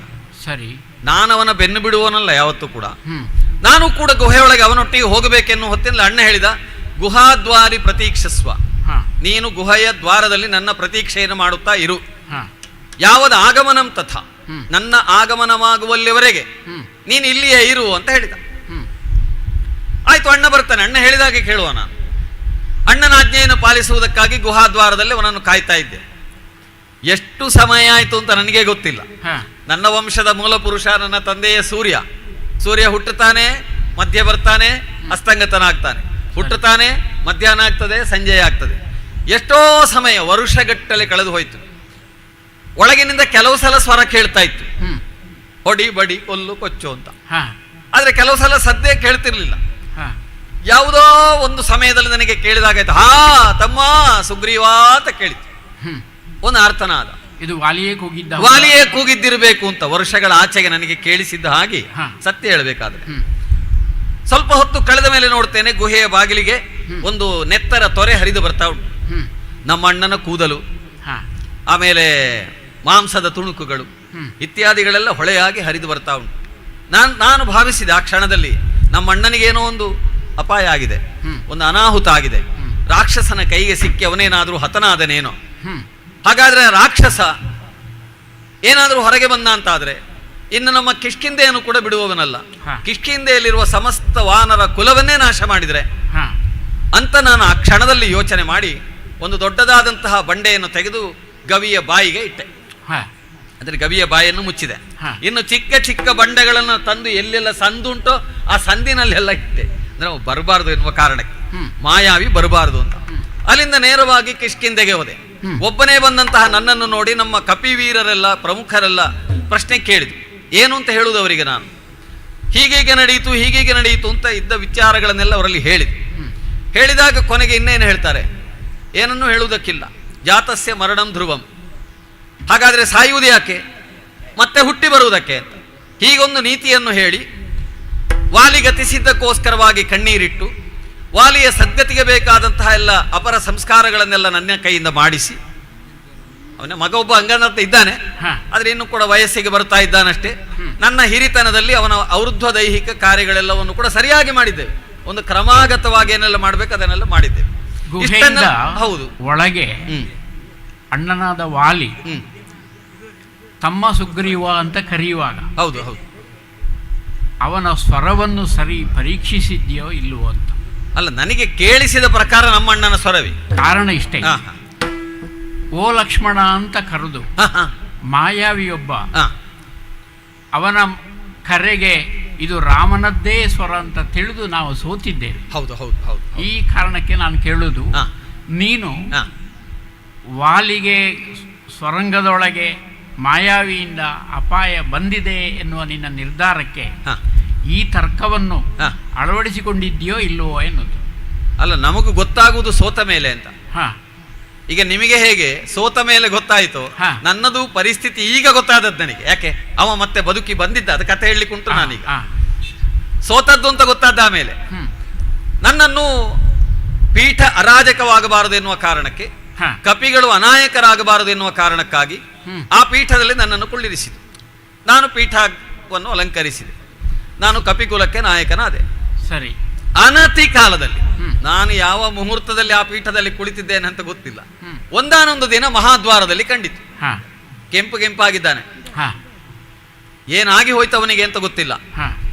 ಹೆಜ್ಜೆಯಿಂದ ಧಟ್ಟಿಸಿದ್ದರಲ್ಲಿ ಪೀಠದಲ್ಲಿ ಕೂತ ನಾನು ಹಾರಿ ಬಿದ್ದದ್ದು ಅವನ ಪಾದಕ್ಕೆ. ಅಂದ್ರೆ ಅವನಿಗೆಷ್ಟು ಸಿಟ್ಟು ಬಂದಿತ್ತು ಎನ್ನುವುದಕ್ಕಿಂತ ನನಗೆಷ್ಟು ಭಯವಾಯಿತು ಎನ್ನುವುದು ಅದರಲ್ಲಿ ತಾತ್ಪರ್ಯ. ನಮ್ಮ ಅಣ್ಣನು ಹೌದಲ್ವಾ ಅಂತ ಒಂದು ಸಲವನ್ನು ನೋಡಿದೆ. ಮತ್ತೆ ಅವನು ಕಣ್ಣು ಮುಖ ನೋಡ್ಲಿಲ್ಲ. ನನ್ನನ್ನು ಹೊಡೆಯುವುದಕ್ಕೆ, ಧೂರ್ತ ಅಂತ ಹೇಳುವುದಕ್ಕೆ ಅಳುಕಲೇ ಇಲ್ಲ. ಹೊಡೆದು ಬಡೆದು ಹಣ್ಣುಗಾಯಿ ನೀರುಗಾಯಿ ಮಾಡಿದ ನನ್ನನ್ನು. ನಾನು ಹೇಳಿದೆ, ನೀನು ಬದುಕಿದ್ದಿ ಅಂತ ನನಗೆ ಗೊತ್ತಿಲ್ಲದೆ ನಾನು ಹೀಗೆ ಮಾಡಿದೆ. ನೀನು ಇಲ್ಲ ಅಂತ ತಿಳಿದೆ ನಾನು ಇವರ ನಾಯಕನಾಗದ್ದು. ಎಲ್ಲರ ಅನುಮೋದನೆಯ ಮೇಲೆಗೆ ನಾನು ಈ ಪೀಠವನ್ನು ಅಲಂಕರಿಸಿದ್ದು, ಬೇರೆ ಯಾವ ಕಾರಣಕ್ಕೂ ಅಲ್ಲ ಅಂತ ಹೇಳಿ. ಆದರೆ ನನ್ನ ಪ್ರಾಮಾಣಿಕವಾದಂತಹ ಅನಿಸಿಕೆಗಳನ್ನು ಸಹಾನುಭೂತಿಯಿಂದ ಅವನು ಪರಿಗಣಿಸಲಿಲ್ಲ. ನಮ್ಮ ಜೊತೆಗಿದ್ದಂತಹ ಒಬ್ಬರು ಹಳೇ ಕರಡಿ ಜಾಂಬವರು ಅಂತ ಇದ್ದಾರೆ, ಯಾವತ್ತಾದರೂ ಸಿಕ್ಕಿದ್ರೆ ಅವರನ್ನು ತೋರಿಸ್ತೇನೆ. ವಿವೇಕಿಯಾದಂತಹ ಹನುಮಂತ, ಈಗ ಅಲ್ಲಿಂದ ಇಲ್ಲಿವರೆಗೆ ನಿಮ್ಮನ್ನು ಈ ಋಷ್ಯಮುಖದ ಎತ್ತರದವರೆಗೆ ಕರೆದುಕೊಂಡು ಬಂತಹ ಹನುಮಂತ, ಅವನೊಳ್ಳೆ ವಿವೇಕಿ. ಉಚಿತಾನುಚಿತಗಳನ್ನು ಪೃಥಕ್ಕರಣ ಮಾಡಿ ಮಾತನಾಡಬಲ್ಲ ಸಾಮರ್ಥ್ಯ ಇರುವವನು, ಸುಳ್ಳನ್ನು ಹೇಳುವವನಲ್ಲ. ಅವನು ಹೇಳಿದ, ಯಾರ ಆಪ್ತವಾಕ್ಯಗಳನ್ನು ಅವನು ಪ್ರಮಾಣವಾಗಿ ಸ್ವೀಕರಿಸಲೇ ಇಲ್ಲ. ಬದಲಾಗಿ ನನ್ನಲ್ಲೇ ಧೂರ್ತತನವನ್ನು ಆರೋಪಿಸಿ ನನ್ನನ್ನು ಪೀಠದಿಂದ ಕೆಳಗೆ ಹಾಕಿದ, ನನ್ನನ್ನು ಅರಮನೆಯಿಂದ ಹೊರಗಟ್ಟಿದ. ಅಗ್ರಜವಾಲಿ ಪರಾಕ್ರಮದಿಂದ ಹೀಗೆ ಮಾಡಿದ. ಆಯಿತು, ಅಣ್ಣನಿಗೆ ಕೋಪ ಕಡಿಮೆ ಆದ ಮೇಲಾದರೂ ನನ್ನನ್ನು ತೆಕ್ಕೊಂಡಾನು ಅಂತ ಆಗಾಗ ನಾನು ಅಲ್ಲಿ ಹೋಗುವುದಿತ್ತು. ಹೋಗುವುದಕ್ಕೆ ಎರಡು ಕಾರಣ. ಒಂದು, ಕೋಪ ತಣಿದ ಮೇಲಾದರೂ ಅಣ್ಣ ನನ್ನನ್ನು ಸ್ವೀಕರಿಸಿಯಾನು ಅಂತ. ಎರಡನೇದು, ನನ್ನ ಹೆಂಡತಿ ಅಲ್ಲೇ ಇದ್ದಳು ಅರಮನೆಯಲ್ಲಿ. ಅವಳ ಹೆಸರು ರೂಮೆ ಅಂತ. ನಮ್ಮ ಅಣ್ಣನೇ ನಮ್ಮ ತಂದೆಯ ಸ್ಥಾನದಲ್ಲಿ ನಿಂತು ನಮಗೆ ಮದುವೆಯನ್ನು ಮಾಡಿಸಿದರು. ಅವಳ ಅಪ್ಪನು ನನ್ನ ಜೊತೆ ಈಗಲೂ ಇದ್ದಾನೆ. ಹಾಗಾಗಿ ಈ 4 ಜನರಲ್ಲಿ ಅವನೊಬ್ಬ ಅಲ್ಲಿ ಕೂತಿದ್ದ ನೋಡಿ, ಹಳೆ ತಲೆ. ಅವನು ನನ್ನ ಮಾವ, ನನಗೆ ಹೆಣ್ಣು ಕೊಟ್ಟ ಮಾವ. ಈ ಮದುವೆ ಮಾಡಿಸಿದವ ನಮ್ಮಣ್ಣ. ಆಯ್ತು, ಅವನಿಗೆ ಕೋಪ ಇದ್ರೆ ನನ್ನ ಹೆಂಡತಿಯನ್ನಾರು ನನ್ನೊಟ್ಟಿಗೆ ಕಳಿಸಿದರೆ ಇನ್ಯಾವುದಾದ್ರೂ ಒಂದು ಗವಿ ಗುಹೆ ಉಂಟು ಅಂತ ನಾನು ಹುಡುಕಿಯೇನು ಅಂತ ಹೋಗಿ ಹೆಂಡತಿಯನ್ನು ಕೇಳಿದ್ರೆ, ನಿನಗೆ ಹೆಂಡತಿಯನ್ನು ಕೊಡುವುದಿಲ್ಲ ಅಂತ ಹೇಳಿ ಅವಳನ್ನು ತನ್ನ ಕಂಕುಳಿಗೆ ಎಳ್ಕೊಂಡು ಒಳಗೆ ಹೋಗ್ತಾನೆ. ಆಯ್ತು, ಕೆಲವು ಸಲ ಕೇಳಿ ಆಯ್ತು. ಮತ್ತೆ ಮತ್ತೆ ಹೋದಾಗ ಹೊಡಿಲಿಕ್ಕೆ ಆರಂಭ ಮಾಡಿದ. ಹೊಡೆದ ಅಟ್ಟಿದ. ಇವನ ಪೆಟ್ಟು ತಿನ್ಲಿಕ್ಕೆ ಆಗದೆ ನಾನು ಎಲ್ಲಿಗೆ ಹೋಗುದಪ್ಪ ಅಂತ ಯೋಚನೆ ಮಾಡಿ ಏನು ಮಾಡಿದರೂ ಎಲ್ಲಿಯೂ ಆಸರೆ ಸಿಗದೆ ಈ ಪ್ರದೇಶದಲ್ಲಿದ್ದೇನೆ. ಈ ಪ್ರದೇಶದಲ್ಲಿ ನೀನು ಬಂದು ಉಳಿದುಕೊಳ್ಳುವುದಕ್ಕೆ ಕಾರಣ ಆದರೇನು? ಶ್ರೀರಾಮಚಂದ್ರ, ಕೆಲವೊಮ್ಮೆ ಹಾಗಾಗ್ತದೆ, ಮುಳುಗುತ್ತಿರುವವನಿಗೆ ಹುಲ್ಲು ಕಡ್ಡಿ ಆಸರೆ ಅಂತ. ಈ ಪ್ರದೇಶ ಹಾಗಾದ್ರೆ ಏನಾಗಿದೆ ಅಂತ ಹೇಳಿದ್ರೆ, ಕಿಷ್ಕಿಂದಿಗೆ ಸರಿಯಾಗಿ ಮೂಗಿನ ತುದಿಯಲ್ಲಿರುವ ಹಾಗೆ ಉಂಟು, ಅಂದ್ರೆ ನೇರಕ್ಕೆ ಉಂಟು ಅಂತ ಅರ್ಥ. ಸರಿ. ಈ ಪ್ರದೇಶಕ್ಕೆ ಅವನಿಗೆ ಬರಲಿಕ್ಕೆ ಆಗುವುದಿಲ್ಲ. ಅದಕ್ಕೊಂದು ಕಾರಣ ಉಂಟು. ಈ ಮಾಯಾವಿಯ ಸೋದರ ಇನ್ನೊಬ್ಬ ದುಂದುಭಿ ಅಂತ ನಾನು ಹೇಳಿದ್ನಲ್ಲ, ಆ ದುಂದುಭಿ ಎನ್ನುವವನು ಒಬ್ಬ ದೊಡ್ಡ ರಕ್ಕಸನೆ. ಅವನಿಗೆ ಹೋರಾಟದ ಚಪಲ. ಯಾರಾದರೂ ಹೋರಾಟ ಮಾಡುವುದಕ್ಕೆ, ಜಗಳಾಡುವುದಕ್ಕೆ ಸಿಗ್ತಾರೋ ಅಂತ ಹುಡುಕಿ ಹುಡುಕಿ ಅವ ಸಮುದ್ರ ರಾಜನ ಬಳಿಗೆ ಹೋದನಂತೆ. ಸಮುದ್ರ ರಾಜ ಹೇಳಿದನಂತೆ, ನನಗೆ 1000 ತೆರೆಗೈಗಳೇನೋ ಇರುವುದು ಹೌದು, ನಿನ್ನನ್ನು ನಾನು ಹೊಡೆದು ನಿನ್ನನ್ನು ಸೋಲಿಸಲಾರೆ. ನನಗಿಂತ ಬಲಶಾಲಿಯಾದವ 1000 ಕೋಡುಗಳುಳ್ಳ ಹಿಮವಂತನಿದ್ದಾನೆ, ಹಿಮವತ್ ಪರ್ವತ ರಾಜ, ಅವನಲ್ಲಿಗೆ ಹೋಗು ಎಂದನಂತೆ. ಮಹಾಬಲಶಾಲಿಯಾದ ಕಠಿಣನಾದಂತಹ ಹಿಮವಂತನಲ್ಲಿಗೆ ಹೋದಾಗ ಹಿಮವಂತನಿಗೂ ಹೆದರಿಕೆ ಆಯ್ತಂತೆ. ಲೀಲಾಜಾಲವಾಗಿ ಶಿಖರಗಳನ್ನೆಲ್ಲ ಕಿತ್ತೆಸೆಯಬಲ್ಲ ದುಷ್ಟ ದಾನವನೆದುರಿಗೆ ತನ್ನದೇನು ಪರಾಕ್ರಮ ಅಂತ ಯೋಚನೆ ಮಾಡಿ ಅವನು ಬೀಸುವ ದೊಣ್ಣೆಯನ್ನು ತಪ್ಪಿಸಿಕೊಳ್ಳಿಕ್ಕೆ ಅಲ್ಲಿ ಕಿಷ್ಕಿಂಧೆಯಲ್ಲಿ ಒಬ್ಬ ವಾಲಿ ಅಂತ ಇದ್ದಾನೆ. ಅವ ಹೋರಾಡುವುದರಲ್ಲಿ ಬಹಳ ನಿಪುಣನಾಗಿದ್ದಾನೆ. ಹೌದು, ನಿಸ್ಸೀಮನಾಗಿದ್ದಾನೆ. ಹೋಗವನ ಬಳಿಗೆ ಅವ ನಮ್ಮಲ್ಲಿಗೆ ಬಂದು ಒಂದಾನೊಂದು ದಿವಸ ಬಾಗಿಲಲ್ಲಿ ನಿಂತು ಕರೀಲಿಕ್ಕೆ ಆರಂಭ ಮಾಡಿದ. ವಾಲಿ ಬಾ ಪೆಟ್ಟಿಗೆ ಅಂತ. ನಮ್ಮ ಅಣ್ಣ ಹೊರಟ. ಮತ್ತೆ ಯಾರಾದರೂ ಯುದ್ಧಕ್ಕೆ ಕರೆದರೆ ಬರುವುದಿಲ್ಲ ಎನ್ನುವಂತಹ ಒಂದು ಹುಂಬತನ ಅಲ್ಲ ಅವನಲ್ಲಿಲ್ಲ. ಅವ ಮನೆಯೊಳಗೆ ಕೂತ್ಕೊಳ್ಳುವ ಜನ ಅಲ್ಲ. ಹೋದ ಅವನೊಟ್ಟಿಗೆ ಹೋರಾಟ ಮಾಡಿದ. ಅಣ್ಣನಿಗೇನೆ ಹೆಚ್ಚು ಹೊತ್ತು ಬೇಕಾಗಲಿಲ್ಲ ಅವನು ಹೊಡೆದು ಮುಗಿಸಲಿಕ್ಕೆ. ಅವನು ದೊಡ್ಡದಾದಂತಹ ಒಂದು ಮಹಿಷದ ಆಕಾರವನ್ನು ತಾಳಿದ. ಒಂದು ಕೋಣನಾಕಾರ ತಾಳಿದ್ದು ಒಳ್ಳೇದೇ ಆಯ್ತು ನಮ್ಮ ಅಣ್ಣನಿಗೆ. 4 ಕಾಲಿತ್ತಲ್ಲ, ಹಿಡಿದು ತೆಗೆದು ಎತ್ತಿ ಬೀಸಿ ಒಗೆದ. 4 ಸಲ ನೆಲಕ್ಕೆ ಒಗೆಯುವಾಗ ನೆತ್ತರನ್ನೆಲ್ಲ ವಮನ ಮಾಡಿ ಅವನು ಜೀವ ಬಿಟ್ಟ. ಅವನನ್ನು ಎತ್ತಿ ಹೀಗೆ ಸುತ್ತ ತಿರುಗಿಸ್ತಾ ಇದ್ದಾಗ ಅವನ ಮೈಯಿಂದ ಬಾಯಿಂದ ಹೊರಟಂತಹ ನೆತ್ತರಿನ ಧಾರೆ ಅದು ನಾನೀಗ ಇರುವ ಈ ಋಷ್ಯಮುಖ ಪರ್ವತ ಪ್ರದೇಶಕ್ಕೆಲ್ಲ ರಾಚಿತು, ಎರಚಿತು. ಇಲ್ಲಿ ಮತಂಗ ಎಂಬ ಹೆಸರಿನ ಒಬ್ಬರು ಮುನಿಗಳಿದ್ರು. ಅವರ ಶಿಷ್ಯರ ಸಹಿತವಾಗಿ ಇಲ್ಲಿ ತಪಸ್ಸು ಮಾಡ್ತಾ ಇದ್ರು. ಅವರ ಏಕಾಂತಕ್ಕೂ ಇಲ್ಲಿನ ಪಾವಿತ್ರ್ಯಕ್ಕೂ ಧಕ್ಕೆ ಬಂದ ಕಾರಣ ಅವರಿಗೆ ಆಶ್ಚರ್ಯವೂ ಆಯಿತು, ಕೋಪವೂ ಬಂತು. ಇಂತಹ ಒಂದು ಧೂರ್ತನವನ್ನು ಮಾಡಿದವರು ಇಷ್ಟರವರೆಗೆ ಅವರ ಗಮನಕ್ಕೆ ಬಂದವರು ಯಾರೂ ಇಲ್ಲ. ಇಂಥದ್ದನ್ನು ಮಾಡಬೇಕಾದರೆ ಅಂತಹ ಮಹಾಧೂರ್ತನಿರಬೇಕು. ತನ್ನ ಪರಿಸರವನ್ನು ಲೆಕ್ಕಿಸದೆ ನೋಡದೆ ತಾನೊಂದು ಉಪದ್ವ್ಯಾಪವನ್ನು ಮಾಡ್ತಾನೆ ಅಂತಾದ್ರೆ ಅವನಿಗೆ ತಕ್ಕ ದಂಡನೆಯಾಗಬೇಕು ಅಂತ ಯೋಚನೆ ಮಾಡಿದ್ರು. ಇದನ್ನು ಮಾಡಿದಂತಹ ವಾಲಿ ಏನಾದ್ರೂ ಈ ಪ್ರದೇಶಕ್ಕೆ ಬಂದರೆ ಅಥವಾ ಅವನ ಕಡೆಯವರೇನಾದ್ರೂ ಇಲ್ಲಿಗೆ ಬಂದರೆ ತಲೆ 1000 ಹೋಳಾಗಲಿ ಅಂದ್ರೆ ನಾಶವಾಗಲಿ ಅಂತ ಅರ್ಥ. ಹೀಗೊಂದು ಶಾಪವನ್ನು ಕೊಟ್ಟು ಪರಿಣಾಮವಾಗಿ ಏನಾಯ್ತು, ಇದು ಮೂಗಿನ ತುದಿಯಲ್ಲಿ ಕುರುವಾದ ಹಾಗೆ. ಮೂಗಿನ ತುದಿಯಲ್ಲಿ ಕುರುವಾದರೆ ಒಡೆದರೆ ವಿಕಾರ ಆಗ್ತದೆ, ಒಡೆದಿದ್ದರೆ ಹಾಗೆ ಒಂದು ಹುಣ್ಣಿನ ಹಾಗೆ ಕಾಡ್ತದೆ. ಹಾಗಾಗಿ ಅಣ್ಣ ಇದನ್ನು ಮುಟ್ಟುವುದಕ್ಕೆ ಬರುವುದಿಲ್ಲ.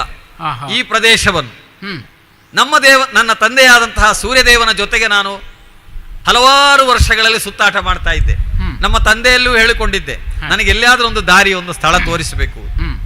ಅವ ಹೇಳಿದ, ನೋಡಿ ಇಲ್ಲಿ ಒಂದು ಪ್ರದೇಶ ಉಂಟು, ಇಲ್ಲಿ ನೀನಿರು, ಮತ್ತೆ ಕಿಷ್ಕಿಂಧೆಗೆ ಹತ್ತಿರವೂ ಆಗ್ತದೆ, ನಿನಗೆ ಆಗಾಗ ಬೇಕಾದ್ರೆ ನಿನ್ನ ಕಿಷ್ಕಿಂಧೆಯನ್ನು ನೋಡಿಕೊಂಡಿರಬಹುದು ಅಂತ. ನನಗೂ ಹಾಗೆ ಈ ಪ್ರದೇಶ ಒಂದು ಸುರಕ್ಷಿತವಾದಂತಹ ಅಡಗುದಾಣದ ಹಾಗಾಗಿದೆ. ಒಮ್ಮೊಮ್ಮೆ ಇಲ್ಲಿಂದ ನೋಡಿದರೆ ಕಿಷ್ಕಿಂಧೆಯಲ್ಲಿರುವಂತಹ ನಮ್ಮ ಅರಮನೆಯ ಅಂತಃಪುರದ ಗವಾಕ್ಷ ಕಾಣ್ತದೆ. ಆ ಗವಾಕ್ಷದಲ್ಲಿ ನಮ್ಮ ರುಮೆಯ ಮುಖ ಕೆಲವೊಮ್ಮೆ ಕಾಣ್ತದೆ. ಅವಳ ಮುಖವನ್ನು ನೋಡುವುದು, ನಾನು ಹಲ್ಲು ಕಿರಿಯುವುದು, ಅವಳು ಅಲ್ಲಿಂದ ಹಲ್ಲು ಕಿರಿಯುವುದು. ಇದು ಬಿಟ್ಟರೆ ನಮಗಿನ್ನೇನೂ ಇಲ್ಲ.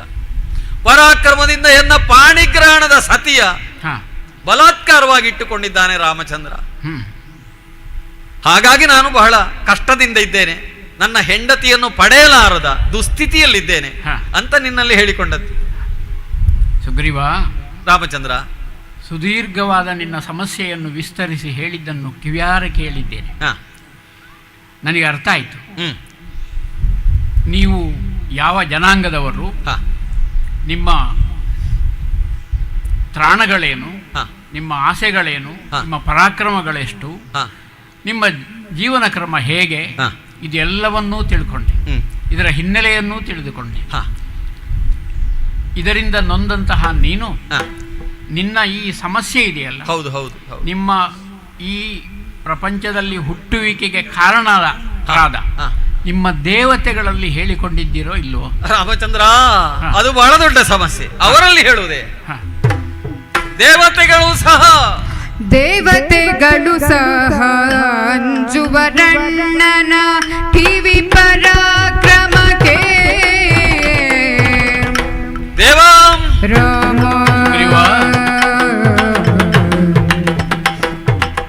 ರಾಮ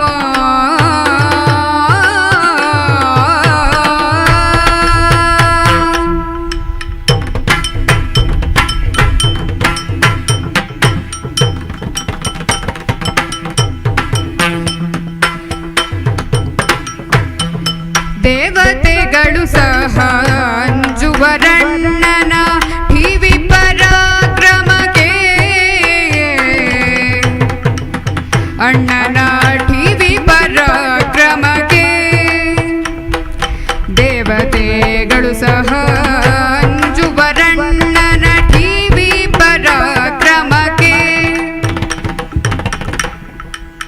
ರಾಮದೇವನವಿಬ್ಬರು ಜೋಡಾದರೆ ರಾಮದೇವನವಿಬ್ಬರು ಜೋಡಾದೇವಿ ವಾಲಿ ರಾವಣರಿಂದ ಹೀಗೆ ದೇವತೆಗಳು ಸಹ ಅಂಜುವರಣ್ಣನ ಠಿವಿ ಪರಾಕ್ರಮಕ್ಕೆ ರಾಮ ರಾಮ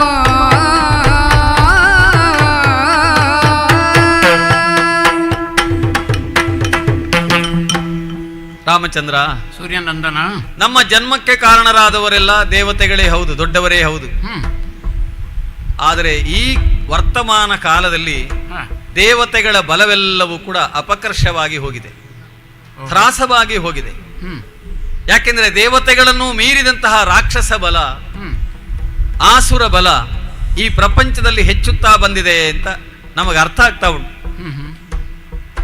ಯಾಕಂದ್ರೆ ನಮ್ಮ ಅಣ್ಣನಾದಂತಹ ವಾಲಿ ಅವನು ಸಾಮಾನ್ಯ ಪರಾಕ್ರಮದವನಲ್ಲ. ಒಂದು ಕಾಲದಲ್ಲಿ ಒಂದು ಪ್ರಸಂಗ ನಡೆದು ಹೋಯಿತು, ನೀನು ಕೇಳಿರಬಹುದಾದದ್ದೇ ಕಥೆಗಳಲ್ಲಿ. ದೇವಾಸುರರು ಸೇರಿ ಒಂದು ಸಮುದ್ರ ಮಥನ ಅಂತ ಒಂದು ಕಾರ್ಯವನ್ನು ಮಾಡಿದರು. ದುರ್ವಾಸರ ಶಾಪದ ಪರಿಣಾಮವಾಗಿ ದೇವಲೋಕದ ದಿವ್ಯ ವಸ್ತುಗಳೆಲ್ಲ ಹಾಲ್ಗಡಲನ್ನು ಸೇರಿ ನಾಶವಾದ ಹೊತ್ತಿನಲ್ಲಿ 66 ಕೋಟಿ ದೇವತೆಗಳು 33 ಕೋಟಿ ದೇವತೆಗಳು ಸೇರಿ ಈ ರಾಕ್ಷಸರು ಮತ್ತು ದೇವತೆಗಳು ಒಟ್ಟು ಸೇರಿ ಒಂದು ಸಮುದ್ರ ಮಥನವನ್ನು ಮಾಡಿದ್ರಂತೆ. ಅದಕ್ಕೆ ಮಂದರ ಪರ್ವತವೇ ಕಡೆಗೋಲಾಗಿತ್ತು. ನಾಗಶ್ರೇಷ್ಠನಾದಂತಹ ವಾಸುಕಿಯೇ ಕಡೆಯುವ ಹಗ್ಗವಾಗಿದ್ದನಂತೆ. 66 ಕೋಟಿ ರಾಕ್ಷಸರು 33 ಕೋಟಿ ದೇವತೆಗಳು ಕಡೆಯುವುದೆಂದರೆ ಏನು? ಅದು ಸಾಮಾನ್ಯವಾದಂತಹ ಬಲದಿಂದ ಸಾಧ್ಯವಾಗುವಂಥದ್ದೇ. ಎಲ್ಲಿವರೆಗೆ ಅಂದರೆ ಇವರ ಎಳೆದಾಟಕ್ಕೆ ವಾಸುಕಿಯ ಬಾಯಿಯಿಂದ ವಿಷವೇ ಹೊಮ್ಮಿತಂತೆ. ನೋವು ತಾಳಲಾರದೆ ಮಂದರ ಪರ್ವತದ ಭಾರಕ್ಕೆ ಕಡಲಿನಲ್ಲಿದು ಮುಳುಗುವುದಕ್ಕೆ ತೊಡಗಿತ್ತಂತೆ. ಮಹಾವಿಷ್ಣುವೇ ಕೂರ್ಮಾವತಾರದಿಂದ ಬೆನ್ನ ಕೊಡಬೇಕಾಗಿ ಬಂತಂತೆ. ಅಂತಹ ಘನವಾದ ಕಾರ್ಯ. ನಮ್ಮ ಅಣ್ಣನಾದಂತಹ ವಾಲಿಯು ಕೂಡ ಆ ಪ್ರದೇಶವನ್ನೊಮ್ಮೆ ನೋಡಿದ್ದ, ದೇವಾಸುರರ ಸಮುದ್ರ ಮಥನ ಅಂತ. ಅವರೆಲ್ಲರೂ ಒಂದು ಕ್ಷಣ ವಿಶ್ರಾಂತಿಯನ್ನು ಪಡೆಯಬೇಕು ಅಂತ ಕೂತಿದ್ದ ಹೊತ್ತಿನಲ್ಲಿ ನಮ್ಮಣ್ಣ ಬ್ರಹ್ಮದೇವರ ಅನುಮತಿಯನ್ನು ಪಡೆದುಕೊಂಡು ನಾನೊಮ್ಮೆ ಸ್ವಲ್ಪ ಈ ಕಡಲನ್ನು ಕಡೆಯಬಹುದು ಅಂತ ಕೇಳಿದನಂತೆ. ಕಡೆಯಬಹುದು ಅಂದ್ರೆ ಸುವಸ್ತುಗಳು ಕಡಲ ಒಡಲಿನಿಂದ ಹೊರಗೆ ಬರಬೇಕಾದದ್ದು ಮುಖ್ಯವಾದ ಉದ್ದೇಶ. ಹಾಗಾಗಿ ನಮ್ಮ ಅಣ್ಣ ಒಬ್ಬನೇ ಏಕೈಕ ಸಾಮರ್ಥ್ಯವಂತನಾಗಿ ತಲೆ ಮತ್ತು ಬಾಲವನ್ನು 2 ಕೈಗಳಲ್ಲಿ ಹಿಡಿದು ಕಡದನಂತೆ. ಅದರ ಪರಿಣಾಮವಾಗಿ ತಾರಾ ಎನ್ನುವ ಒಂದು ನಾರಿ ರತ್ನ ಅದರಿಂದ ಹುಟ್ಟಿ ಬಂದಿತ್ತು. ಅದು ನಮ್ಮಣ್ಣನ ಪಾಲಿಗಾಯಿತು ಅಂತ ಅಣ್ಣ ಹೇಳ್ತಾ ಇದ್ದ. ಸಾಮಾನ್ಯದ ಕೆಲಸ ಅಲ್ಲ ಪುಣ್ಯಾತ್ಮ ಅಂತ ನನ್ನಲ್ಲಿ ಹೇಳುದವ. ಅವನ ಸಾಮರ್ಥ್ಯ ಅಷ್ಟು ದೊಡ್ಡದು. ಅಷ್ಟು ಮಾತ್ರ ಅಲ್ಲದೆ ನನ್ನ ಅಣ್ಣನ ಜನ್ಮಕ್ಕೆ ಕಾರಣನಾಗಿದ್ದಂತಹ ದೇವತೆಗಳ ಒಡೆಯನಾದ ಇಂದ್ರ ಒಂದು ವಿಶೇಷವಾದಂತಹ ಒಂದು ಕನಕ ಕಮಲ ಮಾಲೆಯನ್ನು ನಮ್ಮ ಅಣ್ಣನ ಕೊರಳಿಗೆ ಹಾಕಿದ. ಆ ಮಾಲೆಯನ್ನು ಹಾಕಿದ ನಂತರ ನಮ್ಮ ಅಣ್ಣನ ಒಂದು ವಿಶೇಷ ಅಂತ ಹೇಳಿದರೆ ಏನದು? ತನ್ನ ಎದುರಾಳಿಯ ಅರ್ಧ ಬಲವನ್ನು ತನ್ನೆಡೆಗೆ ಆಕರ್ಷಿಸಿಕೊಳ್ಳುವ ಒಂದು ವಿಶಿಷ್ಟವಾದಂತಹ ಒಂದು ಸಾಮರ್ಥ್ಯ ಅವನಿಗೆ ಆ ಕನಕ ಕಮಲ ಮಾಲೆಯಿಂದ ಬಂತು. ಅದಕ್ಕೆ ಆಗಲೇ ಹೇಳಿದ್ದರಂತೆ, ಯಾರು ಈ ಕನಕ ಕಮಲ ಮಾಲೆಯನ್ನು ಧರಿಸಿಕೊಳ್ಳುತ್ತಾನೋ ಅವನಲ್ಲಿ ಯಾವನ ಕೊರಳಲ್ಲಿ ಇದು ಶೋಭಿಸುತ್ತದೆಯೋ ಅವನಲ್ಲಿ ಬಲ ಮತ್ತು ಪ್ರಜ್ಞಾನ ಅಂದರೆ ಜ್ಞಾನ ಇದು ಎರಡು ಕೂಡ ಶೋಭತೆ ವರ್ಧತೆ ನಿತ್ಯಂ ಅಂತ. ಅವನಲ್ಲಿ ಜ್ಞಾನವೂ ಹೆಚ್ಚುತ್ತದೆ, ಬಲವೂ ಹೆಚ್ಚುತ್ತದೆ ಅಂತ. ಹಾಗಾಗಿ ವಾಲಿಯಲ್ಲಿ ಕನಕ ಕಮಲ ಮಾಲೆಯನ್ನವನು ಹಾಕಿ ಯಾವಾಗಲೂ ಹಾಕ್ತಾನೆ. ಹಾಕಿ ಹೊರಟ ಅಂತಾದ್ರೆ ಅವನನ್ನು ಎದುರಿಸುವವರೇ ಇಲ್ಲ. ಒಂದು ವೇಳೆ ಎದುರಿಸಿದರೆ ಅವರು ಅರ್ಧದಷ್ಟು ಇಲ್ಲ. ಹಾಗಾಗಿ ಯಾರು ಅವನನ್ನು ಎದುರಿಸುವುದಕ್ಕೆ ಬರುವವರಿಲ್ಲ. ಇದು ಲೋಕದಲ್ಲಿ ರುಜುವಾತಾದ ಮೇಲೆ ನಮ್ಮ ಅಣ್ಣನ ಸುದ್ದಿಗೆ ಯಾರೂ ಬರುವುದಿಲ್ಲ. ಮತ್ತೆ ಅವನೊಂದು ನಿರ್ಧಾರವನ್ನು ಮಾಡಿದರೆ ನಿರ್ಧಾರದಿಂದ ಕದಲುವ ಪ್ರಶ್ನೆ ಇಲ್ಲ. ಅಣ್ಣನ ಶಾಸನ ಅಂದ್ರೆ ಹಾಗೆ, ಅದು ಉಗ್ರ ಶಾಸನ, ಅದು ಕಲ್ಲಿನಲ್ಲಿ ಬರೆದ ಹಾಗೆ. ಅಂತಹ ಒಬ್ಬ ಮಹಾ ಪರಾಕ್ರಮಿಯವನು. ಮತ್ತೆ ಇನ್ನೊಂದು ಘಟನೆಯನ್ನು ನಾನು ಇಲ್ಲಿ ಹೇಳಬೇಕು. ನಮ್ಮಿಬ್ಬರ ಕಥೆಯಾದದ್ದರಿಂದ, ನಾವು ಜೊತೆಯಲ್ಲಿ ಕುಳಿತು ಮಾತನಾಡುವುದಾದ್ದರಿಂದ ಒಂದು ರಾವಣನ ಕಥೆ ಇದರೊಟ್ಟಿಗೆ ಸೇರಬೇಕು. ವಾಲಿಗಿರುವುದು 2 ಕೈ ಅಲ್ವಾ? 20 ಕೈಯ 10 ತಲೆಯ ರಾವಣನನ್ನು ಈ ವಾಲಿ ಏನು ಮಾಡಿದ್ದಾನೆ ಅದನ್ನು ಕೇಳಿದ್ರೆ ಯಾರು ನಂಬಲಿಕ್ಕಿಲ್ಲ. ಆದರೆ ನೀನು ನಂಬುತ್ತಿ, ಯಾಕಂದ್ರೆ ಹೇಳುತ್ತಿರುವ ನಾನು, ನೋಡಿದವ ನಾನು.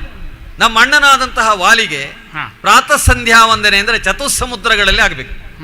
ಅವ 4 ದಿಕ್ಕಿನ ಸಮುದ್ರಗಳಿಗೆ ಹೋಗಿ ಅಲ್ಲಿ ಸಮುದ್ರ ಸ್ನಾನ ಮಾಡಿ ಸೂರ್ಯೋಪಸ್ಥಾನವನ್ನು ಮಾಡಿ ಆಮೇಲೆ ಬರುದವ. ಬರುವಾಗ ಮತ್ತೆ ಸಂಜೆ ಆಗ್ತದೆ. ಅಲ್ಲಿ ಇಲ್ಲೆಲ್ಲ ಸುತ್ತಾಡಿಕೊಂಡು ಆಹಾರ ಸೇವನೆ ಮಾಡಿ ಏನೆಲ್ಲೋ ಮಾಡಿಕೊಂಡು ಬರ್ತಾನೆ. ಹಾಗೆ ಮಾಡಿಕೊಂಡು ಯಾವುದೋ ಒಂದು ದಿವಸ ಒಂದು ಪೂರ್ವ ಸಮುದ್ರದಲ್ಲಿ ಕೂತ ಹೊತ್ತಿನಲ್ಲಿ ಈ ರಾವಣನಿಗೆ ದಿಗ್ವಿಜಯ ಮಾಡ್ತಾ ಮಾಡ್ತಾ ವಾಲಿ ಅಂತ ಒಬ್ಬ ಪರಾಕ್ರಮಿ ಇದ್ದಾನೆ, ಅವನನ್ನು ಗೆದ್ದರೆ ಎಲ್ಲರನ್ನು ಗೆದ್ದ ಹಾಗೆ ಅಂತ ಹೇಳಿಕೊಂಡು ಬಂದನಂತೆ. ಬಂದದ್ದು ಮಾತ್ರ ಅಲ್ಲ, ಸಂಧ್ಯಾ ವಂದನೆಗೆ ಉಪವಿಷ್ಟನಾದಂತಹ ನಮ್ಮ ಅಣ್ಣನನ್ನು ಮೊದಲಿಗೆ ಕರೆದ ಯುದ್ಧಕ್ಕೆ. ಬಹುಶಃ ಕರೆದರೆ ಅಣ್ಣನಿಗೆ ಅದು ಗೋಚರಕ್ಕೆ ಬರಲಿಲ್ಲ. ಯಾಕೆಂದ್ರೆ ಅವನು ಧ್ಯಾನಸ್ಥ ಸ್ಥಿತಿಯಲ್ಲಿ ಕೂತರೆ ಅವನು ಸ್ಥಾಣುವಿನ ಹಾಗೆ ಪ್ರತ್ಯಕ್ಷ ಶಿಲೆಯೋ ಎನ್ನುವ ಹಾಗೆ ಕಾಣಬೇಕು, ಶಿಲಾಬಿಂಬದ ಹಾಕಿ ಕೂತಿರ್ತಾನೆ. ವಾಲಿ ಬರಲಿಲ್ಲ. ಅವ 20 ಕೈಯಿಂದ ಹಿಂದಿನಿಂದ ಹೋಗಿ ಅವನ ಕಂಕುಳೆಡೆಗೆ ಕೈ ಹಾಕಿ ಅಮುಖಿ ಕೊಲ್ಲಬೇಕು ಅಂತ ಯೋಚನೆ ಮಾಡಿದನೋ ಏನೋ ರಾವಣ. ಇವನಿಗೇನೋ ಇರುವೆ ಕಚ್ಚಿದ ಹಾಗಾಯ್ತು ಏನೋ ನಮ್ಮ ಅಣ್ಣ ವಾಲಿಗೆ. ಅಲ್ಲ, ನನಗೀಗ ಎಣಿಕೆ ಆಗುವುದು. ಅವನನ್ನು ತನ್ನ 2 ತೋಳುಗಳಿಂದ ಅಮುಖಿ ಹಿಡಿದ. ಬೆಟ್ಟದಡಿಯಲ್ಲಿ ತೋಳು ಸಿಕ್ಕಿದ ಹಾಗಾಯ್ತು ರಾವಣನಿಗೆ. ಮತ್ತೆ ಬಿಡಿಸಿಕೊಳ್ಳಿಕ್ಕಾಗಲಿಲ್ಲ. ನಮ್ಮ ಕಪಿ ಜಾತಿಗೆ ಅದೊಂದು ವರ ಉಂಟು ಅಂತ ಕಾಣ್ತದೆ. ನಾವೊಮ್ಮೆ ಮುಷ್ಟಿ ಬಿಗಿ ಹಿಡಿದು ಕೂತೇವು ಅಂತಾದ್ರೆ ಮತ್ತೆ ಬಿಡಿಸಬೇಕಾದ್ರೆ ನಾವೇ ಮನಸ್ಸು ಮಾಡಬೇಕು ಹೊರತು ಬೇರೆ ಯಾರು ಮನಸ್ಸು ಮಾಡಿದ್ರು ಅದಾಗುವುದಿಲ್ಲ. ನಮ್ಮ ಅಣ್ಣನಂತೂ ಮಹಾಪರಾಕ್ರಮಿ. ಆದ್ದರಿಂದ ತನ್ನ ಕಂಕುಡಡಿಯಲ್ಲಿದ್ದಂತಹ ರಾವಣನಿಗೆ 4 ಸಮುದ್ರದ ನೀರಿನ ರುಚಿ ಏನು ಅಂತ ತೋರಿಸಿಕೊಟ್ಟಿದ್ದಾನೆ.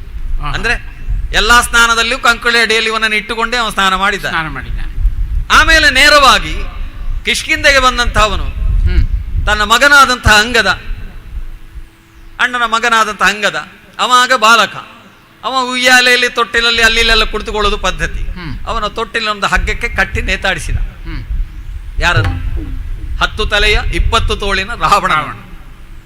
ಅಂಗದನಿಗೆ ಬಹಳ ಸಂತೋಷ ಆಯ್ತು. ಅವೊಂದು ಆಟಿಗೆ ಹಾಗೆ ನೋಡ್ತಾ ಇದ್ದ.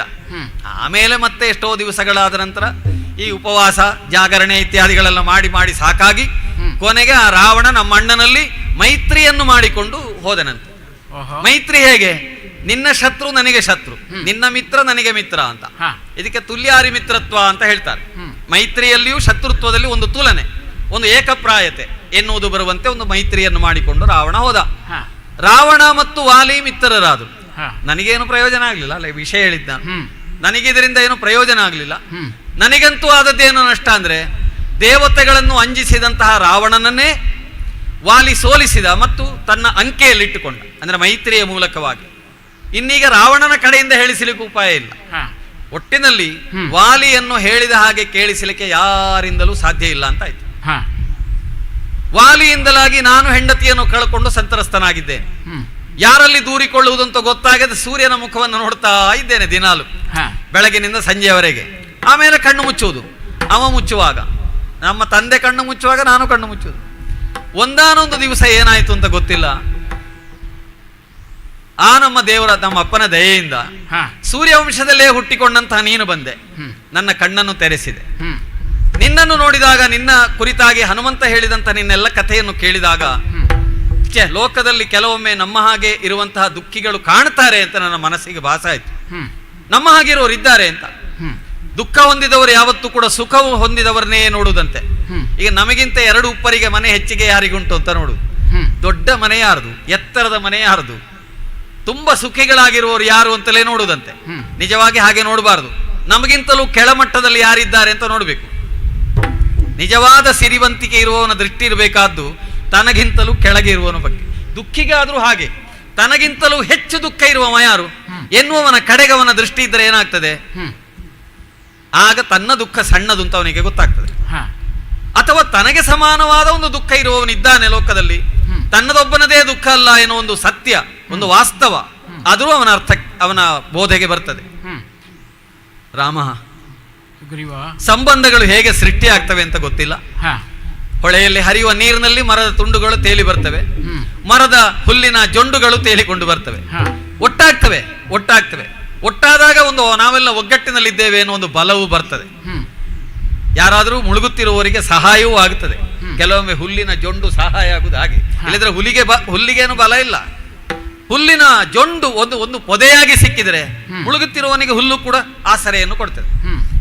ಈಗ ನಾವು ಕೂಡ ಇಬ್ಬರೂ ಕೂಡ ಒಂದೇ ರೀತಿಯಲ್ಲಿ ನೋಡಿದರೆ ಸತಿಯರನ್ನು ಕಳೆದುಕೊಂಡು ದುಃಖ ತಪ್ತರಾಗಿದ್ದೇವೆ. ನನಗೊಂದು ನೆಮ್ಮದಿ, ನನ್ನ ಹಾಗಿರುವವರೊಬ್ಬರು ಸಿಕ್ಕಿದನಲ್ಲ, ಬಹಳ ಸಂತೋಷ ಆಯಿತು. ಹನುಮಂತನಿಗೆ ನಾನು ಕೃತಜ್ಞನಾಗಿದ್ದೇನೆ. ನೀನು ಇಲ್ಲಿವರೆಗೆ ಬಂದಿದ್ದಿ, ನೀನು ದೊಡ್ಡವ. ಆದರೆ ದೊಡ್ಡವರಿಗೂ ಕೂಡ ಕಷ್ಟ ಬರ್ತದಲ್ಲ ಅಂತ ತಿಳಿದು ಮನಸ್ಸಿಗೆ ಸಂತೋಷ ಆದದ್ದು ಯಾಕೆ?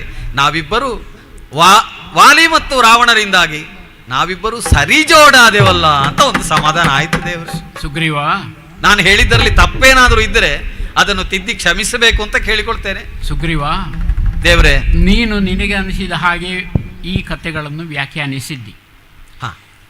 ಈಗ ನಿನಗೆ ದುಃಖ ಬಂದದ್ದು ವಾಲಿಯಿಂದ. ಹೌದು, ಅಣ್ಣ ವಾಲಿಯಿಂದ. ಹೌದು. ಆ ಅಣ್ಣ ವಾಲಿ ಎಂಬವನು ರಾವಣನಿಗೆ ಮಿತ್ರನಾಗಿರುವವನು ಅಂತ ನೀನು ಒತ್ತಿ ಒತ್ತಿ ಹೇಳ್ತಾ ಇದ್ದಿ. ಆದ್ದರಿಂದ ದೇವತೆಗಳು ಕೂಡ ಅಂಜುತ್ತಾ ಇದ್ದಾರೆ.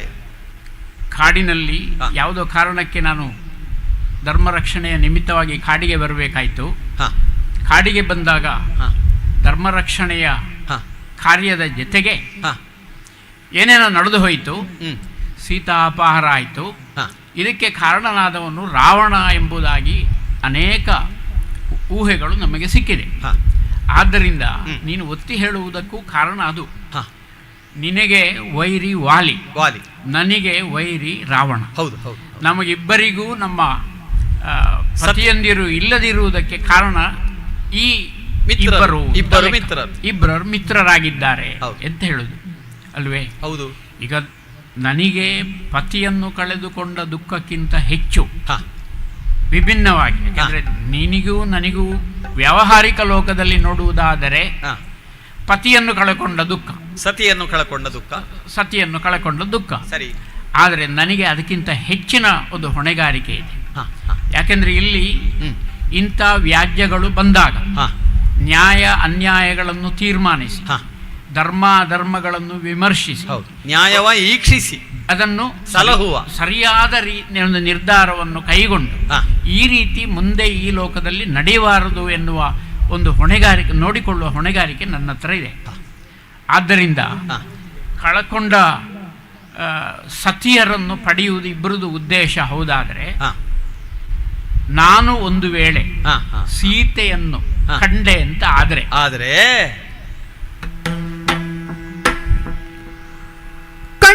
ಕಂಡರೆ ಬಿಡುವೆನೆ ಸೀತೆಯ,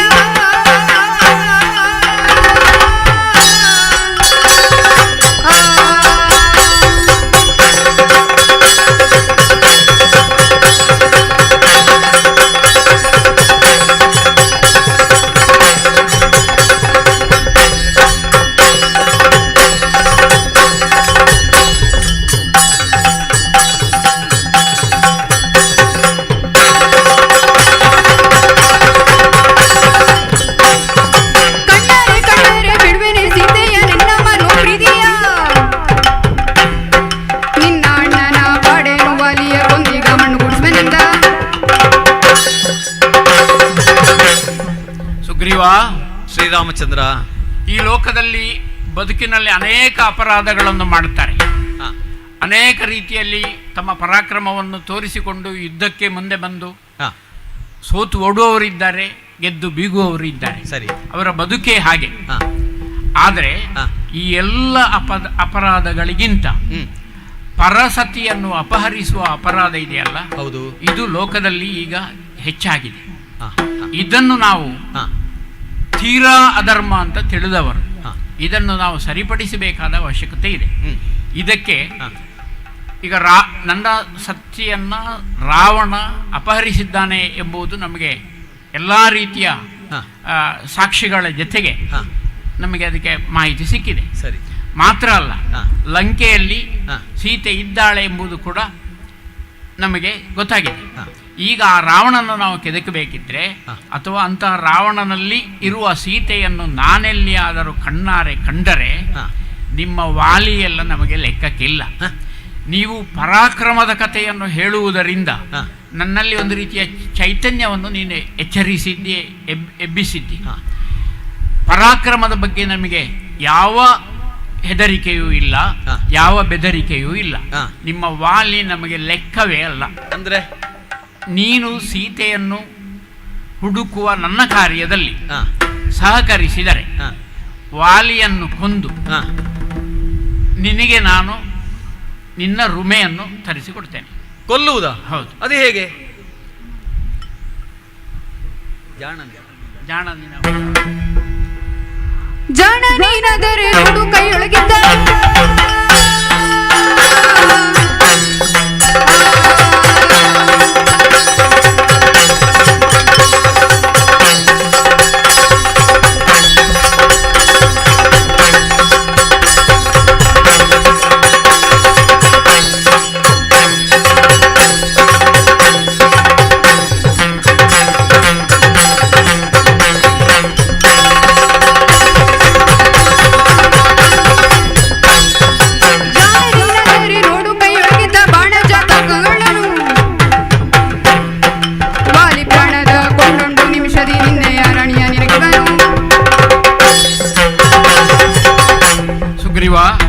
ಸ್ವಾಮಿ, ನೀನು ಜಾಣನೇ ಹೌದಾದರೆ ನನ್ನ ಸತಿ ಸೀತೆಯನ್ನು ಹುಡುಕುವಲ್ಲಿ ಪ್ರಯತ್ನಿಸಬೇಕು, ಸಹಕರಿಸಬೇಕು.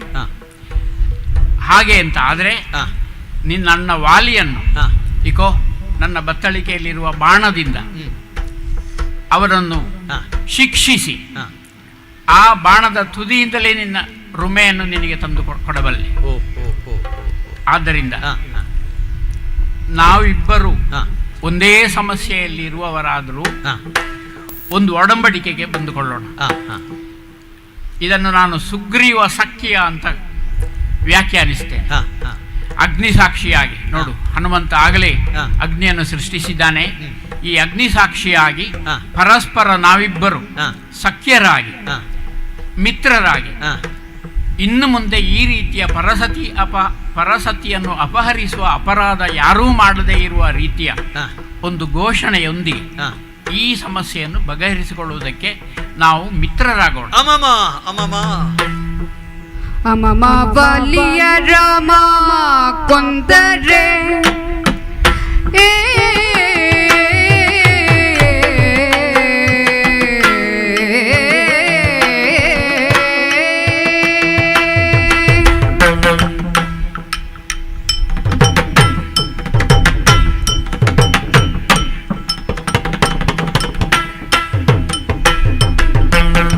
ಅಮಮ ಬಲಿಯ ರಾಮ ಕೊಂದರೆ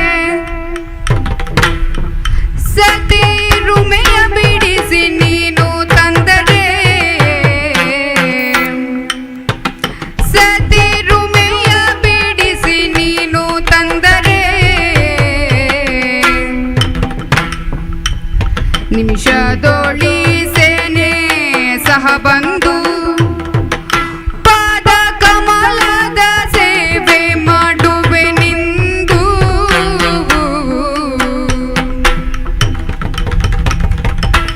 ಅಮಮ ಬಲಿಯ ರಾಮ ಕೊಂದರೆ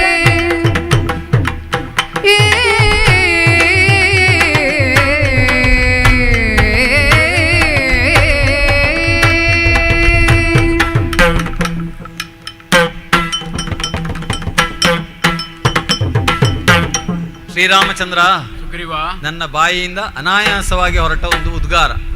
ಅಮ್ಮಮ್ಮ, ಅಕಟ, ಅಯ್ಯೋ ರಾಮ. ಯಾಕೆಂದ್ರೆ ಇಂತಹ ವಾಕ್ಯವನ್ನು ಯಾರು ಇದುವರೆಗೆ ಹೇಳಿದವರಿಲ್ಲ. ವಾಲಿಯನ್ನು ಕೊಂದೇ ಬಿಡ್ತೇನೆ, ನಿನ್ನ ಅಣ್ಣನ ಪಾಡೇನು ಎನ್ನುವ ಮಾತನ್ನು ಇದುವರೆಗೆ ಹೇಳಿದ ಒಬ್ಬ ಎಂಟೆದೆಯ ಬಂಟ ಯಾರಿದ್ದಾರೆ? ಯಾರು ಇರ್ಲಿಕ್ಕಿಲ್ಲ. ಅಂತಹ ಗಟ್ಟಿ ಗುಂಡಿಗೆಯವನಾಗಿರ್ಬೇಕು. ಹಾಗೆ ಹೇಳ್ಬೇಕಾದ್ರೆ ನೀನು ಹಾಗಲ್ಲ. ಒಂದೇ ಬಾಣದಿಂದ ನಿನ್ನ ಅಣ್ಣನನ್ನು ನಾನು ಕೊಂದು ಕೊಡ್ತೇನೆ. ಹೆಂಡತಿಯನ್ನು ಹೇಳಿದ್ದು ಮಾತ್ರವಲ್ಲ, ಮಾಡಿ ತೋರಿಸ್ತೇನೆ. ಅಬ್ಬಾ, ಈಗ ನನಗೆ ಹೆಂಡತಿ ಸಿಕ್ಕಿದಷ್ಟೇ ಸಂತೋಷ ಆಯ್ತು. ಅಂದ್ರೆ ಒಂದು ರೀತಿಯಲ್ಲಿ ಸಿಗುವ ದಾರಿ ತೆರೆಯಿತು.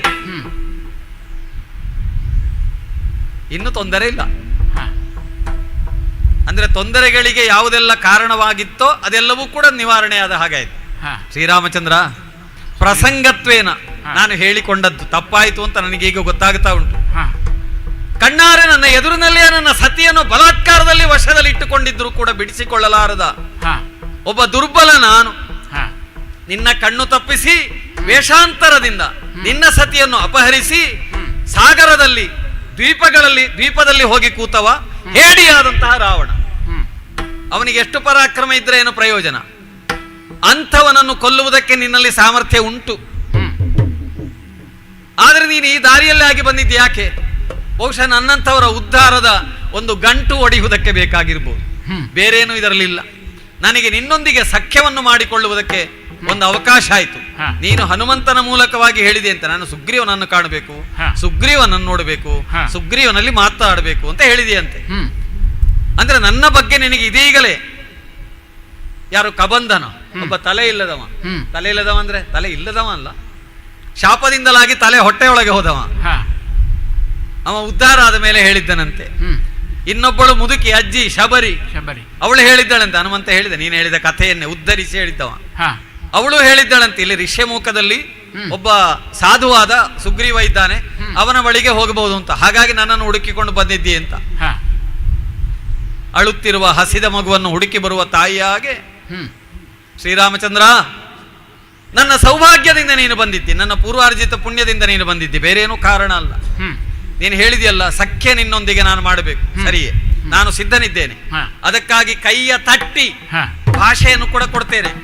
ನನ್ನ ಅಣ್ಣನಾದಂತಹ ವಾಲಿಯನ್ನು ನೀನು ಕೊಂದರೆ, ಸತಿಯಾದ ರುಮೆಯನ್ನು ನೀನು ಬಿಡಿಸಿ ತಂದರೆ, ಆಮೇಲೆ ಏನುಂಟು ತೊಂದರೆ? ನಿಮಿಷದೊಳಿ ಈ ಸೇನೆ ಸಹ ಬಂದು ಸೀತಾನ್ವೇಷಣೆಗೆ ನಾನು ಬೇಕಾದ ಸೇವೆಯನ್ನು ಮಾಡ್ತೇನೆ. ಈ ಸೇನೆ ಅಂದ್ರೆ ಇಲ್ಲಿರುವ 4 ಜನ ಮಾತ್ರ ಅಲ್ಲ, ಈ ಸೇನೆಯ ಈ ಬಾಲದ ತುದಿಯಲ್ಲಿ ಇನ್ನೂ 1000 ಬಾಲಗಳುಂಟು. ಅಂದ್ರೆ ನಮ್ಮ ಸೇನೆ ಬಹಳ ದೊಡ್ಡದು. ನಮ್ಮದು ಬಾಲ ಸೇನೆ ಅಂದ್ರೆ ಬಾಲದ ಉಳ್ಳವರ ಸೇನೆ ಸುಗ್ರೀವ. ಆದ್ದರಿಂದ ಸೇನೆಯ ಸಹಿತವಾಗಿ ನಾನು ಬಂದು ನಿನ್ನ ಸೇವೆ ಮಾಡುವುದಕ್ಕೆ ಸಿದ್ಧನಿದ್ದೇನೆ. ಇದು ನಂಬುಗೆಯನ್ನು ಕೊಡುವುದಕ್ಕೋಸ್ಕರವಾಗಿ ಭಾಷೆ. ಅಂಗೈಯನ್ನು ತಟ್ಟುವುದರಲ್ಲಿ ಒಂದು ರಹಸ್ಯ ಉಂಟು. ಅಂಗೈಯಲ್ಲಿ ಅಗ್ನಿ ಉಂಟು ಅಂತ. ಅಂಗೈಯಲ್ಲಿ ಅಗ್ನಿ ಇರುವ ಕಾರಣವೇ ಒಂದು ಅಗ್ನಿ ಸಾಕ್ಷ್ಯದಾಯಿತು. ಆದರೆ ಭೌತಿಕವಾದಂತಹ ಒಂದು ಸಾಕ್ಷಿ ಬೇಕು ಎನ್ನುವುದಕ್ಕೆ ಹನುಮಂತ ಲಕ್ಷ್ಮಣ ತಮ್ಮೊಳಗೆ ಏನೋ ಒಂದು ಮಾತಾಡಿ ಸಮಿಧೆಯನ್ನು ಅಲ್ಲಿ ಮಥನ ಮಾಡಿ ಅಗ್ನಿಯನ್ನು ಸೃಷ್ಟಿಸಿ ಒಂದು ಅಗ್ನಿಯನ್ನು ಸ್ಥಾಪನೆ ಮಾಡಿದ್ದಾರೆ. ನಾವಿಬ್ಬರು ಪರಸ್ಪರ ಕೈ ಹಿಡಿದು ಒಂದು 3 ಸುತ್ತು ಬರುವನ. 3 ಸುತ್ತು ಅಗ್ನಿ ಸಾಕ್ಷಿಯಾಗಿ, ಹೌದು, ಅಗ್ನಿ ಸಾಕ್ಷಿಕವಾಗಿ ನಮ್ಮೊಳಗಿನ ಒಡಂಬಡಿ ಬಂಧ ಎನ್ನುವುದಾಗ್ಲಿ. ಆಗದಾ? ಆದಿತ್ತಲ್ಲ. ಇಷ್ಟು ಆದ ಮೇಲೆಯೂ ನಿನಗೇನಾದ್ರೂ ಸಂಶಯ ಉಂಟು? ಸಂಶಯ ಬೇರೆ ಏನಿಲ್ಲ. ಇದು ಅದು ಅದು ರಾಘವ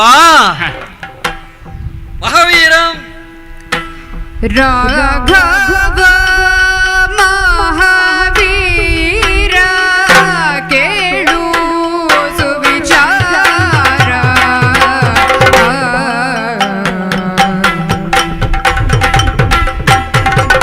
ರಾಮ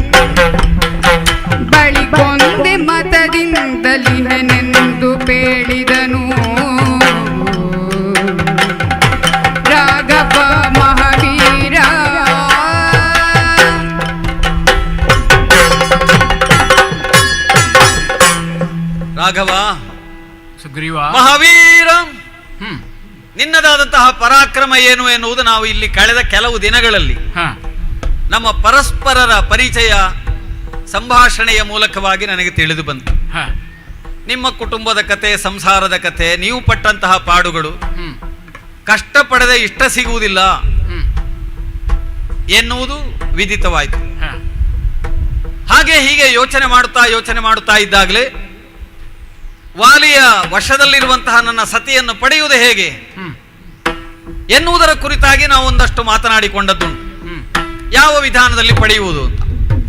ಆಗ ನನಗೆ ಪಕ್ಕನೆ ನೆನಪಾದದ್ದು, ನಮ್ಮ ಅಣ್ಣನಾದಂತಹ ವಾಲಿಯ ಬಗ್ಗೆ ನಾನೇನನ್ನಾದರೂ ಹೇಳದೆ ಉಳಿಸಿರಬಹುದೇ ವಿಷಯಗಳನ್ನು.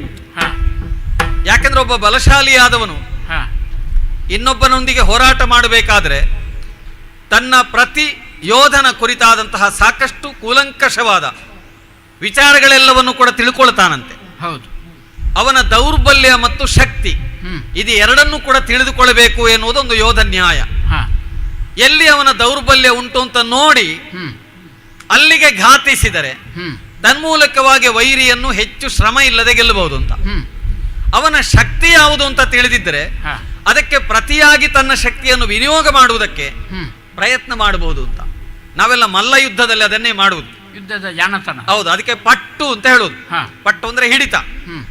ಒಬ್ಬ ಮಲ್ಲ ಯುದ್ಧದಲ್ಲಿ ಪರಿಣತನಾದವನು ತನ್ನ ಪ್ರತಿಯೋಧನನ್ನು ಯಾವ ಒಂದು ಮೃದುವಾದ ಸ್ಥಳ, ಒಂದು ಮರ್ಮ ಸ್ಥಳ ಅಥವಾ ಅವನ ಸ್ವಲ್ಪ ದುರ್ಬಲವಾದ ಸ್ಥಾನ ಉಂಟು ಅಂತ ನೋಡಿಕೊಂಡು ಅದಕ್ಕೆ ಹೊಡೆಯುವುದು. ಈಗ ಕೆಲವರಿಗೆ ಬಲದ ಕೈಯಲ್ಲಿ ಹೆಚ್ಚು ಬಲ, ಕೆಲವರಿಗೆ ಎಡದ ಕೈಯಲ್ಲಿ ಹೆಚ್ಚು ಬಲ, ಕೆಲವರು ಎಡ ಬಲ ಎರಡರಲ್ಲಿಯೂ ಜಾಣರಿರ್ತಾರೆ, ಏನು ತೊಂದರೆ ಇಲ್ಲ, ಅವರಿಗೆ ಎರಡು ಒಂದೇ ಹೊಡೆಯುವುದರಲ್ಲಿ. ಕೆಲವರು ಹಾಗಲ್ಲ, ಕೆಲವರಿಗೆ ಬಲ ಕೈಯ ಬದಿಯಿಂದ ಪೆಟ್ಟು ಜೋರು ಬೀಳ್ತದೆ, ಎಡದ ಕೈ ಸ್ವಲ್ಪ ದುರ್ಬಲ, ಉರುಳುವುದಿಲ್ಲ. ಹಾಗೆ ನೋಡ್ಬೇಕು ಅವರನ್ನು. ಕೆಲವರಿಗೆ ಕುತ್ತಿಗೆಯಲ್ಲಿ ಹೆಚ್ಚು ತ್ರಾಣ ಇರ್ತದೆ, ಅವರು ಮೂರು ಸುತ್ತು ತಿರುಗುತ್ತಾರೆ. ಮತ್ತೆ ಕೆಲವರಿಗೆ ಜಾನು ಪ್ರದೇಶದಲ್ಲಿ, ನಮಗೆಲ್ಲ ಈ ಮಲ್ಲ ಯುದ್ಧ ಮಾಡುವವರಿಗೆ ಜಾನು ಆಮೇಲೆ ಊರು ಈ ಭಾಗಗಳೆಲ್ಲ ಬಹಳ ಮುಖ್ಯ. ಇವುಗಳಲ್ಲಿ ಎಲ್ಲಿ ಬಲ ಅಂತ ನೋಡಿಕೊಂಡು ಅಲ್ಲಿಗೆ ನಾವು ಹೊಡೆಯುವುದು. ಹಾಗಾಗಿ ಮರ್ಮಸ್ಥಾನವನ್ನು ಭೇದಿಸಿ ಶತ್ರುವನ್ನು ಘಾತಿಸಬೇಕಾದದ್ದು ನ್ಯಾಯ. ಸರಿ. ರಾಜರಾದವರಿಗೆ ಬೇರೆ ಬೇರೆ ಬಗೆಯ ಸಪ್ತ ಅಂಗಗಳು ಅಂತ ಹೇಳ್ತಾರೆ. ಕೆಲವರಿಗೆ ದುರ್ಗಗಳಲ್ಲಿ ಮಹಾಶಕ್ತಿ. ಈಗ ರಾವಣನಿಗೆ ತ್ರಿಕೂಟಾಚಲ ಅಂತ ಉಂಟು, ಆ 3 ಪರ್ವತಗಳಲ್ಲಿಯೇ ಅವನ ದುರ್ಗ ಇರುವುದು. ಕೆಲವರಿಗೆ ಜಲದುರ್ಗ, ನೀರಿನ ದುರ್ಗ ಅಂದ್ರೆ ಒಂದು ತಡೆ, ಅದು ಬಹಳ ಶಕ್ತಿಶಾಲಿ. ಮತ್ತೆ ಕೆಲವರಿಗೆ ಗಿರಿದುರ್ಗ, ಗಿರಿದುರ್ಗ ಅಂದ್ರೆ ಬೆಟ್ಟಗಳೇ ಬಹಳ ದೊಡ್ಡದಾದಂತಹ ರಕ್ಷಣೆ. ಮತ್ತೆ ಕೆಲವರಿಗೆ ವನದುರ್ಗ, ವನದುರ್ಗ ಅಂದ್ರೆ ಕಾಡುಗಳೇ ದೊಡ್ಡ ರಕ್ಷಣೆ. ನಾವು ಕೆಲವೊಮ್ಮೆ ಸ್ಥಳ ನೋಡಿಕೊಂಡು ಆಕ್ರಮಣ ಮಾಡಬೇಕು. ಬೆಟ್ಟವೇ ಪ್ರಬಲವಾಗಿರುವಲ್ಲಿ ಬೆಟ್ಟವನ್ನು ಹುಡುಕಿಕೊಂಡು ಹೋಗಬಾರದು, ಬೇರೆ ದಾರಿ ಉಂಟು ಅಂತ ನೋಡ್ಬೇಕು. ಹೀಗೆ ಯೋಚನೆ ಮಾಡ್ತಾ ನಾವು ಮೊನ್ನೆಲ್ಲ ಮಾತಾಡಿದ್ದು ಅದನ್ನೇ. ಈಗ ಇವತ್ತು ನನಗೆ ಪಕ್ಕನೆ ನೆನಪಾದದ್ದು, ನಮ್ಮ ಅಣ್ಣನ ಶಕ್ತಿಯನ್ನು ನೋಡಿದ್ರೆ, ಈಗ ನೀನು ಹೇಳಿದ್ದಿ, ಮೊನ್ನೆ ಒಂದು ದಿವಸ ಹೇಳಿದ್ದಿ, ಏಕೇಶುಣ ಹನಿಷ್ಯಾಮಿ ತವ ದಾರಾಪಹಾರಿಣಂ, ನನಗೆ ಒಂದು ಬಾಣ ಇದು ಸಾಕು ನಿನ್ನ ಹೆಂಡತಿಯನ್ನು ಅಪಹರಿಸಿದವನನ್ನು ಕೊಲ್ಲುವುದಕ್ಕೆ ಗೆಲ್ಲುವುದಕ್ಕೆ ಅಂತ. ಬಾಣ ಹೌದು, ಆದರೆ ನಮ್ಮಣ್ಣನ ಮೇಲೆ ಬಾಣ ಹೊಡೆದ್ರೆ ಆ ಬಾಣವನ್ನು ಹಿಡಿದು ಮುರಿದ್ರೆ ಅಂದ್ರೆ ಅದನ್ನ ನನಗೆ ಕಾಣುವುದು ಅವನ ತೋಳ್ಬಲ ಉಂಟಲ್ಲ, ಅದು ಮಹತ್ತರವಾದದ್ದು. ಅದರಲ್ಲಿ ಎಷ್ಟು ಶಕ್ತಿ ಉಂಟು ಅಂದ್ರೆ ನಮಗೆ ಗಣಿಸುವುದಕ್ಕೆ ಬರುವುದಿಲ್ಲ ಅಂತ. ಕೆಲವೊಮ್ಮೆ ನಾನು ನೋಡಿದ್ದೇನೆ, ನೀನು ಸ್ವಲ್ಪ ನನ್ನ ಈ ಕಡೆಗೆ ಬಾ ನೋಡೊಂದು, ಆ ದೊಡ್ಡ ಒಂದು ಮರ ಕಾಣ್ತದಲ್ಲ, ಒಂದು ಹಾಲೆ ಮರ ಅಂತ ಹೇಳ್ತಾರೆ ಇಲ್ಲಿ. ಆ ಹಾಲೆ ಮರದ ಅಡ್ಡಕ್ಕಲ್ಲಿ ಒಂದು ಹಾಳು ಎಲುಬಿನ ಗೂಡು ಬಿದ್ದಿದೆ ನೋಡು, ಅಲ್ಲಿ ಅಲ್ಲಿ ಉಂಟು. ಹೌದು, ಎಲುಬಿನ ಗೂಡು. ಆ ಎಲುಬಿನ ಗೂಡು ಏನದು? ಅದು ದುಂದುಬಿ ಎನ್ನುವಂತಹ ರಾಕ್ಷಸರದು. ನಾನು ಹೇಳಿದೆನಲ್ಲ, ಕೋಣನ ರೂಪದಲ್ಲಿ ಬರ್ತಿದ್ದ ಅಂತ. ಅದು ಮಾತ್ರ ಕೋಣನ ಎಲುಬಿನ ಗೂಡಲ್ಲ, ಅವ ಕೋಣನ ರೂಪಿನಲ್ಲಿ ಬರುವುದು ಮಾಯಾವಿದ್ಯೆಯಿಂದ. ಅಂದ್ರೆ ಎಣಿಸಿದ ರೂಪವನ್ನು ತಾಳ್ಲಿಕ್ಕೆ ಅವನಿಗೆ ಸಾಧ್ಯ ಇತ್ತು. ಆದ್ರೆ ಸಾಯುವಾಗ ಮಾತ್ರ ರಾಕ್ಷಸಾಕೃತಿಯಲ್ಲಿ ಸತ್ತು ಬಿದ್ದಿದ್ದಾನೆ. ಆ ಬಿದ್ದಂತಹ ಅವನ ಆ ಎಲುಬಿನ ಗೂಡಲ್ಲಿ ಕಾಣುತ್ತಾ ಉಂಟು. ಹೌದು, ನಮ್ಮ ಅಣ್ಣ ಕೆಲವೊಮ್ಮೆ ಬರುವುದು. ಅದು ನಮ್ಮ ಈ ಋಷ್ಯಮುಖ ಪರ್ವತದ ಈ ಪ್ರದೇಶದಿಂದ ಒಂದು ಎಷ್ಟು ಸ್ವಲ್ಪ ಯೋಜನದ ಆಚೆಗೆ. ಅದನ್ನು ಯಾರಾದರೂ ನಿಮ್ಮವರ ಪೈಕಿ ಆಳುಗಳ ಹತ್ರ ಹೇಳಿ ಆಚೆ ಬದಿಗೆ ಇಡಿಸ್ಲಿಕ್ಕೆ ಆಗೋದಿಲ್ವೋ? ಅಲ್ಲ, ನನಗಿರುವುದು 4 ಆಳು. ನಮ್ಮನ್ನು ಆಳುವವನೇ ಅವ. ಎಲ್ಲಿಯಾದ್ರೂ ಅದರ ಸುದ್ದಿಗೆ ಹೋದರೆ ಈಗ ಅದು ಅವನ ಸ್ವಾಧೀನದಲ್ಲಿ ಉಂಟು. ಇದರ ಒಳಗೆ ಆದ್ರೆ ಅವ ಬರ್ತಿರ್ಲಿಲ್ಲ.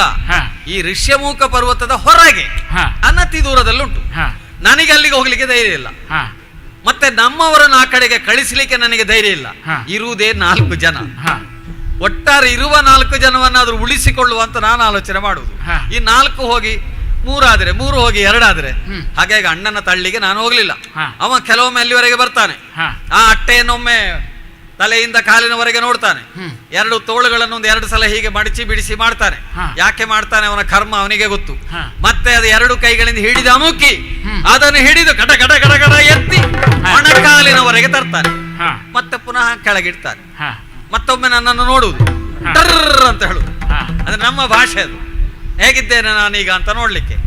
ಹಾಗೆ ನನ್ನನ್ನು ಯಾವತ್ತೂ ಅಣಕಿಸುತ್ತಿರುವ ನಮ್ಮಣ್ಣ ದುಂದುಬಿಯ ಅಟ್ಟೆಯನ್ನು ಮೊಣಕಾಲು ಪರ್ಯಂತ ಎತ್ತುತ್ತಾ ಇರುವಂತಹ ನಮ್ಮಣ್ಣನ ಬಲವನ್ನು ನೋಡಿ ನನಗೆ ಅಂದ್ರೆ ಅದು ಅಷ್ಟು ಭಾರ ಇದೆ ಅಂತ ನಾನು ಅದನ್ನು ಅವನು ಹಾಗೆ ಮಾಡುತ್ತಿರುವುದನ್ನು ನೋಡಿದ ಕೂಡಲೇ ನಾನು ಗುಹೆಯೊಳಗೆ ಓಡುದು. ನನ್ನ ಸುದ್ದಿಗೆ ಬರುವುದು ಬೇಡ. ಎಲ್ಲಿದ್ದಾದ್ರೆ ಅದರಿಂದ ಒಂದು ತುಂಡು ತೆಗೆದು ನನ್ನ ಮುಸುಡಿಗೆ ಬಿಸಾಡಿದ್ರೆ ಮಾತಾಡ್ಲಿಕ್ಕೆ ಮತ್ತೆ ಬಾಯೊಳಗೆ ಹಲ್ಲು ಇಲ್ಲ, ನನ್ನ ಮೋರೆ ಹನುಮಂತನ ಮೋರೆಯಾಗಿ ಆಗ್ತದೆ. ಹಾಗಾಗಿ ನಾನು ಅದರ ಸುದ್ದಿಯಲ್ಲಿಲ್ಲ. ನನಗೆ ಕಾಣುವುದು ಎಲುಬಿನ ಗೂಡು ನೋಡಿದ ಕೂಡಲೇ ಅಣ್ಣನ ನೆನಪಾಗುದು, ಎಲುಬಿನ ಗೂಡು ನೋಡಿದ ಕೂಡಲೇ ಅಣ್ಣನ ನೆನಪಾಗುದು.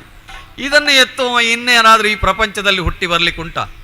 ಯಾರಿದ್ದಾರೆ ಅಂತ ಏನು ಅಲ್ಲ ಅಲ್ಲ ಅವನ ಬಲದ ವಿಷಯ ಹೇಳುದು ನಾನು. ಸರಿ, ಇದೊಂದು ವಿಷಯ. ಅದೊಂದೇಯ ಅಲ್ಲ, ಬೇರೆ ಉಂಟು. ಅದೇ ಇದು ಒಂದು ವಿಷಯದ ಬಗ್ಗೆ ಕಾಲ ತುದಿಯಿಂದ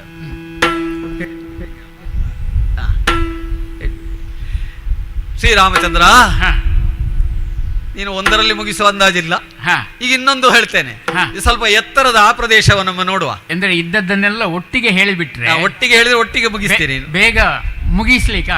ಹೌದು, ಸರಿ ಸರಿ ಸರಿ. ಮತ್ತೆ ಕತ್ತಲೆ ಆದ್ರೆ ಇಲ್ಲಿಗೆ ಯಾರು ಬರ್ಲಿಕ್ಕೆ ನಾವು ಗುಹೆಯೊಳಗೆ ಹೋಗ್ಬೇಕಲ್ಲ. ಹಾಗಲ್ಲ, ನಿನ್ನ ಸಂಶಯ ನಿವಾರಣೆ ಅತಿ ಶೀಘ್ರವಾಗಿ ಆಗಬೇಕೆನ್ನುವ ಕೌತುಕ ನನಗೆ. ಎನ್ನ ಸಂಶಯವೋ ಪರಿಹರಿಸು ಪೂರ. ರಾಮಚಂದ್ರ, ಅಲ್ಲಿ 7 ಸಾಲ ವೃಕ್ಷಗಳು, ಸಾಲ ವೃಕ್ಷಗಳು ಎತ್ತರವಾಗಿ ಉಂಟು. ಅದರಲ್ಲಿರುವ ಎಲೆಗಳನ್ನು ನೋಡು, ಇಷ್ಟು ಗಾಳಿ ಬೀಸ್ತಾ ಉಂಟಲ್ಲ, ಅದಕ್ಕೆ ನೀವು ಅದರ ಎಲೆ ಅಲುಗಾಡ್ತದ. ಅದಕ್ಕೆ ಈ ಊರಿನಲ್ಲಿ ನೀವು ಸಾಲ ವೃಕ್ಷ ಅಂತ ಹೇಳುದು. ಹೌದೌದೌದು. ಮತ್ತೆ ತಾಲ ವೃಕ್ಷ ಅಂತಲೂ ಹೇಳ್ತಾರೆ. 2 ಒಂದೇ. ಅದು ಕೆಲವರ ಬಾಯಿಯಲ್ಲಿ ತಾ ಇದ್ದದ್ದು ಕೆಲವರ ನಾಲಿಗೆಯಲ್ಲಿ ಸಾ ಅಂತ ಆಗ್ತದೆ. ಇನ್ನು ಕೆಲವರು ಚಾಲ ವೃಕ್ಷ ಅಂತ ಹೇಳ್ತಾರೆ, ನನಗೆ ಗೊತ್ತಿಲ್ಲ, ಅಂತದ್ದು ಇರ್ಲಿಕ್ಕೂ ಸಾಕು. ಕೆಲವರು ಹಾಲ ವೃಕ್ಷ ಅಂತ ಹೇಳ್ತಾರೆ. ನಮ್ಮಲ್ಲಿ ಅಲ್ಲ, ನಮ್ಮ ಈ ಕಡೆಯಲ್ಲಿ ತಕಾರ, ಚಕಾರ, ಸಕಾರ, ಹಕಾರಗಳು ಇದು ಹೀಗೆ ಬೇರೆ ಬೇರೆ ಜನಾಂಗದಲ್ಲಿ ಬೇರೆ ಬೇರೆ ರೀತಿ ಹೇಳುವವರಿದ್ದಾರೆ. ಅಂತೂ ನಾವು ನಮ್ಮ ಭಾಷೆಯಲ್ಲಿ ಹೇಳುವುದಾದ್ರೆ ಸಾಲ ವೃಕ್ಷ, ಇನ್ನು ಸ್ವಲ್ಪ ಹೆಚ್ಚು ತಿಳ್ಕೊಂಡವರು ತಾಲ ವೃಕ್ಷ ಅಂತ ಹೇಳ್ತಾರೆ.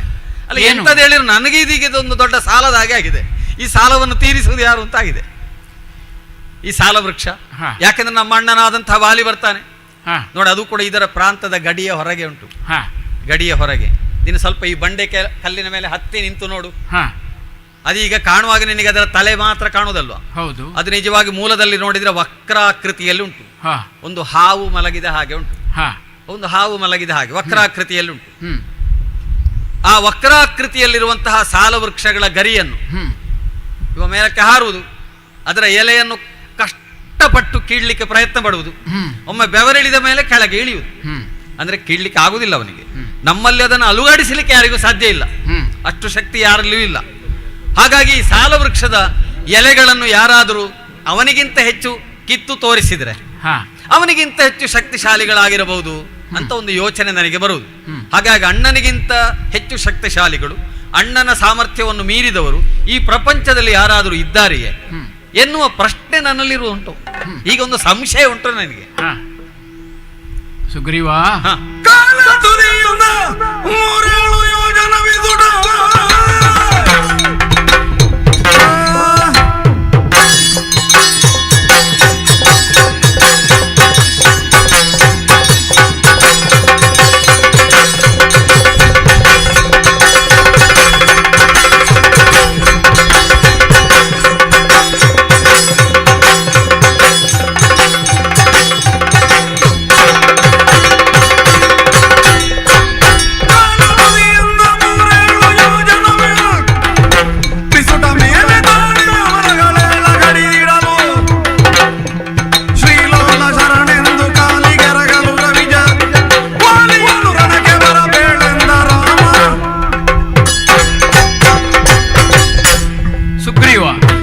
ಶ್ರೀರಾಮ, ನೀನು ತಿಳಿಸಿದಂತೆ ನಿನ್ನ ವಾಲಿಯ ಪರಾಕ್ರಮ ಎಷ್ಟು ಎಂಬುದನ್ನು 2 ಉದಾಹರಣೆಗಳಲ್ಲಿ ತಿಳಿಸಿದೆ ನನಗೆ. ಹೌದು ಹೌದು ಹೌದು. ಬಿಡು, ಆ ವಿಷಯ ಬಿಡು. ಯಾರು ನೆಲದಿಂದ ಮೇಲೆ ಎತ್ತಲಾಗದಂತಹ ದುಂದುಬಿಯ ಅಟ್ಟೆಯನ್ನು ವಾಲಿ ಬಂದು ನೀನು ನೋಡುತ್ತಿದ್ದಂತೆ ಅದನ್ನು ಎತ್ತಿ ಮೊಣಕಾಲಿನವರೆಗೆ ಎತ್ತಿ ಇಟ್ಟು ಹೋಗ್ತಾನೆ. ನಿನ್ನನ್ನು ಹೆದರಿಸ್ಲಿಕ್ಕೋ ಅಥವಾ ಅವನ ಪರಾಕ್ರಮದ ಪ್ರದರ್ಶನ ನಿನಗೆ ಮಾಡಲಿಕ್ಕೋ ಇರ್ಬೋದು. ನನ್ನಲ್ಲಿ ಇಷ್ಟು ಉಂಟು ಅಂತ ತೋರಿಸ್ಲಿಕ್ಕೆ. ಆ ವಿಷಯ ಬಿಡು. ಇಕೋ ಎಡಗಾಲಿನ ಹೆಬ್ಬೆರಳಿನಲ್ಲಿ ಅದನ್ನು ತಟ್ಟಿದ್ದೇನೆ, ಅದು ಎಷ್ಟು ದೂರ ಹೋಗಿ ಬಿದ್ದಿದೆ ನೋಡು. 100 ಯೋಜನೆಗಳಷ್ಟು ದೂರ ಹೋಗಿ ಬಿದ್ದಿದೆ. ಹನುಮಂತ ಹೋಗಿ ಲೆಕ್ಕ ಮಾಡಿ ಬಂದು ಹೇಳಿದ. ಇನ್ನೊಂದೇನು ಹೇಳಿದೆ? ಸಾಲ ವೃಕ್ಷಗಳು. ಹೌದು, ನೋಡ್ಲಿಕ್ಕೆ ಒಂದೇ ನೇರದಲ್ಲಿ ಸಾಲಿನ ಹಾಗೆ ಉಂಟು, ಸಾಲು ವಕ್ರವಾಗಿ ಉಂಟು. ಒಂದು ನಾಗ ಸರ್ಪ ಮಲಗಿದ ರೀತಿಯಲ್ಲಿ ಇದೆ ಅಂತ ನೀನು ಹೇಳಿದ್ದಿ. ಇದರ ಒಂದು ಅನ್ವರ್ಥವಾಗಿ ಇವನಿಗೆ ನಾಗದೇವರ ರಕ್ಷಣೆಯು ಇದೆಯೋ ಎನ್ನುವ ರೀತಿಯ ಒಂದು ತಿಳುವಳಿಕೆಯನ್ನು ಅವನು ನೋಡಬೇಕಾಗ್ತದೆ. ಆದ್ದರಿಂದ ನೋಡು, ಬತ್ತಳಿಕೆಯಿಂದ ಬಾಣ ತೆಗೆದಿದ್ದೇನೆ. ನನ್ನ ಬಿಟ್ಟ ಬಾಣ ಈ 7 ಮರಗಳನ್ನು ತುಂಡರಿಸಿ ಪುನಃ ಬಂದು ನನ್ನ ಬತ್ತಳಿಕೆಯನ್ನು ಸೇರಿದೆ ನೋಡು. ಎಷ್ಟು ಮಾತ್ರ ಅಲ್ಲ, ಸಾಲ ವೃಕ್ಷಗಳನ್ನು ಛೇದಿಸಿ ಆಮೇಲೆ ಆ ಬಾಣ ಎಲ್ಲಿ ಒಂದು ಭೂಮಿಯ ಒಳಗೆ ಹೋದ ಹಾಗೆ, ಬಾಯಿಯಲ್ಲಿ ನೆತ್ತರನ್ನು ಮೆತ್ತಿಕೊಂಡ ಹಾಗೆ, ಎಲ್ಲೋ ಹೋಗಿ ಮತ್ತೆ ತನ್ನ ಬಾಯಿಯ ನೆತ್ತರನ್ನು ತೊಳೆದುಕೊಂಡು ಬಂದ ಹಾಗೆ. ಅದರ ಅರ್ಥ ಸಮುದ್ರ ಸ್ನಾನ ಮಾಡಿ ಬಂತ ಅಂತ, ಶುದ್ಧ ಮಾಡಿಕೊಂಡು ಬಂದು ನಿನ್ನ ಬತ್ತಳಿಕೆಯನ್ನು ಸೇರಿದೆ. ಎಲ್ಲ ಕಣ್ಣು ಮುಚ್ಚಿ ತೆರೆಯುವುದರೊಳಗೆ ಈಗ ನಿನ್ನ ಬಾಣದ ಪ್ರಯೋಗ ಅದು ಎಷ್ಟು ಸಫಲ ಎನ್ನುವುದನ್ನು ನೋಡಿದ ಹಾಗಾಯಿತು. ಈ ವೃಕ್ಷ ಮತ್ತೆ ಚಿಗುರಿದ್ದು ಕಾಣುವುದಿಲ್ಲ, ವೃಕ್ಷವೂ ನಾಶ ಆಯಿತು. ವೃಕ್ಷಕ್ಕೆ ಆಧಾರವಾಗಿದ್ದಂತಹ ಒಬ್ಬ ನಾಗನ ಯಾರೋ ಒಬ್ಬ ಕೆಟ್ಟವ ಅವನು ನಾಶ ಆದ ಅಂತ ಇದರ ಅರ್ಥ. ನಿನ್ನ ಬಾಣದ ಶಕ್ತಿ ಎಷ್ಟು ಅಂತಲೂ ಈಗ ನನಗೆ ಅರಿವಾಯಿತು. ನಿನ್ನ ಮೈಯ ಬಲ ಎಷ್ಟು ಎನ್ನುವುದು ಕೂಡ ಈಗ ಅರಿವಾಯಿತು. ಈಗ ಸಮಾಧಾನ ಆಯ್ತು. ಈಗ ನೀನು ವಾಲಿಯನ್ನು ಕೊಲ್ಲಬಲ್ಲೆ ಗೊತ್ತಾಯ್ತು. ಈಗ ವಾಲಿಯ ಸಾಮರ್ಥ್ಯಕ್ಕೆ ನೀನು ಹೆದರಿ ಕೂತ್ಕೊಳ್ಬೇಕಾದಿಲ್ಲ. ನಾನು ನಿನ್ನ ಜೊತೆಗೆ ಇದ್ದೇನೆ. ಕೊಲ್ಲುವುದಕ್ಕೆ ನೀನಿದ್ದೀಯಲ್ಲ, ನಾನಿದ್ದೇನೆ. ಹೌದು, ಸಂಶಯ ನಿವಾರಣೆಯಾಗಿದೆ. ಹೌದು, ಅಣ್ಣ ವಾಲಿಯನ್ನು ಕರೆದು ಯುದ್ಧ ಮಾಡು. ಈಗ ಯುದ್ಧ ನಾನು ಮಾಡ್ಬೇಕಾ?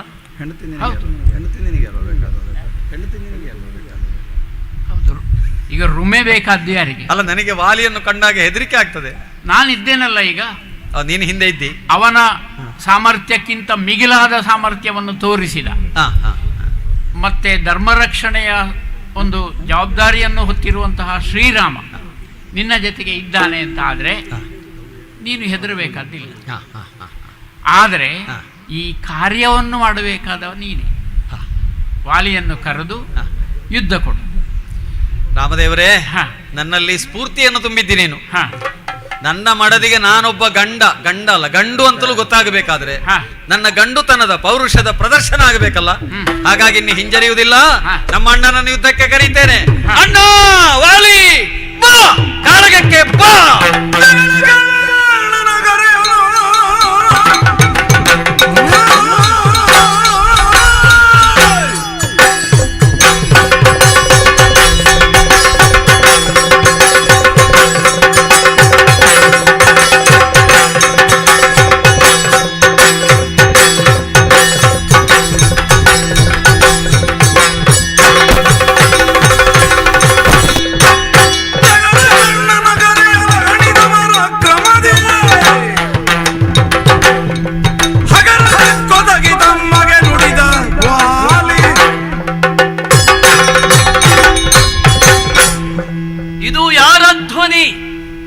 ಸುಗ್ರೀವನ ಧ್ವನಿಯಲ್ಲವೇ? ಇದು ಎಂದಿನ ಧ್ವನಿಯಲ್ಲ. ಈ ಧ್ವನಿಯಲ್ಲಿ ಸಮರೋತ್ಸಾಹ ತುಂಬಿಕೊಂಡಿದೆ. ಯುದ್ಧೋದ್ಯಮದ ಕಾವು ಉಕ್ಕಿ ಹರಿಯುತ್ತಾ ಇದೆ. ಎಲ್ಲಿಲ್ಲದ ಸ್ಫೂರ್ತಿಯನ್ನ ತುಂಬಿಕೊಂಡು ಅಣ್ಣಾವಾಲಿ ಯುದ್ಧಕ್ಕೆ ಬಾ ಎಂದು ನನ್ನನ್ನ ಆಹ್ವಾನಿಸುತ್ತಾ ಇದ್ದಾನೆ. ಇವನ ಧ್ವನಿಗೆ ಇಲ್ಲಿರುವಂತಹ ಗಿರಿ ಗುಹೆಗಳೆಲ್ಲವೂ ನಡುಗಿವೆ. ಭೂಮಿಯೇ ಅದುರತೊಡಗಿದೆ. ಹಾರುವ ಹಕ್ಕಿಗಳೆಲ್ಲ ಚದುರಿ ಹೋಗುತ್ತಾ ಇವೆ, ಓಡಿ ಹೋಗುತ್ತಾ ಇವೆ ಕೆಲವು ಮೃಗಗಳು. ಇವನ ಅಬ್ಬರ, ಇವನ ಧ್ವನಿ, ಇವನ ಉತ್ಸಾಹ, ಇವನ ಸ್ಫೂರ್ತಿದಾಯಕವಾದ ಮಾತು ನನ್ನನ್ನ ಕರೆಯುತ್ತಾ ಇದ್ದಾನೆ, ಯುದ್ಧಕ್ಕೆ ಬಾ ಎಂದು. ಹೌದು, ಇವನ ಸಮರೋತ್ಸಾಹವನ್ನ ಮೆಟ್ಟಿ ನಿಲ್ಲುವಂತೆಯೇ ಮಹಾಶೌರ್ಯದಿಂದ ನೆಗೆಯುತ್ತಾ ಉರಿದುರಿದು ಮೇಲ್ವಾಯ್ದು ಗಗನವನ್ನೇ ತುಡುಕಿ ಮುತ್ತುವ ಮೃತ್ಯು ಜಿಹ್ವೆಯನ್ನು ಮೀರಿಸುವ ಕೆನ್ನಾರೆಗೆಯನ್ನ ಚಾಚಿ ಸಿಕ್ಕಿದ್ದ ಸರ್ವವನ್ನು ನುಂಗಿ ನೊಡೆಯುವ ಕಾಳ್ಗಿಚ್ಚಿನಂತೆ ಇವನ ಮುಂದೆ ಪ್ರತ್ಯಕ್ಷನಾಗ್ತೇನೆ, ನೋಡೋಣ. ಬಂದಿದ್ದೇನೆ ರಣರಂಗಕ್ಕೆ. ಯಾರು ಸುಗ್ರೀವನೋ? ಭಾನು ನಂದನ.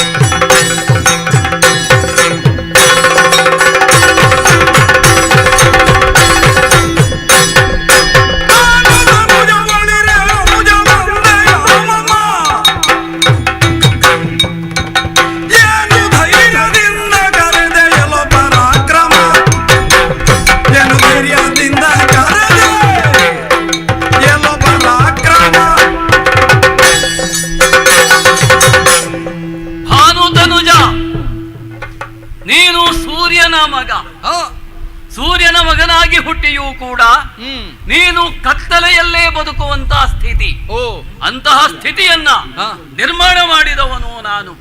ಪರ್ಯಾಯವಾಗಿ ಯುದ್ಧ ನನಗೋ ಅಥವಾ ನಿನಗೋ, ಅಥವಾ ನನಗೋ ಅಥವಾ ಸೂರ್ಯನಿಗೋ, ಅದು ನಿರ್ಣಯಿಸಲ್ಪಡಬೇಕು. ಅದಕ್ಕಾಗಿ ನಾನು ನೆಗೆದು ಇಲ್ಲಿಗೆ ಬಂದಿದ್ದೇನೆ. ಏನು ಅಣ್ಣ ಬಾ ಯುದ್ಧಕ್ಕೆ ಎಂದು ಕರೆದೆ. ಸರಿ, ಏನಯ್ಯ ಅದೆಷ್ಟು ಸಲ ನೀನು ನನ್ನೊಡನೆ ಯುದ್ಧವನ್ನ ಮಾಡಿದ್ದೀಯೆ. ನನ್ನ ದರ್ಪೋದ್ಧತ ಪ್ರಹಾರವನ್ನ ತಡೆಯಲಾರದೆ ಅದೆಷ್ಟು ಸಲ ಮಣ್ಣು ಮುಕ್ಕಿದ್ದೀಯೇ ನೀನು. ಈ ವಜ್ರಧರ ನಂದನನ ವಜ್ರ ಮುಷ್ಟಿಯನ್ನ ಸಹಿಸಲಾಗದೆ ನೆಲ ಕಚ್ಚಿದ್ದು ಎಷ್ಟು ಸಲ, ಓಡಿ ಹೋಗಿದ್ದು ಎಷ್ಟು ಸಲ, ಅಯ್ಯೋ ಎಂದು ಬೊಬ್ಬಿರಿದಿದ್ದು ಎಷ್ಟು ಸಲ, ನನ್ನ ಪ್ರಾಣವನ್ನ ಉಳಿಸು, ನನ್ನನ್ನು ಬದುಕಿಸು ಅಂತ ಕೇಳಿದ್ದು ಎಷ್ಟು ಸಲ, ಆರ್ತನಾಗಿ ಬೇಡಿಕೊಂಡಿದ್ದು ಎಷ್ಟು ಸಲ. ಅಯ್ಯ ಮತ್ತೆ ಯುದ್ಧಕ್ಕೆ ಬಂದಿದ್ದೀಯೆ. ಯುದ್ಧಕ್ಕೆ ಬರುವ ಕಾರಣ ಅದು ಹೊಸದೇನು ಅಲ್ಲ. ಅದೇ ಕಾರಣ ಅಂತಾದ್ರೆ ಮತ್ತೆ ಹೊಗಳಬೇಡ, ಹೊರಟು ಹೋಗು. ನಿನಗೆ ಇನ್ನೂ ಮನಸ್ಸು ಬರಲಿಲ್ಲಲ್ಲೋ? ಬಿಡುವುದಕ್ಕೆ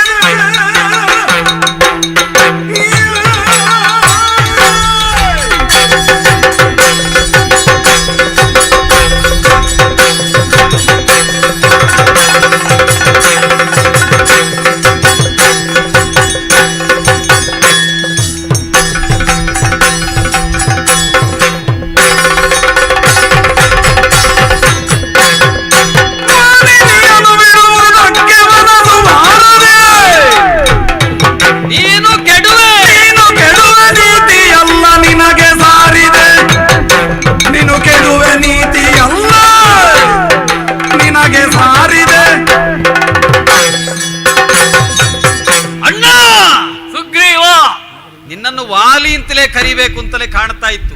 ಕರಿ ಬೇಡ ಅಂತ ಹೇಳಿದವರು ಯಾರು? ಆದ್ರೆ ಅಣ್ಣ ಎನ್ನುವುದು ಮರೆತು ಹೋಗುವುದಿಲ್ಲ. ನನ್ನ ಒಡ ಹುಟ್ಟಿದವನಲ್ವ ನೀನು? ಒಡ ಹುಟ್ಟಿದವನಾಗಿ, ನನಗೆ ಮದುವೆಯನ್ನು ಮಾಡಿಸಿದವನಾಗಿ, ನನ್ನ ತಂದೆಯ ಸ್ಥಾನವನ್ನು ಹೊಂದಿದವನಾಗಿ ನೀನು ಮಾಡಿದ್ದೇನು? ನನ್ನ ಮಡದಿಯಾದಂತಹ ರುಮೆಯನ್ನು ಬಲಾತ್ಕಾರವಾಗಿ ನಿನ್ನ ವಶದಲ್ಲಿರಿಸಿಕೊಂಡಿದ್ದಿ. ಅವಳನ್ನು ಎಷ್ಟು ಸಾರಿ ನೀನು ಹೇಳಿದೆಯಲ್ಲ, ನೀನು ಸೂರ್ಯನ ಮಗ, ನಿನ್ನ ಪಾಲಿಗೆ ಕತ್ತಲೆ ಅಂತ. ನನ್ನ ಕತ್ತಲೆಗೆ ಕಾರಣನಾದವನು ನೀನೆ, ಸಂಶಯವೇ ಇಲ್ಲ. ಸೂರ್ಯನಿಗೂ ಕೂಡ ಕೆಲವೊಮ್ಮೆ ಮೋಡ ಅಡ್ಡಯಿಸಿದ್ರೆ ಅಥವಾ ಗುಡ್ಡದ ಕೋಡು ಅಡ್ಡಯಿಸಿದ್ರೆ ಅವನ ಬೆಳಕು ಕೂಡ ಉಳಿದವರಿ ಲೋಕದಲ್ಲಿ ಗೊತ್ತಾಗುವುದಿಲ್ಲ. ಸೂರ್ಯನು ಕತ್ತಲನ್ನು ಆವರಿಸಿದ್ದಾನೆ ಅಂತ ಹೇಳ್ತದೆ, ಅಥವಾ ಸೂರ್ಯನು ಕತ್ತಲಲ್ಲಿ ಮುಳುಗಿದ್ದಾನೆ ಅಂತ ಹೇಳ್ತಾರೆ. ಈಗ ನನ್ನ ಪಾಲಿಗೆ ಕೋಡುಗಲ್ಲಾಗಿ, ನನ್ನ ಕಾಲಿಗೆ ಕಲ್ಲು ಮೋಡವಾಗಿ ಪರಿವರ್ತಿತನಾದವನು ನೀನು. ನನ್ನ ಮಡದಿಯನ್ನು ಬಲಾತ್ಕಾರವಾಗಿ ನಿನ್ನ ವಶದಲ್ಲಿರಿಸಿಕೊಂಡಿದ್ದಿ. ನಿನಗೆ ಹಲವು ಸಾರಿ ಹೇಳಿ ಆಯ್ತು, ನನ್ನ ಮಡದಿಯನ್ನು ನನಗೆ ನೀನು ಬಿಟ್ಟು ಕೊಡಬೇಕು, ನೀನು ತಂದೆ ಹಾಗೆ ವರ್ತಿಸಬೇಕು. ಅದು ಬಿಟ್ಟು ಬಲಾತ್ಕಾರದಿಂದ ವರ್ತಿಸಿದೆ ಅಂತಾದ್ರೆ ನೀನು ಕೆಡ್ತಿ. ನೀನು ಹೇಳಿದೆಯಲ್ಲ, ನೀನು ನನ್ನೊಂದಿಗೆ ಯುದ್ಧ ಮಾಡಿದ್ದಿ, ಪೆಟ್ಟು ತಿಂದಿದ್ದಿ, ಓಡಿ ಹೋಗಿದ್ದಿ, ಎಲ್ಲವೂ ಹೌದು, ಅಲ್ಲ ಅಂತ ಹೇಳುವುದಿಲ್ಲ ನಾನು. ಆದರೆ ಇಷ್ಟರವರೆಗೆ ನೀನು ಕೆಡುವ ಹಾಗೆ ನಾನು ಯುದ್ಧ ಮಾಡಲಿಲ್ಲ, ನೀನು ಸಾಯುವ ಹಾಗೆ ನಾನು ಯುದ್ಧ ಮಾಡಲಿಲ್ಲ. ಈಗ ಮತ್ತೆ ಮತ್ತೆ ಯಾಕೆ ಬಂದಿದ್ದೇನೆ? ನನ್ನ ಹೆಂಡತಿ ಉಳಿಬೇಕು, ನನ್ನ ಹೆಂಡತಿಯ ಅನ್ನು ನನಗೆ ಮಾಡಿಕೊಟ್ಟ ನನ್ನ ತಂದೆಯ ಸ್ಥಾನದಲ್ಲಿ ಇರುವವನು ಉಳಿಬೇಕು ಎನ್ನುವ ಕಾರಣಕ್ಕೆ ನೀನು ದಯೆ ತೋರಿದ್ದ. ಹಾಗಾಗಿ ನೀನು ಕೆಡುವೆ ಕೊಡದಿದ್ದರೆ ನಿನಗೆ ಮನಸ್ಸು ಬರುವುದಿಲ್ಲಲ್ವಾ? ಸತಿಯ ಕೊಡೆನು ನಿನಗೆ. ಸತಿಯ ಕೊಡೆನು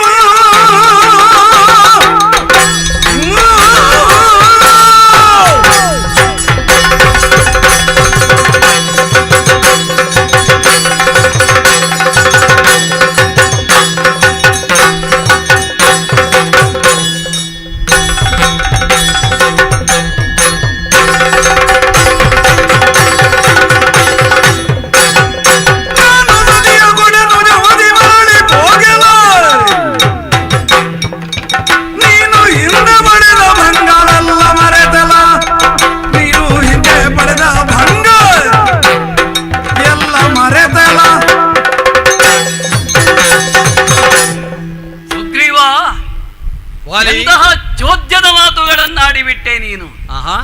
ದಯೆ ತೋರಿದವನು ನಾನು. ಸುಗ್ರೀವ ಬದುಕಲಿ ಅಂತ ಹೇಳಿ 10 ಹೊಡೆಯುವಲ್ಲಿ 5 ಹೊಡೆದಿದ್ದೇನೆ. ನಿನ್ನ ಪ್ರಾಣವನ್ನ ಹೀರುವ ಬದಲು ನಿನ್ನ ಪ್ರಾಣವನ್ನ ಉಳಿಸಿದ್ದೇನೆ. ಅದು ನಾನು ಹೇಳಬೇಕಾದ ಮಾತು. ಅದರ ಬದಲಿಗೆ ನೀನೇ ಹೇಳಿಬಿಟ್ಟೆಯಲ್ಲ, ನಿನ್ನನ್ನ ಬದುಕಿಸಿದ್ದೇನೆ. ನನ್ನ ಪ್ರಹಾರಕ್ಕೆ ನೀನು ಬದುಕಿ ಉಳಿಯಲಾರೆ, ಆದರೂ ನಾನು ನಿನ್ನನ್ನು ಬದುಕಿಸಿದ್ದೇನೆ. ಕಾರಣ ನೀನು ನನ್ನ ಅಣ್ಣ, ಇವನ ಅಣ್ಣ ಅಂತ. ಉಮೆಯನ್ನ ತಂದು ತನಗೆ ಮದುವೆ ಮಾಡಿಸಿದವನು ಎನ್ನುವ ಭಾವನಾತ್ಮಕ ಸಂಬಂಧವನ್ನ ಎತ್ತಿ ತಂದೆ ನೀನು. ಹೌದು ಅಯ್ಯ ಸುಗ್ರೀವ, ಏನು ಅವೆಲ್ಲವೂ ಬೇಡದೇ ಇದ್ದ ಮಾತುಗಳು. ಯಾಕೆ? ನೀನು ಮಾಡಿದ ಅನ್ಯಾಯಕ್ಕೆ, ನೀನು ಮಾಡಿದ ದ್ರೋಹಕ್ಕೆ ನಿನಗೆ ತಕ್ಕ ಶಿಕ್ಷೆಯನ್ನ ವಿಧಿಸಿದ್ದೇನೆ. ನೀನು ಈ ಜೀವನದಲ್ಲಿ ಎಂದೂ ಮರೆಯಕೂಡದು. ಹೆಂಡತಿಯನ್ನ ಪರಿತಪಿಸಿ ಮತ್ತೆ ಮತ್ತೆ ಧ್ಯಾನಿಸಿ ಅವಳ ಹೆಸರಿನಲ್ಲಿ ನರಳುತ್ತಾ ನರಳುತ್ತಾ ಸಾಯಬೇಕು, ಅಂತಹ ಸ್ಥಿತಿಯನ್ನ ನಿರ್ಮಿಸಿದವನು ನಾನು. ಆದರೆ ಸುಗ್ರೀವ, ನನಗೂ ಒಂದು ಭಾವನಾತ್ಮಕ ಸಂಬಂಧವಿದೆ. ತಮ್ಮ ಎನ್ನುವ ಕಾರಣಕ್ಕಾಗಿ ನಾನು ನಿನ್ನನ್ನ ಬಹಳ ಹೊಡೆಯಲಿಲ್ಲ. ನಾನು ನಿನ್ನನ್ನ ಕೊಲ್ಲುವುದಕ್ಕೆ ಎಂದೂ ಮನಸ್ಸು ಮಾಡಿದವನಲ್ಲ. ಬದುಕಿದರೆ 4 ಕಾಲ ಬದುಕಿ ಉಳಿಯಲಿ ಅನ್ನುವ ಕಾರಣಕ್ಕಾಗಿ 4 ಏಟು ಕೊಟ್ಟು ಕಳುಹಿಸಿದ್ದೇನೆ. ಹಿಂದೆ ನನ್ನಿಂದ ಪರಾಭವ ಹೊಂದಿದ್ದನ್ನ ನೆನಪಿಸಿಕೊ. ಪರಾಜಯ ಹೊಂದಿ ಓಡಿ ಹೋಗಿದ್ದನ್ನ, ಗುಹೆಯಲ್ಲಿ ಅವಿತುಕೊಂಡಿದ್ದನ್ನ, ಮರದ ಬರೆಯಲ್ಲಿ ಅವಿತುಕೊಂಡಿದ್ದನ್ನ ನೆನಪಿಸಿಕೊ. ಹಾಗೆ ಯುದ್ಧಕ್ಕೆ ಬಂದು ನನ್ನಿಂದ ಹೊಡೆತವನ್ನ ತಿಂದು ಸಾಯುವುದಕ್ಕೆ ಇಲ್ಲಿ ಬರಬೇಡ. ಯಾಕೆ ಅಂದ್ರೆ ಸುಗ್ರೀವ ಅಂದ್ರೆ ಸಾಮಾನ್ಯನೇನು ಅಲ್ಲ. ವಾಲಿಯನ್ನ ಎದುರಿಸುವ ಶಕ್ತಿ ಇದ್ದರೆ ಅದು ಸುಗ್ರೀವನಿಗೆ ಮಾತ್ರ. ಇನ್ನುಳಿದ ಯಾರೂ ಕೂಡ ನನ್ನನ್ನ ಎದುರಿಸಲಾರರು. ಎದುರಿಸಿದವರೆಲ್ಲ ಏನಾಗಿದ್ದಾರೆ ಎನ್ನುವುದನ್ನ ನಾನು ಮಾಡಿ ತೋರಿಸಿದ್ದೇನೆ. ವಾಲಿಯನ್ನ ಎದುರಿಸುವ ಶಕ್ತಿ ನಿನಗಿದೆ, ಆದರೆ ವಾಲಿಯನ್ನ ಸೋಲಿಸುವ ಶಕ್ತಿ ನಿನಗೆ ಇಲ್ಲ. ನೀನು ಹೆಂಡತಿ ಆಸೆಯನ್ನ ಬಿಡು, ನಿನಗೆ ಹೆಂಡತಿಯನ್ನು ಕೊಡುವ ಪ್ರಶ್ನೆಯೇ ಇಲ್ಲ. ಇದು ಮರದ ಟೊಂಗೆಯನ್ನ ಮುರಿದು ನಿನ್ನ ತಲೆಯ ಮೇಲೆ ಎಸೆದಿದ್ದೇನೆ.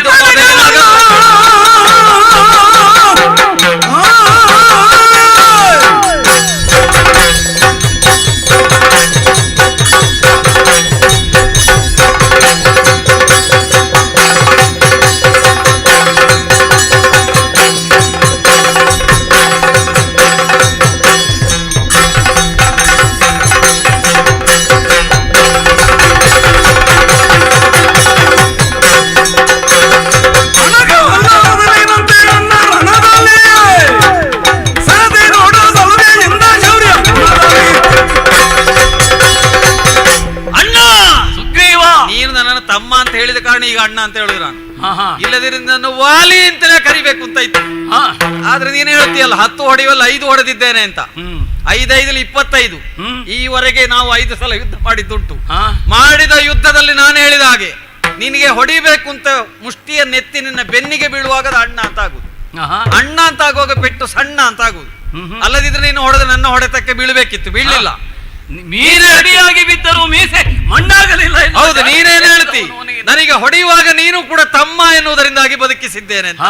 ಹಾಗಾದ್ರೆ ಈವರೆಗೆ ಹೊಡೆದಾಟಗಳೆಲ್ಲ ಅದು ಅಣಕ ಹೊಡೆದಾಟದ ಅಣಕ ನಾಟಕ ಅನುಕರಣೆ ಮಾತ್ರ. ಲೋಕದಲ್ಲಿ ಯಾರ್ಯಾರು ಹೇಗೆ ಸುತ್ತು ಬರ್ತಾರೆ. ಹಾಗೆ ಹೌದು, ಉರಸ್ಥಳ, ಶಿರಸ್ಥಳ, ಸ್ಕಂಧ, ತೋಳು, ಮುಷ್ಟಿ ಅದೆಲ್ಲವನ್ನು ಕಲಿತದ್ದು ನನ್ನಿಂದಲೇ ಅಲ್ವೋ ನೀನು? ಅಲ್ಲ ಅಂತ ಹೇಳಿ ಇಬ್ಬರು ಯುದ್ಧದಲ್ಲಿ ತೊಡಗಿದ್ದಾರೆ. ನಾನು ಅಲ್ಲ ಅಂತ ಹೇಳುವವನು. ಹಾಗಾಗಿ ನಿನ್ನೊಂದಿಗೆ ಹೋರಾಟ ಮಾಡುವುದಕ್ಕೆ ನೀನೇ ಕಲಿಸಿದ ಪಟ್ಟುಗಳುಂಟು, ಮತ್ತೆ ನಿನ್ನ ಗುಟ್ಟುಗಳು ನನಗೂ ಗೊತ್ತುಂಟು. ಯಾವಾಗ ಹೊಡಿತಿ, ಎಲ್ಲಿ ನಿಲ್ಲಿಸ್ತಿ, ಯಾವ ರೀತಿಯಲ್ಲಿ ಕಾಲೆತ್ತಿ ಇಟ್ರೆ ಯಾವ ರೀತಿಯಲ್ಲಿ ಹೊಡಿಬೇಕು ಅಂತ ನನಗೆ ಗೊತ್ತುಂಟು. ಹಾಗಾಗಿ ಮೊದಲಿನ ಹಾಗೆ ಅಣಕ ಇಲ್ಲ, ಮತ್ತೆ ನೀನು ನನ್ನನ್ನು ಅಣಕಿಸ್ತಾ ಇದ್ದಿ. ಈ ಹಿಂದೆಲ್ಲ ಪಡೆದ ಭಂಗ ಇದೆಲ್ಲ ಉಂಟಲ್ಲ, ಅದನ್ನು ನೀನು ಮರ್ತಿದ್ದೀಯೋ ಅಂತ. ಇಲ್ಲ, ಆ ಭಂಗವನ್ನು ನೆನಪಿಟ್ಟೆ. ಎಲ್ಲೆಲ್ಲಿಗೆ ಪೆಟ್ಟು ಬಿದ್ದಿದೆ ಅಂತ ನನಗೆ ಸರಿ ನೆನಪುಂಟು. ಈ ಸಲ ಅಲ್ಲಿಗೆ ಪೆಟ್ಟು ಬೀಳದ ಹಾಗೆ ನಾನು ಎಚ್ಚರಿಕೆ ವಹಿಸ್ತೇನೆ. ಮೊದಲಿನ ಹಾಗೇನ ಯುದ್ಧ ಅಲ್ಲ, ನನ್ನದು ಹೊಸ ಪೆಟ್ಟು, ಹೊಸ ಪಟ್ಟು ಉಂಟು. ನೀನು ಸಿದ್ಧರಿದ್ರೆ ಕಲಿಸ್ತೇನೆ ಯುದ್ಧಕ್ಕೆ.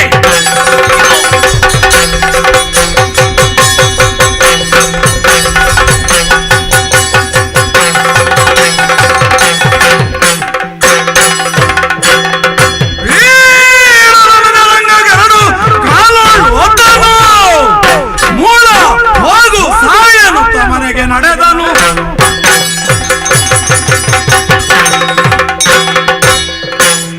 ಎಷ್ಟು ಸೊಕ್ಕು ಇವನಿಗೆ, ಎಷ್ಟು ಅಹಂಕಾರ ಇವನಿಗೆ.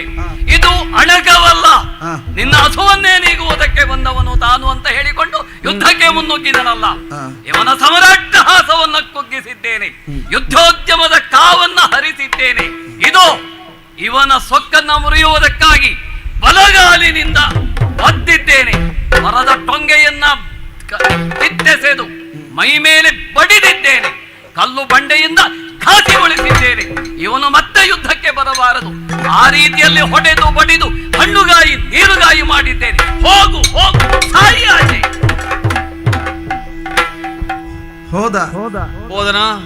ಹೋದನಣ್ಣನೆಂದು ತಿಳಿದು ಅಯ್ಯೋ ಆಧರಿಸಿದನು. ಬೇಡ ಬೇಡ ಬೇಡ. ಕ್ರೋಧವಿರೋಧನಾಧಿಪತಿಯ ಮುದಲಿಸಿದನು.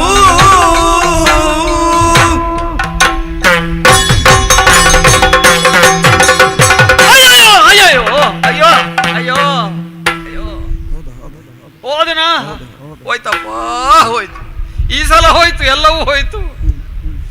ಸರಿಯಾಗಿ ಬಿತ್ತು ಈ ಸಲ. ಅಬ್ಬ, ಇನ್ನು ಮುರಿಯದ ಸ್ಥಳ ಯಾವುದುಂಟು ಅಂತ ನೋಡುದು ನಾನು. ಅಬ್ಬ, ಇಲ್ಲ, ಇನ್ನೊಂದು 10 ವರ್ಷಕ್ಕೆ ನಾನು ಹೇಳಲಿಕ್ಕಿಲ್ಲ. ಅಲ್ಲಿಗೆಲ್ಲ ಹೊಡೆದಿದ್ದೇನೆ ಅವ. ಇನ್ನು ರುಮೆಯೂ ಬೇಡ ಅಂತ ಕಾಣುದು ನನಗೆ. ಹಾಗೆ ಹೊಡೆದಿದ್ದಾನೆ, ಹಾಗೆ ಹೊಡೆದಿದ್ದಾನೆ. ಅಬ್ಬಾ, ಆದ್ರೆ ಹೋದಾಗ ಆಗ್ತದಲ್ಲ. ತಿರುಗಿ ನೋಡ್ತಾ ಇದ್ದಾನೆ, ತಿರುಗಿ ನೋಡಿದ್ರೆ ಪುನಃ ಬಂದು ಹೊಡೆದಾನು. ನೋಡಿ, ಮರದಲ್ಲಿ ಬಂಡೆಯಲ್ಲಿ ಎಲ್ಲ ಹೊಡೆದ ಮೇಲೆ ಎರಡೂ ಕಾಲಿನಲ್ಲಿ ಒಟ್ಟಿಗೆ ಒದ್ದ. ತೈ ತೈ ತೈ ಅಂತ ಕುಣಿತಾನೆ ನನ್ನ ಬೆನ್ನ ಮೇಲೆ. ಅಯ್ಯೋ ಅಬ್ಬಾ, ನನಗೆ ಕಂಠತ್ರಾಣ ಮಾತ್ರ ಇರುವುದು, ಸೊಂಟದ ತ್ರಾಣ ಇಲ್ಲ. ನನಗೆ ಕಂಠದ ತ್ರಾಣ ಇರುವುದರಿಂದ ಸುಗ್ರೀವ ಅಂತ ಹೇಳಿ. ಇಲ್ಲಪ್ಪ, ಇನ್ನು ಬೇಡ. ಇದುವರೆಗೆ 5ರಲ್ಲಿ ಅಲ್ಲ, ಪಂಚಮಂ ಕಾರ್ಯಸಿದ್ಧಿ ಅಂತ ಮತ್ತೆ ಹೋದದ್ರಲ್ಲಿ ಏನು ಪ್ರಯೋಜನ ಇಲ್ಲ ಅಂತ ಹೇಳ್ತಿದ್ರು. 5ರಲ್ಲಿ ನಿಲ್ಲಿಸಬೇಕಿತ್ತು. ಕೆಲವೊಮ್ಮೆ ಆ ಮರೆತ ಆಸೆಯನ್ನು ಮತ್ತೆ ಚಿಗುರಿಸುವವರು ಕೆಲವರು ಇರ್ತಾರೆ. ಈ ಮರುಭೂಮಿಯಲ್ಲಿ ಮಳೆ ಬಂದ ಹಾಗೆ, ಎಷ್ಟೋ ವರ್ಷ ಮಳೆ ಬರದೆ ಮರುಭೂಮಿಯಾಗಿ ಬೆಂಗಾಡಾಗಿ ಹೋಗಿದ್ದಲ್ಲಿ 4 ಹನಿ ಮಳೆ ಬಿದ್ದ ಕೂಡಲೇ ಆಸೆಯ ಬೀಜಗಳೆಲ್ಲ ಮೊಳೆತ ಹಾಗೆ ನನ್ನಲ್ಲಿ ಆಸೆಯ ಬೀಜ ಮೊಳೆತದ್ದು. ನಾನು ರುಮೆಯನ್ನೊಮ್ಮೆ ಪಡೆದೇನು ಅಂತ ನಮ್ಮ ಹನುಮಂತ ಕರ್ಕೊಂಡು ಬಂದ 2 ಪುಣ್ಯಾತ್ಮರು. ಅಬ್ಬಾ, ಈ ನಗರದವರು ಮತ್ತು ಕಾಡಿನವರು ಸಹವಾಸ ಮಾಡಬಾರದು ಅಂತ ಹೇಳುದು ಇದಕ್ಕೆ. ಅವರ ಬಣ್ಣದ ಮಾತುಗಳು, ಅವರ ನಡವಳಿಕೆಗಳು, ಅವರ ಆಟೋಪಗಳು, ಇದನ್ನು ನೋಡಿ ನಮ್ಮ ಈ ಕಾಡು ಜನಕ್ಕೆ ಪಕ್ಕನೆ ಭ್ರಮೆಯಾಗಿ ಹೋಗುವುದು. ನೋಡಿ, ಅಲ್ಲಿಂದ ನಗುತ್ತಾ ಬರ್ತಾ ಇದ್ದಾನೆ ಅವ, ನಗುತ್ತಾ ಬರ್ತಾ ಇದ್ದಾನೆ. ಅವನಿಗೆ ನಗೆ, ನನ್ನ ಈ ಬಗೆಯನ್ನು ನೋಡಿ. ಅಲ್ಲ, ಅವ ನಗುವುದು, ಅವನ ಮುಖವೇ ಹಾಗೆ ಏನು, ಯಾವಾಗಲೂ ನಗು, ಒಂದು ಮಂದ ಸ್ಮಿತ. ಅದು ಹೆಚ್ಚು ಆಗುವುದಿಲ್ಲ, ಕಡಿಮೆ ಆಗುವುದಿಲ್ಲ. ನಾನು ಭಾವಿಸುವುದು ನನ್ನನ್ನು ನೋಡಿ ನಗುವುದು ಅಂತ. ಅಲ್ಲ, ನನ್ನನ್ನು ನೋಡಿದರೆ ಯಾರು ನಗಬೇಕಷ್ಟೇ. ಈ ಪರಿಸ್ಥಿತಿ ಬಂದು ಬಿಟ್ಟಿದೆ. ಆಗ ಮೋರೆ ಎನ್ನುವುದು ಓರೆ ಆಗಿದೆ ಅಲ್ವಾ? ಏಳ್ಲಿಕ್ಕೂ ಆಗುದಿಲ್ಲ, ಕೂತ್ಕೊಳ್ಲಿಕ್ಕೂ ಆಗುದಿಲ್ಲ, ಓಡ್ಲಿಕ್ಕೆ ಧೈರ್ಯ ಇಲ್ಲ, ಓಡ್ಲಿಕ್ಕೆ ಸಾಧ್ಯವೂ ಇಲ್ಲ. ಯಾರಾದ್ರೂ ಕೈ ಹಿಡಿಬೇಕಷ್ಟೇ. 2 ಜನ ಆ ಕಡೆಯಿಂದ ಈ ಕಡೆಯಿಂದ ಬೇಕು. 2 ಜನ ಬರ್ತಾ ಇದ್ದಾರೆ. ನಮ್ಮ ಹನುಮಂತ ಮುಂದೆ ಇದ್ದಾನೆ, ಅವನ ಹಿಂದೆ ಇವ ಇದ್ದಾನೆ. ಅಬ್ಬಾ, ಇನ್ನು ಹತ್ತಿರಕ್ಕೆ ಬಂದ್ರೆ ಇನ್ನೇನಾದ್ರು ಮಾತಾಡ್ತಾನೆ ಅವ. ಮಾತನಾಡೋ ಬದಲು ನಾನೇ ಮಾತನಾಡಿ ಕಾರ್ಯ ಮುಗಿಸಬೇಕು. ನಾಯಕ, ವಿಶ್ವನಾಯಕ, ವಿಶ್ವನಾಯಕ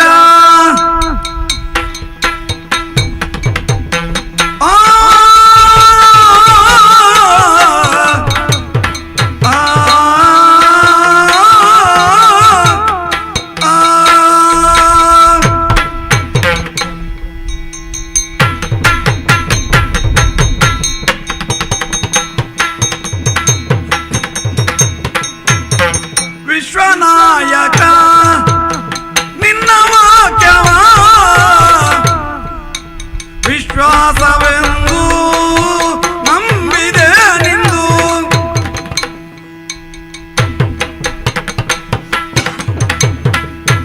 ಸೂರ್ಯವಂಶದ ರಾಯರಾಡಿದ ಕಾರ್ಯ ತಪ್ಪದು ಕಪಟವಲ್ಲಿದು. ಸೂರ್ಯವಂಶದ ರಾಯರಾಡಿದ ಕಾರ್ಯ ತಪ್ಪದು ಕಪಟವಲ್ಲಿದು.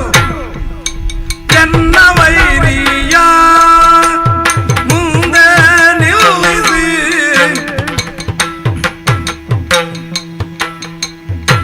ಕಣ್ಣಲಿ ಕಂಡೆ ಚೆನ್ನವಾಗಿಯೇ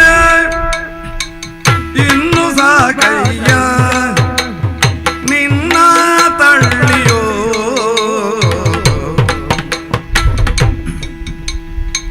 ಮಾನವಾಧಿಪ ಮಂಜುಳಾಕರ ಇನ್ನು ಸಾಕಯ್ಯ ನಿನ್ನ ತಳ್ಳಿಯೋ. ಮಾನವಾಧಿಪ ಮಂಜುಳಾಕರ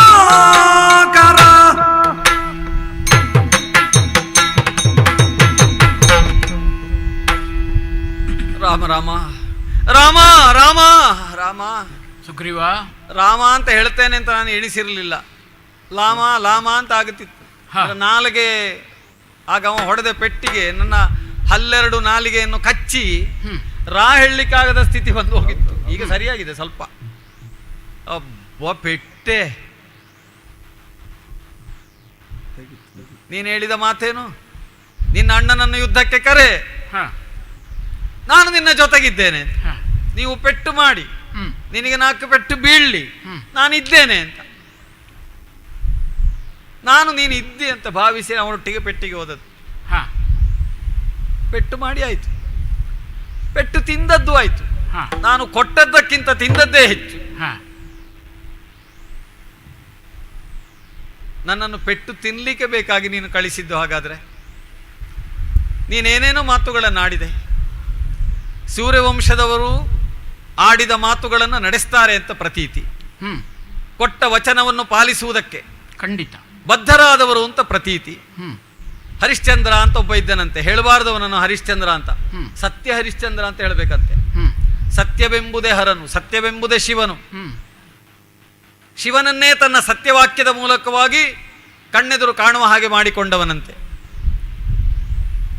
ನೀನು ಹಾಗೆ ಅಂತೆ. ನೀನು 2 ಮಾತನ್ನ ಆಡುವವನಲ್ಲ. ರಾಮೋ ದ್ವಿರ್ನಾಮ ಭಾಷಸೆ. ನೀನು 2 ಮಾತನ್ನು ಆಡುವವನಲ್ಲ. ಅಂದರೆ ಒಮ್ಮೆ ಆಡುವುದು ಮತ್ತೆ ಅದಲ್ಲ ಅಂತ ಇನ್ನೊಂದನ್ನು ಆಡುವುದು ಹಾಗಿಲ್ಲ. ಆಡಿದ ಮಾತನ್ನು ನಡೆಸುವವ. ಕೊಟ್ಟ ಮಾತಿಗೆ ತಪ್ಪಿಲ್ಲ, ತಪ್ಪಿದವನಲ್ಲ ಅಂತ ಲೆಕ್ಕ. ಆದರೆ ನೋಡುವಾಗ, ಯೋಚನೆ ಮಾಡುವಾಗ ನೀನು ಹೇಳಿದ್ದು ಸರಿಯೇ. ನಾನಿದ್ದೇನೆ ನಿನ್ನ ಹಿಂದೆ ಅಂತ ಹೇಳಿದ್ದೀನಿ. ನನ್ನನ್ನು ಮುಂದೆ ಕಳಿಸಿ ನೀನು ಹಿಂದೆ ಇದ್ದದ್ದು ಹೌದು. ಆಡಿದ ಮಾತು ನೋಡುವವರಿಗೆ ನೀನು ಹಿಂದೆ ಇರ್ತಿ ಅಂತ ಹೇಳಿದ ಪ್ರಕಾರ ಇದ್ದದ್ದು ಹೌದು. ಆದರೆ ಇದ್ದರೆ ನನಗೇನು ಪ್ರಯೋಜನ ಆಯಿತು ಅಂತ ನನಗೆ ಗೊತ್ತಾಗಲಿಲ್ಲ. ನಾನು ಪೆಟ್ಟು ತಿಂದದ್ದೇ ಬಂತು. ಆಡಿದ ಮಾತಿನ ಪ್ರಕಾರವಾಗಿ ಕಣ್ಣಾರೆ ಕಂಡರೆ ಬಿಡುವೆನೆ ಸೀತೆಯ ಎನ್ನ ಮನೋಪ್ರೀತೆಯ ನಿನ್ನ ಅಣ್ಣನ ಪಾಡೇನು ಕೊಂದು ಮಣ್ಣಗೂಡಿಸುವೆನು. ಈಗಲೂ ನಾನು ಅಲ್ಲ ನಾನು ಆಲೋಚನೆ ಮಾಡುವುದು. ಕಣ್ಣಾರೆ ಕಂಡರೆ ಬಿಡುವೆನೆ, ಸೀತೆಯ ಬಿಡುವೆನೆ ಅಂದ್ರೆ ಅದನ್ನು ಅನ್ವಯ ಮಾಡಿದ್ದರಲ್ಲಿ ನನಗೆ ತಪ್ಪಿ ಹೋಯ್ತು ಅಂತ ಹೇಳುದು ನಾನು. ಕಣ್ಣಾರೆ ಕಂಡರೆ ಸೀತೆಯ ಬಿಡುವೆನೆ, ಸೀತೆಯನ್ನು ಬಿಡ್ಲಿಕ್ಕಿಲ್ಲ, ಅದು ದೊಡ್ಡ ವಿಷಯ ಅಲ್ಲ. ಕಣ್ಣಾರೆ ಕಂಡರೆ ಬಿಡುವೆನೆ ನಿನ್ನ ಅಣ್ಣ ವಾಲಿಯ ಪಾಡೇನು. ಕಣ್ಣಾರೆ ಕಂಡರೆ ನಿನ್ನ ಅಣ್ಣ ವಾಲಿಯನ್ನು ಕೂಡ ಬಿಡ್ಲಿಕ್ಕಿಲ್ಲ, ಲೆಕ್ಕವೇ ಅಲ್ಲ. ನಿನ್ನ ಅಣ್ಣನ ಪಾಡೇನು, ಕೊಂದು ಮಣ್ಣಗೂಡಿಸುವೆ. ಈಗ ಮಣ್ಣು ಕೂಡಿದ್ದು ನಾನು, ಮಣ್ಣನ್ನು ಸೇರಿದ್ದು ನಾನು, ಮಣ್ಣು ತಿಂದದ್ದು ನಾನು. ಅಂದ್ರೆ ನೀನು ಆಡಿದಂತಹ ಮಾತು ಎಲ್ಲಿ ನಡೆಯಿತು ಸ್ವಾಮಿ? ನೀನೇ ನಾಯಕ, ಲೋಕೈಕ ನಾಯಕ, ನಿನಗಿಂತ ದೊಡ್ಡ ನಾಯಕನಿಲ್ಲ ಅಂತ ನಾನು ತಿಳಿದಿದ್ದೆ. ಸೂರ್ಯವಂಶದ ದೊರೆಗಳು ಅಂತಂದ್ರೆ ಅಂಥ ನಾಯಕರು. ಇಡೀ ಧರೆಗೆ ಅವರದ್ದೇ ಒಂದು ಛತ್ರ, ಅಂದ್ರೆ ಅವರ ನೆರಳು, ಅವರ ಆಶ್ರಯ. ನೀವು ಧನುಷ್ಟಂಕಾರವನ್ನು ಮಾಡುವಷ್ಟು ಕಾಲ ನಿಮ್ಮ ಧನುಷ್ಟಂಕಾರ ಎಲ್ಲಿವರೆಗೆ ಕೇಳ್ತದೋ ಅಲ್ಲಿವರೆಗೆ ಆರ್ತ ದೀನ ಎಂಬ ಒಂದು ಶಬ್ದ ಇರಲಿಕ್ಕಿಲ್ಲ, ಒಂದು ಆರ್ತನಾದ ಕೇಳಿಸಲಿಕ್ಕಿಲ್ಲ. ನೀನು ಧನುಸ್ಸನ್ನು ಮಿಡಿದು ಆ ಬಾಣ ಪ್ರಯೋಗ ಮಾಡಿದ ಆ ಹೊತ್ತು ನಾನು ಗಮನಿಸಿದ್ದೇನೆ. ಇಡೀ ಜಗತ್ತಿನಲ್ಲಿ ಒಂದು ಬಗೆಯ ಸ್ಪಂದನ ಉಂಟಾದಿತ್ತು. ನನಗೊಂದು ಧೈರ್ಯ ಬಂತು, ಹೋರಾಟ ಮಾಡಬಹುದು, ಎಲ್ಲಿಯಾದರೂ ಹೋರಾಟ ಮಾಡುವಾಗ ಹೆಚ್ಚು ಕಡಿಮೆ ಆದರೆ ನಮ್ಮ ಅಣ್ಣನನ್ನು ಒಂದೇ ಬಾಣದಲ್ಲಿ ಕೊಲ್ತಾನೆ ಅಂತ. ಆಡಿದ ಮಾತು ನಡೀಲಿಲ್ಲ. ನನ್ನನ್ನು ವಾಲಿಯ ಮುಂದೆ ನಿಲ್ಲಿಸಿ 4 ಪೆಟ್ಟು ತಿನ್ನುವ ಹಾಗೆ ಮಾಡಿದ್ದವರು. ಅಂದರೆ ಮಣ್ಣು ತಿಂದದ್ದು ನಾನು. ಸರಿ, ನನಗೊಂದು ಆಸೆ ಇದ್ದದ್ದು, ಹೆಂಡತಿಯನ್ನು ಪಡೆಯಬೇಕು ಪಡೆಯಬೇಕು ಪಡೆಯಬೇಕು ಅಂತ. ಆಸೆಯೇ ತಪ್ಪು. ನಮ್ಮಲ್ಲಿ ಯಾರೋ ಒಬ್ಬರು ಹೇಳಿದ್ರು, ಯಾರು ಅಂತ ಗೊತ್ತಿಲ್ಲ, ಆಸೆಯೇ ದುಃಖಕ್ಕೆ ಮೂಲ ಅಂತ. ಆಸೆಯೇ ದುಃಖಕ್ಕೆ ಮೂಲ, ಯಾರು ಹೇಳಿದ್ದು ಗೊತ್ತಿಲ್ಲ, ಯಾರೋ ಬುದ್ಧಿವಂತರು ಹೇಳಿರ್ಬೋದು. ದುಃಖಕ್ಕೆ ಮೂಲ ಅಂತ ಸರಿ ಆಯ್ತಲ್ಲ. ಇನ್ನೂ ಹೆಂಡತಿಯ ಆಸೆ ನನಗಿಲ್ಲ. ನಾನು ಅಂಥದ್ದು ಒಂದು ಮಾತು ಹೇಳಿದ್ದೇನೆ, ಆದರೆ ನಾನು ಹೇಳುವಾಗ ತುಂಬ ಎಚ್ಚರಿಕೆಯಿಂದ ಹೇಳಿದ್ದೇನೆ. ಅಮಮ ವಾಲಿಯ ರಾಮ ಕೊಂದರೆ ಒಂದರೆ, ಅಲ್ಲಿ ಒಂದು ದರೆ ಉಂಟು. ಸತಿ ರುಮೆಯ ಬಿಡಿಸಿ ನೀನು ತಂದರೆ, ಅಲ್ಲಿ ಒಂದು ದರೆ ಉಂಟು. ಅಂದರೆ ಒಂದು ದರೆ ಅಡ್ಡ ಇಟ್ಟೇ ನನ್ನದು ಮಾತು. ತಂದರೆ ಈ ಸೇನೆ ಸಹ ಬಂದು, ಈ ಸೇನೆ ಸಹ ಬಂದು ನಿನ್ನ ಪಾದ ಸೇವೆಯನ್ನು ಮಾಡ್ತೇನೆ ಅಂತ. ಈಗ ನೀನು ಸತಿ ರುಮೆಯನ್ನು ತರಲಿಲ್ಲ, ನಮ್ಮ ಅಣ್ಣ ವಾಲಿಯನ್ನು ಕೊಲ್ಲಲಿಲ್ಲ, ಹಾಗಾದರೆ ನನಗೆ ಮಾಡಬೇಕಾದ ಕೆಲಸ ಮಾಡಲಿಕ್ಕೆ ಅವಕಾಶ ಇಲ್ಲ. ಅಂದರೆ ನನ್ನ ಮಾತು ಹಾಳಾಗಲಿಲ್ಲ, ನನ್ನ ಮಾತನ್ನು ನಡೆಸಬೇಕಾಗಿಲ್ಲ. ಯಾಕಂದರೆ ಮೊದಲು ನಿನ್ನ ಮಾತು ನಡೆದರೆ ಮಾತ್ರ ನನ್ನ ಮಾತನ್ನು ಮತ್ತೆ ನಾನು ನಡೆಸಬೇಕಾಗುವುದು. ಹಾಗಾಗಿ ನನಗೆ ಕೊಟ್ಟ ಮಾತು ಅದು ಹಾಳಾಗುವ ಪ್ರಶ್ನೆ ಇಲ್ಲ. ನಿನ್ನ ಮಾತು ಅಲ್ಲ, ನಾನು ಯಾರಲ್ಲಿ ಹೇಳುವುದಿಲ್ಲ ರಾಮ ಹೇಳಿದ ಮಾತಿನ ಹಾಗೆ ನಡೀಲಿಲ್ಲ ಅಂತ. ಈ ಕೆಲವೊಮ್ಮೆ ದೊಡ್ಡ ದೊಡ್ಡವರ ಮಾತೆಲ್ಲ ಹಾಗಂತೆ, ಅದು ಪ್ರಚಾರದಲ್ಲಿ ದೊಡ್ಡದಾಗುವುದು. ಅವರು ಮಾಡಿದ ತಪ್ಪುಗಳನ್ನೆಲ್ಲ ಯಾರು ಹೇಳುವುದಿಲ್ಲ, ಅವರು ಮಾಡಿದ ಒಪ್ಪುಗಳನ್ನು 100 ಪಟ್ಟು ಹೆಚ್ಚಾಗಿ ಹೇಳ್ತಾರೆ. ಅಲ್ಲ, ನಮ್ಮಲ್ಲಿ ಇರುವುದೇ 4 ಜನ, ಇವರು ಯಾರಲ್ಲಿ ಹೇಳುವುದು? ನಾವಿಲ್ಲಿಂದ ಹೊರಗೆ ಹೋಗುವುದೂ ಇಲ್ಲ ಹೆಚ್ಚಾಗಿ. ನಮ್ಮದೆಲ್ಲ ಗುಹೆಯ ಒಳಗೆ ಮುಗಿದು ಹೋಗ್ತದೆ, ಹಾಗಾಗಿ ಗುಟ್ಟಿನಲ್ಲಿರ್ತದೆ. ಹನುಮಂತ, ನೀನು ಪಂಪಾ ಸರೋವರದಿಂದಲ್ಲೋ ಇವರನ್ನು ಕರ್ಕೊಂಡು ಬಂದದ್ದು? ಮಾರುತಿ ಸಿದ್ಧವಾಗಿದ್ದಾನೆ, ಹಾಗಾಗಿ ಅವನ ಹೆಗಲಲ್ಲಿ ಕೂತು ಹೋಗಬಹುದು ಅಂತ ಕಾಣ್ತದೆ. ಮತ್ತೆ ಇನ್ನು ದೊಡ್ಡ ನಮಸ್ಕಾರ, ಇಲ್ಲಿವರೆಗೆ ಬಂದೊಂದು ದರ್ಶನ ಕೊಟ್ಟದ್ದಕ್ಕೆ, ಒಂದು ದರ್ಶನ ಕೊಟ್ಟದ್ದಕ್ಕೆ ಕೃತಾರ್ಥನಾಗಿದ್ದೇನೆ. ನಾನು ರುಮಾ ಧ್ಯಾನ ಇಲ್ಲ, ನಾನು ಮತ್ತೆ ಬೇರೆ ಏನಾದ್ರು ದೇವರ ಧ್ಯಾನ ಮಾಡ್ತಾ ನನ್ನ ಗುಹೆಯೊಳಗೆ ನಾನು ಇರ್ತೇನೆ. ನೀನು ದೊಡ್ಡ ಉಪಕಾರ ಆಯ್ತು. ಬಹಳಷ್ಟು ದಣದಿದ್ದಿ, ನೋವನ್ನು ತಿಂದಿದ್ದಿ, ರಾಮ ಅರ್ಥ ಆಗ್ತದೆ. ರಾಮ ಹನುಮಂತನನ್ನು ಕರೆದು ಏನಾದರೂ ನೀರೋ ಪಾನೀಯವೋ ತಂದು ಕುಡಿಲಿಕ್ಕೆ ವ್ಯವಸ್ಥೆ ಮಾಡಿಕೊ. ದಣಿವನ್ನು ಆರಿಸು, ಧೈರ್ಯವನ್ನು ತಾಳಯ್ಯ, ಧೈರ್ಯವನ್ನು ತಾಳು. ಧೈರ್ಯ ತಾಳಯ್ಯ ಸೂರ್ಯನಂದನ, ಕಾರ್ಯವೆಸಗಲು ಮೋಸವಾಯಿತು, ವಾಲಿಯ ನಿನ್ನ ಕಾಣಲಿರುವರ ಆಳವೇಧವೇ ತಿಳಿಯದಾಯಿತು.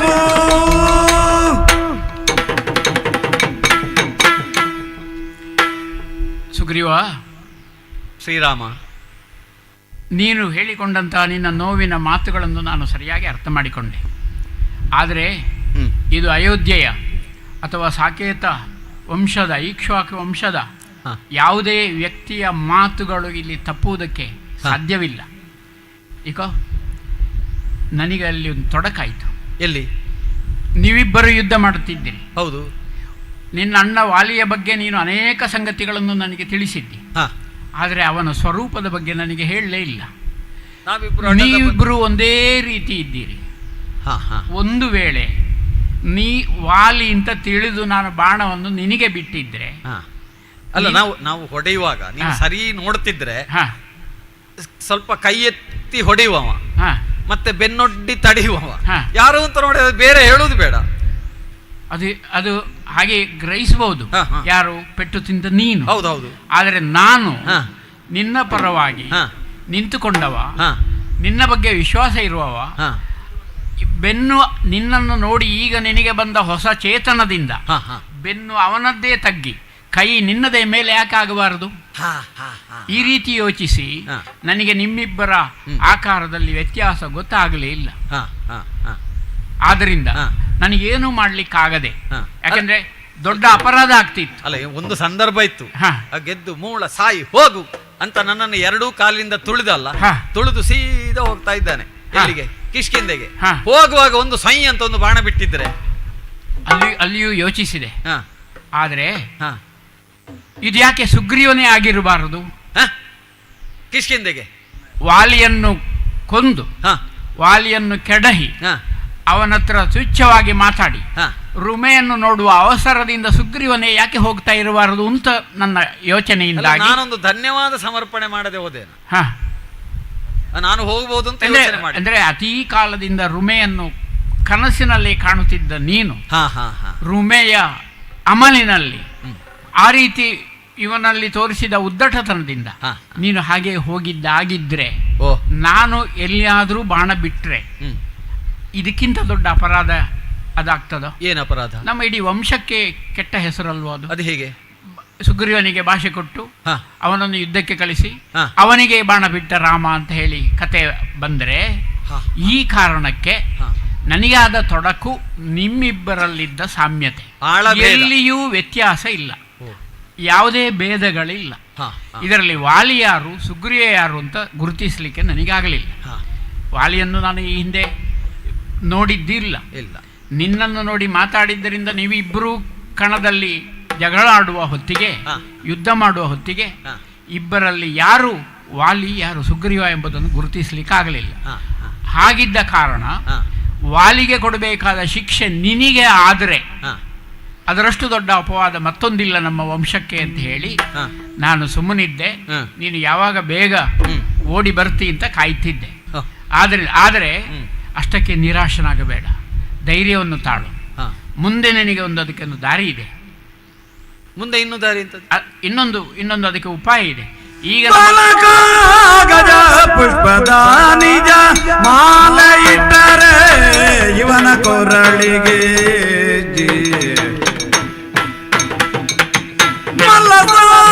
ಮಲ್ಲಸಾಹಸವಾಲಿಯನು ನಾ ಕೊಲುವೆ ಈ ಕ್ಷಣ ಇಲ್ಲ ಸಂಶಯ ಬಾಲಕ.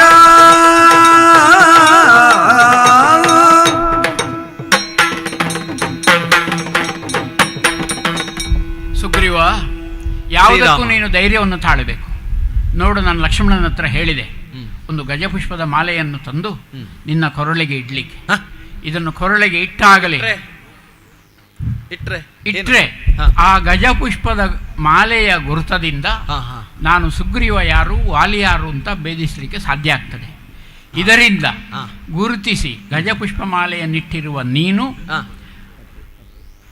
ನಿನ್ನನ್ನು ರಕ್ಷಿಸಿ ಗಜಪುಷ್ಪ ಮಾಲೆ ಇಲ್ಲದ ವಾಲಿಯನ್ನು ಕೊಂದೇ ಕೊಲ್ತೇನೆ. ಅವ ಎಲ್ಲಿಗೆ ಹೊಡೆಯುವಾಗ ಇದು ಹುಡಿಯಾಗುವುದಿಲ್ಲ, ಈ ಮಾಲೆ ಏನಾಗುದಿಲ್ಲ, ಇದರ ಎಲೆಗಳು ಅಷ್ಟು ಬೇಗ ಕಳಚಿ ಹೋಗುದಿಲ್ಲ. ನಿನ್ನ ಮನಸ್ಥಿತಿ ಹೇಗಿದೆ ಅಂದ್ರೆ, ಹೌದು, ಈ ಗಜಪುಷ್ಪದ ಮಾಲೆಯನ್ನು ನಾನು ಹಾಕಿಕೊಂಡಾಗ ಹೌದು ಇಂಥದ್ದೇ ಗಜಪುಷ್ಪದ ಮಾಲೆಯನ್ನು ಅವನು ಹಾಕಿಕೊಂಡು ಬಂದ್ರೆ ಹೌದೌದು ಈ ರೀತಿಯ ಸಂಶಯ ಬರುವ ಮನಸ್ಥಿತಿ ನಿನ್ನ ಹತ್ರ ಈಗ ಇದೆ. ಹೌದು, ಅದು ಯಾವುದು ಬಂದರೂ ನಿಜವಾದ ಈ ಗಜಪುಷ್ಪ ಮಾಲೆಯ ಸಂಗತಿ ಗೊತ್ತಿರುವುದು ನನಗೆ ಆದದ್ದರಿಂದ ಅವ ಇನ್ನೊಂದು ಮಾಲೆಯನ್ನು ಹಾಕಿಕೊಂಡು ಬಂದರೂ ನಾನು ಗುರುತಿಸಬಲ್ಲೆ. ನಾನು ಯಾರು ನಿಮ್ಮಿಬ್ಬರಲ್ಲಿ ವಾಲಿ ಯಾರು ಸುಗ್ರೀವ ಯಾರು ಅಂತ ಭೇದಿಸಬಲ್ಲೆ. ಆ ಕಾರಣ ನಿನ್ನನ್ನು ರಕ್ಷಿಸ್ತೇನೆ, ಅವನನ್ನು ಶಿಕ್ಷಿಸ್ತೇನೆ. ಆದ್ದರಿಂದ ಗಜಪುಷ್ಪದ ಮಾಲೆಯನ್ನು ಲಕ್ಷ್ಮಣ ಹಾಕಿದ್ದಾನಲ್ಲ, ಈಗ ಮಾಲೆ ನಿನ್ನ ಮೈಯ ನೋವೆಲ್ಲ ಹೋಯ್ತ. ಈಗ ಮಾಲೆ ಹಾಕಿ ನಾನು ಏನು ಮಾಡುದು? ಈಗ ಈ ವಾಲಿಯನ್ನು ಕರಿಬೇಕು, ಯುದ್ಧ ಮಾಡಬೇಕು. ಯುದ್ಧಕ್ಕೆ? ಹೌದು. ಹೆದರಬೇಡ. ಬೆನ್ನು ಸೊಂಟ ನೋವು ಯಾವುದೂ ಸರಿಯಾಗಲಿಲ್ಲ. ಹೆದರಬೇಡ. ಈ ಗಜಪುಷ್ಪದ ಮಾಲೆಯನ್ನು ಹಾಕಿಕೊಂಡು ಹೋಗಿ ವಾಲಿಯನ್ನು ಯುದ್ಧಕ್ಕೆ ಕರಿ, ಬದಿಯಲ್ಲಿ ನಿಂತು ನಾನು ಅವನಿಗೆ ಶಿಕ್ಷೆಯನ್ನು ಕೊಡ್ತೇನೆ. ಒಂದು 2 ದಿವಸ ಹೋಗಲಿ ಅಂತ. ಈಗ ಒಂದು 4 ದಿವಸ ಹೋಗಲಿ. ರುಮೆ ನಿನಗೆ ಬೇಕಾ? ನಂತರ ಅಲ್ಲ, ಈಗಲೇ ಬೇಕು. ದೊರೆಯುವುದಾದ್ರೆ ಈಗಲೇ ಬೇಕು, 2 ದಿವಸ ನಂತರ ಅಲ್ಲ. ಆಗ ನೀನು ಹಾಗೆ ಬೆನ್ನನ್ನು ನೇವರಿಸಿದ್ದು, ಹಿಂದೆ ನಡೆದ ನನ್ನ ಭುಜವನ್ನು ಮುಟ್ಟಿದ್ದು ನನಗೆ ಮರೆತೋಯ್ತು. ನೀನು ನನ್ನನ್ನು ಯಾವಾಗ ಮುಟ್ಟಿದೆಯೋ ನಿನ್ನ ಕರ ಸ್ಪರ್ಶದಿಂದ, ನಿನ್ನ ಪಾದ ಸ್ಪರ್ಶದಿಂದ ಕಲ್ಲು ಬೆಣ್ಣೆ ಹಾಗೆ ಹೆಣ್ಣಾಗಿದಂತೆ. ನೋಡು, ನನ್ನ ಈ ನೋವುಗಳೆಲ್ಲ ನೀನು ಮುಟ್ಟಿದ ಪರಿಣಾಮವಾಗಿ ಮಾಯ ಆಗಿ ಹೋಯ್ತು. ನಿನ್ನ ಸ್ಪರ್ಶಕ್ಕೆ ಅಷ್ಟೊಂದು ದೊಡ್ಡ ಗುಣ ಉಂಟು. ಆಗ್ಲಿ, ಈಗ ಒಂದು ಉತ್ಸಾಹ ಬಂತು. ಆದ್ರೆ ಒಂದುಂಟು, ನಾವು ದಾರಿ ಸ್ವಲ್ಪ ಈ ಸಲ ನೀನು ಮಾಡಿದಾಗ ಒಂದು ದಾರಿ ಬದಲಾವಣೆ ಮಾಡೋಣ ಅಂತ. ನಾವು ಈ ಸಲ ಕಳೆದ ಸಲ ಹೋದ ದಾರಿ ಬೇರೆ, ಈ ಸಲ ನಾವೀಗ ಹೊರಟ ದಾರಿ ಬೇರೆ. ಈ ದಾರಿಯಲ್ಲಿ ಆಗಿ ಹೋದರೆ ಸ್ವಲ್ಪ ಸುತ್ತಾಗುತ್ತದೆ, ಆದ್ರೆ ಸ್ವಲ್ಪ ಪ್ರಯೋಜನ ಸುಗಮ ಆಗ್ತದೆ. ಸುಗಮ ಆಗಬೇಕನ್ನೋದು ಮುಖ್ಯ. ಆದಿತ್ತಲ್ಲ, ಈ ದಾರಿಯಲ್ಲಿ ಹೋಗುವನ ಆಗಬಹುದು. ನಾವು ಇದಕ್ಕೊಂದು ಉದ್ದೇಶ ಉಂಟು. ಈ ಪ್ರದೇಶ ಎನ್ನುವುದು ಇದು ಋಷಿಗಳು ಹಿಂದೆ ವಾಸವಾಗಿದ್ದಂತಹ ಪ್ರದೇಶ ಅಂತೆ. ಈ ಪ್ರದೇಶದಲ್ಲಿ ಯಾರು ದಾಟಿ ಹೋಗ್ತಾರೋ, ಅಂದ್ರೆ ಈ ಜಾಗವನ್ನು ಯಾರು ಕ್ರಮಿಸ್ತಾರೋ, ಇಲ್ಲಿಗೆ ಅಸತ್ಯವಾದಿಗಳೇನಾದ್ರೂ ಬಂದ್ರೆ, ಅಂದ್ರೆ ಆಡಿದ ಮಾತನ್ನು ನಡೆಸದವರಿದ್ರೆ ಅಂತವರು ಕಲ್ಲಾಗಿ ಬೀಳ್ತಾರೆ ಅಂತ ಒಂದು ಪ್ರತೀತಿ ಉಂಟು. ಸರಿ, ಇದಕ್ಕೆ ಸಪ್ತ ಜನಾಶ್ರಮ ಅಂತ ಈ ಪ್ರದೇಶಕ್ಕೆ ಹೆಸರು. ಅಂದರೆ ಸಪ್ತ ಸಂಖ್ಯೆಯ ಋಷಿಗಳು ಇದರಲ್ಲಿ ತಪಸ್ಸು ಮಾಡುತ್ತಾ ಇದ್ದರಂತಲೂ ಇದಕ್ಕೆ ಒಂದು ಪ್ರಾಚೀನ ಐತಿಹ್ಯ. ಅವರು ಎಲ್ಲಿವರೆಗೆ ಇದಕ್ಕೊಂದು ಸಾನ್ನಿಧ್ಯ, ಒಂದು ಕಾರಣಿಕ ಅಂತ ಇಟ್ಟಿದ್ದಾರೆ ಅಂದ್ರೆ, ಸುಳ್ಳು ಹೇಳುವವರು ಈ ಪ್ರದೇಶದಲ್ಲಿ ನಡೆದು ಹೋದರೆ ಅವರು ಕಲ್ಲಾಗಿ ಬೀಳ್ತಾರೆ. ನಮ್ಮ ಅಣ್ಣ ಈ ಹಾದಿಯಲ್ಲಿ ಬರುವುದಂತ ಇಲ್ಲ, ಯಾಕಂದ್ರೆ ಅವನ ನಡವಳಿಕೆಯಲ್ಲಿ ಸತ್ಯ ಇಲ್ಲ. ಹಾಗಾಗಿ ಅವನು ಈ ಹಾದಿಯಲ್ಲಿ ಬರುವುದನ್ನು ನಾನು ನೋಡ್ಲಿಲ್ಲ. ನನಗೆ ನಿನ್ನ ಮೇಲೊಂದು ವಿಶ್ವಾಸ, ಈ ಹಾದಿಯಲ್ಲಿ ಹೋದರೆ ನನ್ನ ವಿಶ್ವಾಸ 8 ಪಟ್ಟಾಗ್ತದೆ. ಹಾಗಾಗಿ ಜೊತೆಗೆ ಬಂದಿದ್ದೇನೆ. ಮತ್ತೆ ಇನ್ನೊಂದು ಪ್ರಯೋಜನ ಉಂಟು. ಈಗ ನಾನೇನಾದ್ರೂ ಸುಳ್ಳು ಹೇಳಿದ್ದೇನೆ, ನಾನೊಬ್ಬ ಸುಳ್ಳು ಹೇಳಿದವ ಅಂತಾದ್ರೆ, ನನ್ನ ಈ ಅಪೇಕ್ಷೆ ಸುಳ್ಳು ಅಂತಾದ್ರೆ, ನಾನು ಮಾಡಿದ್ದರಲ್ಲಿ ಏನಾದರೂ ಅಪರಾಧ ಉಂಟು ಅಂತಾದ್ರೆ, ಬರೀ ಈ ಆಶ್ರಮ ಪ್ರಾಂತವನ್ನು ಕ್ರಮಿಸಿದ್ದರಲ್ಲಿಯೇ ಅದಕ್ಕೆ ಒಂದು ಸಾಕ್ಷಿ ಸಿಕ್ಕಾಗ ಆಗ್ತದೆ. ಮತ್ತೆ ನಿನ್ನ ವ್ಯವಹಾರಕ್ಕೂ ಒಂದು ಬಗೆಯ ಸಾಕ್ಷಿ, ಒಂದು ಪ್ರಮಾಣ ಸಿಕ್ಕಿದ ಹಾಗಾಗ್ತದೆ. ಹಾಗಾಗಿ ನಾವಿಬ್ಬರೂ ಕೈ ಹಿಡಿದು ಹನುಮಂತಾದಿ ರುಜು ಜನಗಳು, ಸಾತ್ವಿಕ ಜನಗಳ ಜೊತೆಗೆ ಸಪ್ತ ಜನಾಶ್ರಮವನ್ನು ಕ್ರಮಿಸಿ ದಾಟುವ. ಈಗ ಅಣ್ಣನ ಕೋಟೆ ಬಾಗಿಲಿನ ಒಳಗೆ ಕಡೆಗೆ ಇಲ್ಲಿ ದೊಡ್ಡ ಒಂದು ಬಂಡೆಯನ್ನು ಬಿಸಾಡ್ತೇನೆ. ಈಗ ಅಣ್ಣನನ್ನಲ್ಲ, ವಾಲಿಯನ್ನು ಯುದ್ಧಕ್ಕೆ ಕರೀತೇನೆ. ಇನ್ನೊಮ್ಮೆ ಕರೆಯುವ ಅವಕಾಶ ಇಲ್ಲ. ಅವನಿಗೆ ಇನ್ನೊಮ್ಮೆ ಇಲ್ಲಿಗೆ ಬರ್ಲಿಕ್ಕೆ ಅವಕಾಶವೂ ಇಲ್ಲ. ಹೌದು, ಈ ಸಲ ಈ ಕರ್ದ ಯುದ್ಧದಲ್ಲಿ ವಾಲಿ ಸುಗ್ರೀವರ ಕಾಳಗದಲ್ಲಿ ವಾಲಿ ಸಂಹಾರ ಆಗಲೇಬೇಕು. ವಾಲಿ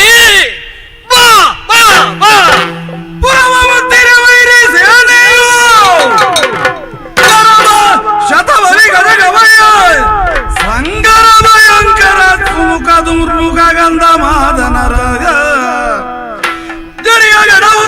ಅಂಗದನ ಪುರವಿರಿಸಿ ಜಾಂಬವಗದ ಸುಷೇಣರ ನರವಿಯಲ್ಲಿ ನಡೆತಂದು ರವಿಜನ ತಡೆದನ ವಾಲಿ.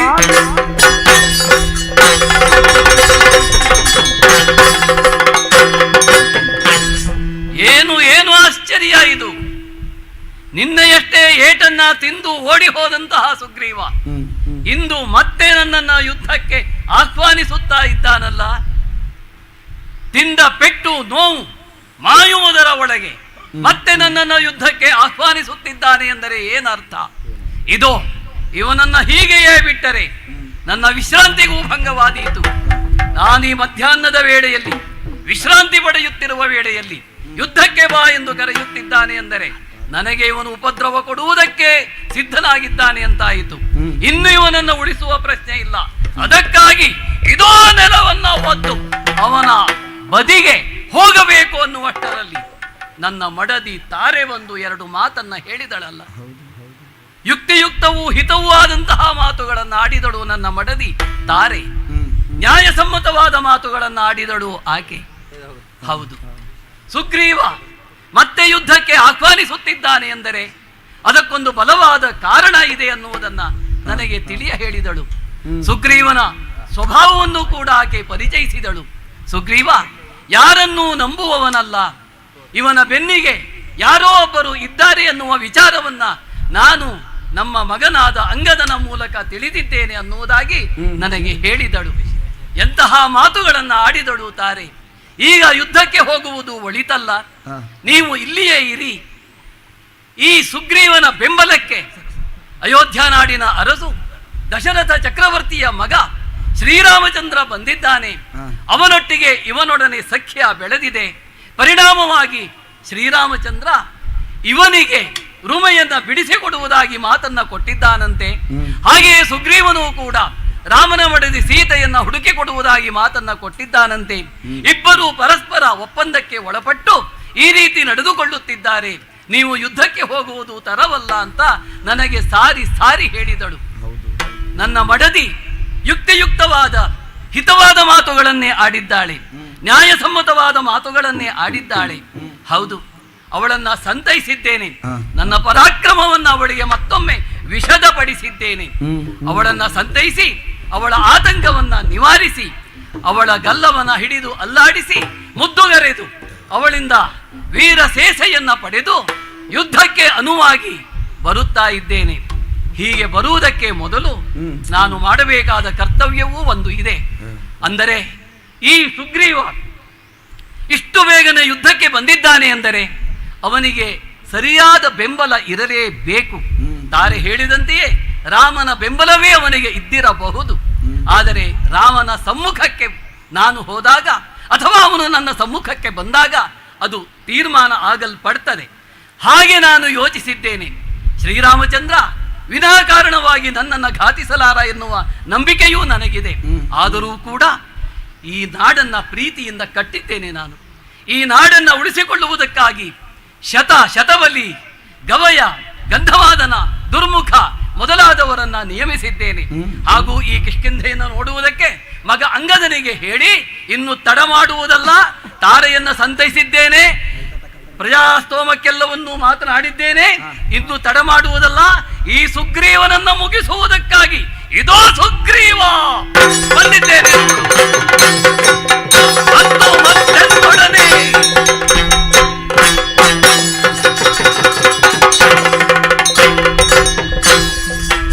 ಮತ್ತೆನ್ನೊಡನೆ ನಿಂತುಕೊಂಡಿರಣದೆ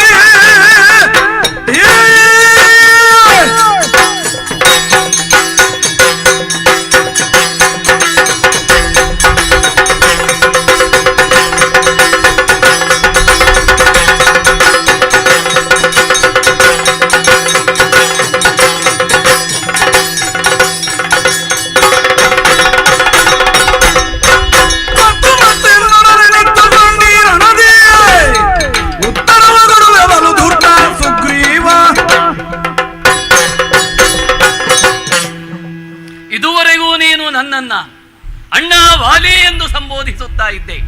ಇಂದು ಮಾತ್ರ ಹಾಗಲ್ಲ, ವಾಲಿ ರಣಕ್ಕೆ ಬಾ, ಯುದ್ಧಕ್ಕೆ ಬಾ ಎಂದು ರಣೋತ್ಸಾಹದಿಂದ ಮೆರೆದು ನನ್ನನ್ನ ಕರೆಯುತ್ತಾ ಇದ್ದೀಯೇ.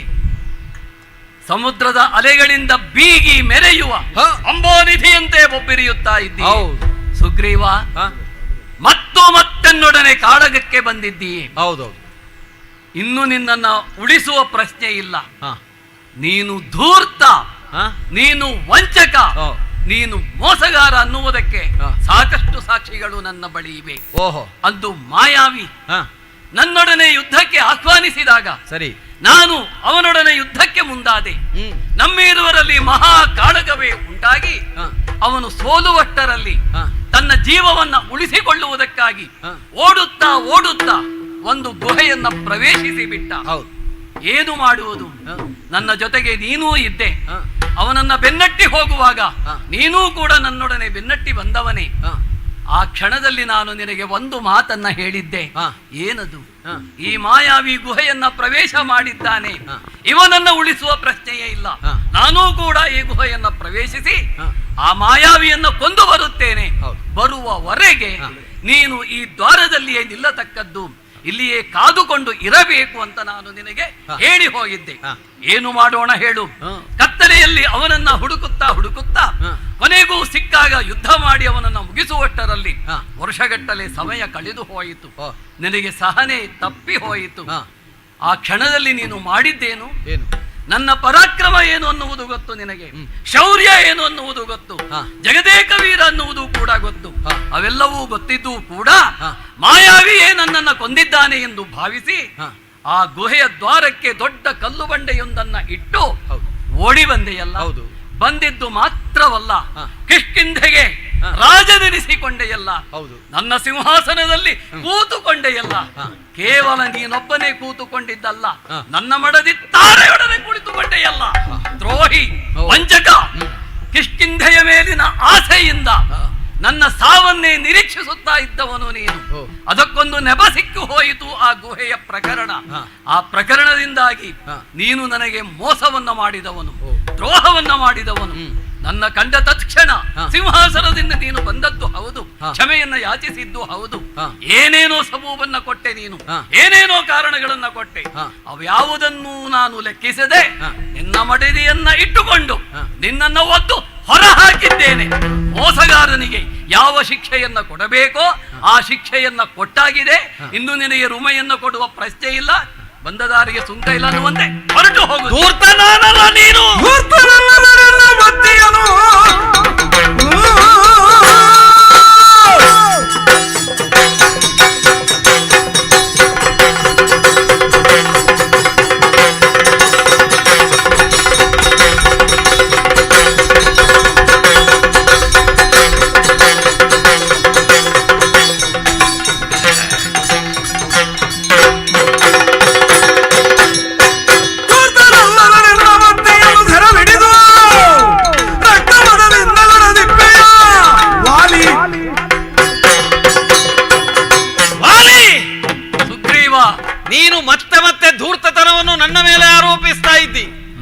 ನಿಜವಾಗಿ ನಾನು ಧೂರ್ತನಲ್ಲ. ನಿನ್ನ ಮೇಲೆ ಅಭಿಮಾನ ಇದ್ದ ಕಾರಣವೇ ನಾನು ನಿನ್ನನ್ನು ಹಿಂಬಾಲಿಸಿ ಯುದ್ಧ ಮಾಡುವುದಕ್ಕೆ ಗುಹೆಯೊಳಗೆ ನಾನು ಬರ್ತೇನೆ ಅಂತ ಹೇಳಿದ್ದೆ. ಆದ್ರೆ ನೀನು ಬೇಡ, ನೀನು ಹೊರಗಿರು ಅಂತ ಹೇಳಿದ್ದೆ. ಹಾಗಾದ ಕಾರಣ ನಾನು ಹೊರಗಿರಬೇಕಾಯ್ತು. ನಾನು ಬರುವಲ್ಲಿವರೆಗೆ ಇರು ಅಂತ ನೀನು ಹೇಳಿದೆ, ಆದರೆ ನೀನು ಬರಲಿಲ್ಲ. ನಿನ್ನ ನೆತ್ತರ ಹೊಳೆ ಬಂತು. ನೆತ್ತರನ್ನು ನೋಡಿ ಭಯಭೀತನಾಗಿ ವಾಲಿಯನ್ನೂ ಒಬ್ಬ ಮಾಯಾವಿ ರಕ್ಕಸ ಕೊಂದಿದ್ದಾನೆ ಅಂತಾದರೆ ಇನ್ನು ಮುಂದಕ್ಕೆ ನಮ್ಮ ಕಿಷ್ಕಿಂಧೆಯ ವಾನರ ಯೂಥ, ವಾನರ ಕುಲನಾಶವಾಗಬಾರದೆನ್ನುವ ಕಾರಣಕ್ಕೆ ನಾನು ಆ ಬಂಡೆಯನ್ನು ಆ ಗವಿಯ ಬಾಯಿಗಿಟ್ಟು ಬಂದವ ಹೊರತು ನೀನು ಸಾಯಬೇಕು ಅಂತ ಮಾಡಿದ್ದಲ್ಲ. ಸಿಂಹಾಸನವನ್ನು ಏರಿದ್ದೆ ಯಾಕೆ? ನಮ್ಮ ಕಪಿಕುಲದವರೆಲ್ಲರೂ ಒತ್ತಾಯ ಮಾಡಿದ್ದರಿಂದ ರಾಜ್ಯ ಅನಾಯಕವಾಗಬಾರದು, ಅನಾಯಕವಾದರೆ ನಾಶವಾಗ್ತದೆ ಎನ್ನುವ ಕಾರಣದಿಂದ ನಾನದನ್ನು ಸೇರಿದ್ದು. ನಮ್ಮ ವಂಶದಲ್ಲಿ ಅಣ್ಣ ಗತಿಸಿ ಹೋದರೆ ಅಣ್ಣನ ಹೆಂಡತಿ ತಮ್ಮನ ಜೊತೆಗೆ ಕೂಡಬಹುದು ಎನ್ನುವ ಕಾರಣದಿಂದ ತಾರೆ ನನ್ನ ಜೊತೆಗೆ ಬಂದ ಕಾರಣ ನಾನು ಒಟ್ಟಿಗೆ ಸೇರಿದ್ದು. ಅಲ್ಲದೇ ಇದ್ದರೆ ನನಗೆ ತಾರೆಯನ್ನು ಪಡೆಯಬೇಕೆಂಬುದಾಗಲಿ, ನಿನ್ನ ಅಧಿಕಾರ, ನಿನ್ನ ಸಿಂಹಾಸನವನ್ನು ನಾನು ಪಡೆಯಬೇಕೆಂಬುದಾಗಲಿ, ಅಥವಾ ನೀನು ಸಾಯಬೇಕೆಂಬುದಾಗಲಿ, ಇದು ಯಾವುದೂ ನನ್ನ ಉದ್ದೇಶ ಅಲ್ಲ. ಹಾಗಾದರೆ ಬಂಡೆಯನ್ನು ಮುಚ್ಚಿದ್ದು ನೀನು ಸತ್ತಿರುವೆ ಎನ್ನುವ ಒಂದು ಅನುಮಾನದಿಂದ ಮಾತ್ರ. ನಾನು ಬಂಡೆಯನ್ನು ಮುಚ್ಚಿದ್ದೇ ನಿನ್ನ ಅನುಮಾನಗಳಿಗೆ ಕಾರಣ ಆಯಿತು. ನೀನು ನನ್ನ ಮೇಲೆ ನನ್ನ ಪ್ರಮಾದವನ್ನು ಅಪರಾಧ ಅಂತ ಬಿಂಬಿಸ್ತಾ ಇದ್ದಿ. ನಮ್ಮಲ್ಲಿರುವಂತಹ ಮಂತ್ರಿ ಜನರಲ್ಲೆಲ್ಲ ನಾನು ಉದ್ದಟ ಎನ್ನುವುದಾಗಿ ಬಿಂಬಿಸಿದ್ದಿ. ನನಗೆ ಅಧಿಕಾರದ ಆಸೆ ಅಂತ ಹೇಳಿದಿ, ತಾರೆಯ ಮೇಲಿನದ್ದಾದಂತಹ ಮೋಹ ಅಂತ ಹೇಳಿದಿ. ಇದು ಯಾವುದೂ ಸತ್ಯವಲ್ಲ. ಅನೇಕರು ನಿನಗೆ ಜಾಂಬವಾದಿ ಹಿರಿಯರು ಹೇಳಿದ್ದಾರೆ. ಯಾವ ಹಿರಿಯರ ಮಾತನ್ನು ನೀನು ಲೆಕ್ಕಿಸದೆ ನೀನು ನನ್ನನ್ನು ಒದ್ದು ಓಡಿಸಿದ್ದಿ. ಇದಕ್ಕೆ ಎಷ್ಟು ಕಾಲದ ಶಿಕ್ಷೆ? ಶಿಕ್ಷೆಗೊಂದು ಅವಧಿ ಅಂತ ಇಲ್ವಾ? ಈಗ ಯಾವ ಶಿಕ್ಷೆಯನ್ನು ಕೊಡಬೇಕು? ಶಿಕ್ಷೆಯನ್ನು ಕೊಡುವುದಾದ್ರೆ ಬೇರೆ ವಿಧದ ಶಿಕ್ಷೆ ಇಲ್ವಾ? ಒಂದು ವೇಳೆ ನನ್ನನ್ನು ಕಳಿಸಬೇಕು ಅಂತಾದರೆ ನನ್ನ ಮಡದಿಯಾದ ರುಮೆಯನ್ನು ಕೂಡ ನನ್ನ ಜೊತೆಗೆ ಕಳಿಸಬಹುದಲ್ಲ? ಇಬ್ಬರಿಗೂ ಯಾಕೆ ಶಿಕ್ಷೆ? ಒಬ್ಬನನ್ನು ಇಲ್ಲಿಟ್ಟುಕೊಂಡು ಶಿಕ್ಷೆ, ಒಬ್ಬನನ್ನು ಹೊರಗಿಟ್ಟು ಶಿಕ್ಷೆ. ಈ ಶಿಕ್ಷೆಗೊಂದು ಅರ್ಥ ಉಂಟು? ನಿನ್ನದಾದಂತಹ ಈ ದಂಡ ವಿಧಾನ ಇದು ಸರಿ ಇಲ್ಲ. ಇದು ಧೂರ್ತ ದಂಡ ವಿಧಾನ. ಆದ್ದರಿಂದ ನಿನ್ನ ಧೂರ್ತತನ ನನಗಿಂತ ಹೆಚ್ಚು. ನೀನು ಧೂರ್ತತನದಲ್ಲಿಯೂ ನನ್ನ ಅಣ್ಣನೇ. ಹಾಗಾಗಿ ಈ ಸಲ ಮಾತ್ರ ನಿನ್ನ ಧೂರ್ತತನ ನಡೀಲಿಕ್ಕೆ ನಾನು ಬಿಡುವುದಿಲ್ಲ. ನೀನು ಯಾವ ರೀತಿಯಲ್ಲಿ ಹೊಡೆದು ನನ್ನನ್ನು ಮುಗಿಸಬೇಕು ಅಂತ ಯೋಚನೆ ಮಾಡಿದ್ದೀಯೋ ಅದು ಹಾಗಲ್ಲ. ಈ ಸಲ ನಾನು ಹೊಸ ಹುರುಪಿನೊಂದಿಗೆ ಬಂದಿದ್ದೇನೆ. ಹಾಗಾಗಿ ಕಾಲ ನೋಡದೆ ಬಂದಿದ್ದೇನೆ, ನಿನಗೆ ಕಾಲನಾಗಿ ಬಂದಿದ್ದೇನೆ. ಇದೋ ನಿನಗೆ ನಾನು ಸಿದ್ಧನಾಗಿ.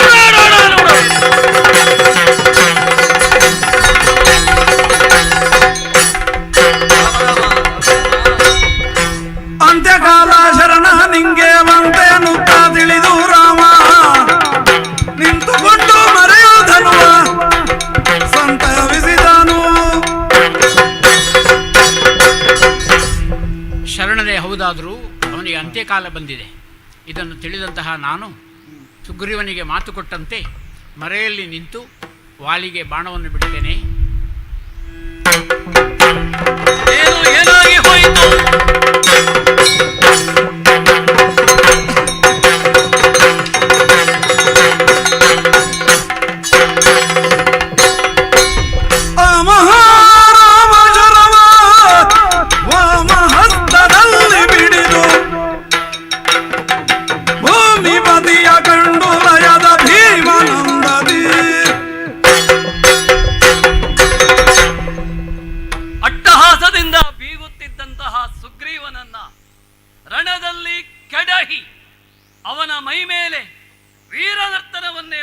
ಇರುವ ಈ ಸಂದರ್ಭದಲ್ಲಿ ಏನು ಸುಗ್ರೀವನನ್ನ ಉಳಿಸಲೇ ಕೂಡದು ಅನ್ನುವ ನಿರ್ಣಯಕ್ಕೆ ಬಂದು ಅವನನ್ನ ಮುಗಿಸಬೇಕು ಅನ್ನುವಷ್ಟರಲ್ಲಿ ಒಂದು ಕಡೆಯಿಂದ ಒಂದು ಬಾಣ ಬಂದು ನನ್ನ ಉರವನ್ನ ಘಾತಿಸಿ ಬಿಟ್ಟಿತಲ್ಲ.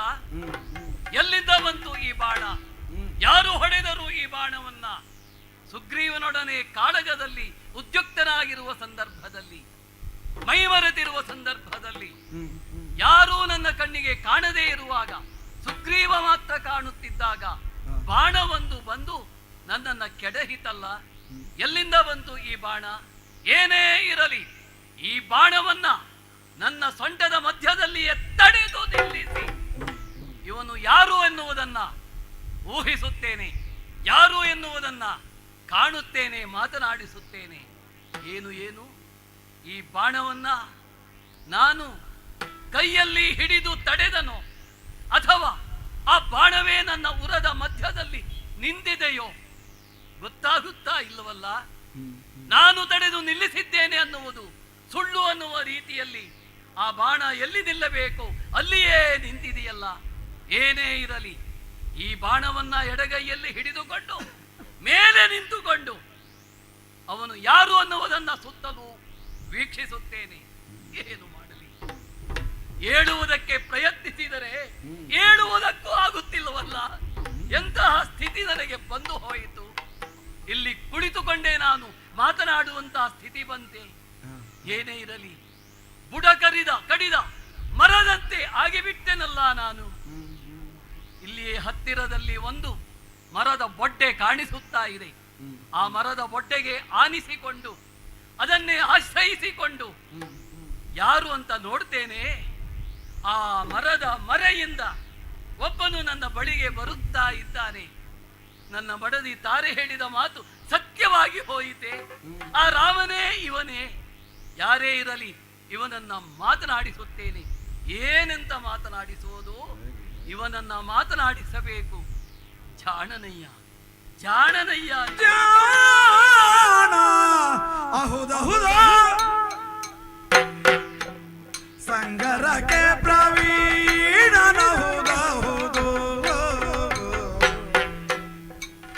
ಜಾಣಿಯೊಳಗೆ ನಿನಗಣೆ ಇಲ್ಲವರ ಕ್ರಮಿ ಜಾಣ ಅಹುದಹುದೋ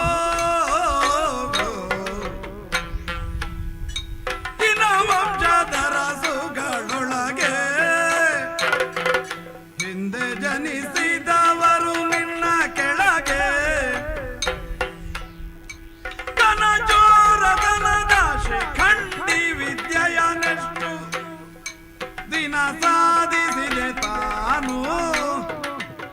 ಲಂಡಿಗಳ ದುರ್ಗುಣವ ಶೋಧಿಸಿದೆ ತಾನು. ನಿನ್ನದಕ್ಕೂ ಜನರಿಲ್ಲ ಸಾಕ್ಷಿಗಿನ್ನೂ ರಾಘವ ಬಲು ಜಾಣನಹುದಹುದು.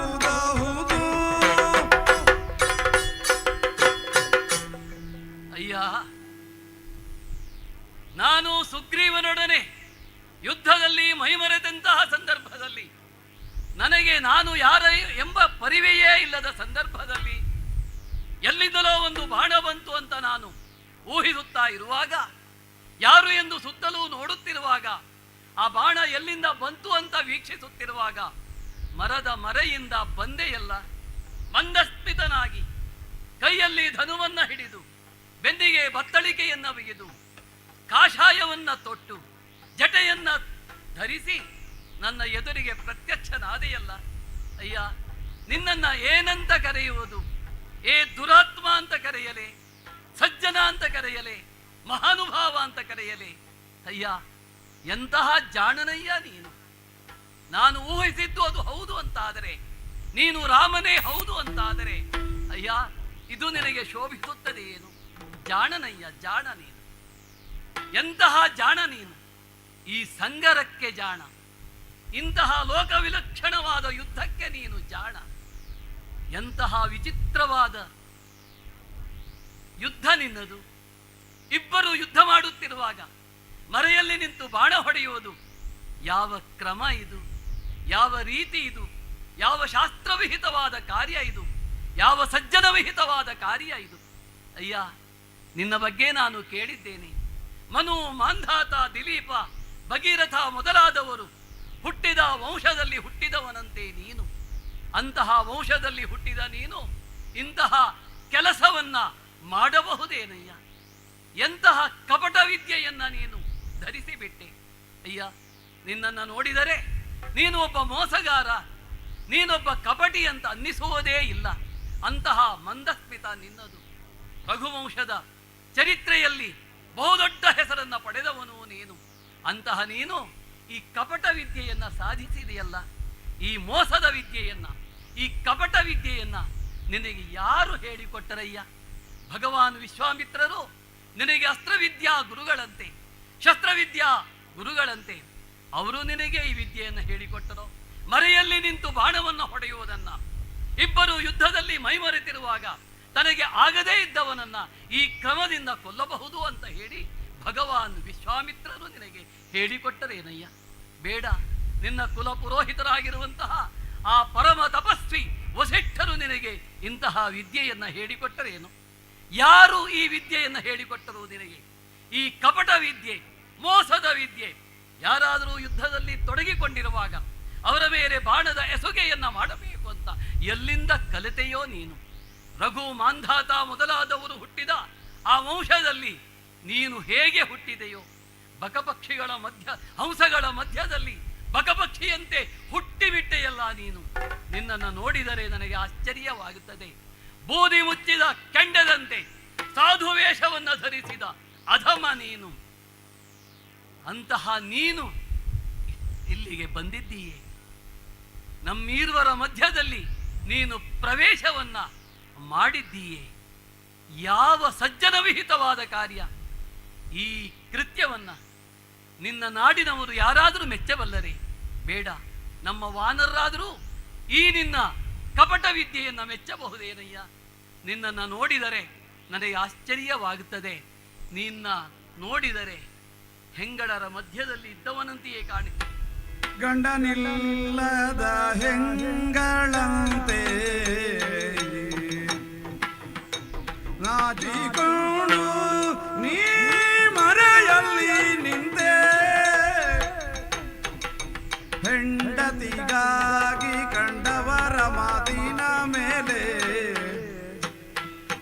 ಭಂಡಾಟಗಳ ಮಾಡಿದೆ, ಮೋಸದಲ್ಲಿ ಬಿಲ್ಗೊಂಡು ಬಾಣವ ಹೂಡಿದೆ,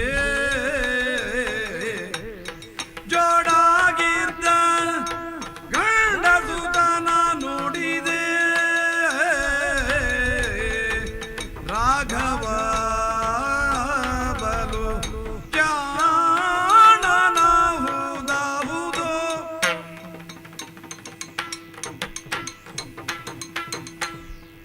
ಅಯ್ಯ, ನಿನ್ನನ್ನು ನೋಡಿದರೆ ನನಗೆ ಆಶ್ಚರ್ಯವಾಗುತ್ತದೆ. ಒಂದು ಉದಾಹರಣೆಯನ್ನು ಕೊಡ ಬಯಸ್ತೇನೆ. ಅಂತ ಉದಾಹರಣೆಯನ್ನು ಕೊಡಬಾರದು. ಚಿಕ್ಕ ವಯಸ್ಸಿನಲ್ಲಿ ಹೆಣ್ಣೋರ್ವಳು ತನ್ನ ಗಂಡನನ್ನ ಕಳೆದುಕೊಳ್ತಾಳೆ. ಆದರೆ ಆಕೆ ಯಾವ ಅಪರಾಧವನ್ನೂ ಮಾಡಿರುವುದಿಲ್ಲ. ಕಾಲವಶದಂತೆ ಅವಳ ಗಂಡ ಹೋಗಿರ್ತಾನೆ. ಆದರೆ ಅವಳು ಗಂಡನ್ನಿರುವ ಮುತ್ತೈದೆಯರ ಮಧ್ಯದಲ್ಲೋ, ಮಂಗಳ ಕಾರ್ಯದ ಮಧ್ಯದಲ್ಲೋ ತನ್ನ ಮುಖವನ್ನು ತೋರಿಸಿಕೊಡುವುದಕ್ಕೆ ಆಕೆ ನಾಚಿಕೆ ಪಟ್ಟುಕೊಳ್ಳುತ್ತಾಳೆ.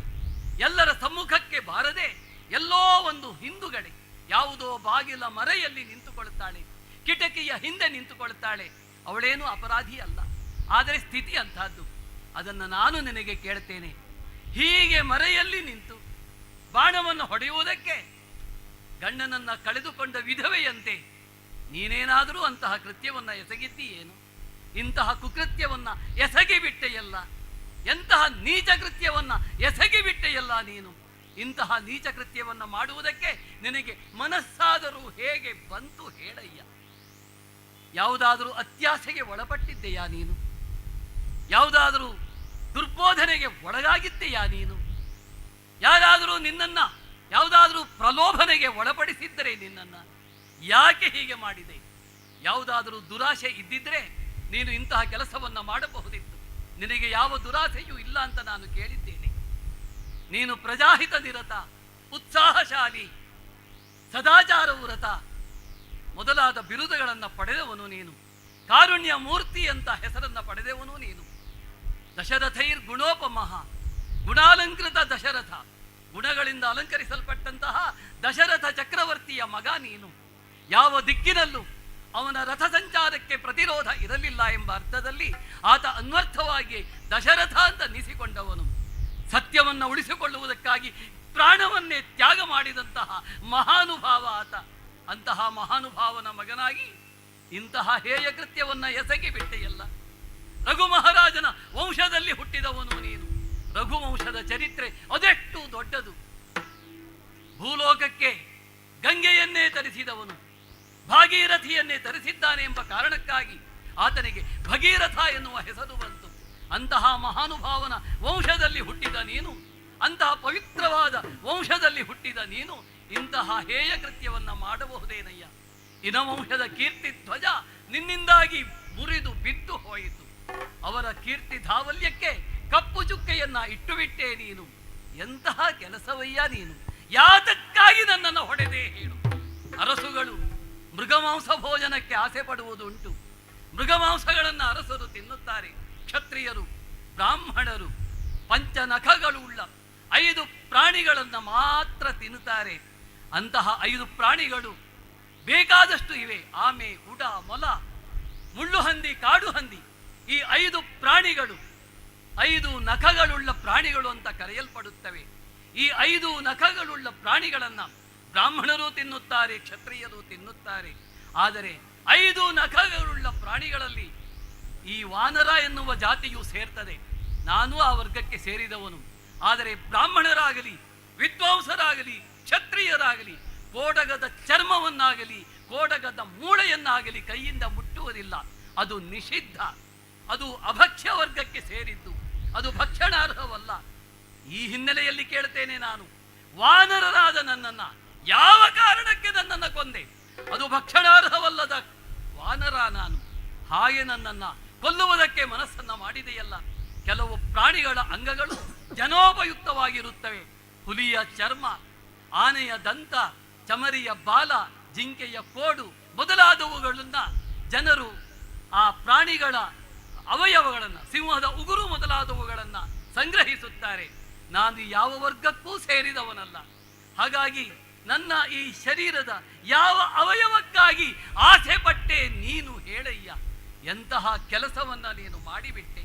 ಅಯ್ಯೋ, ಆ ಇಕ್ಷ್ವಾಕು ವಂಶಜರ ಮಹಾತ್ಮ್ಯವೇನು, ಅವರ ವ್ಯಕ್ತಿತ್ವವೇನು?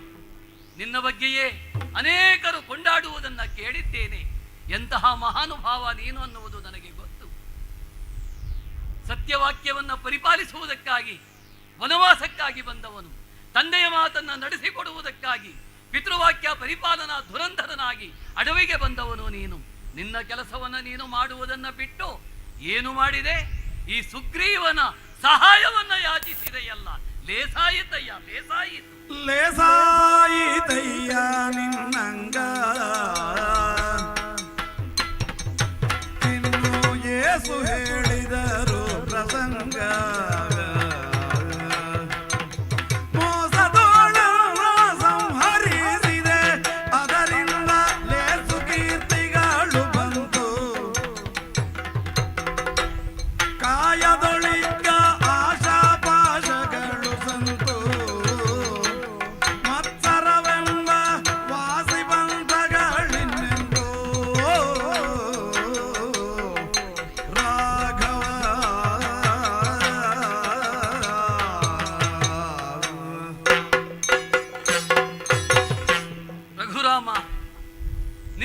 ನಿನಗೆ ನನ್ನ ಮೇಲೆ ರಣದ ಆಸೆ ಇದ್ದಿದ್ದರೆ, ನನ್ನ ಮೇಲೆ ಯುದ್ಧವನ್ನೇ ಮಾಡಬೇಕೆನ್ನುವ ಆಸೆ ಇದ್ದಿದ್ದರೆ ನಾನು ಯುದ್ಧಕ್ಕೆ ಸಿದ್ಧನಾಗಿಯೇ ಬರುತ್ತಿದ್ದೆ.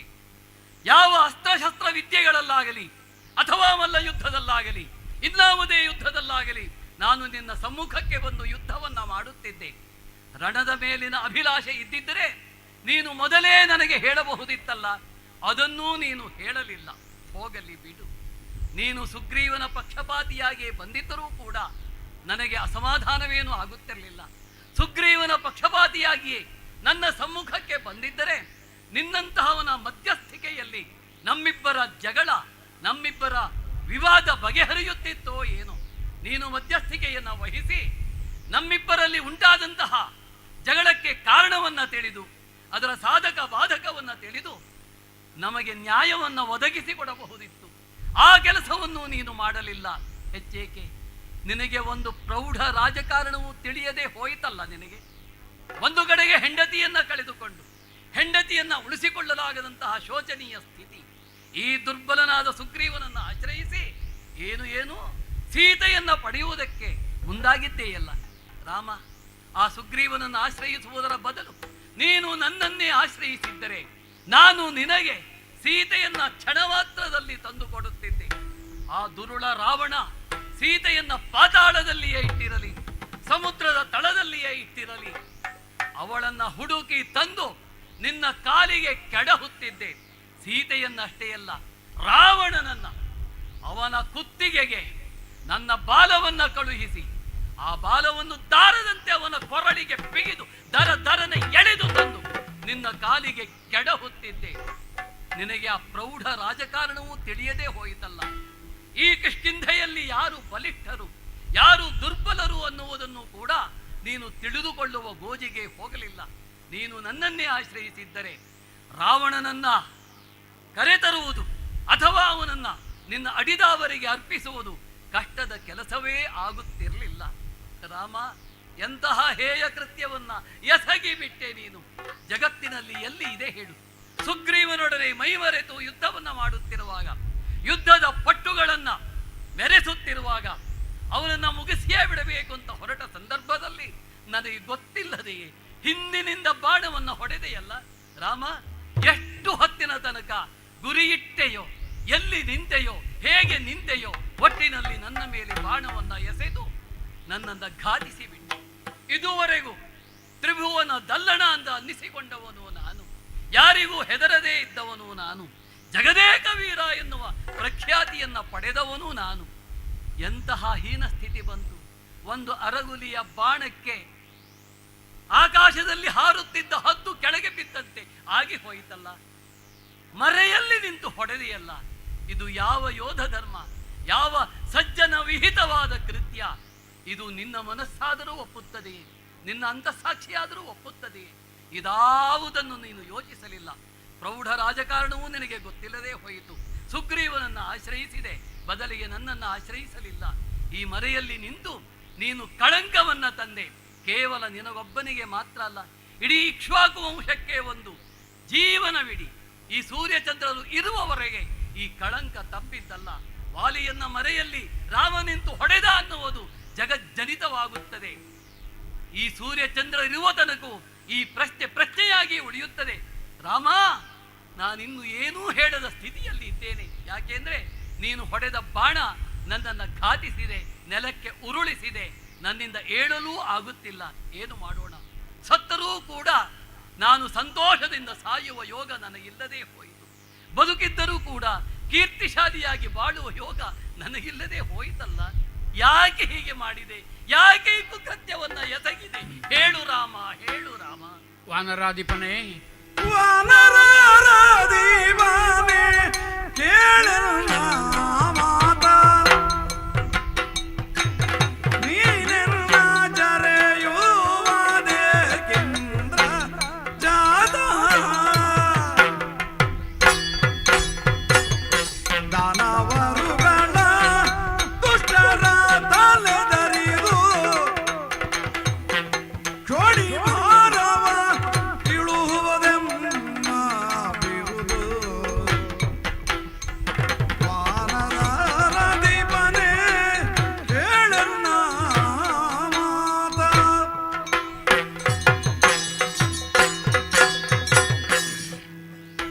ವಾನರಾಧಿಪನೇ, ರಾಮ,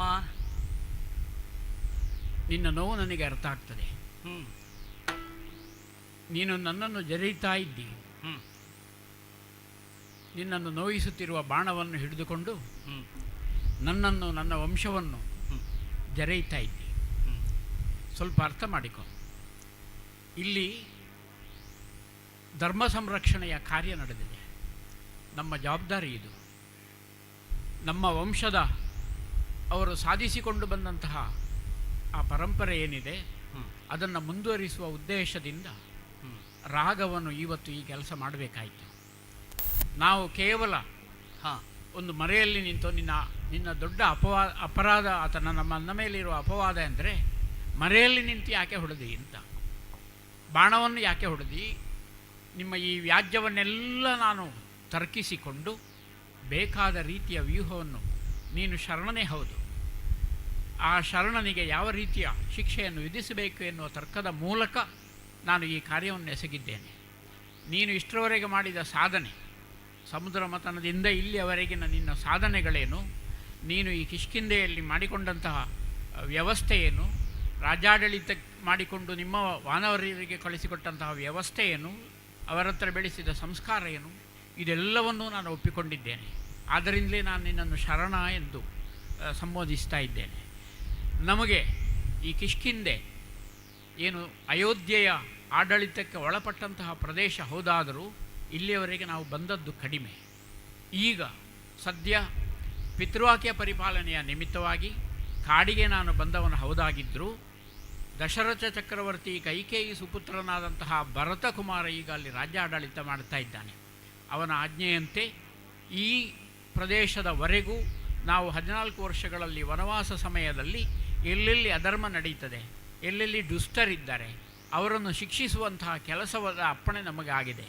ಆದ್ದರಿಂದ ನಾವು ದುಷ್ಟರನ್ನು ಶಿಕ್ಷಿಸುವಲ್ಲಿ, ಅನ್ಯಾಯ ಎಲ್ಲಿ ಆಗುತ್ತದೋ ಅಲ್ಲಿ ನ್ಯಾಯವನ್ನು ಒದಗಿಸುವಲ್ಲಿ ನಮ್ಮ ಕಾರ್ಯಪ್ರವೃತ್ತಿಯನ್ನು, ನಮ್ಮ ಆಲೋಚನೆಯನ್ನು ಮುಂದುವರಿಸ್ತಾ ಇದ್ದೇವೆ. ಈ ಕಾರಣದಿಂದ ನಾನು ಕಿಷ್ಕಿಂಧೆಗೆ ಬಂದಾಗ ನಿಮ್ಮ ಮತ್ತು ನಿನ್ನ ತಮ್ಮನ ಕುರಿತಾದ ವ್ಯಾಜ್ಯದ ಬಗ್ಗೆ ನನಗೆ ವಿಷಯ ತಿಳಿಯಿತು. ಇದನ್ನು ಕೂಲಂಕುಷವಾಗಿ ಪರಿಶೀಲಿಸಿದಾಗ, ವಾಲಿ, ನ್ಯಾಯವೇ ನೀನು ತಮ್ಮನ ಮಡದಿಯನ್ನು ಇಟ್ಕೊಳ್ಳುವಂಥದ್ದು? ನ್ಯಾಯವೇ ತಮ್ಮನ ಸತಿಯ ಮುಟ್ಟುವುದು, ಹೇಯವಿದ್ದುದರಿಂದ ದೋಷ ತಟ್ಟಿದುದು, ಕಾಯಸ್ತೆತ್ತಂಗಳಿದು ಪರದೋಷಗಳಿಗೆ ಕಾಯಖಂಡನವೆಂಬ ನಿಜ ಮಾತಿನೊಳಗೆ ನ್ಯಾಯವೇ. ವಾನರೇಂದ್ರ, ರಾಮ, ಜೀವಿಗಳಾದವರು ಬದುಕುವುದಕ್ಕೆ ಒಂದು ಸಂಸ್ಕಾರ ಅಂತ ಇರ್ತದೆ. ವಾನರರಾದ ನೀವು ಅದನ್ನು ರೂಪಿಸಿಕೊಂಡದ್ದರಲ್ಲಿ, ಅದಕ್ಕೆ ನಾಯಕತ್ವವನ್ನು ನೀವು ಕೊಟ್ಟದ್ದರಲ್ಲಿ ನಿಸ್ಸಂದೇಹವಿಲ್ಲ. ಆದರೆ ತಮ್ಮನ ಹೆಂಡತಿ ರುಮೆಯನ್ನು ಇಟ್ಕೊಳ್ಳುವುದು ಎಷ್ಟು ಸರಿ? ಮಾತ್ರ ಅಲ್ಲ, ಶಾಸ್ತ್ರ ಏನು ಹೇಳುತ್ತದೆ, ಮಗಳನ್ನು, ತಮ್ಮನ ಹೆಂಡತಿಯನ್ನು, ಸಹೋದರಿಯರನ್ನು ಯಾರಾದರೂ ಕಾಮಿಸಿ ಬಯಸಿದರೆ ಅದರಷ್ಟು ದೊಡ್ಡ ಅಪರಾಧ ಮತ್ತೊಂದಿಲ್ಲ, ಅದರಷ್ಟು ದೊಡ್ಡ ದುಷ್ಟತನ ಇನ್ನೊಂದಿಲ್ಲ, ಅದರಷ್ಟು ದೊಡ್ಡ ಅಧರ್ಮ ಇನ್ನೊಂದಿಲ್ಲ. ಆದ್ದರಿಂದ ಇಂತಹ ಕೆಲಸಗಳನ್ನು ಮಾಡುವಾಗ, ಅನೇಕ ಈ ಥರದ ಕೆಲಸಗಳನ್ನು ಮಾಡುವುದರಿಂದ ಅದಕ್ಕೆ ಪ್ರಾಯಶ್ಚಿತ್ತವಾಗಿ ನಮಗೇ ದೋಷಗಳು ಕಾಣಿಕೊಳ್ಳುತ್ತದೆ. ಆದ್ದರಿಂದ ನಿನಗೆ ಈಗ ಬಂದಿರುವ ಈ ಸಮಸ್ಯೆ ಇದೆಯಲ್ಲ, ಇದು ನೀನು ಮಾಡಿದ ತಪ್ಪಿನ ಪ್ರಾಯಶ್ಚಿತ್ತವಾಗಿ ಬಂದಿದೆ. ಈಗ ನಿನಗೆ ಒಂದು ವೇಳೆ ಆ ಬಾಣವನ್ನು ನಾನು ಮರೆಯಲ್ಲಿ ಬಿಟ್ಟದ್ದು ಯಾಕೆ ಅಂತ ನೀನು ಪ್ರಶ್ನಿಸಬಹುದು. ನನಗೆ ಗೊತ್ತುಂಟು. ಸಮುದ್ರ ಮಥನ ಕಾಲದಿಂದಲೇ ನಿನ್ನ ಬಗ್ಗೆ ವೃತ್ತಾಂತವನ್ನು ತಿಳಿದವನಿದ್ದೇನೆ ನಾನು. ನಿನ್ನ ಕೊರಳಲ್ಲಿರುವ ಮಾಲೆ ಏನಿದೆ, ಇದರಿಂದ ನೇರವಾಗಿ ನನಗೂ ನಿನಗೂ ಏನು ವ್ಯಾಜ್ಯ ಇಲ್ಲ. ಆದ್ದರಿಂದ ನೇರವಾಗಿ ನಿನ್ನೊಟ್ಟಿಗೆ ಕಾದಾಡಬೇಕಾದ ಅವಶ್ಯಕತೆ ನನಗಿಲ್ಲ. ಎರಡನೇದು, ನಿನ್ನ ಕೊರಳಲ್ಲಿರುವ ಮಾಲೆಯ ವಿಶಿಷ್ಟತೆಯನ್ನು ನಾನು ತಿಳಿದದ್ದರಿಂದ ನಾನು ಮರೆಯಲ್ಲಿ ನಿಂತು ಬಾಣ ಬಿಟ್ಟಿದ್ದೇನೆ, ಶಿಕ್ಷಿಸಿದ್ದೇನೆ, ನೋವಿಸಿದ್ದೇನೆ, ಕೊಲ್ಲಿಲ್ಲ. ಆದ್ದರಿಂದ ಈ ನೋವನ್ನು ಅನುಭವಿಸಿದ ನೀನು ಮಾಡಿದ ತಪ್ಪಿಗೆ ಪ್ರಾಯಶ್ಚಿತ್ತ ಇದು ನಿನಗೆ. ಆದರೆ ನೀನೇ ಮುಂದೆ ಇದಕ್ಕೆ ನಿರ್ಧಾರ ಮಾಡಿಕೊಳ್ಳಬೇಕು. ಈ ನೋವನ್ನು ಅನುಭವಿಸಿ ನೀನು ತಿದ್ದಿಕೊಳ್ಳುತ್ತೀಯೋ ಅಥವಾ ನಿನಗೆ ಮುಂದಿನ್ನೇನಾಗಬೇಕು? ಪ್ರಭು ಶ್ರೀರಾಮ, ನಿನ್ನ ಕರುಣ ಇದ್ದರೆ ಸಾಕು. ಮುಂದಿನ್ನೇನು ನಿನ್ನ ಅಭಿಲಾಷೆ ಹೇಳು. ಕರುಣವಿದ್ದರೆ ಸಾಕು ರಾಮ, ರಾಮ.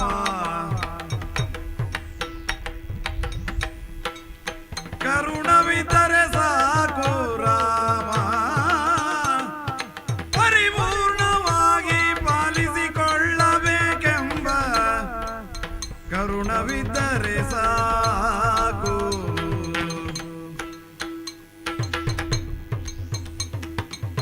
ಮೂರು ದಿನದ ಈ ಸಂಸಾರ ಶಾಶ್ವತವಲ್ಲ, ಘೋರ ಪಾಪಗಳ ಸಂಹಾರ ಮಾಡುವುದೊಂದು ಕರುಣವಿದ್ದರೆ ಸಾಕು. ರಾಮ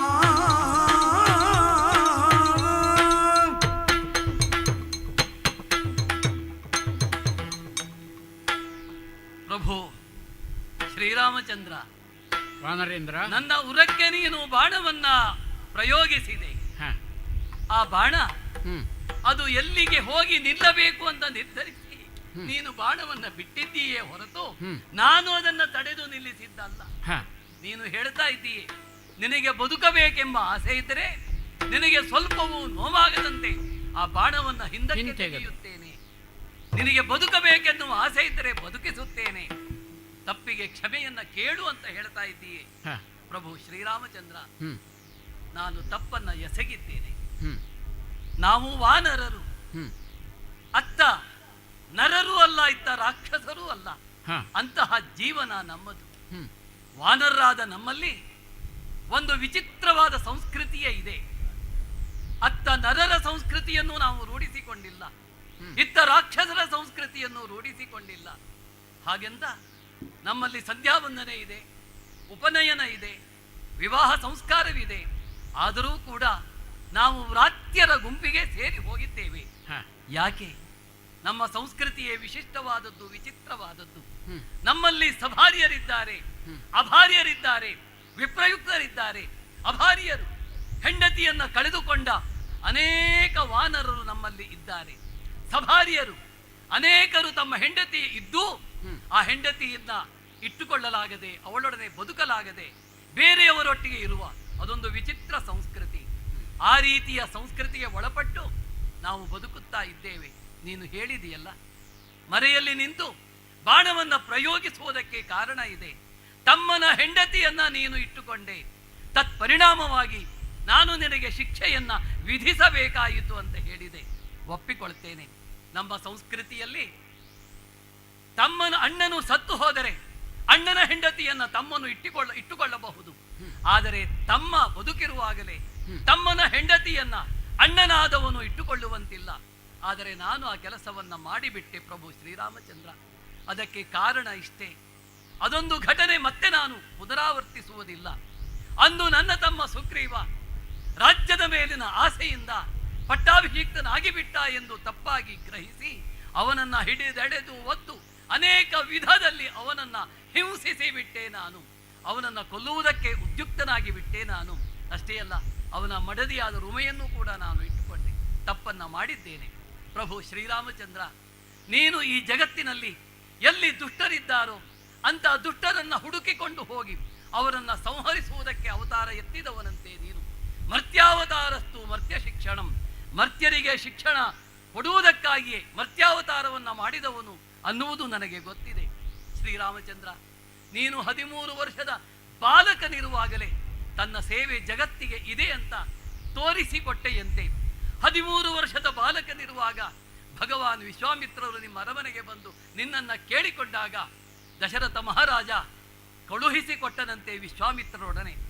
ಆಗಲೇ ನೀನು ವಿಶ್ವಾಮಿತ್ರರ ಜೊತೆಯಲ್ಲಿ ಹೋಗಿ ತಾಟಕೆ ಸುಬಾಹುವಂತ ರಕ್ಕಸರನ್ನ ಸಂಹರಿಸಿ ಅಹಲ್ಯೆಯನ್ನು ಉದ್ಧರಿಸಿ ಬಂದವನು ನೀನು. ಮಹಾಪಾವನ ಪುರುಷ, ಪುಣ್ಯ ಪುರುಷ ಅನ್ನುವುದನ್ನು ನಾನು ಅರ್ಥ ಮಾಡಿಕೊಂಡಿದ್ದೇನೆ. ನಿನ್ನ ಬದುಕಿನಲ್ಲಿ ಯಾವ ವಿಕೃತಿಯೂ ಇಲ್ಲ, ಅಲ್ಲೆಲ್ಲವೂ ಸಂಸ್ಕೃತಿಯೇ ಇದೆ ಅನ್ನುವುದನ್ನು ನಾನು ಬಲ್ಲೆ. ಇಕ್ಷ್ವಾಕೂಣಾಂ ಇಯಂ ಭೂಮಿ, ಈ ಭೂಮಿ ಇಕ್ಷ್ವಾಕು ದೊರೆಗಳದ್ದು, ಸಾರ್ವಭೌಮರದ್ದು, ಚಕ್ರವರ್ತಿಗಳದ್ದು. ಈ ಚಕ್ರವರ್ತಿಗಳ ಸೀಮೆಯಲ್ಲಿ ಯಾರು ಏನೇ ಅಪರಾಧ ಮಾಡಿದರೂ ಅವರನ್ನ ಶಿಕ್ಷೆಗೆ ಒಳಪಡಿಸುತ್ತೇನೆ ಅಂತ ಹೇಳಿದೆಯಲ್ಲ ಪ್ರಭು ಶ್ರೀರಾಮಚಂದ್ರ. ನನಗೆ ಬದುಕಬೇಕೆಂಬ ಆಸೆ ಖಂಡಿತಕ್ಕೂ ಇಲ್ಲ. ಇದು ನಾನು ತಮ್ಮನಿಗೆ ಅನ್ಯಾಯವನ್ನು ಮಾಡಿದ್ದೇನೆ, ದ್ರೋಹವನ್ನ ಮಾಡಿದ್ದೇನೆ, ಅವನಿಗೆ ಹಿಂಸೆಯನ್ನು ಕೊಟ್ಟಿದ್ದೇನೆ. ಅದಾವ ವಿಧಿ ನನಗೆ ಅಂತಹ ದುಷ್ಪ್ರೇರಣೆಯನ್ನ ಮಾಡಿತೋ ನನಗೆ ಒಂದು ಅರ್ಥವಾಗುತ್ತಿಲ್ಲ. ತಮ್ಮನನ್ನು ಕರೆದು ಕ್ಷಮಿಸುವಂತೆಯೇ ಕೇಳಿಕೊಂಡಿದ್ದೇನೆ. ತಾರಿಗೆ ಹೇಳಬೇಕಾದ ಹಿತವಚನವನ್ನ ಹೇಳಿದ್ದೇನೆ. ಮಗ ಅಂಗದನಿಗೆ ಸಾಂತ್ವನವನ್ನ ಮಾಡಿದ್ದೇನೆ. ಪ್ರಭು ಶ್ರೀರಾಮಚಂದ್ರ, ನನಗೆ ಇಲ್ಲಿ ಬದುಕಬೇಕೆಂಬ ಯಾವ ಆಸೆಯೂ ಇಲ್ಲ. ಈ ಬಾಣವನ್ನು ಹಿಂದಕ್ಕೆ ತೆಗೆದುಕೋ ಅಥವಾ ಅಲ್ಲಿಯೇ ಇಡು, ನನ್ನ ಜೀವವನ್ನು ಕೊನೆಗಾಣಿಸುವಂತೆ ಕೇಳಿಕೊಡ್ತೇನೆ. ಬಾಣವನು ಸೆಳೆದು ಕ್ಷಣವೇ ನೋಡಿದರೆ ಪ್ರಾಣ ಹಾರಿದುದಿಂದ್ರ ಸುತಗೆ.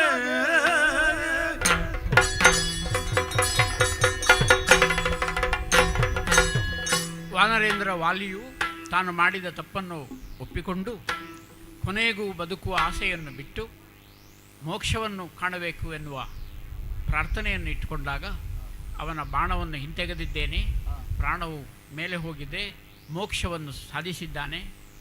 ಬಹಳ ಸಾಧನೆಯನ್ನು ಮಾಡಿದಂತಹ ವಾನರೇಂದ್ರನ ಜೀವನಕ್ಕೆ ಒಂದು ಮೋಕ್ಷ ಕಲ್ಪನೆಯಾಗಿದೆ. ಇದರಿಂದಾಗಿ ಲೋಕಕ್ಕೆ ಮಂಗಳವಾಗಲಿ ಅಂತ ನಾವು ಮಂಗಳವನ್ನು ಕೊಡ್ತೇವೆ.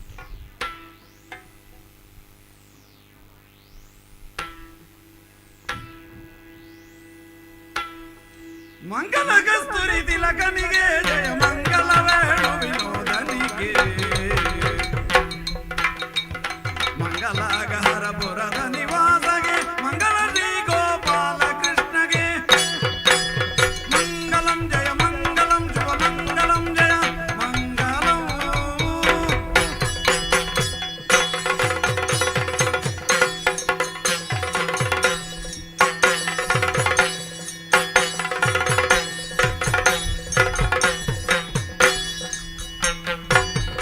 ಕರದೊಳು ಪರ ಶುಭ ಶಾಂಕುಶಧಾರಿಗೆ ಹರುಷದಿ ಭಕ್ತರ ಪೊರೆಬವಗೆ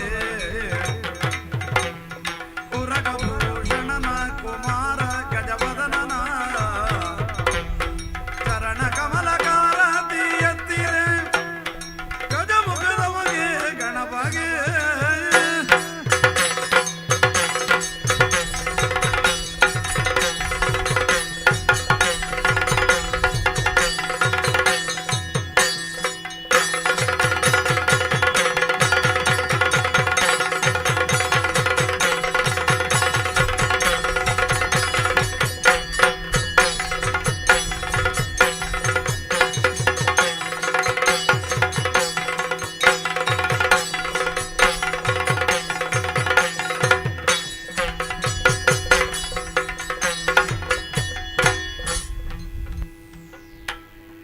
ತಾಳಮದ್ದಳೆಯಲ್ಲಿ ಇಲ್ಲಿಯವರೆಗೆ ಪ್ರದರ್ಶನವನ್ನು ನೀಡಿದಂತಹ ಎಲ್ಲ ಕಲಾವಿದರಿಗೂ ಕೂಡ ನಮ್ಮೆಲ್ಲರ ಪರವಾಗಿ ಧನ್ಯವಾದಗಳು. ಇವರಿಗೆ ಅಮೃತ ಕೃಷ್ಣ ಇವರು ದ್ವಾರಕಾ ಪ್ರತಿಷ್ಠಾನದ ವತಿಯಿಂದ ಗೌರವ ಸ್ಮರಣಿಕೆಯನ್ನು ನೀಡಬೇಕಾಗಿ ವಿನಂತಿಸಿಕೊಳ್ಳುತ್ತಾ ಇದ್ದೇನೆ.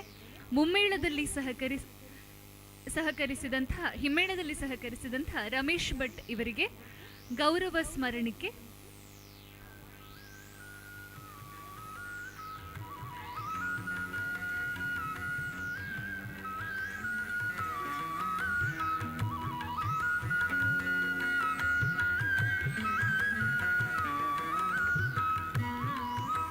ವಾಲಿ ಪಾತ್ರ ನಿರ್ವಹಿಸಿದಂತಹ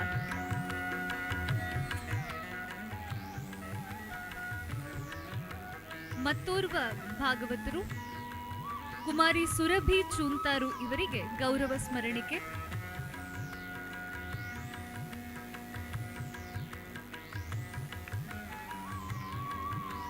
ಶ್ರೀಯುತ ಗಿರೀಶ ಭಟ್ ಕಿನಿಲಕೋಡಿ ಇವರಿಗೆ ಗೌರವ ಸ್ಮರಣಿಕೆ.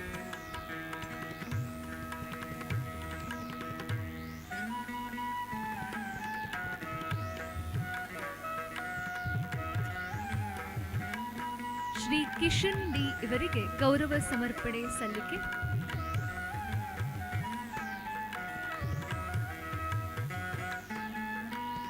ಅದೇ ರೀತಿ ಮುರಾರಿ ಭಟ್ ಪಂಚಗದ್ದೆ ಇವರಿಗೂ ಕೂಡ ಗೌರವ ಸಮರ್ಪಣೆ.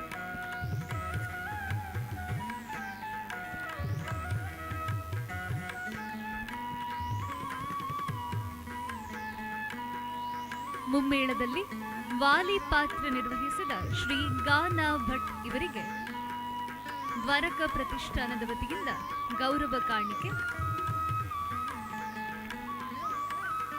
ರಾಮನ ಪಾತ್ರದಲ್ಲಿ ನಮ್ಮ ಜೊತೆಗಾದ ಡಾಕ್ಟರ್ ಶ್ರೀಪತಿ ಕಲ್ಲೂರಾಯ ಇವರಿಗೂ ದ್ವಾರಕೋತ್ಸವ 2024ರ ಈ ವೇದಿಕೆಯಲ್ಲಿ ಗೌರವ ಸ್ಮರಣಿಕೆ.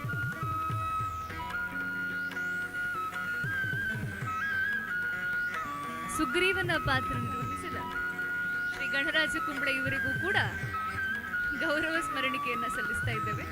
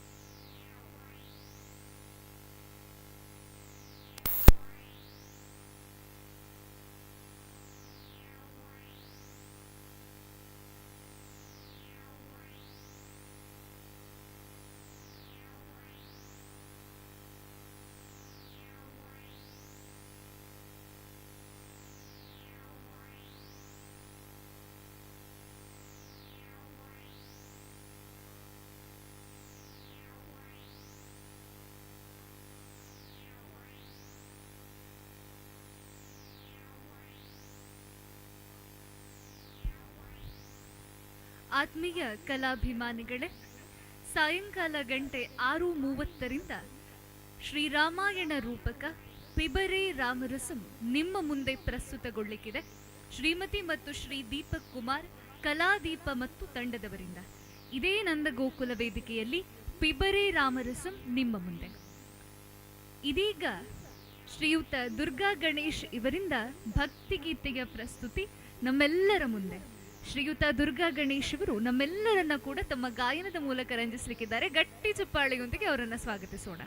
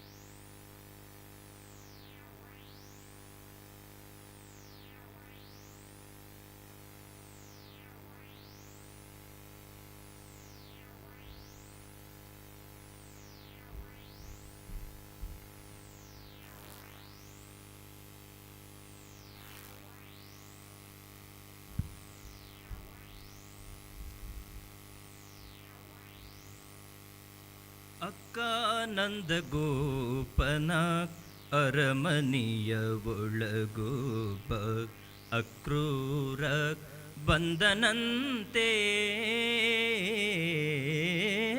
ಅಕ್ಕ ನಂದ ಗೋಪನ ಅರಮನೆಯ ಒಳಗೋಪ ಅಕ್ರೂರ ಬಂದನಂತೆ.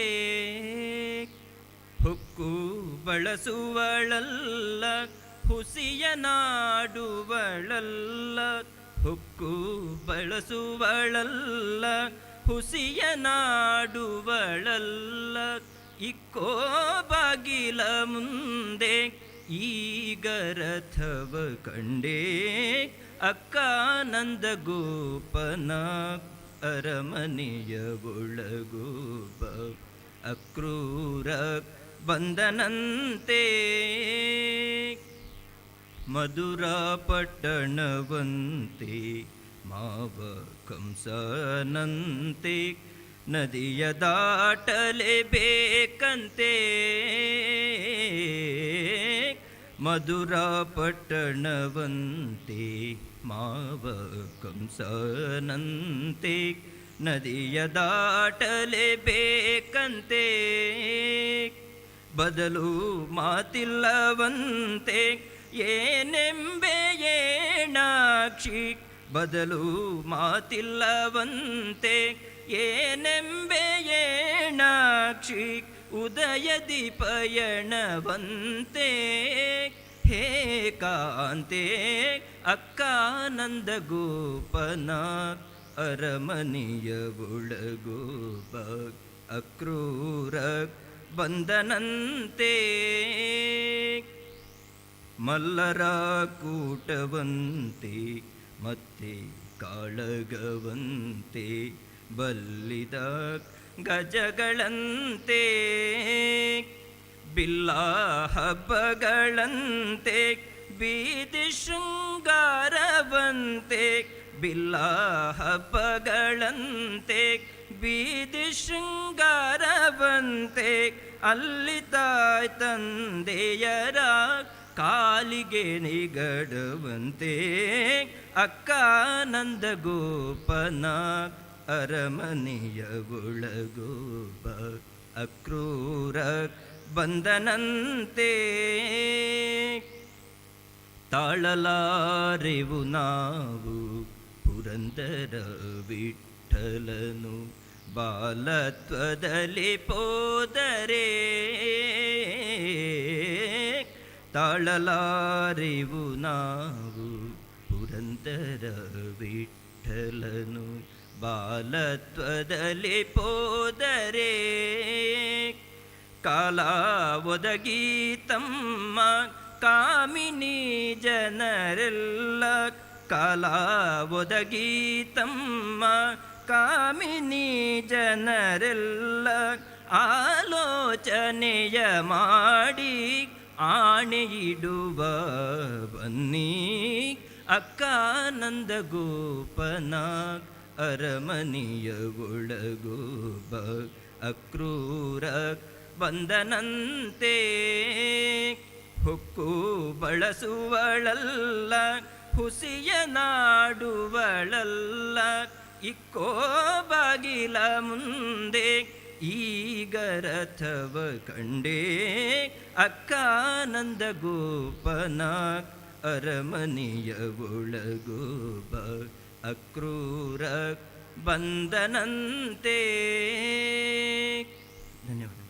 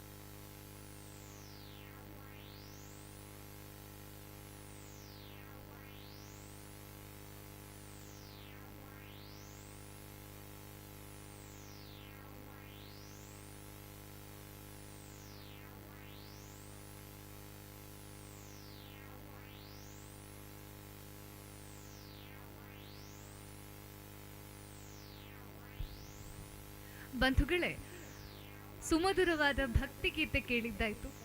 ಇನ್ನೊಂದು ಭಾವಗೀತೆ ಕೇಳುವ ಸಮಯ. ಮತ್ತೊಮ್ಮೆ ನಿಮ್ಮ ಮುಂದೆ ಶ್ರೀಯುತ ದುರ್ಗಾ ಗಣೇಶ್ ಅವರು. ಗಟ್ಟಿ ಚಪ್ಪಾಳೆಯ ಮೂಲಕ ಮತ್ತೊಮ್ಮೆ ಅವರನ್ನು ಮಾಡಿಕೊಳ್ಳೋಣ.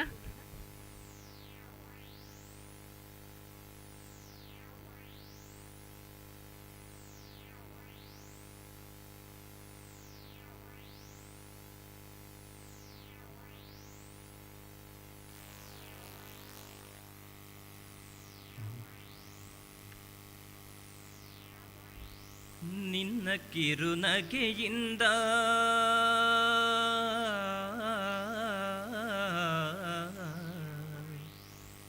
ನಡೆಯಿಂದ ನುಡಿಯಿಂದ ಎತ್ತರದ ಮನೆ ನನ್ನ ಬದುಕೇನೆ ನಿನ್ನೊಲುಮೆಯಿಂದಲೇ ಬಾಳು ಬೆಳಕಾಗಿರಲು ಚಂದ್ರಮುಖಿ ನೀನೆನಲು ತಪ್ಪೇನೆ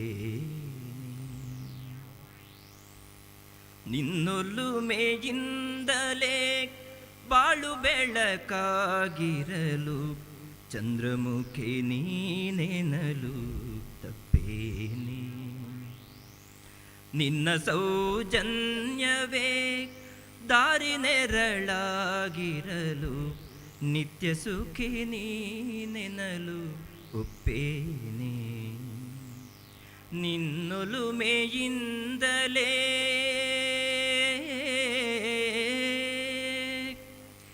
ನಿನ್ನ ನಗೆ ಮಲ್ಲಿಗೆಯ ಪರಿಮಳದ ಪಾತ್ರೆಯಲ್ಲಿ ಚೆಲ್ಲಿಸೂಸುವ ಅಮೃತ ನೀನೇನೆ ನಿನ್ನ ನಗೆ ಮಲ್ಲಿಗೆಯ ಪರಿಮಳದ ಪಾತ್ರೆಯಲ್ಲಿ ಚೆಲ್ಲಿಸೂಸುವ ಅಮೃತ ನೀನೇನೆ ನನ್ನ ಕನಸುಗಳೆಲ್ಲ ಕೈಗೊಳ್ಳುವ ಯಾತ್ರೆಯಲ್ಲಿ ನನ್ನ ಕನಸುಗಳೆಲ್ಲ ಕೈಗೊಳ್ಳುವ ಯಾತ್ರೆಯಲ್ಲಿ ಸಿದ್ಧಿಸುವ ದೈನ್ಯತೆಯು ನೀನೇನೇ ನಿನ್ನೊಲುಮೆಯಿಂದಲೇ ಬಾಳು ಬೆಳಕಾಗಿರಲು ಚಂದ್ರಮುಖಿ ನೀನೆನಲು ತಪ್ಪೇನೆ ನಿನ್ನೊಲುಮೆಯಿಂದಲೇ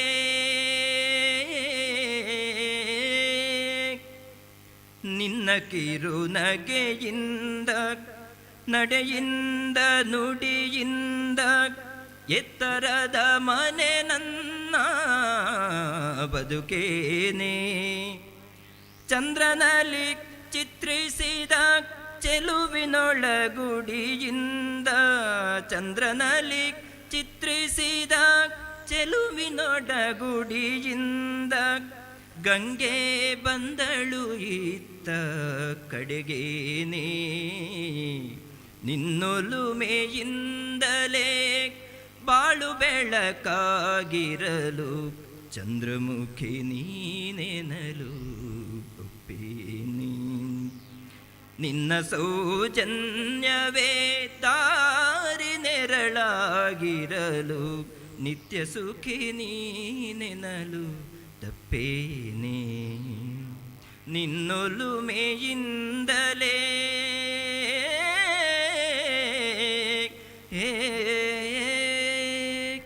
ಥ್ಯಾಂಕ್ ಯು.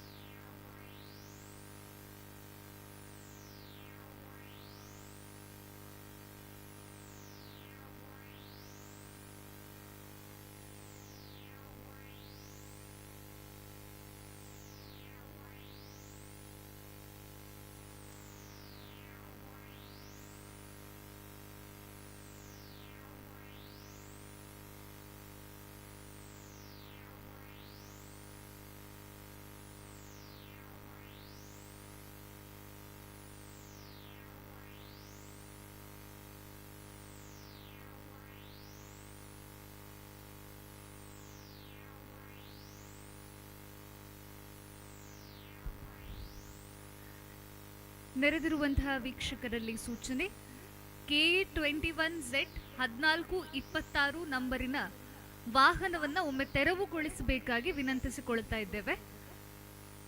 ನೆರೆದಿರುವಂತಹ ಕಲಾಭಿಮಾನಿಗಳಲ್ಲಿ ವಿನಂತಿ, K21Z 1426 ನಂಬರ್ನ ವಾಹನವನ್ನು ದಯವಿಟ್ಟು ಒಮ್ಮೆ ತೆರವುಗೊಳಿಸಬೇಕಾಗಿ ವಿನಂತಿ. KA21Z 1426 ನಂಬರ್ನ ವಾಹನ.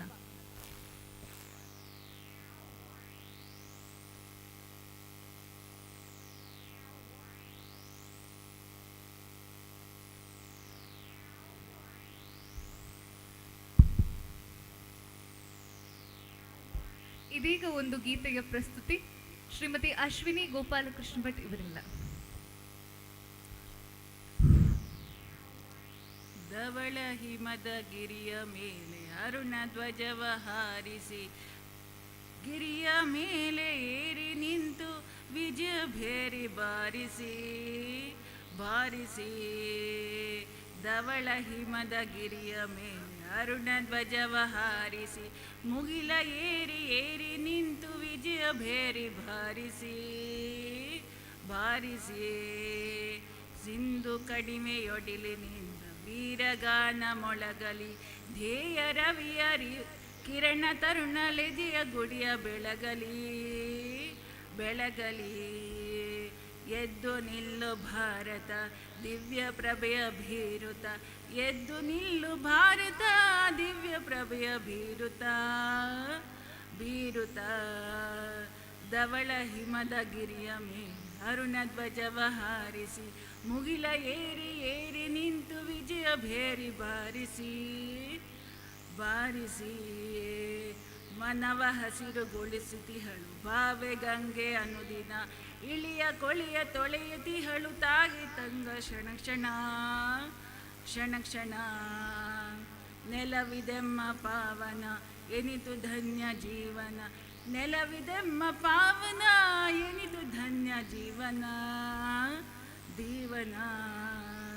ಧವಳ ಹಿಮದ ಗಿರಿಯ ಮೇಲೆ ಅರುಣ ಧ್ವಜವ ಹಾರಿಸಿ, ಮುಗಿಲ ಏರಿ ಏರಿ ನಿಂತು ವಿಜಯ ಭೇರಿ ಬಾರಿಸಿ ಬಾರಿಸಿ. ನಾಡಗುಡಿಯ ಮೂರು ಕಡೆ ಪೊರೆವ ಶಾಂತ ಸಾಗರ, ಇನ್ನು ಜನರ ಹೃದಯವಿಂದು ಕ್ಷಾತ್ರ ತೇಜದಾಗರ ದಾಗರ. ನಾಡಗುಡಿಯ ಮೂರು ಕಡೆ ಪೊರೆವ ಶಾಂತ ಸಾಗರ, ಇನ್ನು ಜನರ ಹೃದಯವಿಂದು ಕ್ಷಾತ್ರ ತೇಜದಾಗರ ದಾಗರ. ಧವಳ ಹಿಮದ ಗಿರಿಯ ಮೇಲೆ ಅರುಣ ಧ್ವಜವ ಹಾರಿಸಿ, ಮುಗಿಲ ಏರಿ ಏರಿ ನಿಂತು ವಿಜಯ ಭೇರಿ ಬಾರಿಸಿ ಬಾರಿಸಿ. ಧವಳ ಹಿಮದ ಗಿರಿಯ ಮೇಲೆ ಅರುಣ ಧ್ವಜವ ಹಾರಿಸಿ, ಮುಗಿಲ ಏರಿ ಏರಿ ನಿಂತು ವಿಜಯ ಭೇರಿ ಬಾರಿಸಿ ಬಾರಿಸಿ. ಅಸುರತನದ ಉಸಿರನೀಗ ಭೇದ ಭಾವ ನೀಗುತ್ತ, ಸಾಗು ಮುಂದೆ ಮುಂದೆ ಸಾಗು ಮಾತೆಯನ್ನು ಸ್ಮರಿಸುತ್ತಾ ಸ್ಮರಿಸುತ್ತಾ. ನಿನಗೆ ಜಯದ ಆರತಿ ಹರಸುತ್ತಾಯ ಭಾರತಿ ಭಾರತಿ.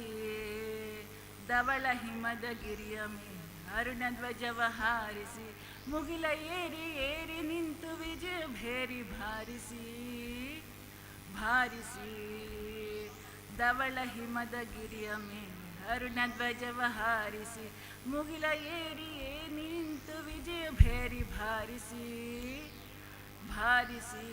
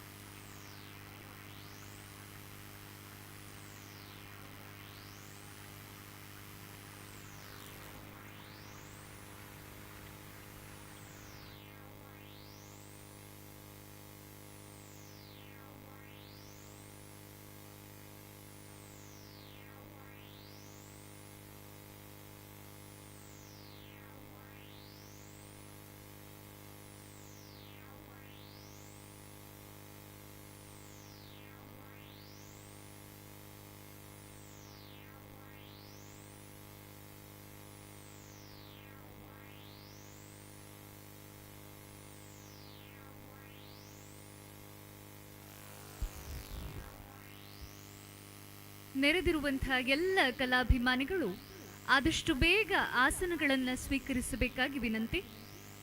ಎಲ್ಲ ಕಲಾಭಿಮಾನಿಗಳು ಕೂಡ ಆದಷ್ಟು ಬೇಗ ಆಸನವನ್ನು ಸ್ವೀಕರಿಸಬೇಕಾಗಿ ಕೇಳಿಕೊಳ್ಳುತ್ತಾ ಇದ್ದೇನೆ. ಇದೀಗ ತಾವೆಲ್ಲರೂ ಕೂಡ ಕಾತರದಿಂದ ಕಾಯ್ತಾ ಇರುವಂತಹ ಶ್ರೀರಾಮಾಯಣ ರೂಪಕ ಪಿಬರೆ ರಾಮರಸಂ ಪ್ರಸ್ತುತಿ ನಿಮ್ಮ ಮುಂದೆ ನಡೀಲಿಕ್ಕಿದೆ. ಶ್ರೀಮತಿ ಮತ್ತು ಶ್ರೀ ದೀಪಕ್ ಕುಮಾರ್ ಕಲಾದೀಪ ಮತ್ತು ತಂಡದವರಿಂದ ಇನ್ನೇನು ಕೆಲವೇ ಕ್ಷಣಗಳಲ್ಲಿ ಪಿಬರೆ ರಾಮರಸಂ ಶ್ರೀರಾಮಾಯಣ ರೂಪಕ ತಮ್ಮ ಮುಂದೆ. ದಯವಿಟ್ಟು ಎಲ್ಲ ಕಲಾಭಿಮಾನಿಗಳು ಕೂಡ ಆಸನವನ್ನ ಸ್ವೀಕರಿಸಿ ಈ ರೂಪಕವನ್ನ ಕಣ್ತುಂಬಿಕೊಳ್ಳಬೇಕಾಗಿ ಕೇಳಿಕೊಳ್ತೇನೆ. ತಮ್ಮ ಸಂಸ್ಥೆಯ ಕಿರು ಪರಿಚಯವನ್ನ ಮಾಡಿಕೊಡ್ಲಿಕ್ಕೆ ಇದೀಗ ತಮ್ಮ ಮುಂದೆ ಬರಲಿಕ್ಕಿದ್ದಾರೆ ವಿದ್ವಾನ್ ಶ್ರೀ ದೀಪಕ್ ಕುಮಾರ್ ಇವರು.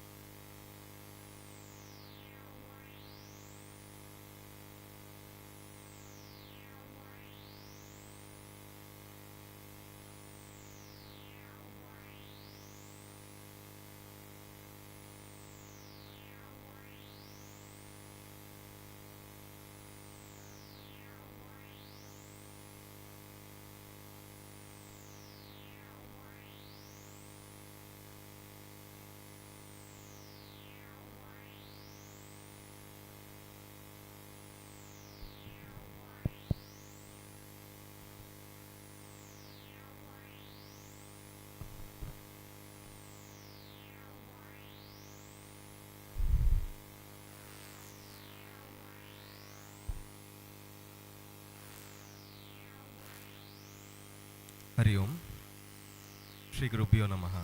ಆಗಮಿಸಿದಂತಹ ಎಲ್ಲ ಕಲಾಭಿಮಾನಿ ಬಾಂಧವರಿಗೆ ದ್ವಾರಕೋತ್ಸವದ ಈ ಒಂದು ಶುಭ ಸಂದರ್ಭದಲ್ಲಿ ಸ್ವಾಗತವನ್ನು ಕೋರುತ್ತಾ, ಶ್ರೀ ಮೂಕಾಂಬಿಕಾ ಕಲ್ಚರಲ್ ಅಕಾಡೆಮಿ ಪುತ್ತೂರು ಇದರ ಕಲಾವಿದರಿಂದ ಒಂದು ವಿಶಿಷ್ಟವಾದಂತಹ ನೃತ್ಯ ಪ್ರಸ್ತುತಿ ಪಿಬರೆ ರಾಮರಸಂ. ಶ್ರೀತ ಗೋಪಾಲಕೃಷ್ಣ ಭಟ್ ದ್ವಾರಕ ಇವರ ಒಂದು ಪರಿಕಲ್ಪನೆ. ಇತ್ತೀಚೆಗಷ್ಟೇ ನಾವು ನಮ್ಮ ಹಿಂದೂ ಸಮಾಜದವರು 500 ವರ್ಷಗಳಿಂದ ಕಾಯ್ತಾ ಇದ್ದಂತಹ ನಮ್ಮ ಸನಾತನ ಸಂಸ್ಕೃತಿಯ ಹೆಮ್ಮೆಯ ಪ್ರತೀಕವಾದಂತಹ ರಾಮ ಮಂದಿರದ ನಿರ್ಮಾಣವನ್ನು, ಭವ್ಯ ನಿರ್ಮಾಣವನ್ನು ನಾವೆಲ್ಲ ನೋಡಿದ್ದೇವೆ. ಬಹುಶಃ ನಾವೆಲ್ಲ ಈ ತಲೆಮಾರಿನ ಜನರು ಬಹಳ ಅದೃಷ್ಟವಂತರು. ಎಷ್ಟೋ ಜನರ ತ್ಯಾಗ ಬಲಿದಾನಗಳ ಫಲವೇ ನಾವು ಈಗ ಕಾಣ್ತಿರುವಂತಹ ಒಂದು ಭವ್ಯವಾದ ರಾಮ ಮಂದಿರ. ರಾಮ ಅಂದರೆ ಆ ಹೆಸರಿನಲ್ಲಿ ಎಷ್ಟೊಂದು ಶಕ್ತಿ ಇದೆ. ರಾಮ ಎಂದರೆ ಕೇವಲ ಒಬ್ಬ ವ್ಯಕ್ತಿಯಲ್ಲ, ಅವನೊಂದು ಶಕ್ತಿ. ಈ ರಾಮ ಎಂಬ ಹೆಸರಿನೊಂದಿಗೆ ನಮ್ಮ ಸಂಸ್ಕೃತಿಯ ಭದ್ರ ಬೇರುಗಳು ಹೇಗೆ ಗಟ್ಟಿಯಾಗಿ ಬೆಳೆಯುತ್ತೇವೆಯೋ ಹಾಗಾಗಿ ಆ ರಾಮ ಎಂಬ ರಸವನ್ನು ನಾವೆಲ್ಲರೂ ಪಾನ ಮಾಡಬೇಕೆಂಬ ಉದ್ದೇಶವೇ ಪಿಬರೆ ರಾಮರಸಂ ಎಂಬ ಕಲ್ಪನೆ. ಇಂದು ನಮ್ಮ ಸಂಸ್ಥೆಯ ಬಗ್ಗೆ ಒಂದು ಚಿಕ್ಕ ಪರಿಚಯವನ್ನು ಮಾಡಲಿಕ್ಕಿದ್ದೇನೆ. ಶ್ರೀ ಮೂಕಾಂಬಿಕಾ ಕಲ್ಚರಲ್ ಅಕಾಡೆಮಿ ಸುಮಾರು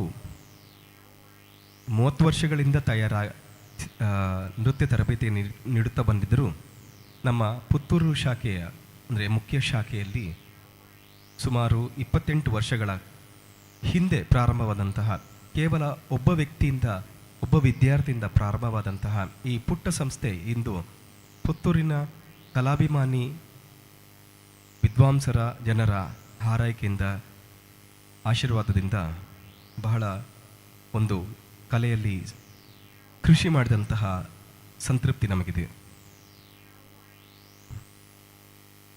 ಈ ಪುತ್ತೂರಿನ ಜನರ ಒಂದು ಪ್ರೋತ್ಸಾಹದಿಂದ ನಮ್ಮ ಸಂಸ್ಥೆ ಮುಖ್ಯವಾಗಿ ನಟರಾಜ ವೇದಿಕೆಯಲ್ಲಿ, ಇದು 96ನೇ ಇಸ್ವಿಯಲ್ಲಿ ನನ್ನ ತಂದೆಯಾದಂತಹ ದಿವಂಗತ ಭವಾನಿ ಶಂಕರ್ ಇವರ ಮಾರ್ಗದರ್ಶನದೊಂದಿಗೆ ಪ್ರಾರಂಭವಾದರೂ ಅವರ ಒಂದು ಮುತುವರ್ಜಿಯಲ್ಲಿ ಅನೇಕ ನೃತ್ಯೋತ್ಸವಗಳನ್ನು ಕಂಡಿದೆ. ನೃತ್ಯೋತ್ಕರ್ಷ, ನರ್ತನಾವರ್ತನ, ಆರ್ಯಭಟ ನಾಟ್ಯಾವಳಿ, ಕಲಾಶ್ರಯ ನಾಟ್ಯಾವಳಿ, ಆರ್ಯಭಟ ನಾಟ್ಯ ಸಂಧ್ಯಾ, ಹೀಗೆ ನಟರಾಜ ವೇದಿಕೆಯಲ್ಲೇ ಅನೇಕ ನೃತ್ಯೋತ್ಸವಗಳನ್ನು ಮಾಡಿದಂತಹ ಒಂದು ಸಂತೋಷ ನಮಗಿದೆ. ಅದೇ ರೀತಿಯಲ್ಲಿ ಕಳೆದ 8 ವರ್ಷಗಳಿಂದ ನಮ್ಮ ಸಂಸ್ಥೆಗೆ 20 ವರ್ಷ ತುಂಬಿದ ನಂತರ ಅದರ ಒಂದು ಸವಿನೆನಪಿಗಾಗಿ ನಾವು ಪ್ರತಿ ವರ್ಷ ಪುತ್ತೂರಿಗೆ ಅಂತಾರಾಷ್ಟ್ರೀಯ ಒಂದು ಖ್ಯಾತಿಯ ಅಥವಾ ಅಂತಾರಾಷ್ಟ್ರೀಯ ಮಟ್ಟದಲ್ಲಿ ಹೆಸರು ಮಾಡಿದಂತಹ ಭರತನಾಟ್ಯ ಕಲಾವಿದರನ್ನು ನಾವು ಪ್ರತಿ ವರ್ಷ ಆಹ್ವಾನಿಸುತ್ತಾ ಪುತ್ತೂರಿಗೆ ಅವರ ಒಂದು ಕಲೆಯ ಸವಿಯನ್ನು ಉಣಬಡಿಸುತ್ತಿದ್ದೇವೆ. ಇದು ನರ್ತನಾವರ್ತನ ಎಂಬ ಹೆಸರಿನೊಂದಿಗೆ ನಾವು ನೃತ್ಯ ಉತ್ಸವಗಳನ್ನು ಮಾಡ್ತಿದ್ದೇವೆ. ಅದೇ ರೀತಿಯಲ್ಲಿ ಪುಟ್ಟ ಮನೆಯಂಗಳದಲ್ಲಿ ಮಾಡುವಂತಹ ನೃತ್ಯ ಕಾರ್ಯಕ್ರಮ, ನೃತ್ಯಾಂತರಂಗ ಹೇಗೆ ಒಂದು ದೊಡ್ಡ ಸಭೆಯಲ್ಲಿ ಜನರ ಜಂಗುಳಿಯಲ್ಲಿ ನೃತ್ಯ ಪ್ರದರ್ಶನ ಮಾಡಬಹುದು, ಅದೇ ರೀತಿಯಲ್ಲಿ ಪುಟ್ಟ ಒಂದು ವಾತಾವರಣದಲ್ಲಿ ಹೇಗೆ ಕಲೆಯ ಒಂದು ಪ್ರಸಾರ ಮಾಡಲಿಕ್ಕೆ ಸಾಧ್ಯ ಇದೆ ಎಂಬುದನ್ನು ಪ್ರಯತ್ನಪಟ್ಟು ನಾವು ನೃತ್ಯಾಂತರಂಗ ಎಂಬ ಸರಣಿಯನ್ನು ಪ್ರಾರಂಭಿಸಿದೆವು. ಈ ನೃತ್ಯಾಂತರಂಗ ನಮ್ಮ ಪುತ್ತೂರಿನ ನಮ್ಮ ಸಂಸ್ಥೆಯಲ್ಲಿರುವಂತಹ ಶಶಿಶಂಕರ್ ಸಭಾಂಗಣದ ಪುಟ್ಟ ಮಂದಿರದಲ್ಲಿ ನಡೆಯುವಂಥದ್ದು. ಪ್ರಯೋಗ ಮಾಡಿ ಈಗ ಅದರ ವಿಸ್ತಾರ ಎಷ್ಟಿದೆ ಅಂದರೆ ಅದರಲ್ಲಿ ನಮ್ಮ ದೇಶದಾದ್ಯಂತಹ ಅನೇಕ ಕಲಾವಿದರು ಬಂದು ಅದರಲ್ಲಿ ಭಾಗವಹಿಸಿದ್ದಾರೆ. ಅಲ್ಲದೆ ಅಂತಾರಾಷ್ಟ್ರೀಯ ಹೊರದೇಶದ ಕಲಾವಿದರು ಕೂಡ ಬಹಳ ಪ್ರೀತಿ ಇಟ್ಟು ಬಂದಿದ್ದಾರೆ. ಒಂದು ಕಲೆಯ ಮುಖ್ಯ ಉದ್ದೇಶ ಜನರನ್ನು ತಲುಪುವಂಥದ್ದು. ಯಾಕಂದರೆ ಎಲ್ಲರಿಗೂ ಗೊತ್ತಿದೆ, ಭರತನಾಟ್ಯ ನೋಡ್ತೇವೆ, ನಮಗೆ ಭರತನಾಟ್ಯ ಅರ್ಥವಾಗುವುದಿಲ್ಲ ಅಂತ ಹೇಳ್ತಾರೆ. ಇದು ಪುತ್ತೂರಿನ ಮಟ್ಟಿಗೆ ಸ್ವಲ್ಪ ಮಟ್ಟಿಗೆ ಅಪವಾದ. ಯಾಕಂದರೆ ಪುತ್ತೂರಿನ ಜನರಿಗೆ ಎಲ್ಲವೂ ಭರತನಾಟ್ಯ ಅರ್ಥವಾಗುವಂತಹ ಮಟ್ಟಿನ ಒಂದು ಸುಸಂಸ್ಕೃತ ಪ್ರೇಕ್ಷಕ ವರ್ಗ. ಆದರೂ ಕೂಡ ನಾವು ಆಗಾಗ ನೃತ್ಯ ಒಂದು ಪ್ರಸ್ತುತಪಡಿಸುತ್ತಿದ್ದಾಗ ಒಂದು ರೀತಿಯಲ್ಲಿ ನಮಗೆ ಬಹಳ ಚಿರಪರಿಚಿತ ಕಲೆಯಾಗಿಬಿಡ್ತದೆ ಭರತನಾಟ್ಯ. ಆ ನಿಟ್ಟಿನಲ್ಲಿ ಅನೇಕ ನೃತ್ಯ ಕಲಾವಿದರು ಬಂದು ನಮ್ಮಲ್ಲಿ ನೃತ್ಯಾಂತರಂಗದ ಕಾರ್ಯಕ್ರಮವನ್ನು ಮಾಡಿದ್ದೇವೆ. ಅದೇ ರೀತಿಯಲ್ಲಿ ಪ್ರಯೋಗಗಳನ್ನು ಕೂಡ ನಾವು ಅನೇಕ ಮಾಡಿದ್ದೇವೆ. ಇದಲ್ಲದೆ ನಮ್ಮ ಸಂಸ್ಥೆ ನಮ್ಮ ನಾಡಿನ, ನಮ್ಮ ದೇಶದ ಅನೇಕ ಪ್ರತಿಷ್ಠಿತ ವೇದಿಕೆಗಳಲ್ಲಿ ಮಸ್ತಕಾಭಿಷೇಕ ಹೇಳಬೇಕಾದ್ರೆ ನಮಗೆ ಧರ್ಮಸ್ಥಳ, ವೇಣೂರು, ಕಾರ್ಕಳ, ಶ್ರವಣಬೆಳಗೊಳ ಇದೆಲ್ಲ ನೆನಪಾಗ್ತದೆ. ಈ ಎಲ್ಲ ಸ್ಥಳಗಳಲ್ಲಿ ಮಸ್ತಕಾಭಿಷೇಕಗಳಲ್ಲಿ 2 ಮಸ್ತಕಾಭಿಷೇಕಗಳಲ್ಲಿ ನಾವು ನೃತ್ಯ ಪ್ರದರ್ಶನ ಮಾಡಿದಂತಹ ಹೆಮ್ಮೆ ನಮಗಿದೆ. ಅದೇ ರೀತಿಯಲ್ಲಿ ಉಡುಪಿಯ ಪರ್ಯಾಯೋತ್ಸವ, ಆಳ್ವಾಸ್ನ ಪ್ರಸಿದ್ಧ ನುಡಿಸಿರಿ ಮತ್ತು ವಿರಾಸತರಲ್ಲಿ ಮಾಡಿದ್ದೇವೆ. ಅಲ್ಲದೆ ಬೆಂಗಳೂರು, ಮಂಗಳೂರು, ದಕ್ಷಿಣ ಭಾರತದಾದ್ಯಂತ ಅನೇಕ ರಾಜ್ಯಗಳು, ನಗರಗಳಲ್ಲದೆ ಮುಂಬೈ, ಛತ್ತೀಸ್ಗಢ, ದೆಹಲಿಯಲ್ಲಿ ಕೂಡ ನಾವು ಕಾರ್ಯಕ್ರಮ ನೀಡಿದ್ದೇವೆ. ಅದೇ ಅಲ್ಲದೆ ಕಳೆದ ವರ್ಷ ದೆಹಲಿಯ ಕನ್ನಡ ಸಂಘದ 75ನೇ ವರ್ಷದ ಸಂಭ್ರಮದಲ್ಲಿ ಪ್ರಧಾನಿ ನರೇಂದ್ರ ಮೋದಿಯವರ ಮುಂದೆ ಒಂದು ತಂಡ ನೃತ್ಯ ಕಾರ್ಯಕ್ರಮ ಮಾಡಿತ್ತು, ಆಳ್ವಾಸ್ನ ತಂಡ. ಆ ನೃತ್ಯ ಕಾರ್ಯಕ್ರಮದಲ್ಲಿ ನನ್ನ ಧರ್ಮಪತ್ನಿ ಶ್ರೀಮತಿ ಪ್ರೀತಿಕಲಾ ಅವರು ಕೂಡ ನರೇಂದ್ರ ಮೋದಿಯವರ ಮುಂದೆ ಕಾರ್ಯಕ್ರಮ ನೀಡಿದಂತಹ ಒಂದು ಸೌಭಾಗ್ಯ ನಮ್ಮದಾಗಿತ್ತು. ಅದೇ ರೀತಿಯಲ್ಲಿ ಇನ್ನೊಂದು ನಮ್ಮ ಸಂಸ್ಥೆಗೆ ಒಂದು ಇತ್ತೀಚೆಗೆ ನಡೆದಂತಹ ಒಂದು ಹೆಮ್ಮೆಯ ವಿಷಯ ಅಂದರೆ, ಇತ್ತೀಚೆಗೆ ಗಣರಾಜ್ಯೋತ್ಸವದಂದು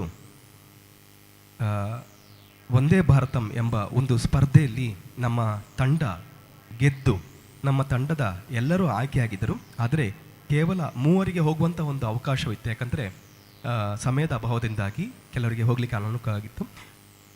3 ಜನ ನಮ್ಮ ತಂಡದ ಶಮ, ಪ್ರಣಮ್ಯ ಹಾಗೂ ಸ್ವಾತಿ ಇವರೆಲ್ಲರೂ ಹೋಗಿ ಪ್ರಧಾನಿಯವರ ಮುಂದೆ ಅಂದರೆ ಗಣರಾಜ್ಯೋತ್ಸವದ ಪೆರೇಡ್ನಲ್ಲಿ ನೃತ್ಯ ಕಾರ್ಯಕ್ರಮ ನೀಡಿದಂತಹ ಒಂದು ಹೆಮ್ಮೆ ನಮಗೆ ನಮ್ಮ ಸಂಸ್ಥೆಗಿದೆ. ಅದೇ ರೀತಿಯಲ್ಲಿ ನಮ್ಮ ಸಂಸ್ಥೆಯ ನಿರ್ದೇಶಕ ನಾನು ದೀಪಕ್ ಕುಮಾರ್. ನಾನು ದೆಹಲಿ ದೂರದರ್ಶನದ ಎ ಗ್ರೇಡ್ ಕಲಾವಿದ. ನನ್ನ ಧರ್ಮಪತ್ನಿ ಹಾಗೂ ಸಹೋದರ ವಿದ್ವಾನ್ ಗಿರೀಶ್ ಕುಮಾರ್ ಮತ್ತು ಪ್ರೀತಿಕಲಾ ಅವರು ಬಿ ಗ್ರೇಡ್ ಕಲಾವಿದರಾಗಿದ್ದಾರೆ. ಅಲ್ಲದೆ ಅನೇಕ ದೇಶಾದ್ಯಂತಲ್ಲದೆ ಅಬುದಾಬಿ, ಕೊಲ್ಲಿ ರಾಷ್ಟ್ರ, ಅಬುದಾಬಿ, ದುಬೈ ಹಾಗೂ ಪಶ್ಚಿಮ ಆಫ್ರಿಕಾದ ಐವರಿ ಕೋಸ್ಟ್ ಎಂಬ ಇದರಲ್ಲಿ ರಾಷ್ಟ್ರದಲ್ಲಿ ನೃತ್ಯ ಕಾರ್ಯಕ್ರಮ ನೀಡಿದಂಥ ಐವರಿ ಕೋಸ್ಟ್ನಲ್ಲಿ ಪ್ರಥಮ ಭಾರತೀಯ ತಂಡ ನೃತ್ಯ ಕಾರ್ಯಕ್ರಮ ನೀಡಿದೆಂಬ ಹೆಮ್ಮೆ ನಮ್ಮ ಸಂಸ್ಥೆಗಿದೆ. ಹೀಗೆ ನಮ್ಮ ಗುರುಗಳ ಬಗ್ಗೆ ಒಂದೆರಡು ಹೇಳಲೇಬೇಕು. ಯಾಕಂದರೆ ಗುರುವಿನ ಕೃಪೆ ಇಲ್ಲದೆ ಸಾಧ್ಯವಿಲ್ಲ. ನನ್ನ ಗುರುಗಳನ್ನೆಲ್ಲರೂ ಸ್ಮರಿಸ್ತೇನೆ. ವಿದುಷಿ ಅಂಬಳಿ ರಾಜೇಶ್ವರಿ, ಗುರು ಉಳ್ಳಾಲ್ ಮೋಹನ್ಕುಮಾರ್, ಗುರು ಶ್ರೀಮತಿ ನರ್ಮದಾ ಹಾಗೂ ವೀಣಾಮೂರ್ತಿ ವಿಜಯ್ ಮತ್ತು ಸಂಧ್ಯಾರಾಣಿ ವರಂಗಲ್, ಅಲ್ಲದೆ ನನಗೆ ಕೊರಿಯೋಗ್ರಫಿ ನೀಡಿದಂತಹ ಗುರು ಮಾಯರಾವ್, ಅಲ್ಲದೆ ನಮ್ಮ ಧರ್ಮಪತ್ನಿಯ ಗುರುಗಳಾದಂತಹ ಶ್ರೀಮತಿ ಯಶಾರಾಮಕೃಷ್ಣ, ಇವರೆಲ್ಲರ ಮಾರ್ಗದರ್ಶನದೊಂದಿಗೆ, ಇವರ ಆಶೀರ್ವಾದದೊಂದಿಗೆ ನಮ್ಮ ಸಂಸ್ಥೆ ಮುನ್ನಡೆಯುತ್ತಾ ಬಂದಿದೆ. ಇದೀಗ ಕೆಲವೇ ಕ್ಷಣಗಳಲ್ಲಿ ತಮ್ಮ ಮುಂದೆ ರಾಮನಿಗೆ ಸಂಬಂಧಪಟ್ಟಂಥ ಒಂದು ವಿಶಿಷ್ಟ ಕಾರ್ಯಕ್ರಮ ಮಾಡಲಿಕ್ಕಿದ್ದೇವೆ. ಇವತ್ತು ದ್ವಾರಕಾ ಪ್ರತಿಷ್ಠಾನದ ಶ್ರೀಯುತ ಗೋಪಾಲಕೃಷ್ಣ ಭಟ್ ಅವರ ಸುಪುತ್ರಿ ಕುಮಾರಿ ಅಕ್ಷರಿ, ಪುಟಾಣಿ ಅಕ್ಷರಿ ಹಾಗೂ ನನ್ನ ಪುತ್ರಿ ಕುಮಾರಿ ಮಾತಂಗಿ, ಇವರು ಕೂಡ ರಾಮನ ಮಂತ್ರದ ಮಹಿಮೆಯನ್ನು ತಮ್ಮ ಮುಂದೆ ಸಾರಲಿಕ್ಕಿದ್ದಾರೆ. ಇದೀಗ ಕೆಲವೇ ಕ್ಷಣಗಳಲ್ಲಿ ತಮ್ಮ ಮುಂದೆ ನೃತ್ಯ ಕಾರ್ಯಕ್ರಮ ಅನಾವರಣಗೊಳ್ಳಲಿದೆ.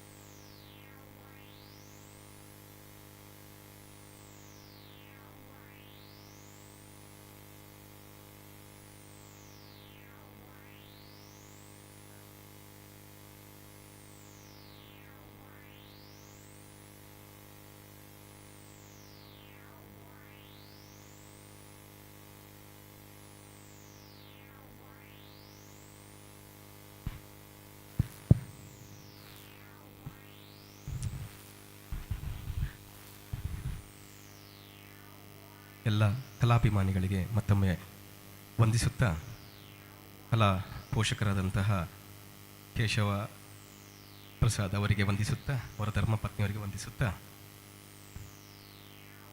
ಈಗ ನೃತ್ಯ ಕಾರ್ಯಕ್ರಮ.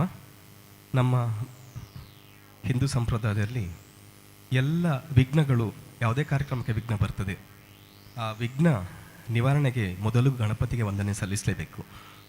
ನಾವು ರಾಮರಸ ಪಾನ ಮಾಡುವ ಮೊದಲು ವಿಘ್ನ ನಿವಾರಕನಿಗೆ ಅಂದರೆ ಗಣೇಶನಿಗೆ ವಂದನೆ ಸಲ್ಲಿಸಿಯೇ ಮಾಡಬೇಕು ಅಂತ ಇದು ನಾವು ಹೇಳಿದಲ್ಲ, ಹರಿಯಾಜ್ಞೆ ಇದಕ್ಕುಂಟು ಅಂತ ಪುರಂದರದಾಸರೇ ಹೇಳಿದ್ದಾರೆ. ವಂದಿಸುವುದು ಆದಿಯಲ್ಲಿ ಗಣನಾಥನ ಸಂದೇಹ ಸಲ್ಲ, ಇದಕ್ಕೆ ಯಾರೂ ಸಂಶಯ ಪಡಬಾರ್ದು, ಯಾಕಂದರೆ ಇದಕ್ಕೆ ಹರಿಯಾಜ್ಞೆ ಉಂಟು. ಹಾಗಾಗಿ ಇವತ್ತಿನ ಕಾರ್ಯಕ್ರಮ ಚೆನ್ನಾಗಿ ಆಗಲಿ ಅಂತ ನಾವು ವಿಘ್ನ ನಿವಾರಕ ಗಣಪತಿಗೆ ವಂದಿಸುತ್ತೇವೆ. ಗಣಪತಿ ಪ್ರತಿಯೊಬ್ಬ ದೇವರಿಗೂ ಒಂದು ನಿರ್ದಿಷ್ಟವಾದ ರಾಗ ಬಹಳ ಇಷ್ಟವಾಗಿದೆ ಅಂತೆ. ದೇವರೆಲ್ಲರೂ ಸಂಗೀತ ಪ್ರಿಯರು, ಆದರೆ ಪ್ರತಿಯೊಬ್ಬರಿಗೂ, ಈಗ ಸರಸ್ವತಿಗೆ ಸರಸ್ವತಿ ರಾಗ ಅಂತ ಸರಸ್ವತಿಗೆ ಸೀಮಿತವಾದಂಥ ರಾಗ ಇದೆ. ಹಾಗೆ ಗಣಪತಿಗೆ ಬಹಳ ಪ್ರಿಯವಾದ ರಾಗ ಯಾವುದು ಕೇಳಿದರೆ ಬಹುಶಃ ಕೆಲವು ಸಂಗೀತ ಗುರುಗಳಿಗೆ ಗೊತ್ತಿರ್ಬೋದು, ಹಂಸಧ್ವನಿ. ಹಂಸಧ್ವನಿ ಎಂಬುದು ಗಣಪತಿಗೆ ಅವನಿಗೆ ಮೀಸಲಾಗಿರುವಂತಹ ರಾಗ. ಅಂತಹ ಒಂದು ಹಂಸಧ್ವನಿ ರಾಗದಲ್ಲಿ ಗಣಪತಿ ತಾಳ ಎಂಬ ನೃತ್ಯವನ್ನು ಪ್ರಸ್ತುತಪಡಿಸುತ್ತಿದ್ದೇವೆ. ಇದು ಕವಿತ್ವ ರೂಪದಲ್ಲಿ ಕವಿತೆಗಳು ಹೇಗೆ ಪುನರಾವರ್ತನೆ ಹೇಳುತ್ತಾ ಅದನ್ನು ಆ ಸಾಹಿತ್ಯದ ಸೌಂದರ್ಯವನ್ನು ಹೆಚ್ಚಿಸ್ತಾರೋ ಅದೇ ರೀತಿಯಲ್ಲಿ ಈ ಕವಿತ್ವದಲ್ಲಿ ಅನೇಕ ಬಾರಿ ಆ ಸಾಹಿತ್ಯಗಳನ್ನು ಶೋಲ್ಕಟ್ಟುಗಳನ್ನು ಅದನ್ನು ಒಮ್ಮೆ ಗದ್ಯ ರೂಪವಾಗಿ ಮತ್ತೊಂದು ರಾಗ ರೂಪವಾಗಿ ಅದನ್ನು ಪ್ರಸ್ತುತಪಡಿಸುತ್ತಿದ್ದೇವೆ. ಗಜಮುಖ ವಕ್ತ್ರಂ ಗಿರಿಜಾಪುತ್ರಂ ಶುಭಗಜವಕ್ತ್ರಂ ಗಣಪತಿಗೇಯಂ ಸುವಿಧೃತ ಪರಶುಂ ಲಡ್ಡುಕ ಪಾಶಂ, ಅವನ ಕೈಯಲ್ಲಿರುವಂಥ ಪರಶು ಪಾಶ, ಇದನ್ನೆಲ್ಲ ವರ್ಣಿಸುವಂಥದ್ದು. ಹೀಗೆ ಸಂಸ್ಕೃತ ಭಾಷೆಯಲ್ಲಿರುವಂಥ, ಬಹುಶಃ ಅದರ ಸಾಹಿತ್ಯ ನಾವು ಹೇಳಬೇಕಂತಿಲ್ಲ, ಸಂಸ್ಕೃತ ಕೋವಿದರಾದ ತಮಗೆಲ್ಲರಿಗೂ ಅದರ ಸಾಹಿತ್ಯ ಅರ್ಥವಾಗ್ಬೋದು. ಇದರ ಸಾಹಿತ್ಯಕ್ಕೆ ಧ್ವನಿ ನೀಡಿದ್ದಾರೆ ನಾವು ಇದನ್ನೆಲ್ಲ ಬೆಂಗಳೂರಿನಲ್ಲಿ ಅತ್ಯಂತ ಶ್ರೇಷ್ಠ ಕಲಾವಿದರಲ್ಲಿ ನಾವು ಧ್ವನಿ ಮುದ್ರಣ ಮಾಡಿಕೊಂಡಿದ್ದೇವೆ. ನಮ್ಮ ನಾಡಿನ ಅತ್ಯಂತ ಶ್ರೇಷ್ಠ ನೃತ್ಯ ಸಂಗೀತ ಕಲಾವಿದರಾದಂತಹ ಶ್ರೀಯುತ ಉನ್ನಿಕೃಷ್ಣನ್ ನಂದಕುಮಾರ್ ಇವರು ಧ್ವನಿ ನೀಡಿದ್ದಾರೆ. ಇದಕ್ಕೆ ಲಯವಾದ್ಯ ಮಾಡಿರುತ್ತಾರೆ ನಮ್ಮ ನಾಡಿನ ಮತ್ತೋರ್ವ ನೃತ್ಯ ಸಂಗೀತ ಮೃದಂಗ ವಿದ್ವಾಂಸರಾದ ಶ್ರೀಯುತ ಜಿ ಗುರುಮೂರ್ತಿಯವರು. ಇದೀಗ ತಮ್ಮ ಮುಂದೆ ನಮ್ಮ ಕಲಾಶಾಲೆಯ ಹಿರಿಯ ವಿದ್ಯಾರ್ಥಿಗಳಾದಂತಹ ವಿದುಷಿ ಅಪೂರ್ವ ಗೌರಿ ದೇವಸ್ಯ, ವಿದುಷಿ ನಿಧಿ ಎಸ್, ಕುಮಾರಿ ಪ್ರಣಮ್ಯ ಹಾಗೂ ಕುಮಾರಿ ವಿಭಾಶ್ರೀ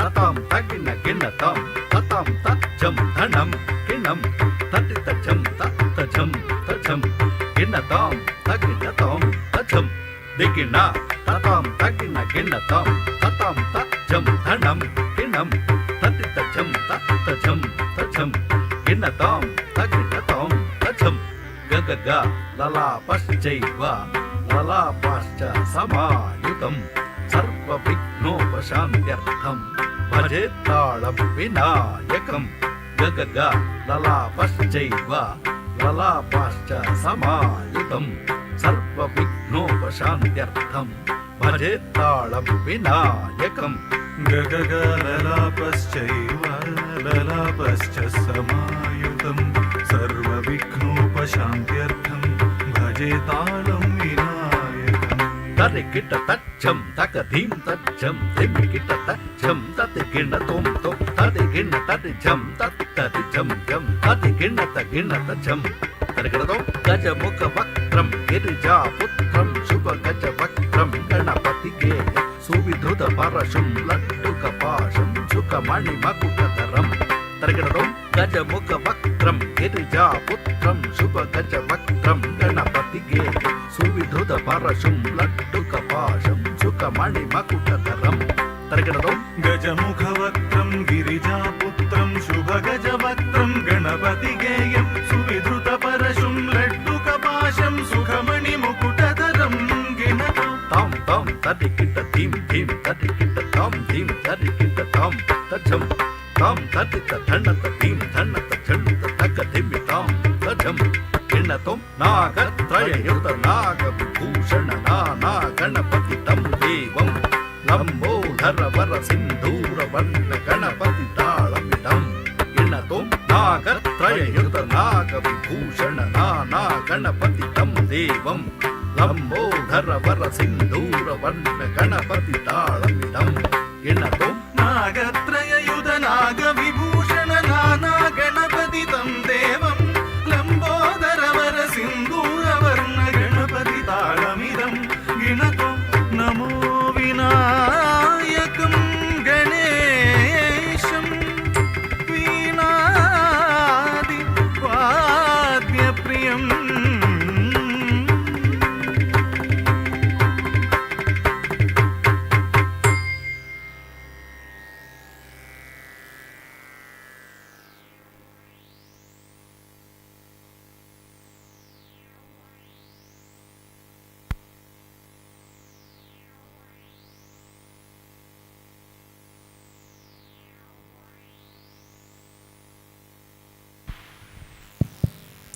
ಮುಂದೆ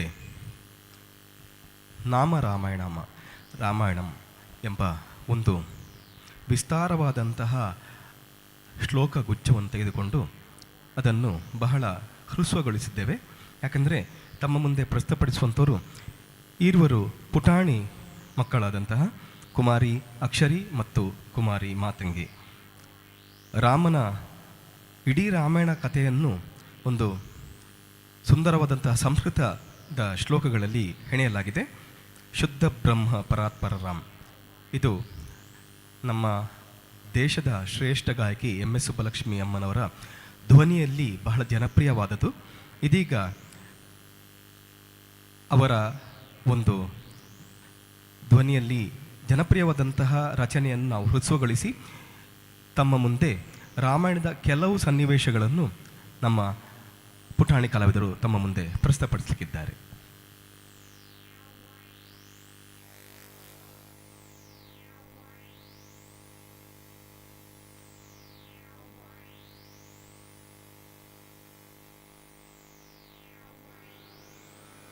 ಶುದ್ಧ ಬ್ರಹ್ಮ ಪರಾತ್ಪರ ರಾಮ್, ಕಾಲಾತ್ಮಕ ಪರಮೇಶ್ವರ ರಾಮ್. ಶುದ್ಧ ಬ್ರಹ್ಮ ಪರಾತ್ಪರ ರಾಮ್, ಕಾಲಾತ್ಮಕ ಪರಮೇಶ್ವರ ರಾಮ್. ಶುದ್ಧ ಬ್ರಹ್ಮ ಪರಾತ್ಪರ ರಾಮ್, ಕಾಲಾತ್ಮಕ ಪರಮೇಶ್ವರ ರಾಮ್. ಶುದ್ಧ ಬ್ರಹ್ಮ ಪರಾತ್ಪರ ರಾಮ್, ಕಾಲಾತ್ಮಕ ಪರಮೇಶ್ವರ ರಾಮ್. ಶುದ್ಧ ಬ್ರಹ್ಮ ಪರಾತ್ಪರ ರಾಮ್.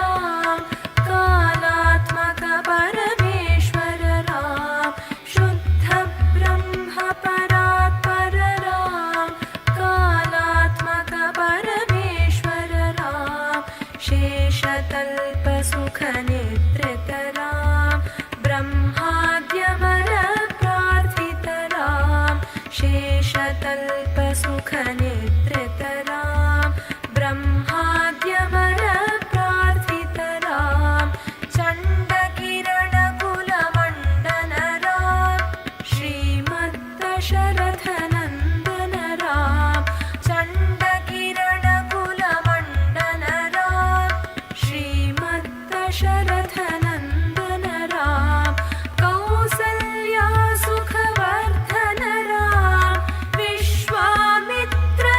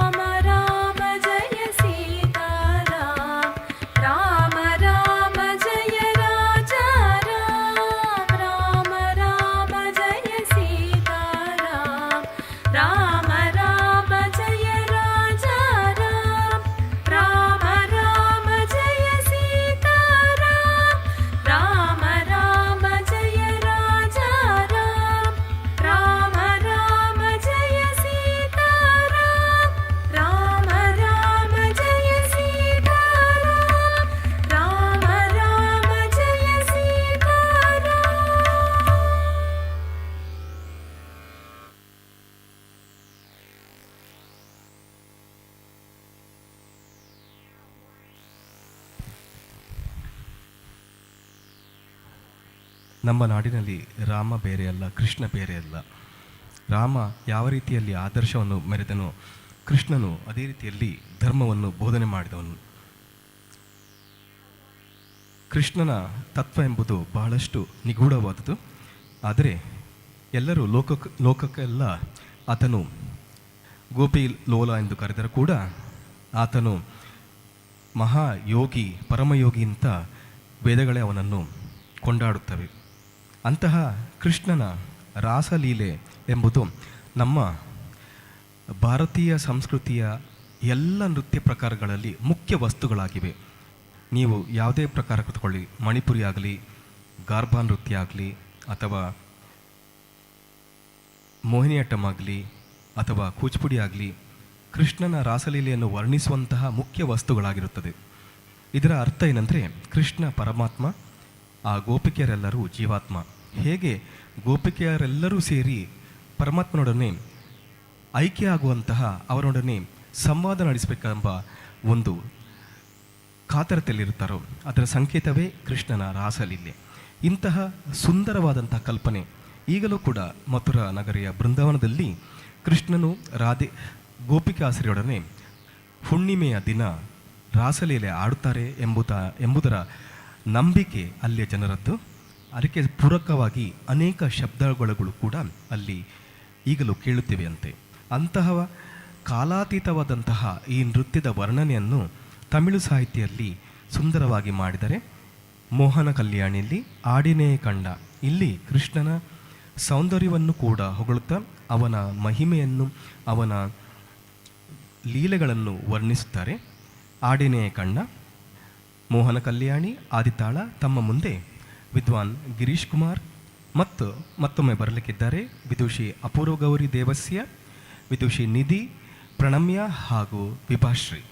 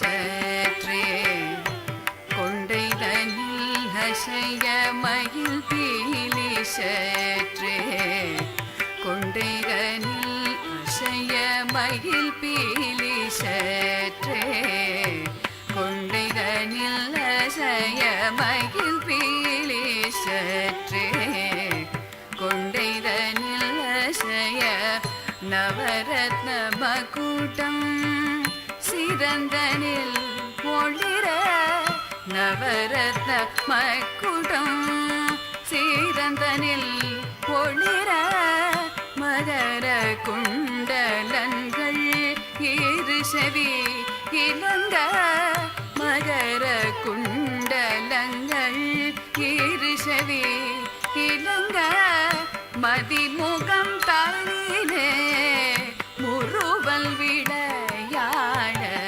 மதிமுகம் தானிலே முறுவல் விளையாட மணம் கமழ் மாலைகள் மார்பில் அசைந்தாட மணம் கமழ் மாலைகள் மார்பில் அசைந்தாட மயங்கும் மல்தேவண்ண ஆடைடையாட மயங்கும் மல்தேவண்ண ஆடையிடையாட மதுர மோகன குழலிசை கூட்ட மதுர மோகன குழலிசை கூட்ட மங்கையர் கண்கள் மையறி காட்ட மதுர மோகன குழலிசை கூட்ட மங்கைய கண்கள் மையறி காட்ட மலர் கடல் சதங்கை சதிலயம் கூட்ட மனமறிந்து அருள் சொரிந்து இணைந்து நன்றாடினையே கண்ணா மதுர மோகன குழலிசை கூட்ட மங்கைய கண்கள் மையறி காட்ட மலர் கடல் சதங்கை சதிலயம் கூட்ட மனமறிந்து அருள் சொரிந்து இணைந்து நன்றாடினையே கண்ணா பிருந்தாவனம் தனிலானந்த ரசமய அற்புத நடனம் ஆடினையே கண்ணா பிருந்தாவனம் தனிலானந்த ரசமய அற்புத நடனம் ஆடினையே கண்ணா கண்ணா கண்ணா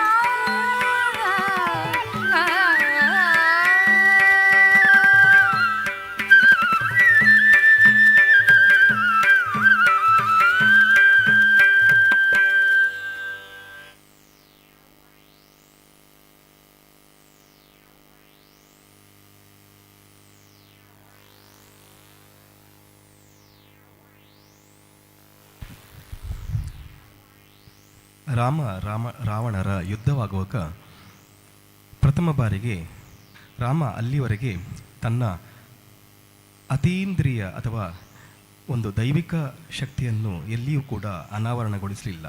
ಆದರೆ ಆ ಒಂದು ಸಂದರ್ಭದಲ್ಲಿ ತನ್ನ ಒಂದು ದೈವಿಕ ಶಕ್ತಿಯನ್ನು ತೋರಿಸಿದ ಅಂತ ಪುರಂದರದಾಸರು ಹೇಳ್ತಾರೆ. ಈ ಪದ್ಯ ಬಹಳ ವಿಶಿಷ್ಟವಾದದ್ದು. ಅಲ್ಲಿ ನೋಡಲು ರಾಮ, ಇಲ್ಲಿ ನೋಡಲು ರಾಮ, ಎಲ್ಲೆಲ್ಲಿ ನೋಡಿದರೂ ಅಲ್ಲಿ ಶ್ರೀರಾಮ. ಇದು ರಾಮ ರಾವಣರ ಯುದ್ಧದ ಸಂದರ್ಭವನ್ನು ವರ್ಣಿಸುವಂತಹ ಒಂದು ರಚನೆ. ಹೇಗೆಂದರೆ ರಾವಣನ ಸೈನ್ಯದ ಹೆಸರು ಮಹಾಬಲ ಎಂಬ ಸೈನ್ಯ. ಅದು ಅತ್ಯಂತ ಮಾಯಾವಿ ರಾಕ್ಷಸರಿಂದ ಒಳಗೊಂಡಿತ್ತು.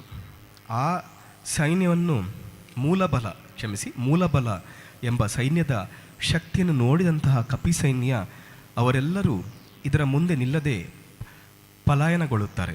ಆಗ ರಾಮ ಯೋಚಿಸುತ್ತಾನೆ, ನಾನೀಗ ಮಾನವನಾಗಿ ನಿಲ್ಲಬಾರದು ಎಂದು ತನ್ನ ಅಲೌಕಿಕ ಶಕ್ತಿಯನ್ನು ಪ್ರದರ್ಶಿಸುತ್ತಾನೆ. ಹೇಗೆಂದರೆ ಈ ರಾಕ್ಷಸರಿಗೆ ಅಲ್ಲಿ ನೋಡಿದರೂ ರಾಮ, ಇಲ್ಲಿ ನೋಡಿದರೂ ರಾಮ. ಕೊನೆಗೆ ರಾಕ್ಷಸ ಮತ್ತೊಬ್ಬನಿಗೆ ಅವನಿಗೆ ಇವನು ರಾಮನಾಗಿ, ಇವನಿಗೆ ಅವನು ರಾಮನಾಗಿ ಕಾಣುತ್ತಾನೆ. ಹೀಗೆ ಅವರಿಗೆ ಗೊಂದಲವಾಗಿ ಒಬ್ಬರನ್ನೊಬ್ಬರನ್ನು ಹೊಡೆದುಕೊಂಡು ಹತರಾಗಿ ಹೋಗುತ್ತಾರೆ. ಇದು ಈ ಒಂದು ಕಥೆಯ ಅಥವಾ ಈ ನೃತ್ಯದ ಸಾರಾಂಶ. ಇದನ್ನು ನೋಡಿ ಹನುಮಂತರಾದಿ ಎಲ್ಲ ತಪಸ್ವಿಗಳು ಬಹಳ ಸಂತೋಷದಿಂದ ಗಟ್ಟಿಯಾಗಿ ಒಬ್ಬರೊಬ್ಬರು ಆಲಂಗಿಸಿಕೊಂಡು ಅಭಿನಂದಿಸಿಕೊಂಡು ಕುಣಿತಾಡುತ್ತಾರೆ. ಆಗ ಆ ಪುರಂದರ ವಿಠಲನ್ನು ರಾಮನು ತನ್ನ ಶಕ್ತಿಯನ್ನು ತೋರಿಸುತ್ತಾ ನಗುತ್ತಾ ನಿಂತಾನೆ ಎಂಬುದಾಗಿ ಪುರಂದರದಾಸರು ಬಹಳ ಸುಂದರವಾಗಿ ತಮ್ಮ ಮುಂದೆ ಈ ಸಮಾಜಕ್ಕೆ ಈ ಒಂದು ನೃತ್ಯವನ್ನು ಅಥವಾ ಈ ಒಂದು ಸಾಹಿತ್ಯವನ್ನು ಅರ್ಪಿಸಿದ್ದಾರೆ. ಇದಕ್ಕೆ ಒಂದು ಚಿಕ್ಕ ಪ್ರಯತ್ನ ನಾವು ಮಾಡಿದ್ದೇವೆ. ಮತ್ತೊಮ್ಮೆ ನಮ್ಮ ಪುಟಾಣಿ ಕಲಾವಿದರು ರಾಮನ ಯುದ್ಧದ ಸನ್ನಿವೇಶವನ್ನು ತಮ್ಮ ಮುಂದೆ ಪ್ರಸ್ತುತಪಡಿಸಲಿಕ್ಕಿದ್ದಾರೆ. ಅಲ್ಲಿ ನೋಡಲು ರಾಮ, ಇಲ್ಲಿ ನೋಡಲು ರಾಮ. ರಾಗ ನಾಟಕುರುಂಜಿ ರಾಗ ಆದಿತಾಳ. ಪ್ರಸ್ತುತಿ ಕುಮಾರಿ ಅಕ್ಷರಿ ಮತ್ತು ಕುಮಾರಿ ಮಾತಂಗಿ.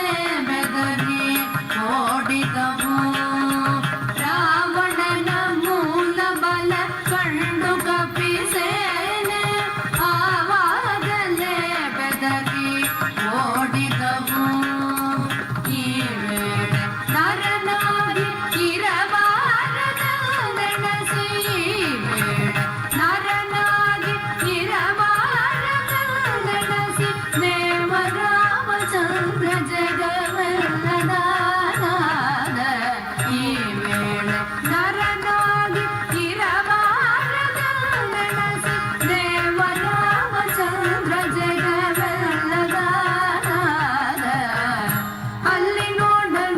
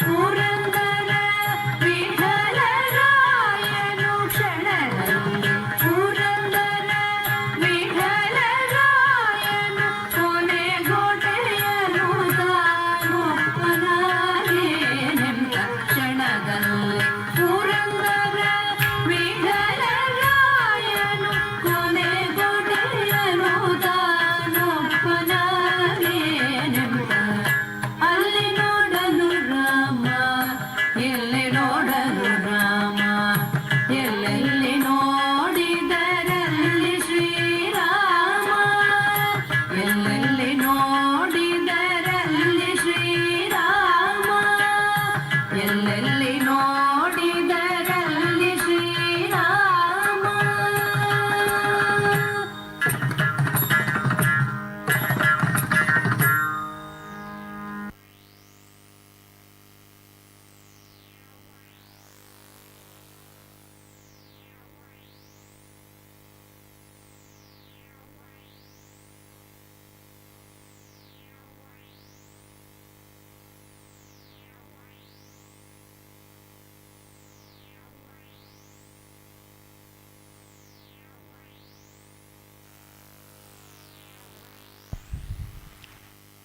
ಇದೀಗ ನಮ್ಮ ಮುಖ್ಯ ಪ್ರಸ್ತುತಿ ಪಿಬರೆ ರಾಮರಸಂ.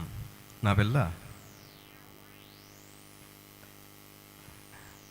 ಸಾವಧಾನದಿಂದ 1 ಗಂಟೆಗಳ ಕಾಲ ರಾಮರಸವನ್ನು ಪಾನ ಮಾಡಬೇಕು. ಯಾಕಂದರೆ ಸ್ವಾತಿ ತಿರುನಾಳ ಮಹಾರಾಜರು ಬಹಳ ಉತ್ಕೃಷ್ಟವಾದ ಸಾಹಿತ್ಯನ ನಮಗೆ ನೀಡಿದ್ದಾರೆ. ನಿಮಗೆಲ್ಲ ಗೊತ್ತಿರುವ ಹಾಗೆ ಭಾವಯಾಮಿ ರಘುರಾಮಂ ಅಂತಹ ರಘುರಾಮನನ್ನು ನಾವು ಸದಾ ಭಾವಿಸುತ್ತೇವೆ.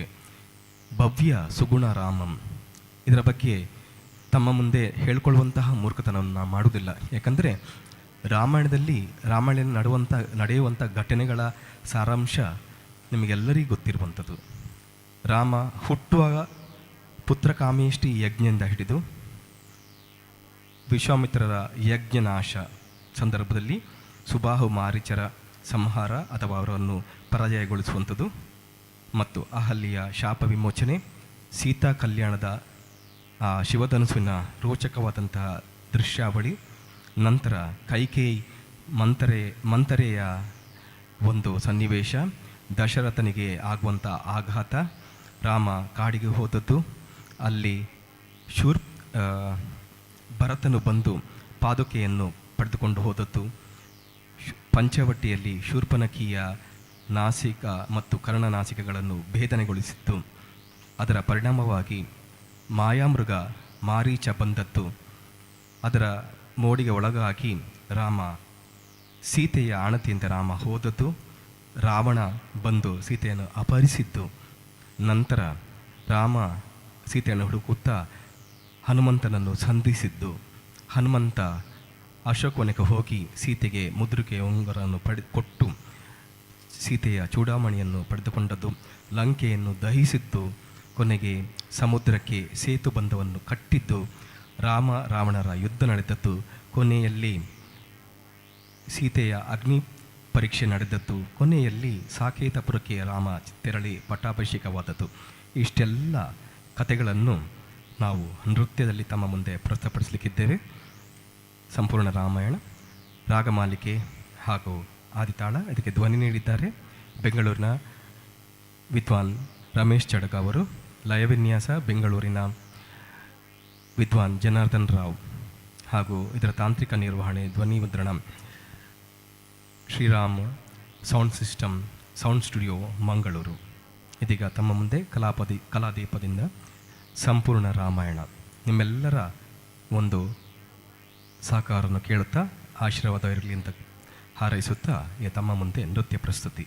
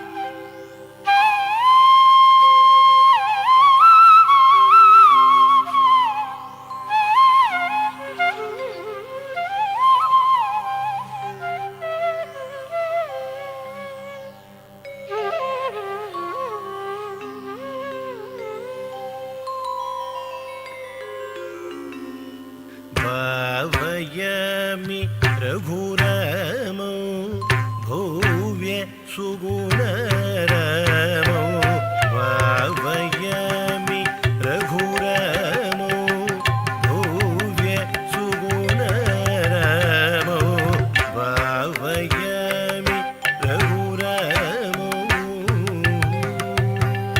ತಕ್ಕ ತಕ್ಕ ತದ್ದಿಗಿನ ತೋಂ ತಾಂ ತ ಧ ರಿ ತಾಂ ತ ಧ ನ ತಾಂ ತ ಝೆ ನು ತಾಂ ತ ಧಿ ನಿ ತಾಂ ತಾಂ ತ ಧ ರಿ ತಾಂ ತಾಂ ತ ಧ ನ ತಾಂ ತಾಂ ತ ಝೆ ನು ತಾಂ ತಾಂ ತ ಧಿ ನಿ ತಾಂ ತ ಧ ರಿ ತಾಂ ತ ಧ ನ ತಾಂ ತ ಝೆ ನು ತಾಂ ತ ಧಿ ನಿ ತಾಂ ತಾಂ ತ ಧ ರಿ ತಾಂ ತಾಂ ತ ಧ ನ ತಾಂ ತಾಂ ತ ಝೆ ನು ತಾಂ ತಾಂ ತ ಧಿ ನಿ ತಾಂ ತ ಧ ರಿ ತಾಂ ತ ಧ ನ ತಾಂ ತ ಝೆ ನು ತಾಂ ತರಗಿಡ ತಗ ತಾಂ ತಾಂ ತ ಧ ರಿ ತಾಂ ತಾಂ ತ ಧ ನ ತಾಂ ತಾಂ ತ ಝೆ ನು ತಾಂ ತಾಂ ತರಗಿಡ ತಗ ತಾಂ ತರಗಿಡ ತಗ ಧೀಂ ತರಗಿಡ ತಗ ತೋಂ ತರಗಿಡ ತಗ ನಂ ತರಗಿಡ ತಗ ತಾಂ ತಾಂ ತರಗಿಡ ತಗ ಧೀಂ ಧೀಂ ತರಗಿಡ ತಗ ತೋಂ ತೋಂ ತರಗಿಡ ತಗ ನಂ ನಂ ತರಗಿಡ ತಗ ತ ಧ ರಿ ತ ಧ ನ ತ ಝೆ ನು ತ ಧಿ ನಿ ತಾಂ ತರಗಿಡ ತಗ ತರಗಿಡ ತೋಂ ತ ಧ ರಿ ತ ಧ ನ ತ ಝೆ ನು ತ ಧಿ ನಿ ತಾಂ ಗಿಡ ತಗ ತರಗಿಡ ತೋಂ ತಾಂ ಗಿಡ ತಗ ಧೀಂ ಗಿಡ ತಗ ತೋಂ ಗಿಡ ತಗ ನಂ ಗಿಡ ತಗ ತಾಂ ಗಿಡ ತಗ ತರಗಿಡ ತೋಂ ತಾಂ ತಾಂ ಗಿಡ ತಗ ತರಗಿಡ ತೋಂ ತಾಂ ತಾಂ ತಾಂ ಗಿಡ ತಗ ತರಗಿಡ ತೋಂ ತಾಂ ವಯಮಿ ರಘುರಾಮೋ ಭವ್ಯ ಸುಗುಣರಾಮೋ ವಯಮಿ ರಘುರಾಮೋ ಭವ್ಯ ಸುಗುಣರಾಮೋ ವಯಮಿ ರಘುರಾಮೋ ಭವ್ಯ ಸುಗುಣರಾಮೋ ವಯಮಿ ರಘುರಾಮೋ ಭವ್ಯ ಸುಗುಣರಾಮೋ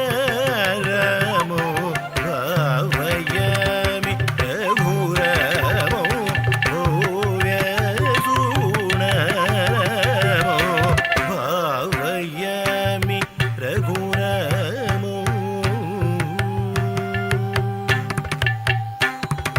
ಭಾವುಕ ವಿತರಣ ಪರ ಭಾವುಕ ವಿತರಣ ಪರ ಭಾವುಕ ವಿತರಣ ಪರ ಪಂಗಲೀಲಸಿತೋ ಭಾವುಕ ವಿತರಣ ಪರ ಪಂಗಲೀಲಸಿತೋ ಭಾವುಕ ವಿತರಣ ಪರ ಪಂಗಲೀಲಸಿತೋ ಸರಿ ಗ ಸರಿ ಪದ ಪದ ರಿ ಸನಿ ದ ನಿ ದ ವ ಮ ಗ ರಿ ಸ ದ ಸರಿ ಗ ಸರಿ ಪದ ಪದ ರಿ ಸನಿ ದ ನಿ ದ ವ ಮ ಗ ರಿ ಸ ದ ಸರಿ ಮ ಗ ರಿ ಮ ಪದ ವ ಮ ಪದ ನ ನಿ ದ ನಿ ದ ವ ಮ ಪದ ಗ ರಿ ದ ರ ರಿ ಸ ರ ಸ ರ ಗ ರಿ ನಿ ದ ಮ ಗ ರಿ ಸ ರ ಭಾವಯಾಮಿ ರಘುರಾಮೋ ಭವ್ಯ ಸುಗುಣರಾಮೋ ಭಾವಯಾಮಿ ರಘುರಾಮೋ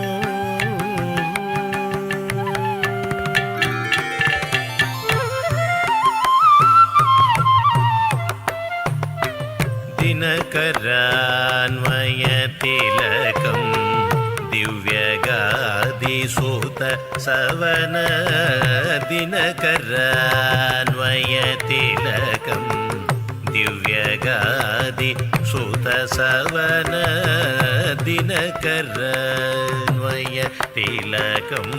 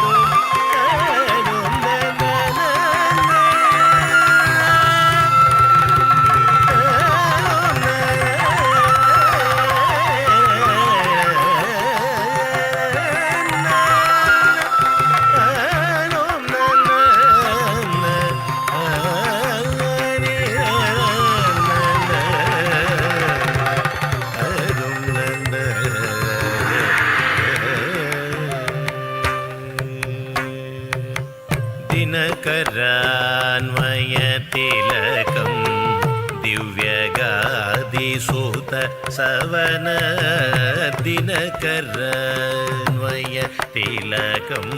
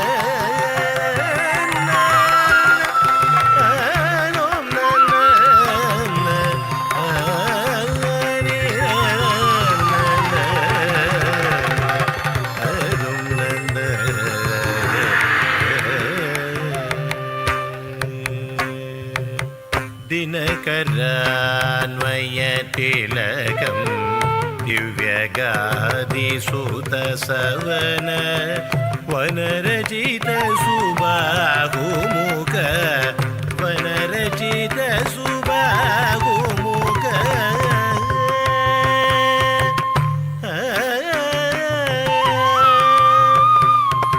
सुबाहुमुख वनरचित सुबाहुमुख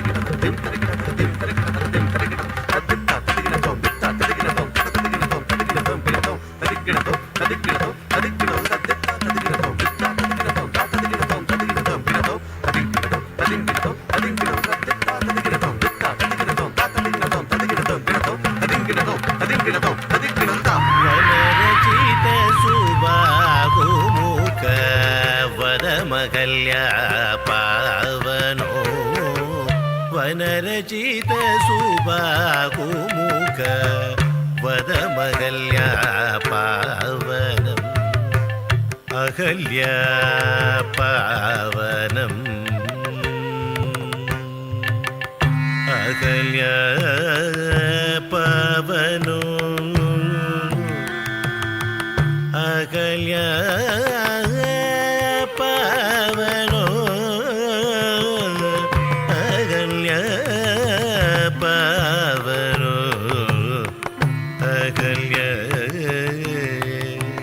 मयद मयदरिग मयद गामदनिद ननिनाद मयद मयद सरिग मयद निद मयद निद मयद निद दनिद निद निद मम गमदनिद निद मगद पगद अहल्या पावनम् वनरचित सुबाहुमुख वदमकल्या पावनम् अनगमीश चापवर्गौ जनकसुता प्राणेषु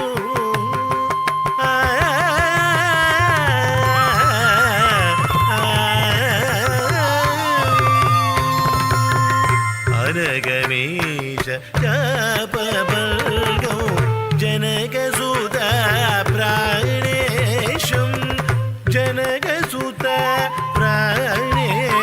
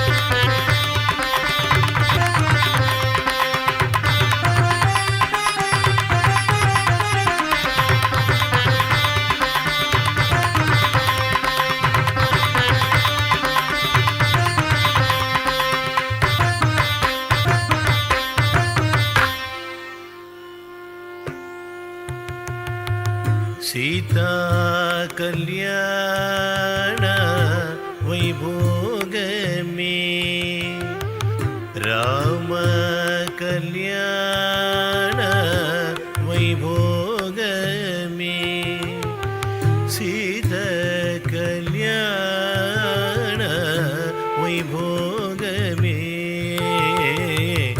राम कल्याण वैभोग में, वैभोग में, वैभोग में,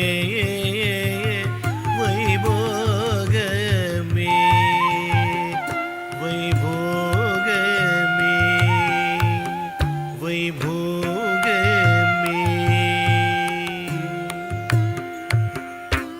अनगमीश कापबर्गो जनकसुत प्राणेषु घनकुपित भृगुराम गर्वगरमित साकेतं, घनकुपित भृगुराम गर्वगरमित साकेतं, मगस निधनि स रे गम निरम गरि गम पगरि स मगस निधनि स रे गम निरम गरि गम पगरि स निधनि स रि गम निधनि मद निधनि धनि धनि गम गनि गनि ध निधन गनि निध मगरि स भावयामि रघुरामो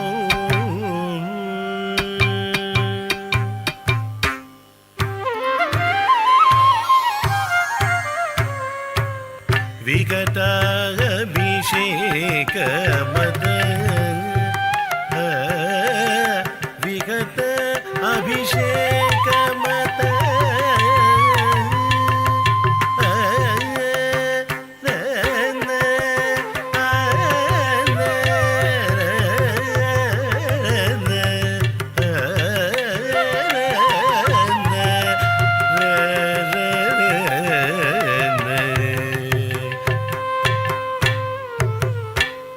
मंतरा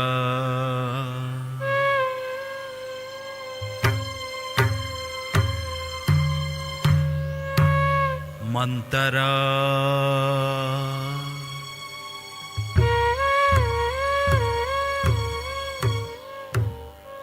मंतरा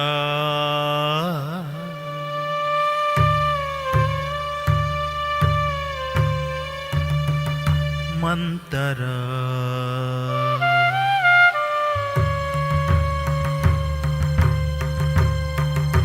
मंतरा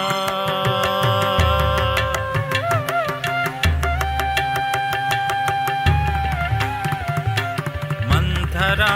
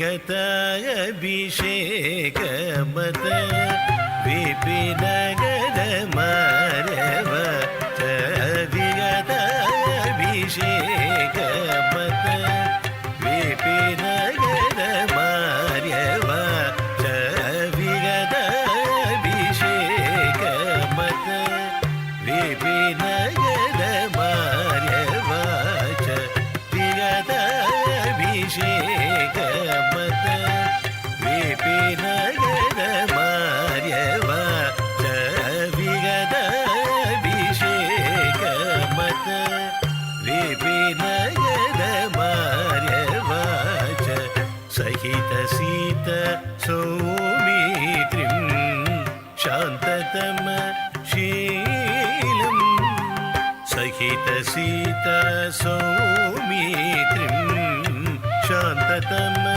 ಶೀಲಂ ಸಹಿತ ಸೀತ ಸೌಮಿತ್ರಿಂ ಶಾಂತತಮ ಶೀಲಂ ಭೋಗನಿಲಯ ಗದೋ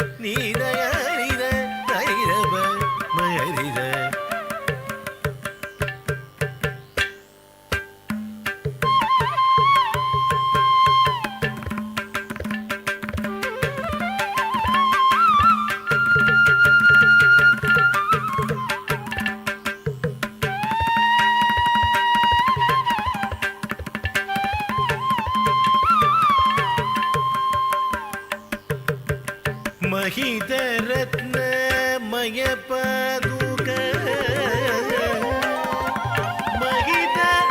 महितरत्नमय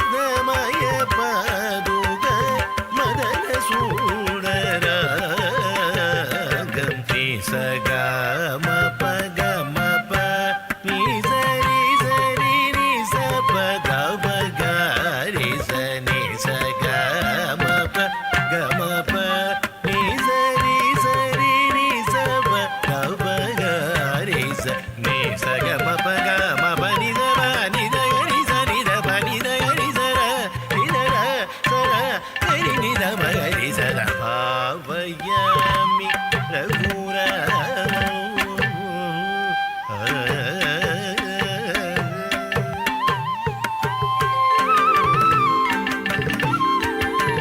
ವಿತತ ದಂಡ ಕಾರಣ್ಯಕ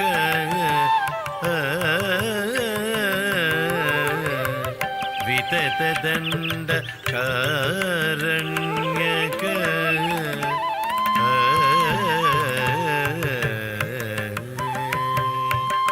ವಿತತ ದಂಡ ಕಾರಣ್ಯಕ ವಿತತ ದಂಡ ಕಾರಣ್ಯಕ ವಿತತ ದಂಡ ಕಾರಣ್ಯಕ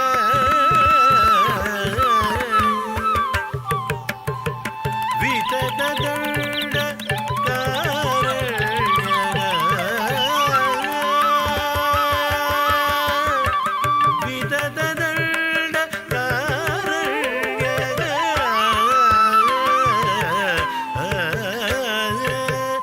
ವಿತತದಂಡ ಕಾರಣ್ಯಕ ಗತ ವಿರಾದದಲನೋ ವಿತತದಂಡ ಕಾರಣ್ಯಕ ಗತ ವಿರಾದದಲನಂ ಸುಚರಿತ ಘಟದ ತಾನು ಪಮಿತ ವೈಷ್ಣವಾಶ್ರಂ ಸುಚರಿತ ಘಟದ ತಾನು ಪಮಿತ ವೈಷ್ಣವಾಶ್ರಂ ವಿತತ ದಂಡ ಕಾರಣ್ಯಕ ಗತ ವಿರಾದದಲನಂ ಸುಚರಿತ ಘಟದ ತಾನು ಪಮಿತ ವೈಷ್ಣವಾಶ್ರಂ ಪತಗವರ ಜಟಾಯುನುಟೋ ಪಂಚವಟಿ ವಿಗಿತವಾಸಂ ಪತಗವರ ಜಟಾಯುನುಟೋ ಪಂಚವಟಿ ವಿಗಿತವಾಸಂ ಅತಿ ಘೋರ ಶೂರ್ಪನಖ ಅತಿ ಘೋರ ಶೂರ್ಪನಖ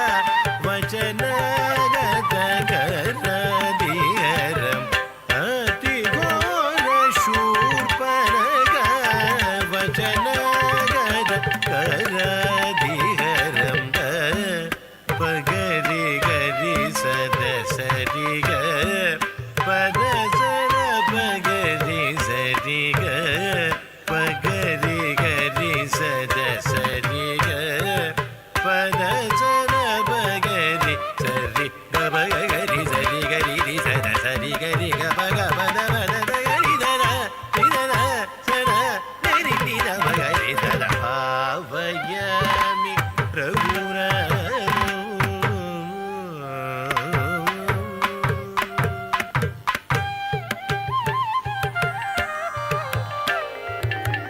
ಕನಕ ಮೃಗ ರೂಪಧರ ಕಲಮಾರೀಚ ಹರನ್ಮಿಕ ಕನಕ ಮೃಗ ರೂಪಧರ ಕಲಮಾರೀಚ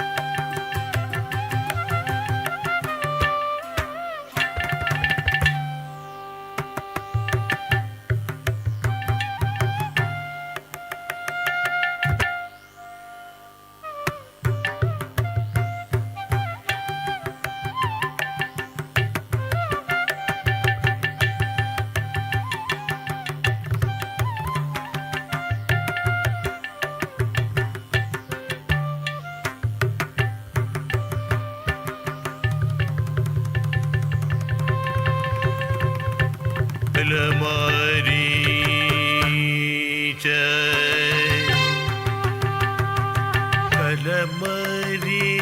ಕಲಮಾರೀಚ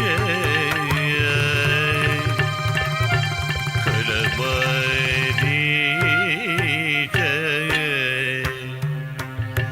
ಕನಕ ಮೃಗ ರೂಪಧರ ಕನಕ ಮೃಗ ರೂಪಧರ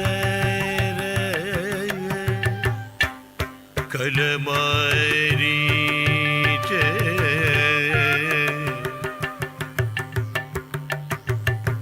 ಹಾಸಿತಾ ಲಕ್ಷ್ಮಣ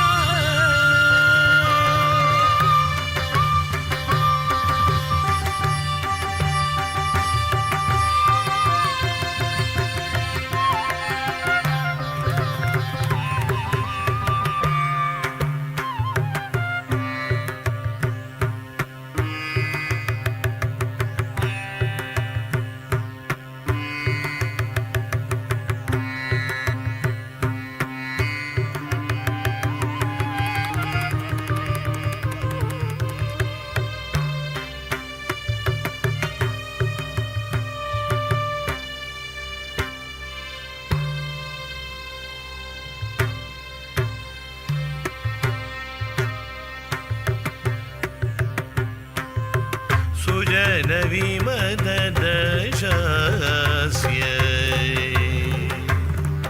दशास्य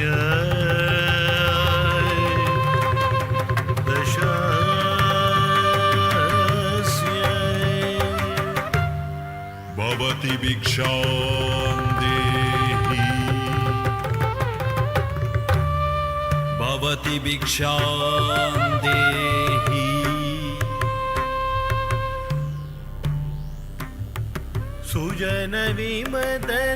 सुजनविमददशास्य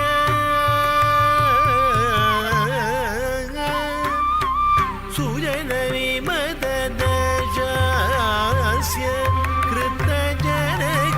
कृतजनकजानेशनु सुजनविमददशास्य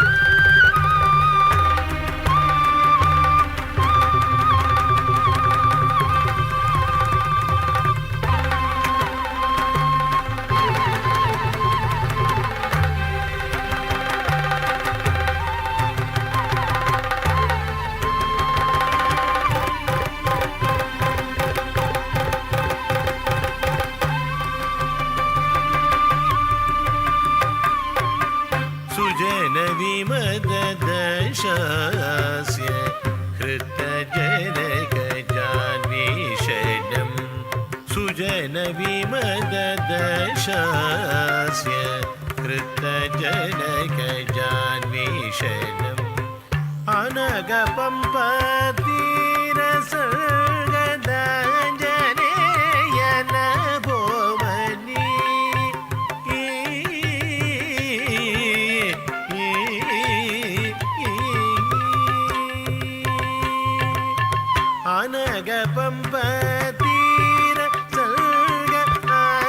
अनगपम्पतीरसर्गदाञ्जनेयन भोमनि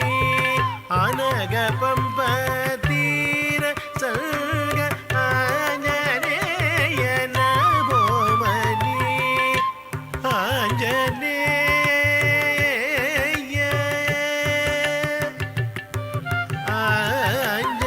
आञ्जनेय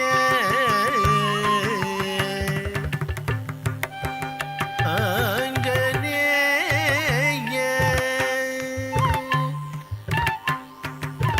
राम राम राम राम राम राम राम राम राम राम राम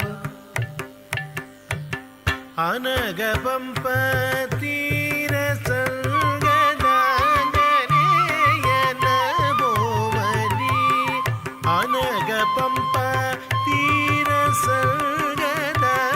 अनगपम्पतीरसर्गदाञ्जनेयन भोमनि तनुजसख्यकरं वाणि तनुदननमीशं तनुजसख्यकरं वाणि तनुदननमीशं तनुजसख्यकरं वाणि तनुदननमीशं पामगनि स निरसरि मा गरि स रिम पमनिर पामगनि स निरसरि मा गरि स रिम पमनिर सरि र पामगरि स निरसरि मा पनिर मा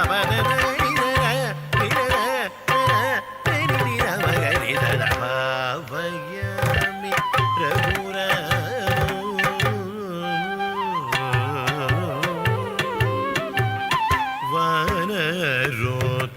वानरोत्तमसहित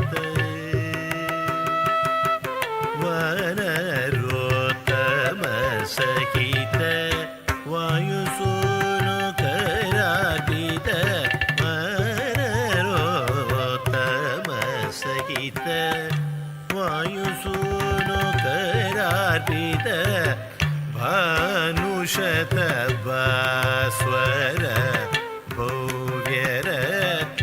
भव्यरत्नाङ्गुनीयो भानुशतभास्वर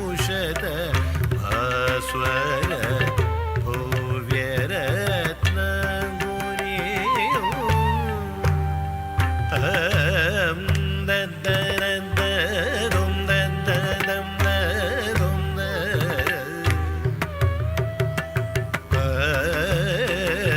दरुं दुं दद्दररुं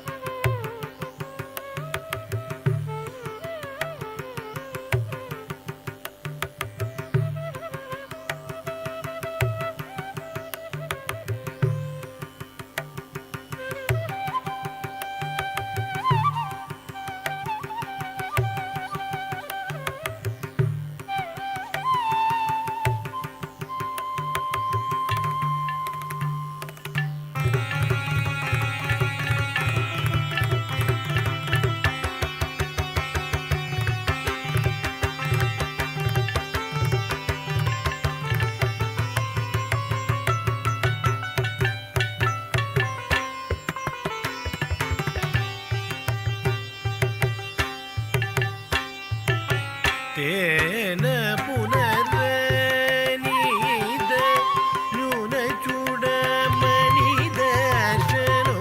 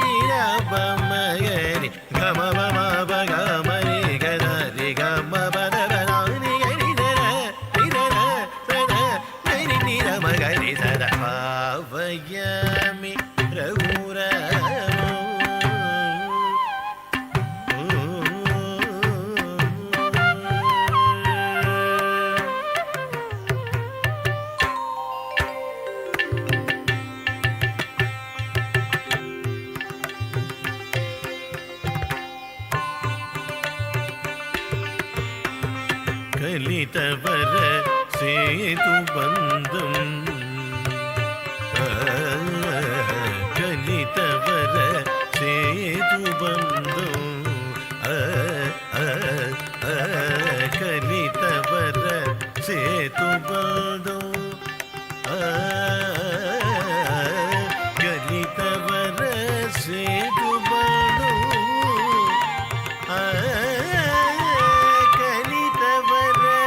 ಸೇರುವುದು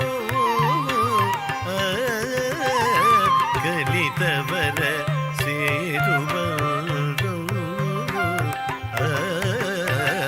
ಕಲಿತವರ ಸೇರು ಬಂಧಂ ಕಲನಿಸಿ ಮವಿಷಿತಾಶನ ಕಲಿತವರ ಸೇತು ಬಂಧಂ ಕಲನಿಸಿ ಮವಿಷಿತಾಶನ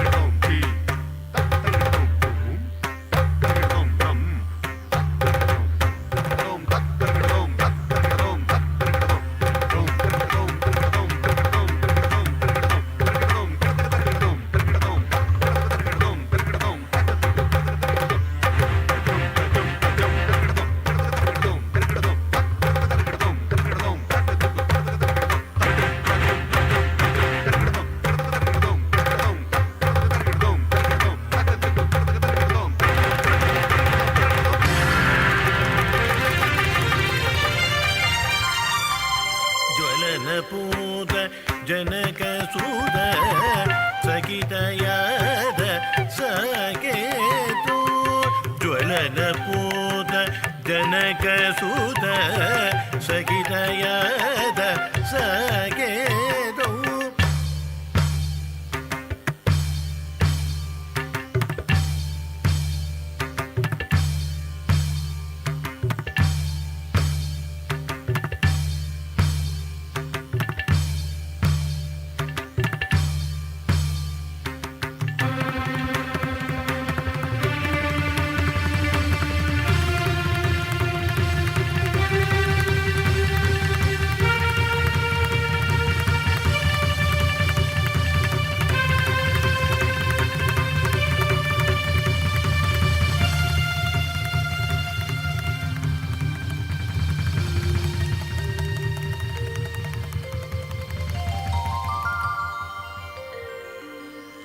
ಜ್ವಲನಪೂತ ಜನಕಸೂತ ಸಕಿತಯಾದ ಸಕೇತು ಜ್ವಲನಪೂತ ಜನಕಸೂತ ಸಕಿತಯಾದ ಸಕೇತು ವಿಲಸಿತ ಪಟ್ಟಾಭಿಷೇಕೌ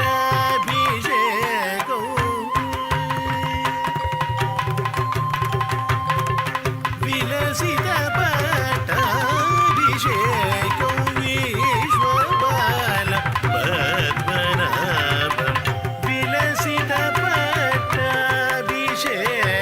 ವಿಶ್ವಬಾಲ ಪದ್ಮನಾಭಂ ವಿಲಸಿತ ಪಟ್ಟಾಭಿಷೇಕಂ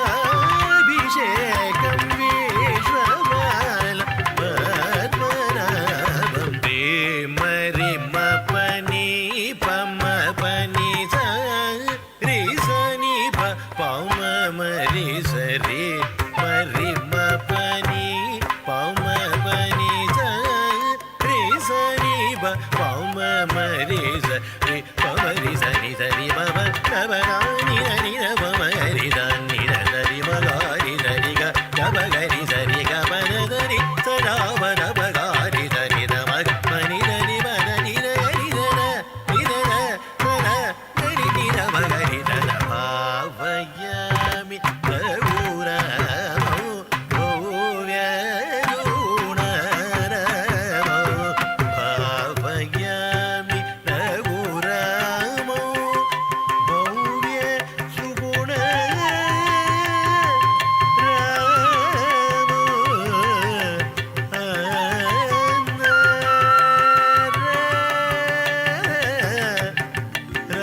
ರಾಮಾಯ ರಾಮಭದ್ರಾಯ ರಾಮಚಂದ್ರಾಯ ವೇದಸೇ ರಘುರಾತಾಯ ನಾದಾಯ ಸೀತಾಯ ಪದಯೇ ನಮಃ ಸೀತಾಯ ಪದಯೇ ನಮಃ ಸೀತಾಯ ಪದಯೇ ನಮಃ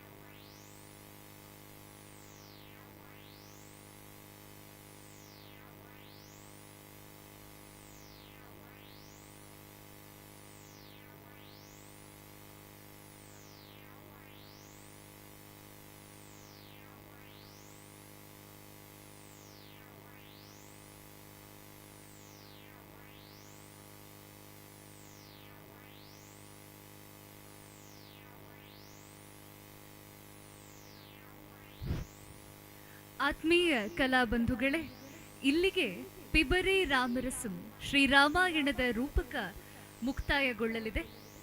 ನಮ್ಮೆಲ್ಲರನ್ನ ಇಷ್ಟು ಹೊತ್ತು ಮನರಂಜಿಸಿದಂತಹ ಕಲಾದೀಪ ಮತ್ತು ತಂಡದವರಿಗೆ ನಮ್ಮೆಲ್ಲರ ಪರವಾಗಿ ಗಟ್ಟಿ ಚಪ್ಪಾಳೆಯ ಮೂಲಕ ಹೃದಯಾಂತರಾಳದ ಧನ್ಯವಾದಗಳನ್ನು ಸಮರ್ಪಿಸ್ತಾ ಇದ್ದೇವೆ. ಶ್ರೀ ದೀಪಕ್ ಕುಮಾರ್ ದಂಪತಿ ಹಾಗೂ ಪ್ರದರ್ಶನವನ್ನ ನೀಡಿದಂತಹ ಎಲ್ಲ ಕಲಾವಿದರು ಕೂಡ ದಯವಿಟ್ಟು ವೇದಿಕೆಗೆ ಬರಬೇಕಾಗಿ ವಿನಂತಿಸಿಕೊಳ್ತಾ ಇದ್ದೇನೆ. ಇವರಿಗೆ ದ್ವಾರಕಾ ಪ್ರತಿಷ್ಠಾನದ ಅಧ್ಯಕ್ಷರಾದ ಶ್ರೀ ಗೋಪಾಲಕೃಷ್ಣ ಭಟ್ ಇವರು ಗೌರವ ಸ್ಮರಣಿಕೆಗಳನ್ನ ನೀಡಿ ನಮ್ಮ ಕಡೆಯಿಂದ ಒಂದು ಪುಟ್ಟ ಕಾಣಿಕೆಯನ್ನು ಕೊಡಬೇಕಂತ ಹೇಳಿ ವಿನಂತಿ. ಮತ್ತೊಮ್ಮೆ ಎಲ್ಲ ಕಲಾವಿದರಿಗೂ ಕೂಡ ನಮ್ಮೆಲ್ಲರ ಕಡೆಯಿಂದ ಮತ್ತೊಂದು ಗಟ್ಟಿ ಚಪ್ಪಾಳೆ ಬರಲಿ. ಇಷ್ಟು ಹೊತ್ತಿನ ಕಾಲ ನಮ್ಮೆಲ್ಲರನ್ನ ಮನರಂಜಿಸಿದಂತಹ ಕಲಾವಿದರು, ಪುಟ್ಟ ಮಕ್ಕಳಿಂದ ಹಿಡಿದು ವಿದ್ವತ್ತು ಪೂರೈಸಿದ ಮಹನೀಯ ಕಲಾವಿದರುಗಳವರೆಗೆ ಸರ್ವರು ಕೂಡ ನಮ್ಮನ್ನ ಇಷ್ಟು ಹೊತ್ತು ರಂಜಿಸಿದಂತಹ ಕಲಾವಿದರು ಇವರೆಲ್ಲರಿಗೂ ಕೂಡ ದ್ವಾರಕೋತ್ಸವ 2024 ನಂದ ಗೋಕುಲ ವೇದಿಕೆಯಲ್ಲಿ ದ್ವಾರಕಾ ಪ್ರತಿಷ್ಠಾನದ ಪರವಾಗಿ ಇದೀಗ ಗೌರವ ಸಮರ್ಪಣೆ.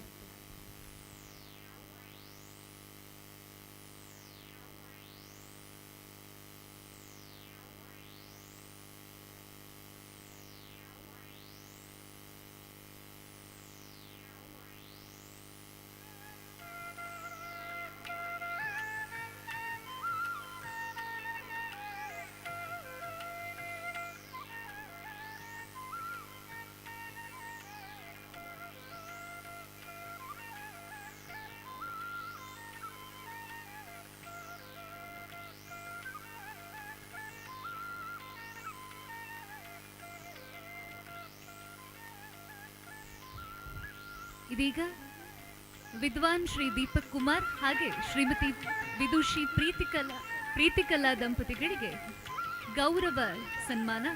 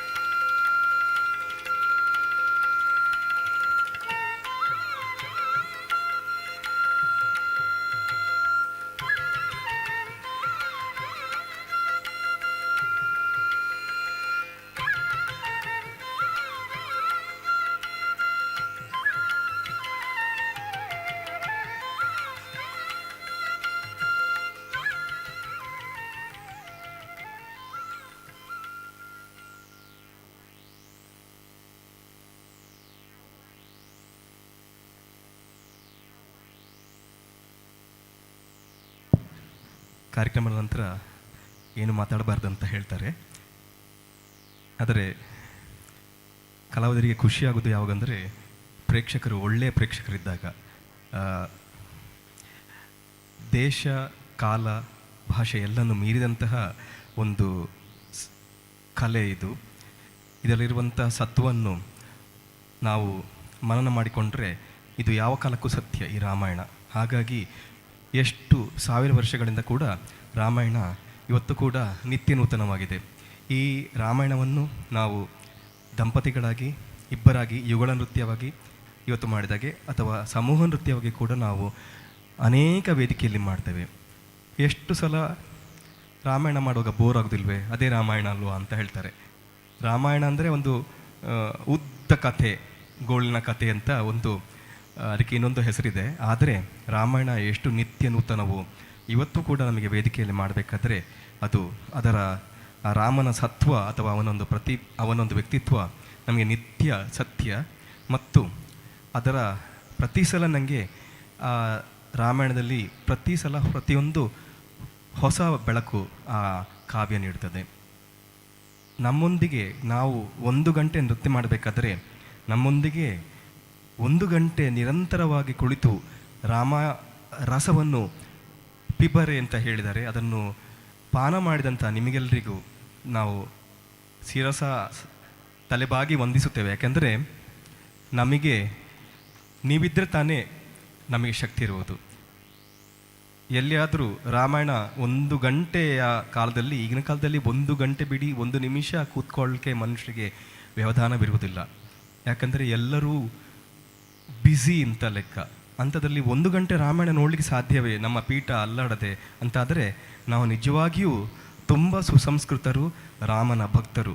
ಅಂತಹ ರಾಮನ ಭಕ್ತರನ್ನು ನೀಡಿದಂತಹ, ಇವತ್ತು ಅದ್ಭುತವಾದ ಪ್ರೇಕ್ಷಕ ವರ್ಗವನ್ನು ನೀಡಿದಂತಹ ದ್ವಾರಕ ಪ್ರತಿಷ್ಠಾನದವರಿಗೆ ಎಲ್ಲರಿಗೂ ಕೂಡ ನಾವು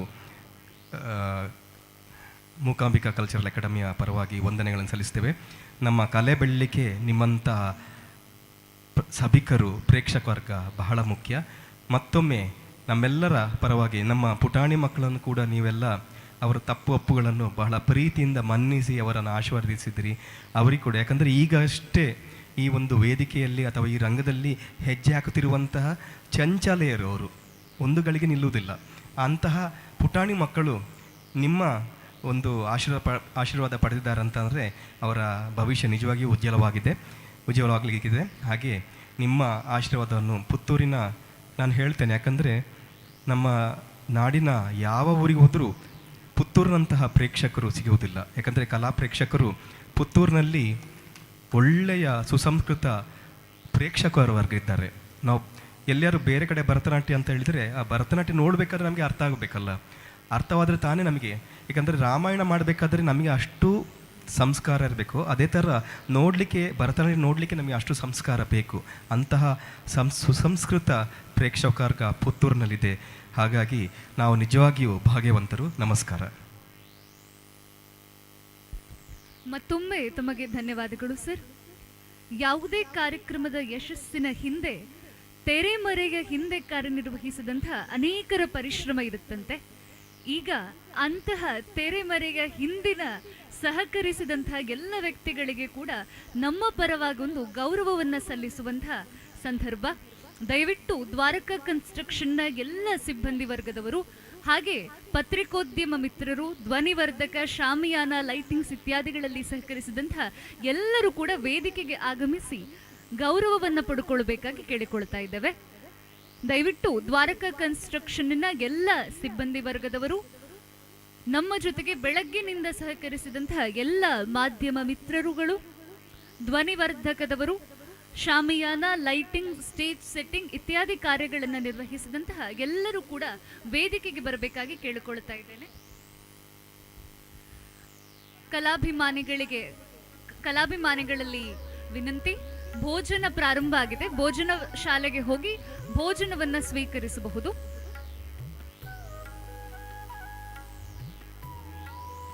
ಈ ನಡುವೆ ದ್ವಾರಕಾ ಕನ್ಸ್ಟ್ರಕ್ಷನ್ನ ಎಲ್ಲ ಸಿಬ್ಬಂದಿ ವರ್ಗದವರು ಹಾಗೆ ಧ್ವನಿವರ್ಧಕ, ಮಾಧ್ಯಮ ಮಿತ್ರರು ಇತ್ಯಾದಿ ಆದಷ್ಟು ಬೇಗ ವೇದಿಕೆಗೆ ಆಗಮಿಸಬೇಕಾಗಿ ವಿನಂತಿಸಿಕೊಳ್ಳುತ್ತಾ ಇದ್ದೇನೆ. ನಮ್ಮ ಕಾರ್ಯಕ್ರಮದ ಯಶಸ್ಸಿನ ಹಿಂದೆ, ದ್ವಾರಕೋತ್ಸವ 2024ರ ಯಶಸ್ಸಿನ ಹಿಂದೆ ತೆರೆಮರೆಯಲ್ಲಿ ಸಹಕರಿಸಿದಂತಹ ಅನೇಕರಿದ್ದೀರಿ. ತಮ್ಮೆಲ್ಲರ ಪರಿಶ್ರಮಕ್ಕೆ, ತಮ್ಮೆಲ್ಲರ ಸಹಕಾರಕ್ಕೆ ಗೌರವ ಸಮರ್ಪಿಸುವಂತಹ ಸುಸಂದರ್ಭ ಇದು. ದಯವಿಟ್ಟು ಎಲ್ಲರೂ ಕೂಡ ಆದಷ್ಟು ಬೇಗ ವೇದಿಕೆಯನ್ನು ಸೇರ್ಕೊಳ್ಬೇಕಂತ ಹೇಳಿ ವಿನಂತಿಸಿಕೊಳ್ತಾ ಇದ್ದೇನೆ. ಕಲಾಭಿಮಾನಿಗಳು ಭೋಜನ ಶಾಲೆಗೆ ತೆರಳಿ ಭೋಜನವನ್ನು ಸ್ವೀಕಾರ ಮಾಡಬಹುದು. ಧನ್ಯವಾದಗಳು.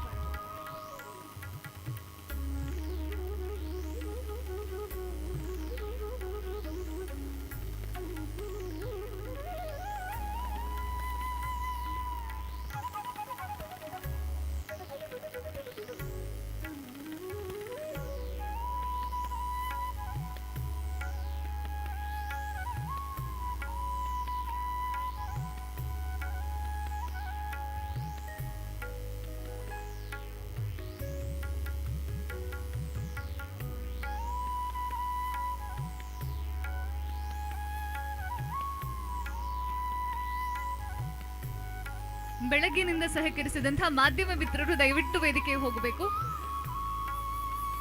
ವಿಡಿಯೋ ರೆಕಾರ್ಡಿಂಗ್ ಮಾಡ್ತಾ ಇದ್ದಂತಹ ಬೆಳಗ್ಗಿನಿಂದ ನಮ್ಮ ಜೊತೆಗಿದ್ದಂತಹ ಪತ್ರಿಕೋದ್ಯಮ ಮಿತ್ರರು ದಯವಿಟ್ಟು ವೇದಿಕೆಗೆ ಹೋಗಿ. ಹಾಗೆ ಧ್ವನಿವರ್ಧಕದಲ್ಲಿ ಶಾಮಿಯಾನ, ಸ್ಟೇಜ್ ಸೆಟ್ಟಿಂಗ್ ಆರ್ ಲೈಟಿಂಗ್ ಇತ್ಯಾದಿಗಳಲ್ಲಿ ಸಹಕರಿಸಿದಂತಹ ಎಲ್ಲ ಮಿತ್ರರು ಕೂಡ ಸಾಧ್ಯವಾದಷ್ಟು ಬೇಗ ದಯವಿಟ್ಟು ವೇದಿಕೆಗೆ ಹೋಗಿ ಗೌರವ ಸ್ವೀಕರಿಸಬೇಕಾಗಿ ಮತ್ತೊಮ್ಮೆ ವಿನಂತಿಸಿಕೊಳ್ತಾ ಇದ್ದೇನೆ.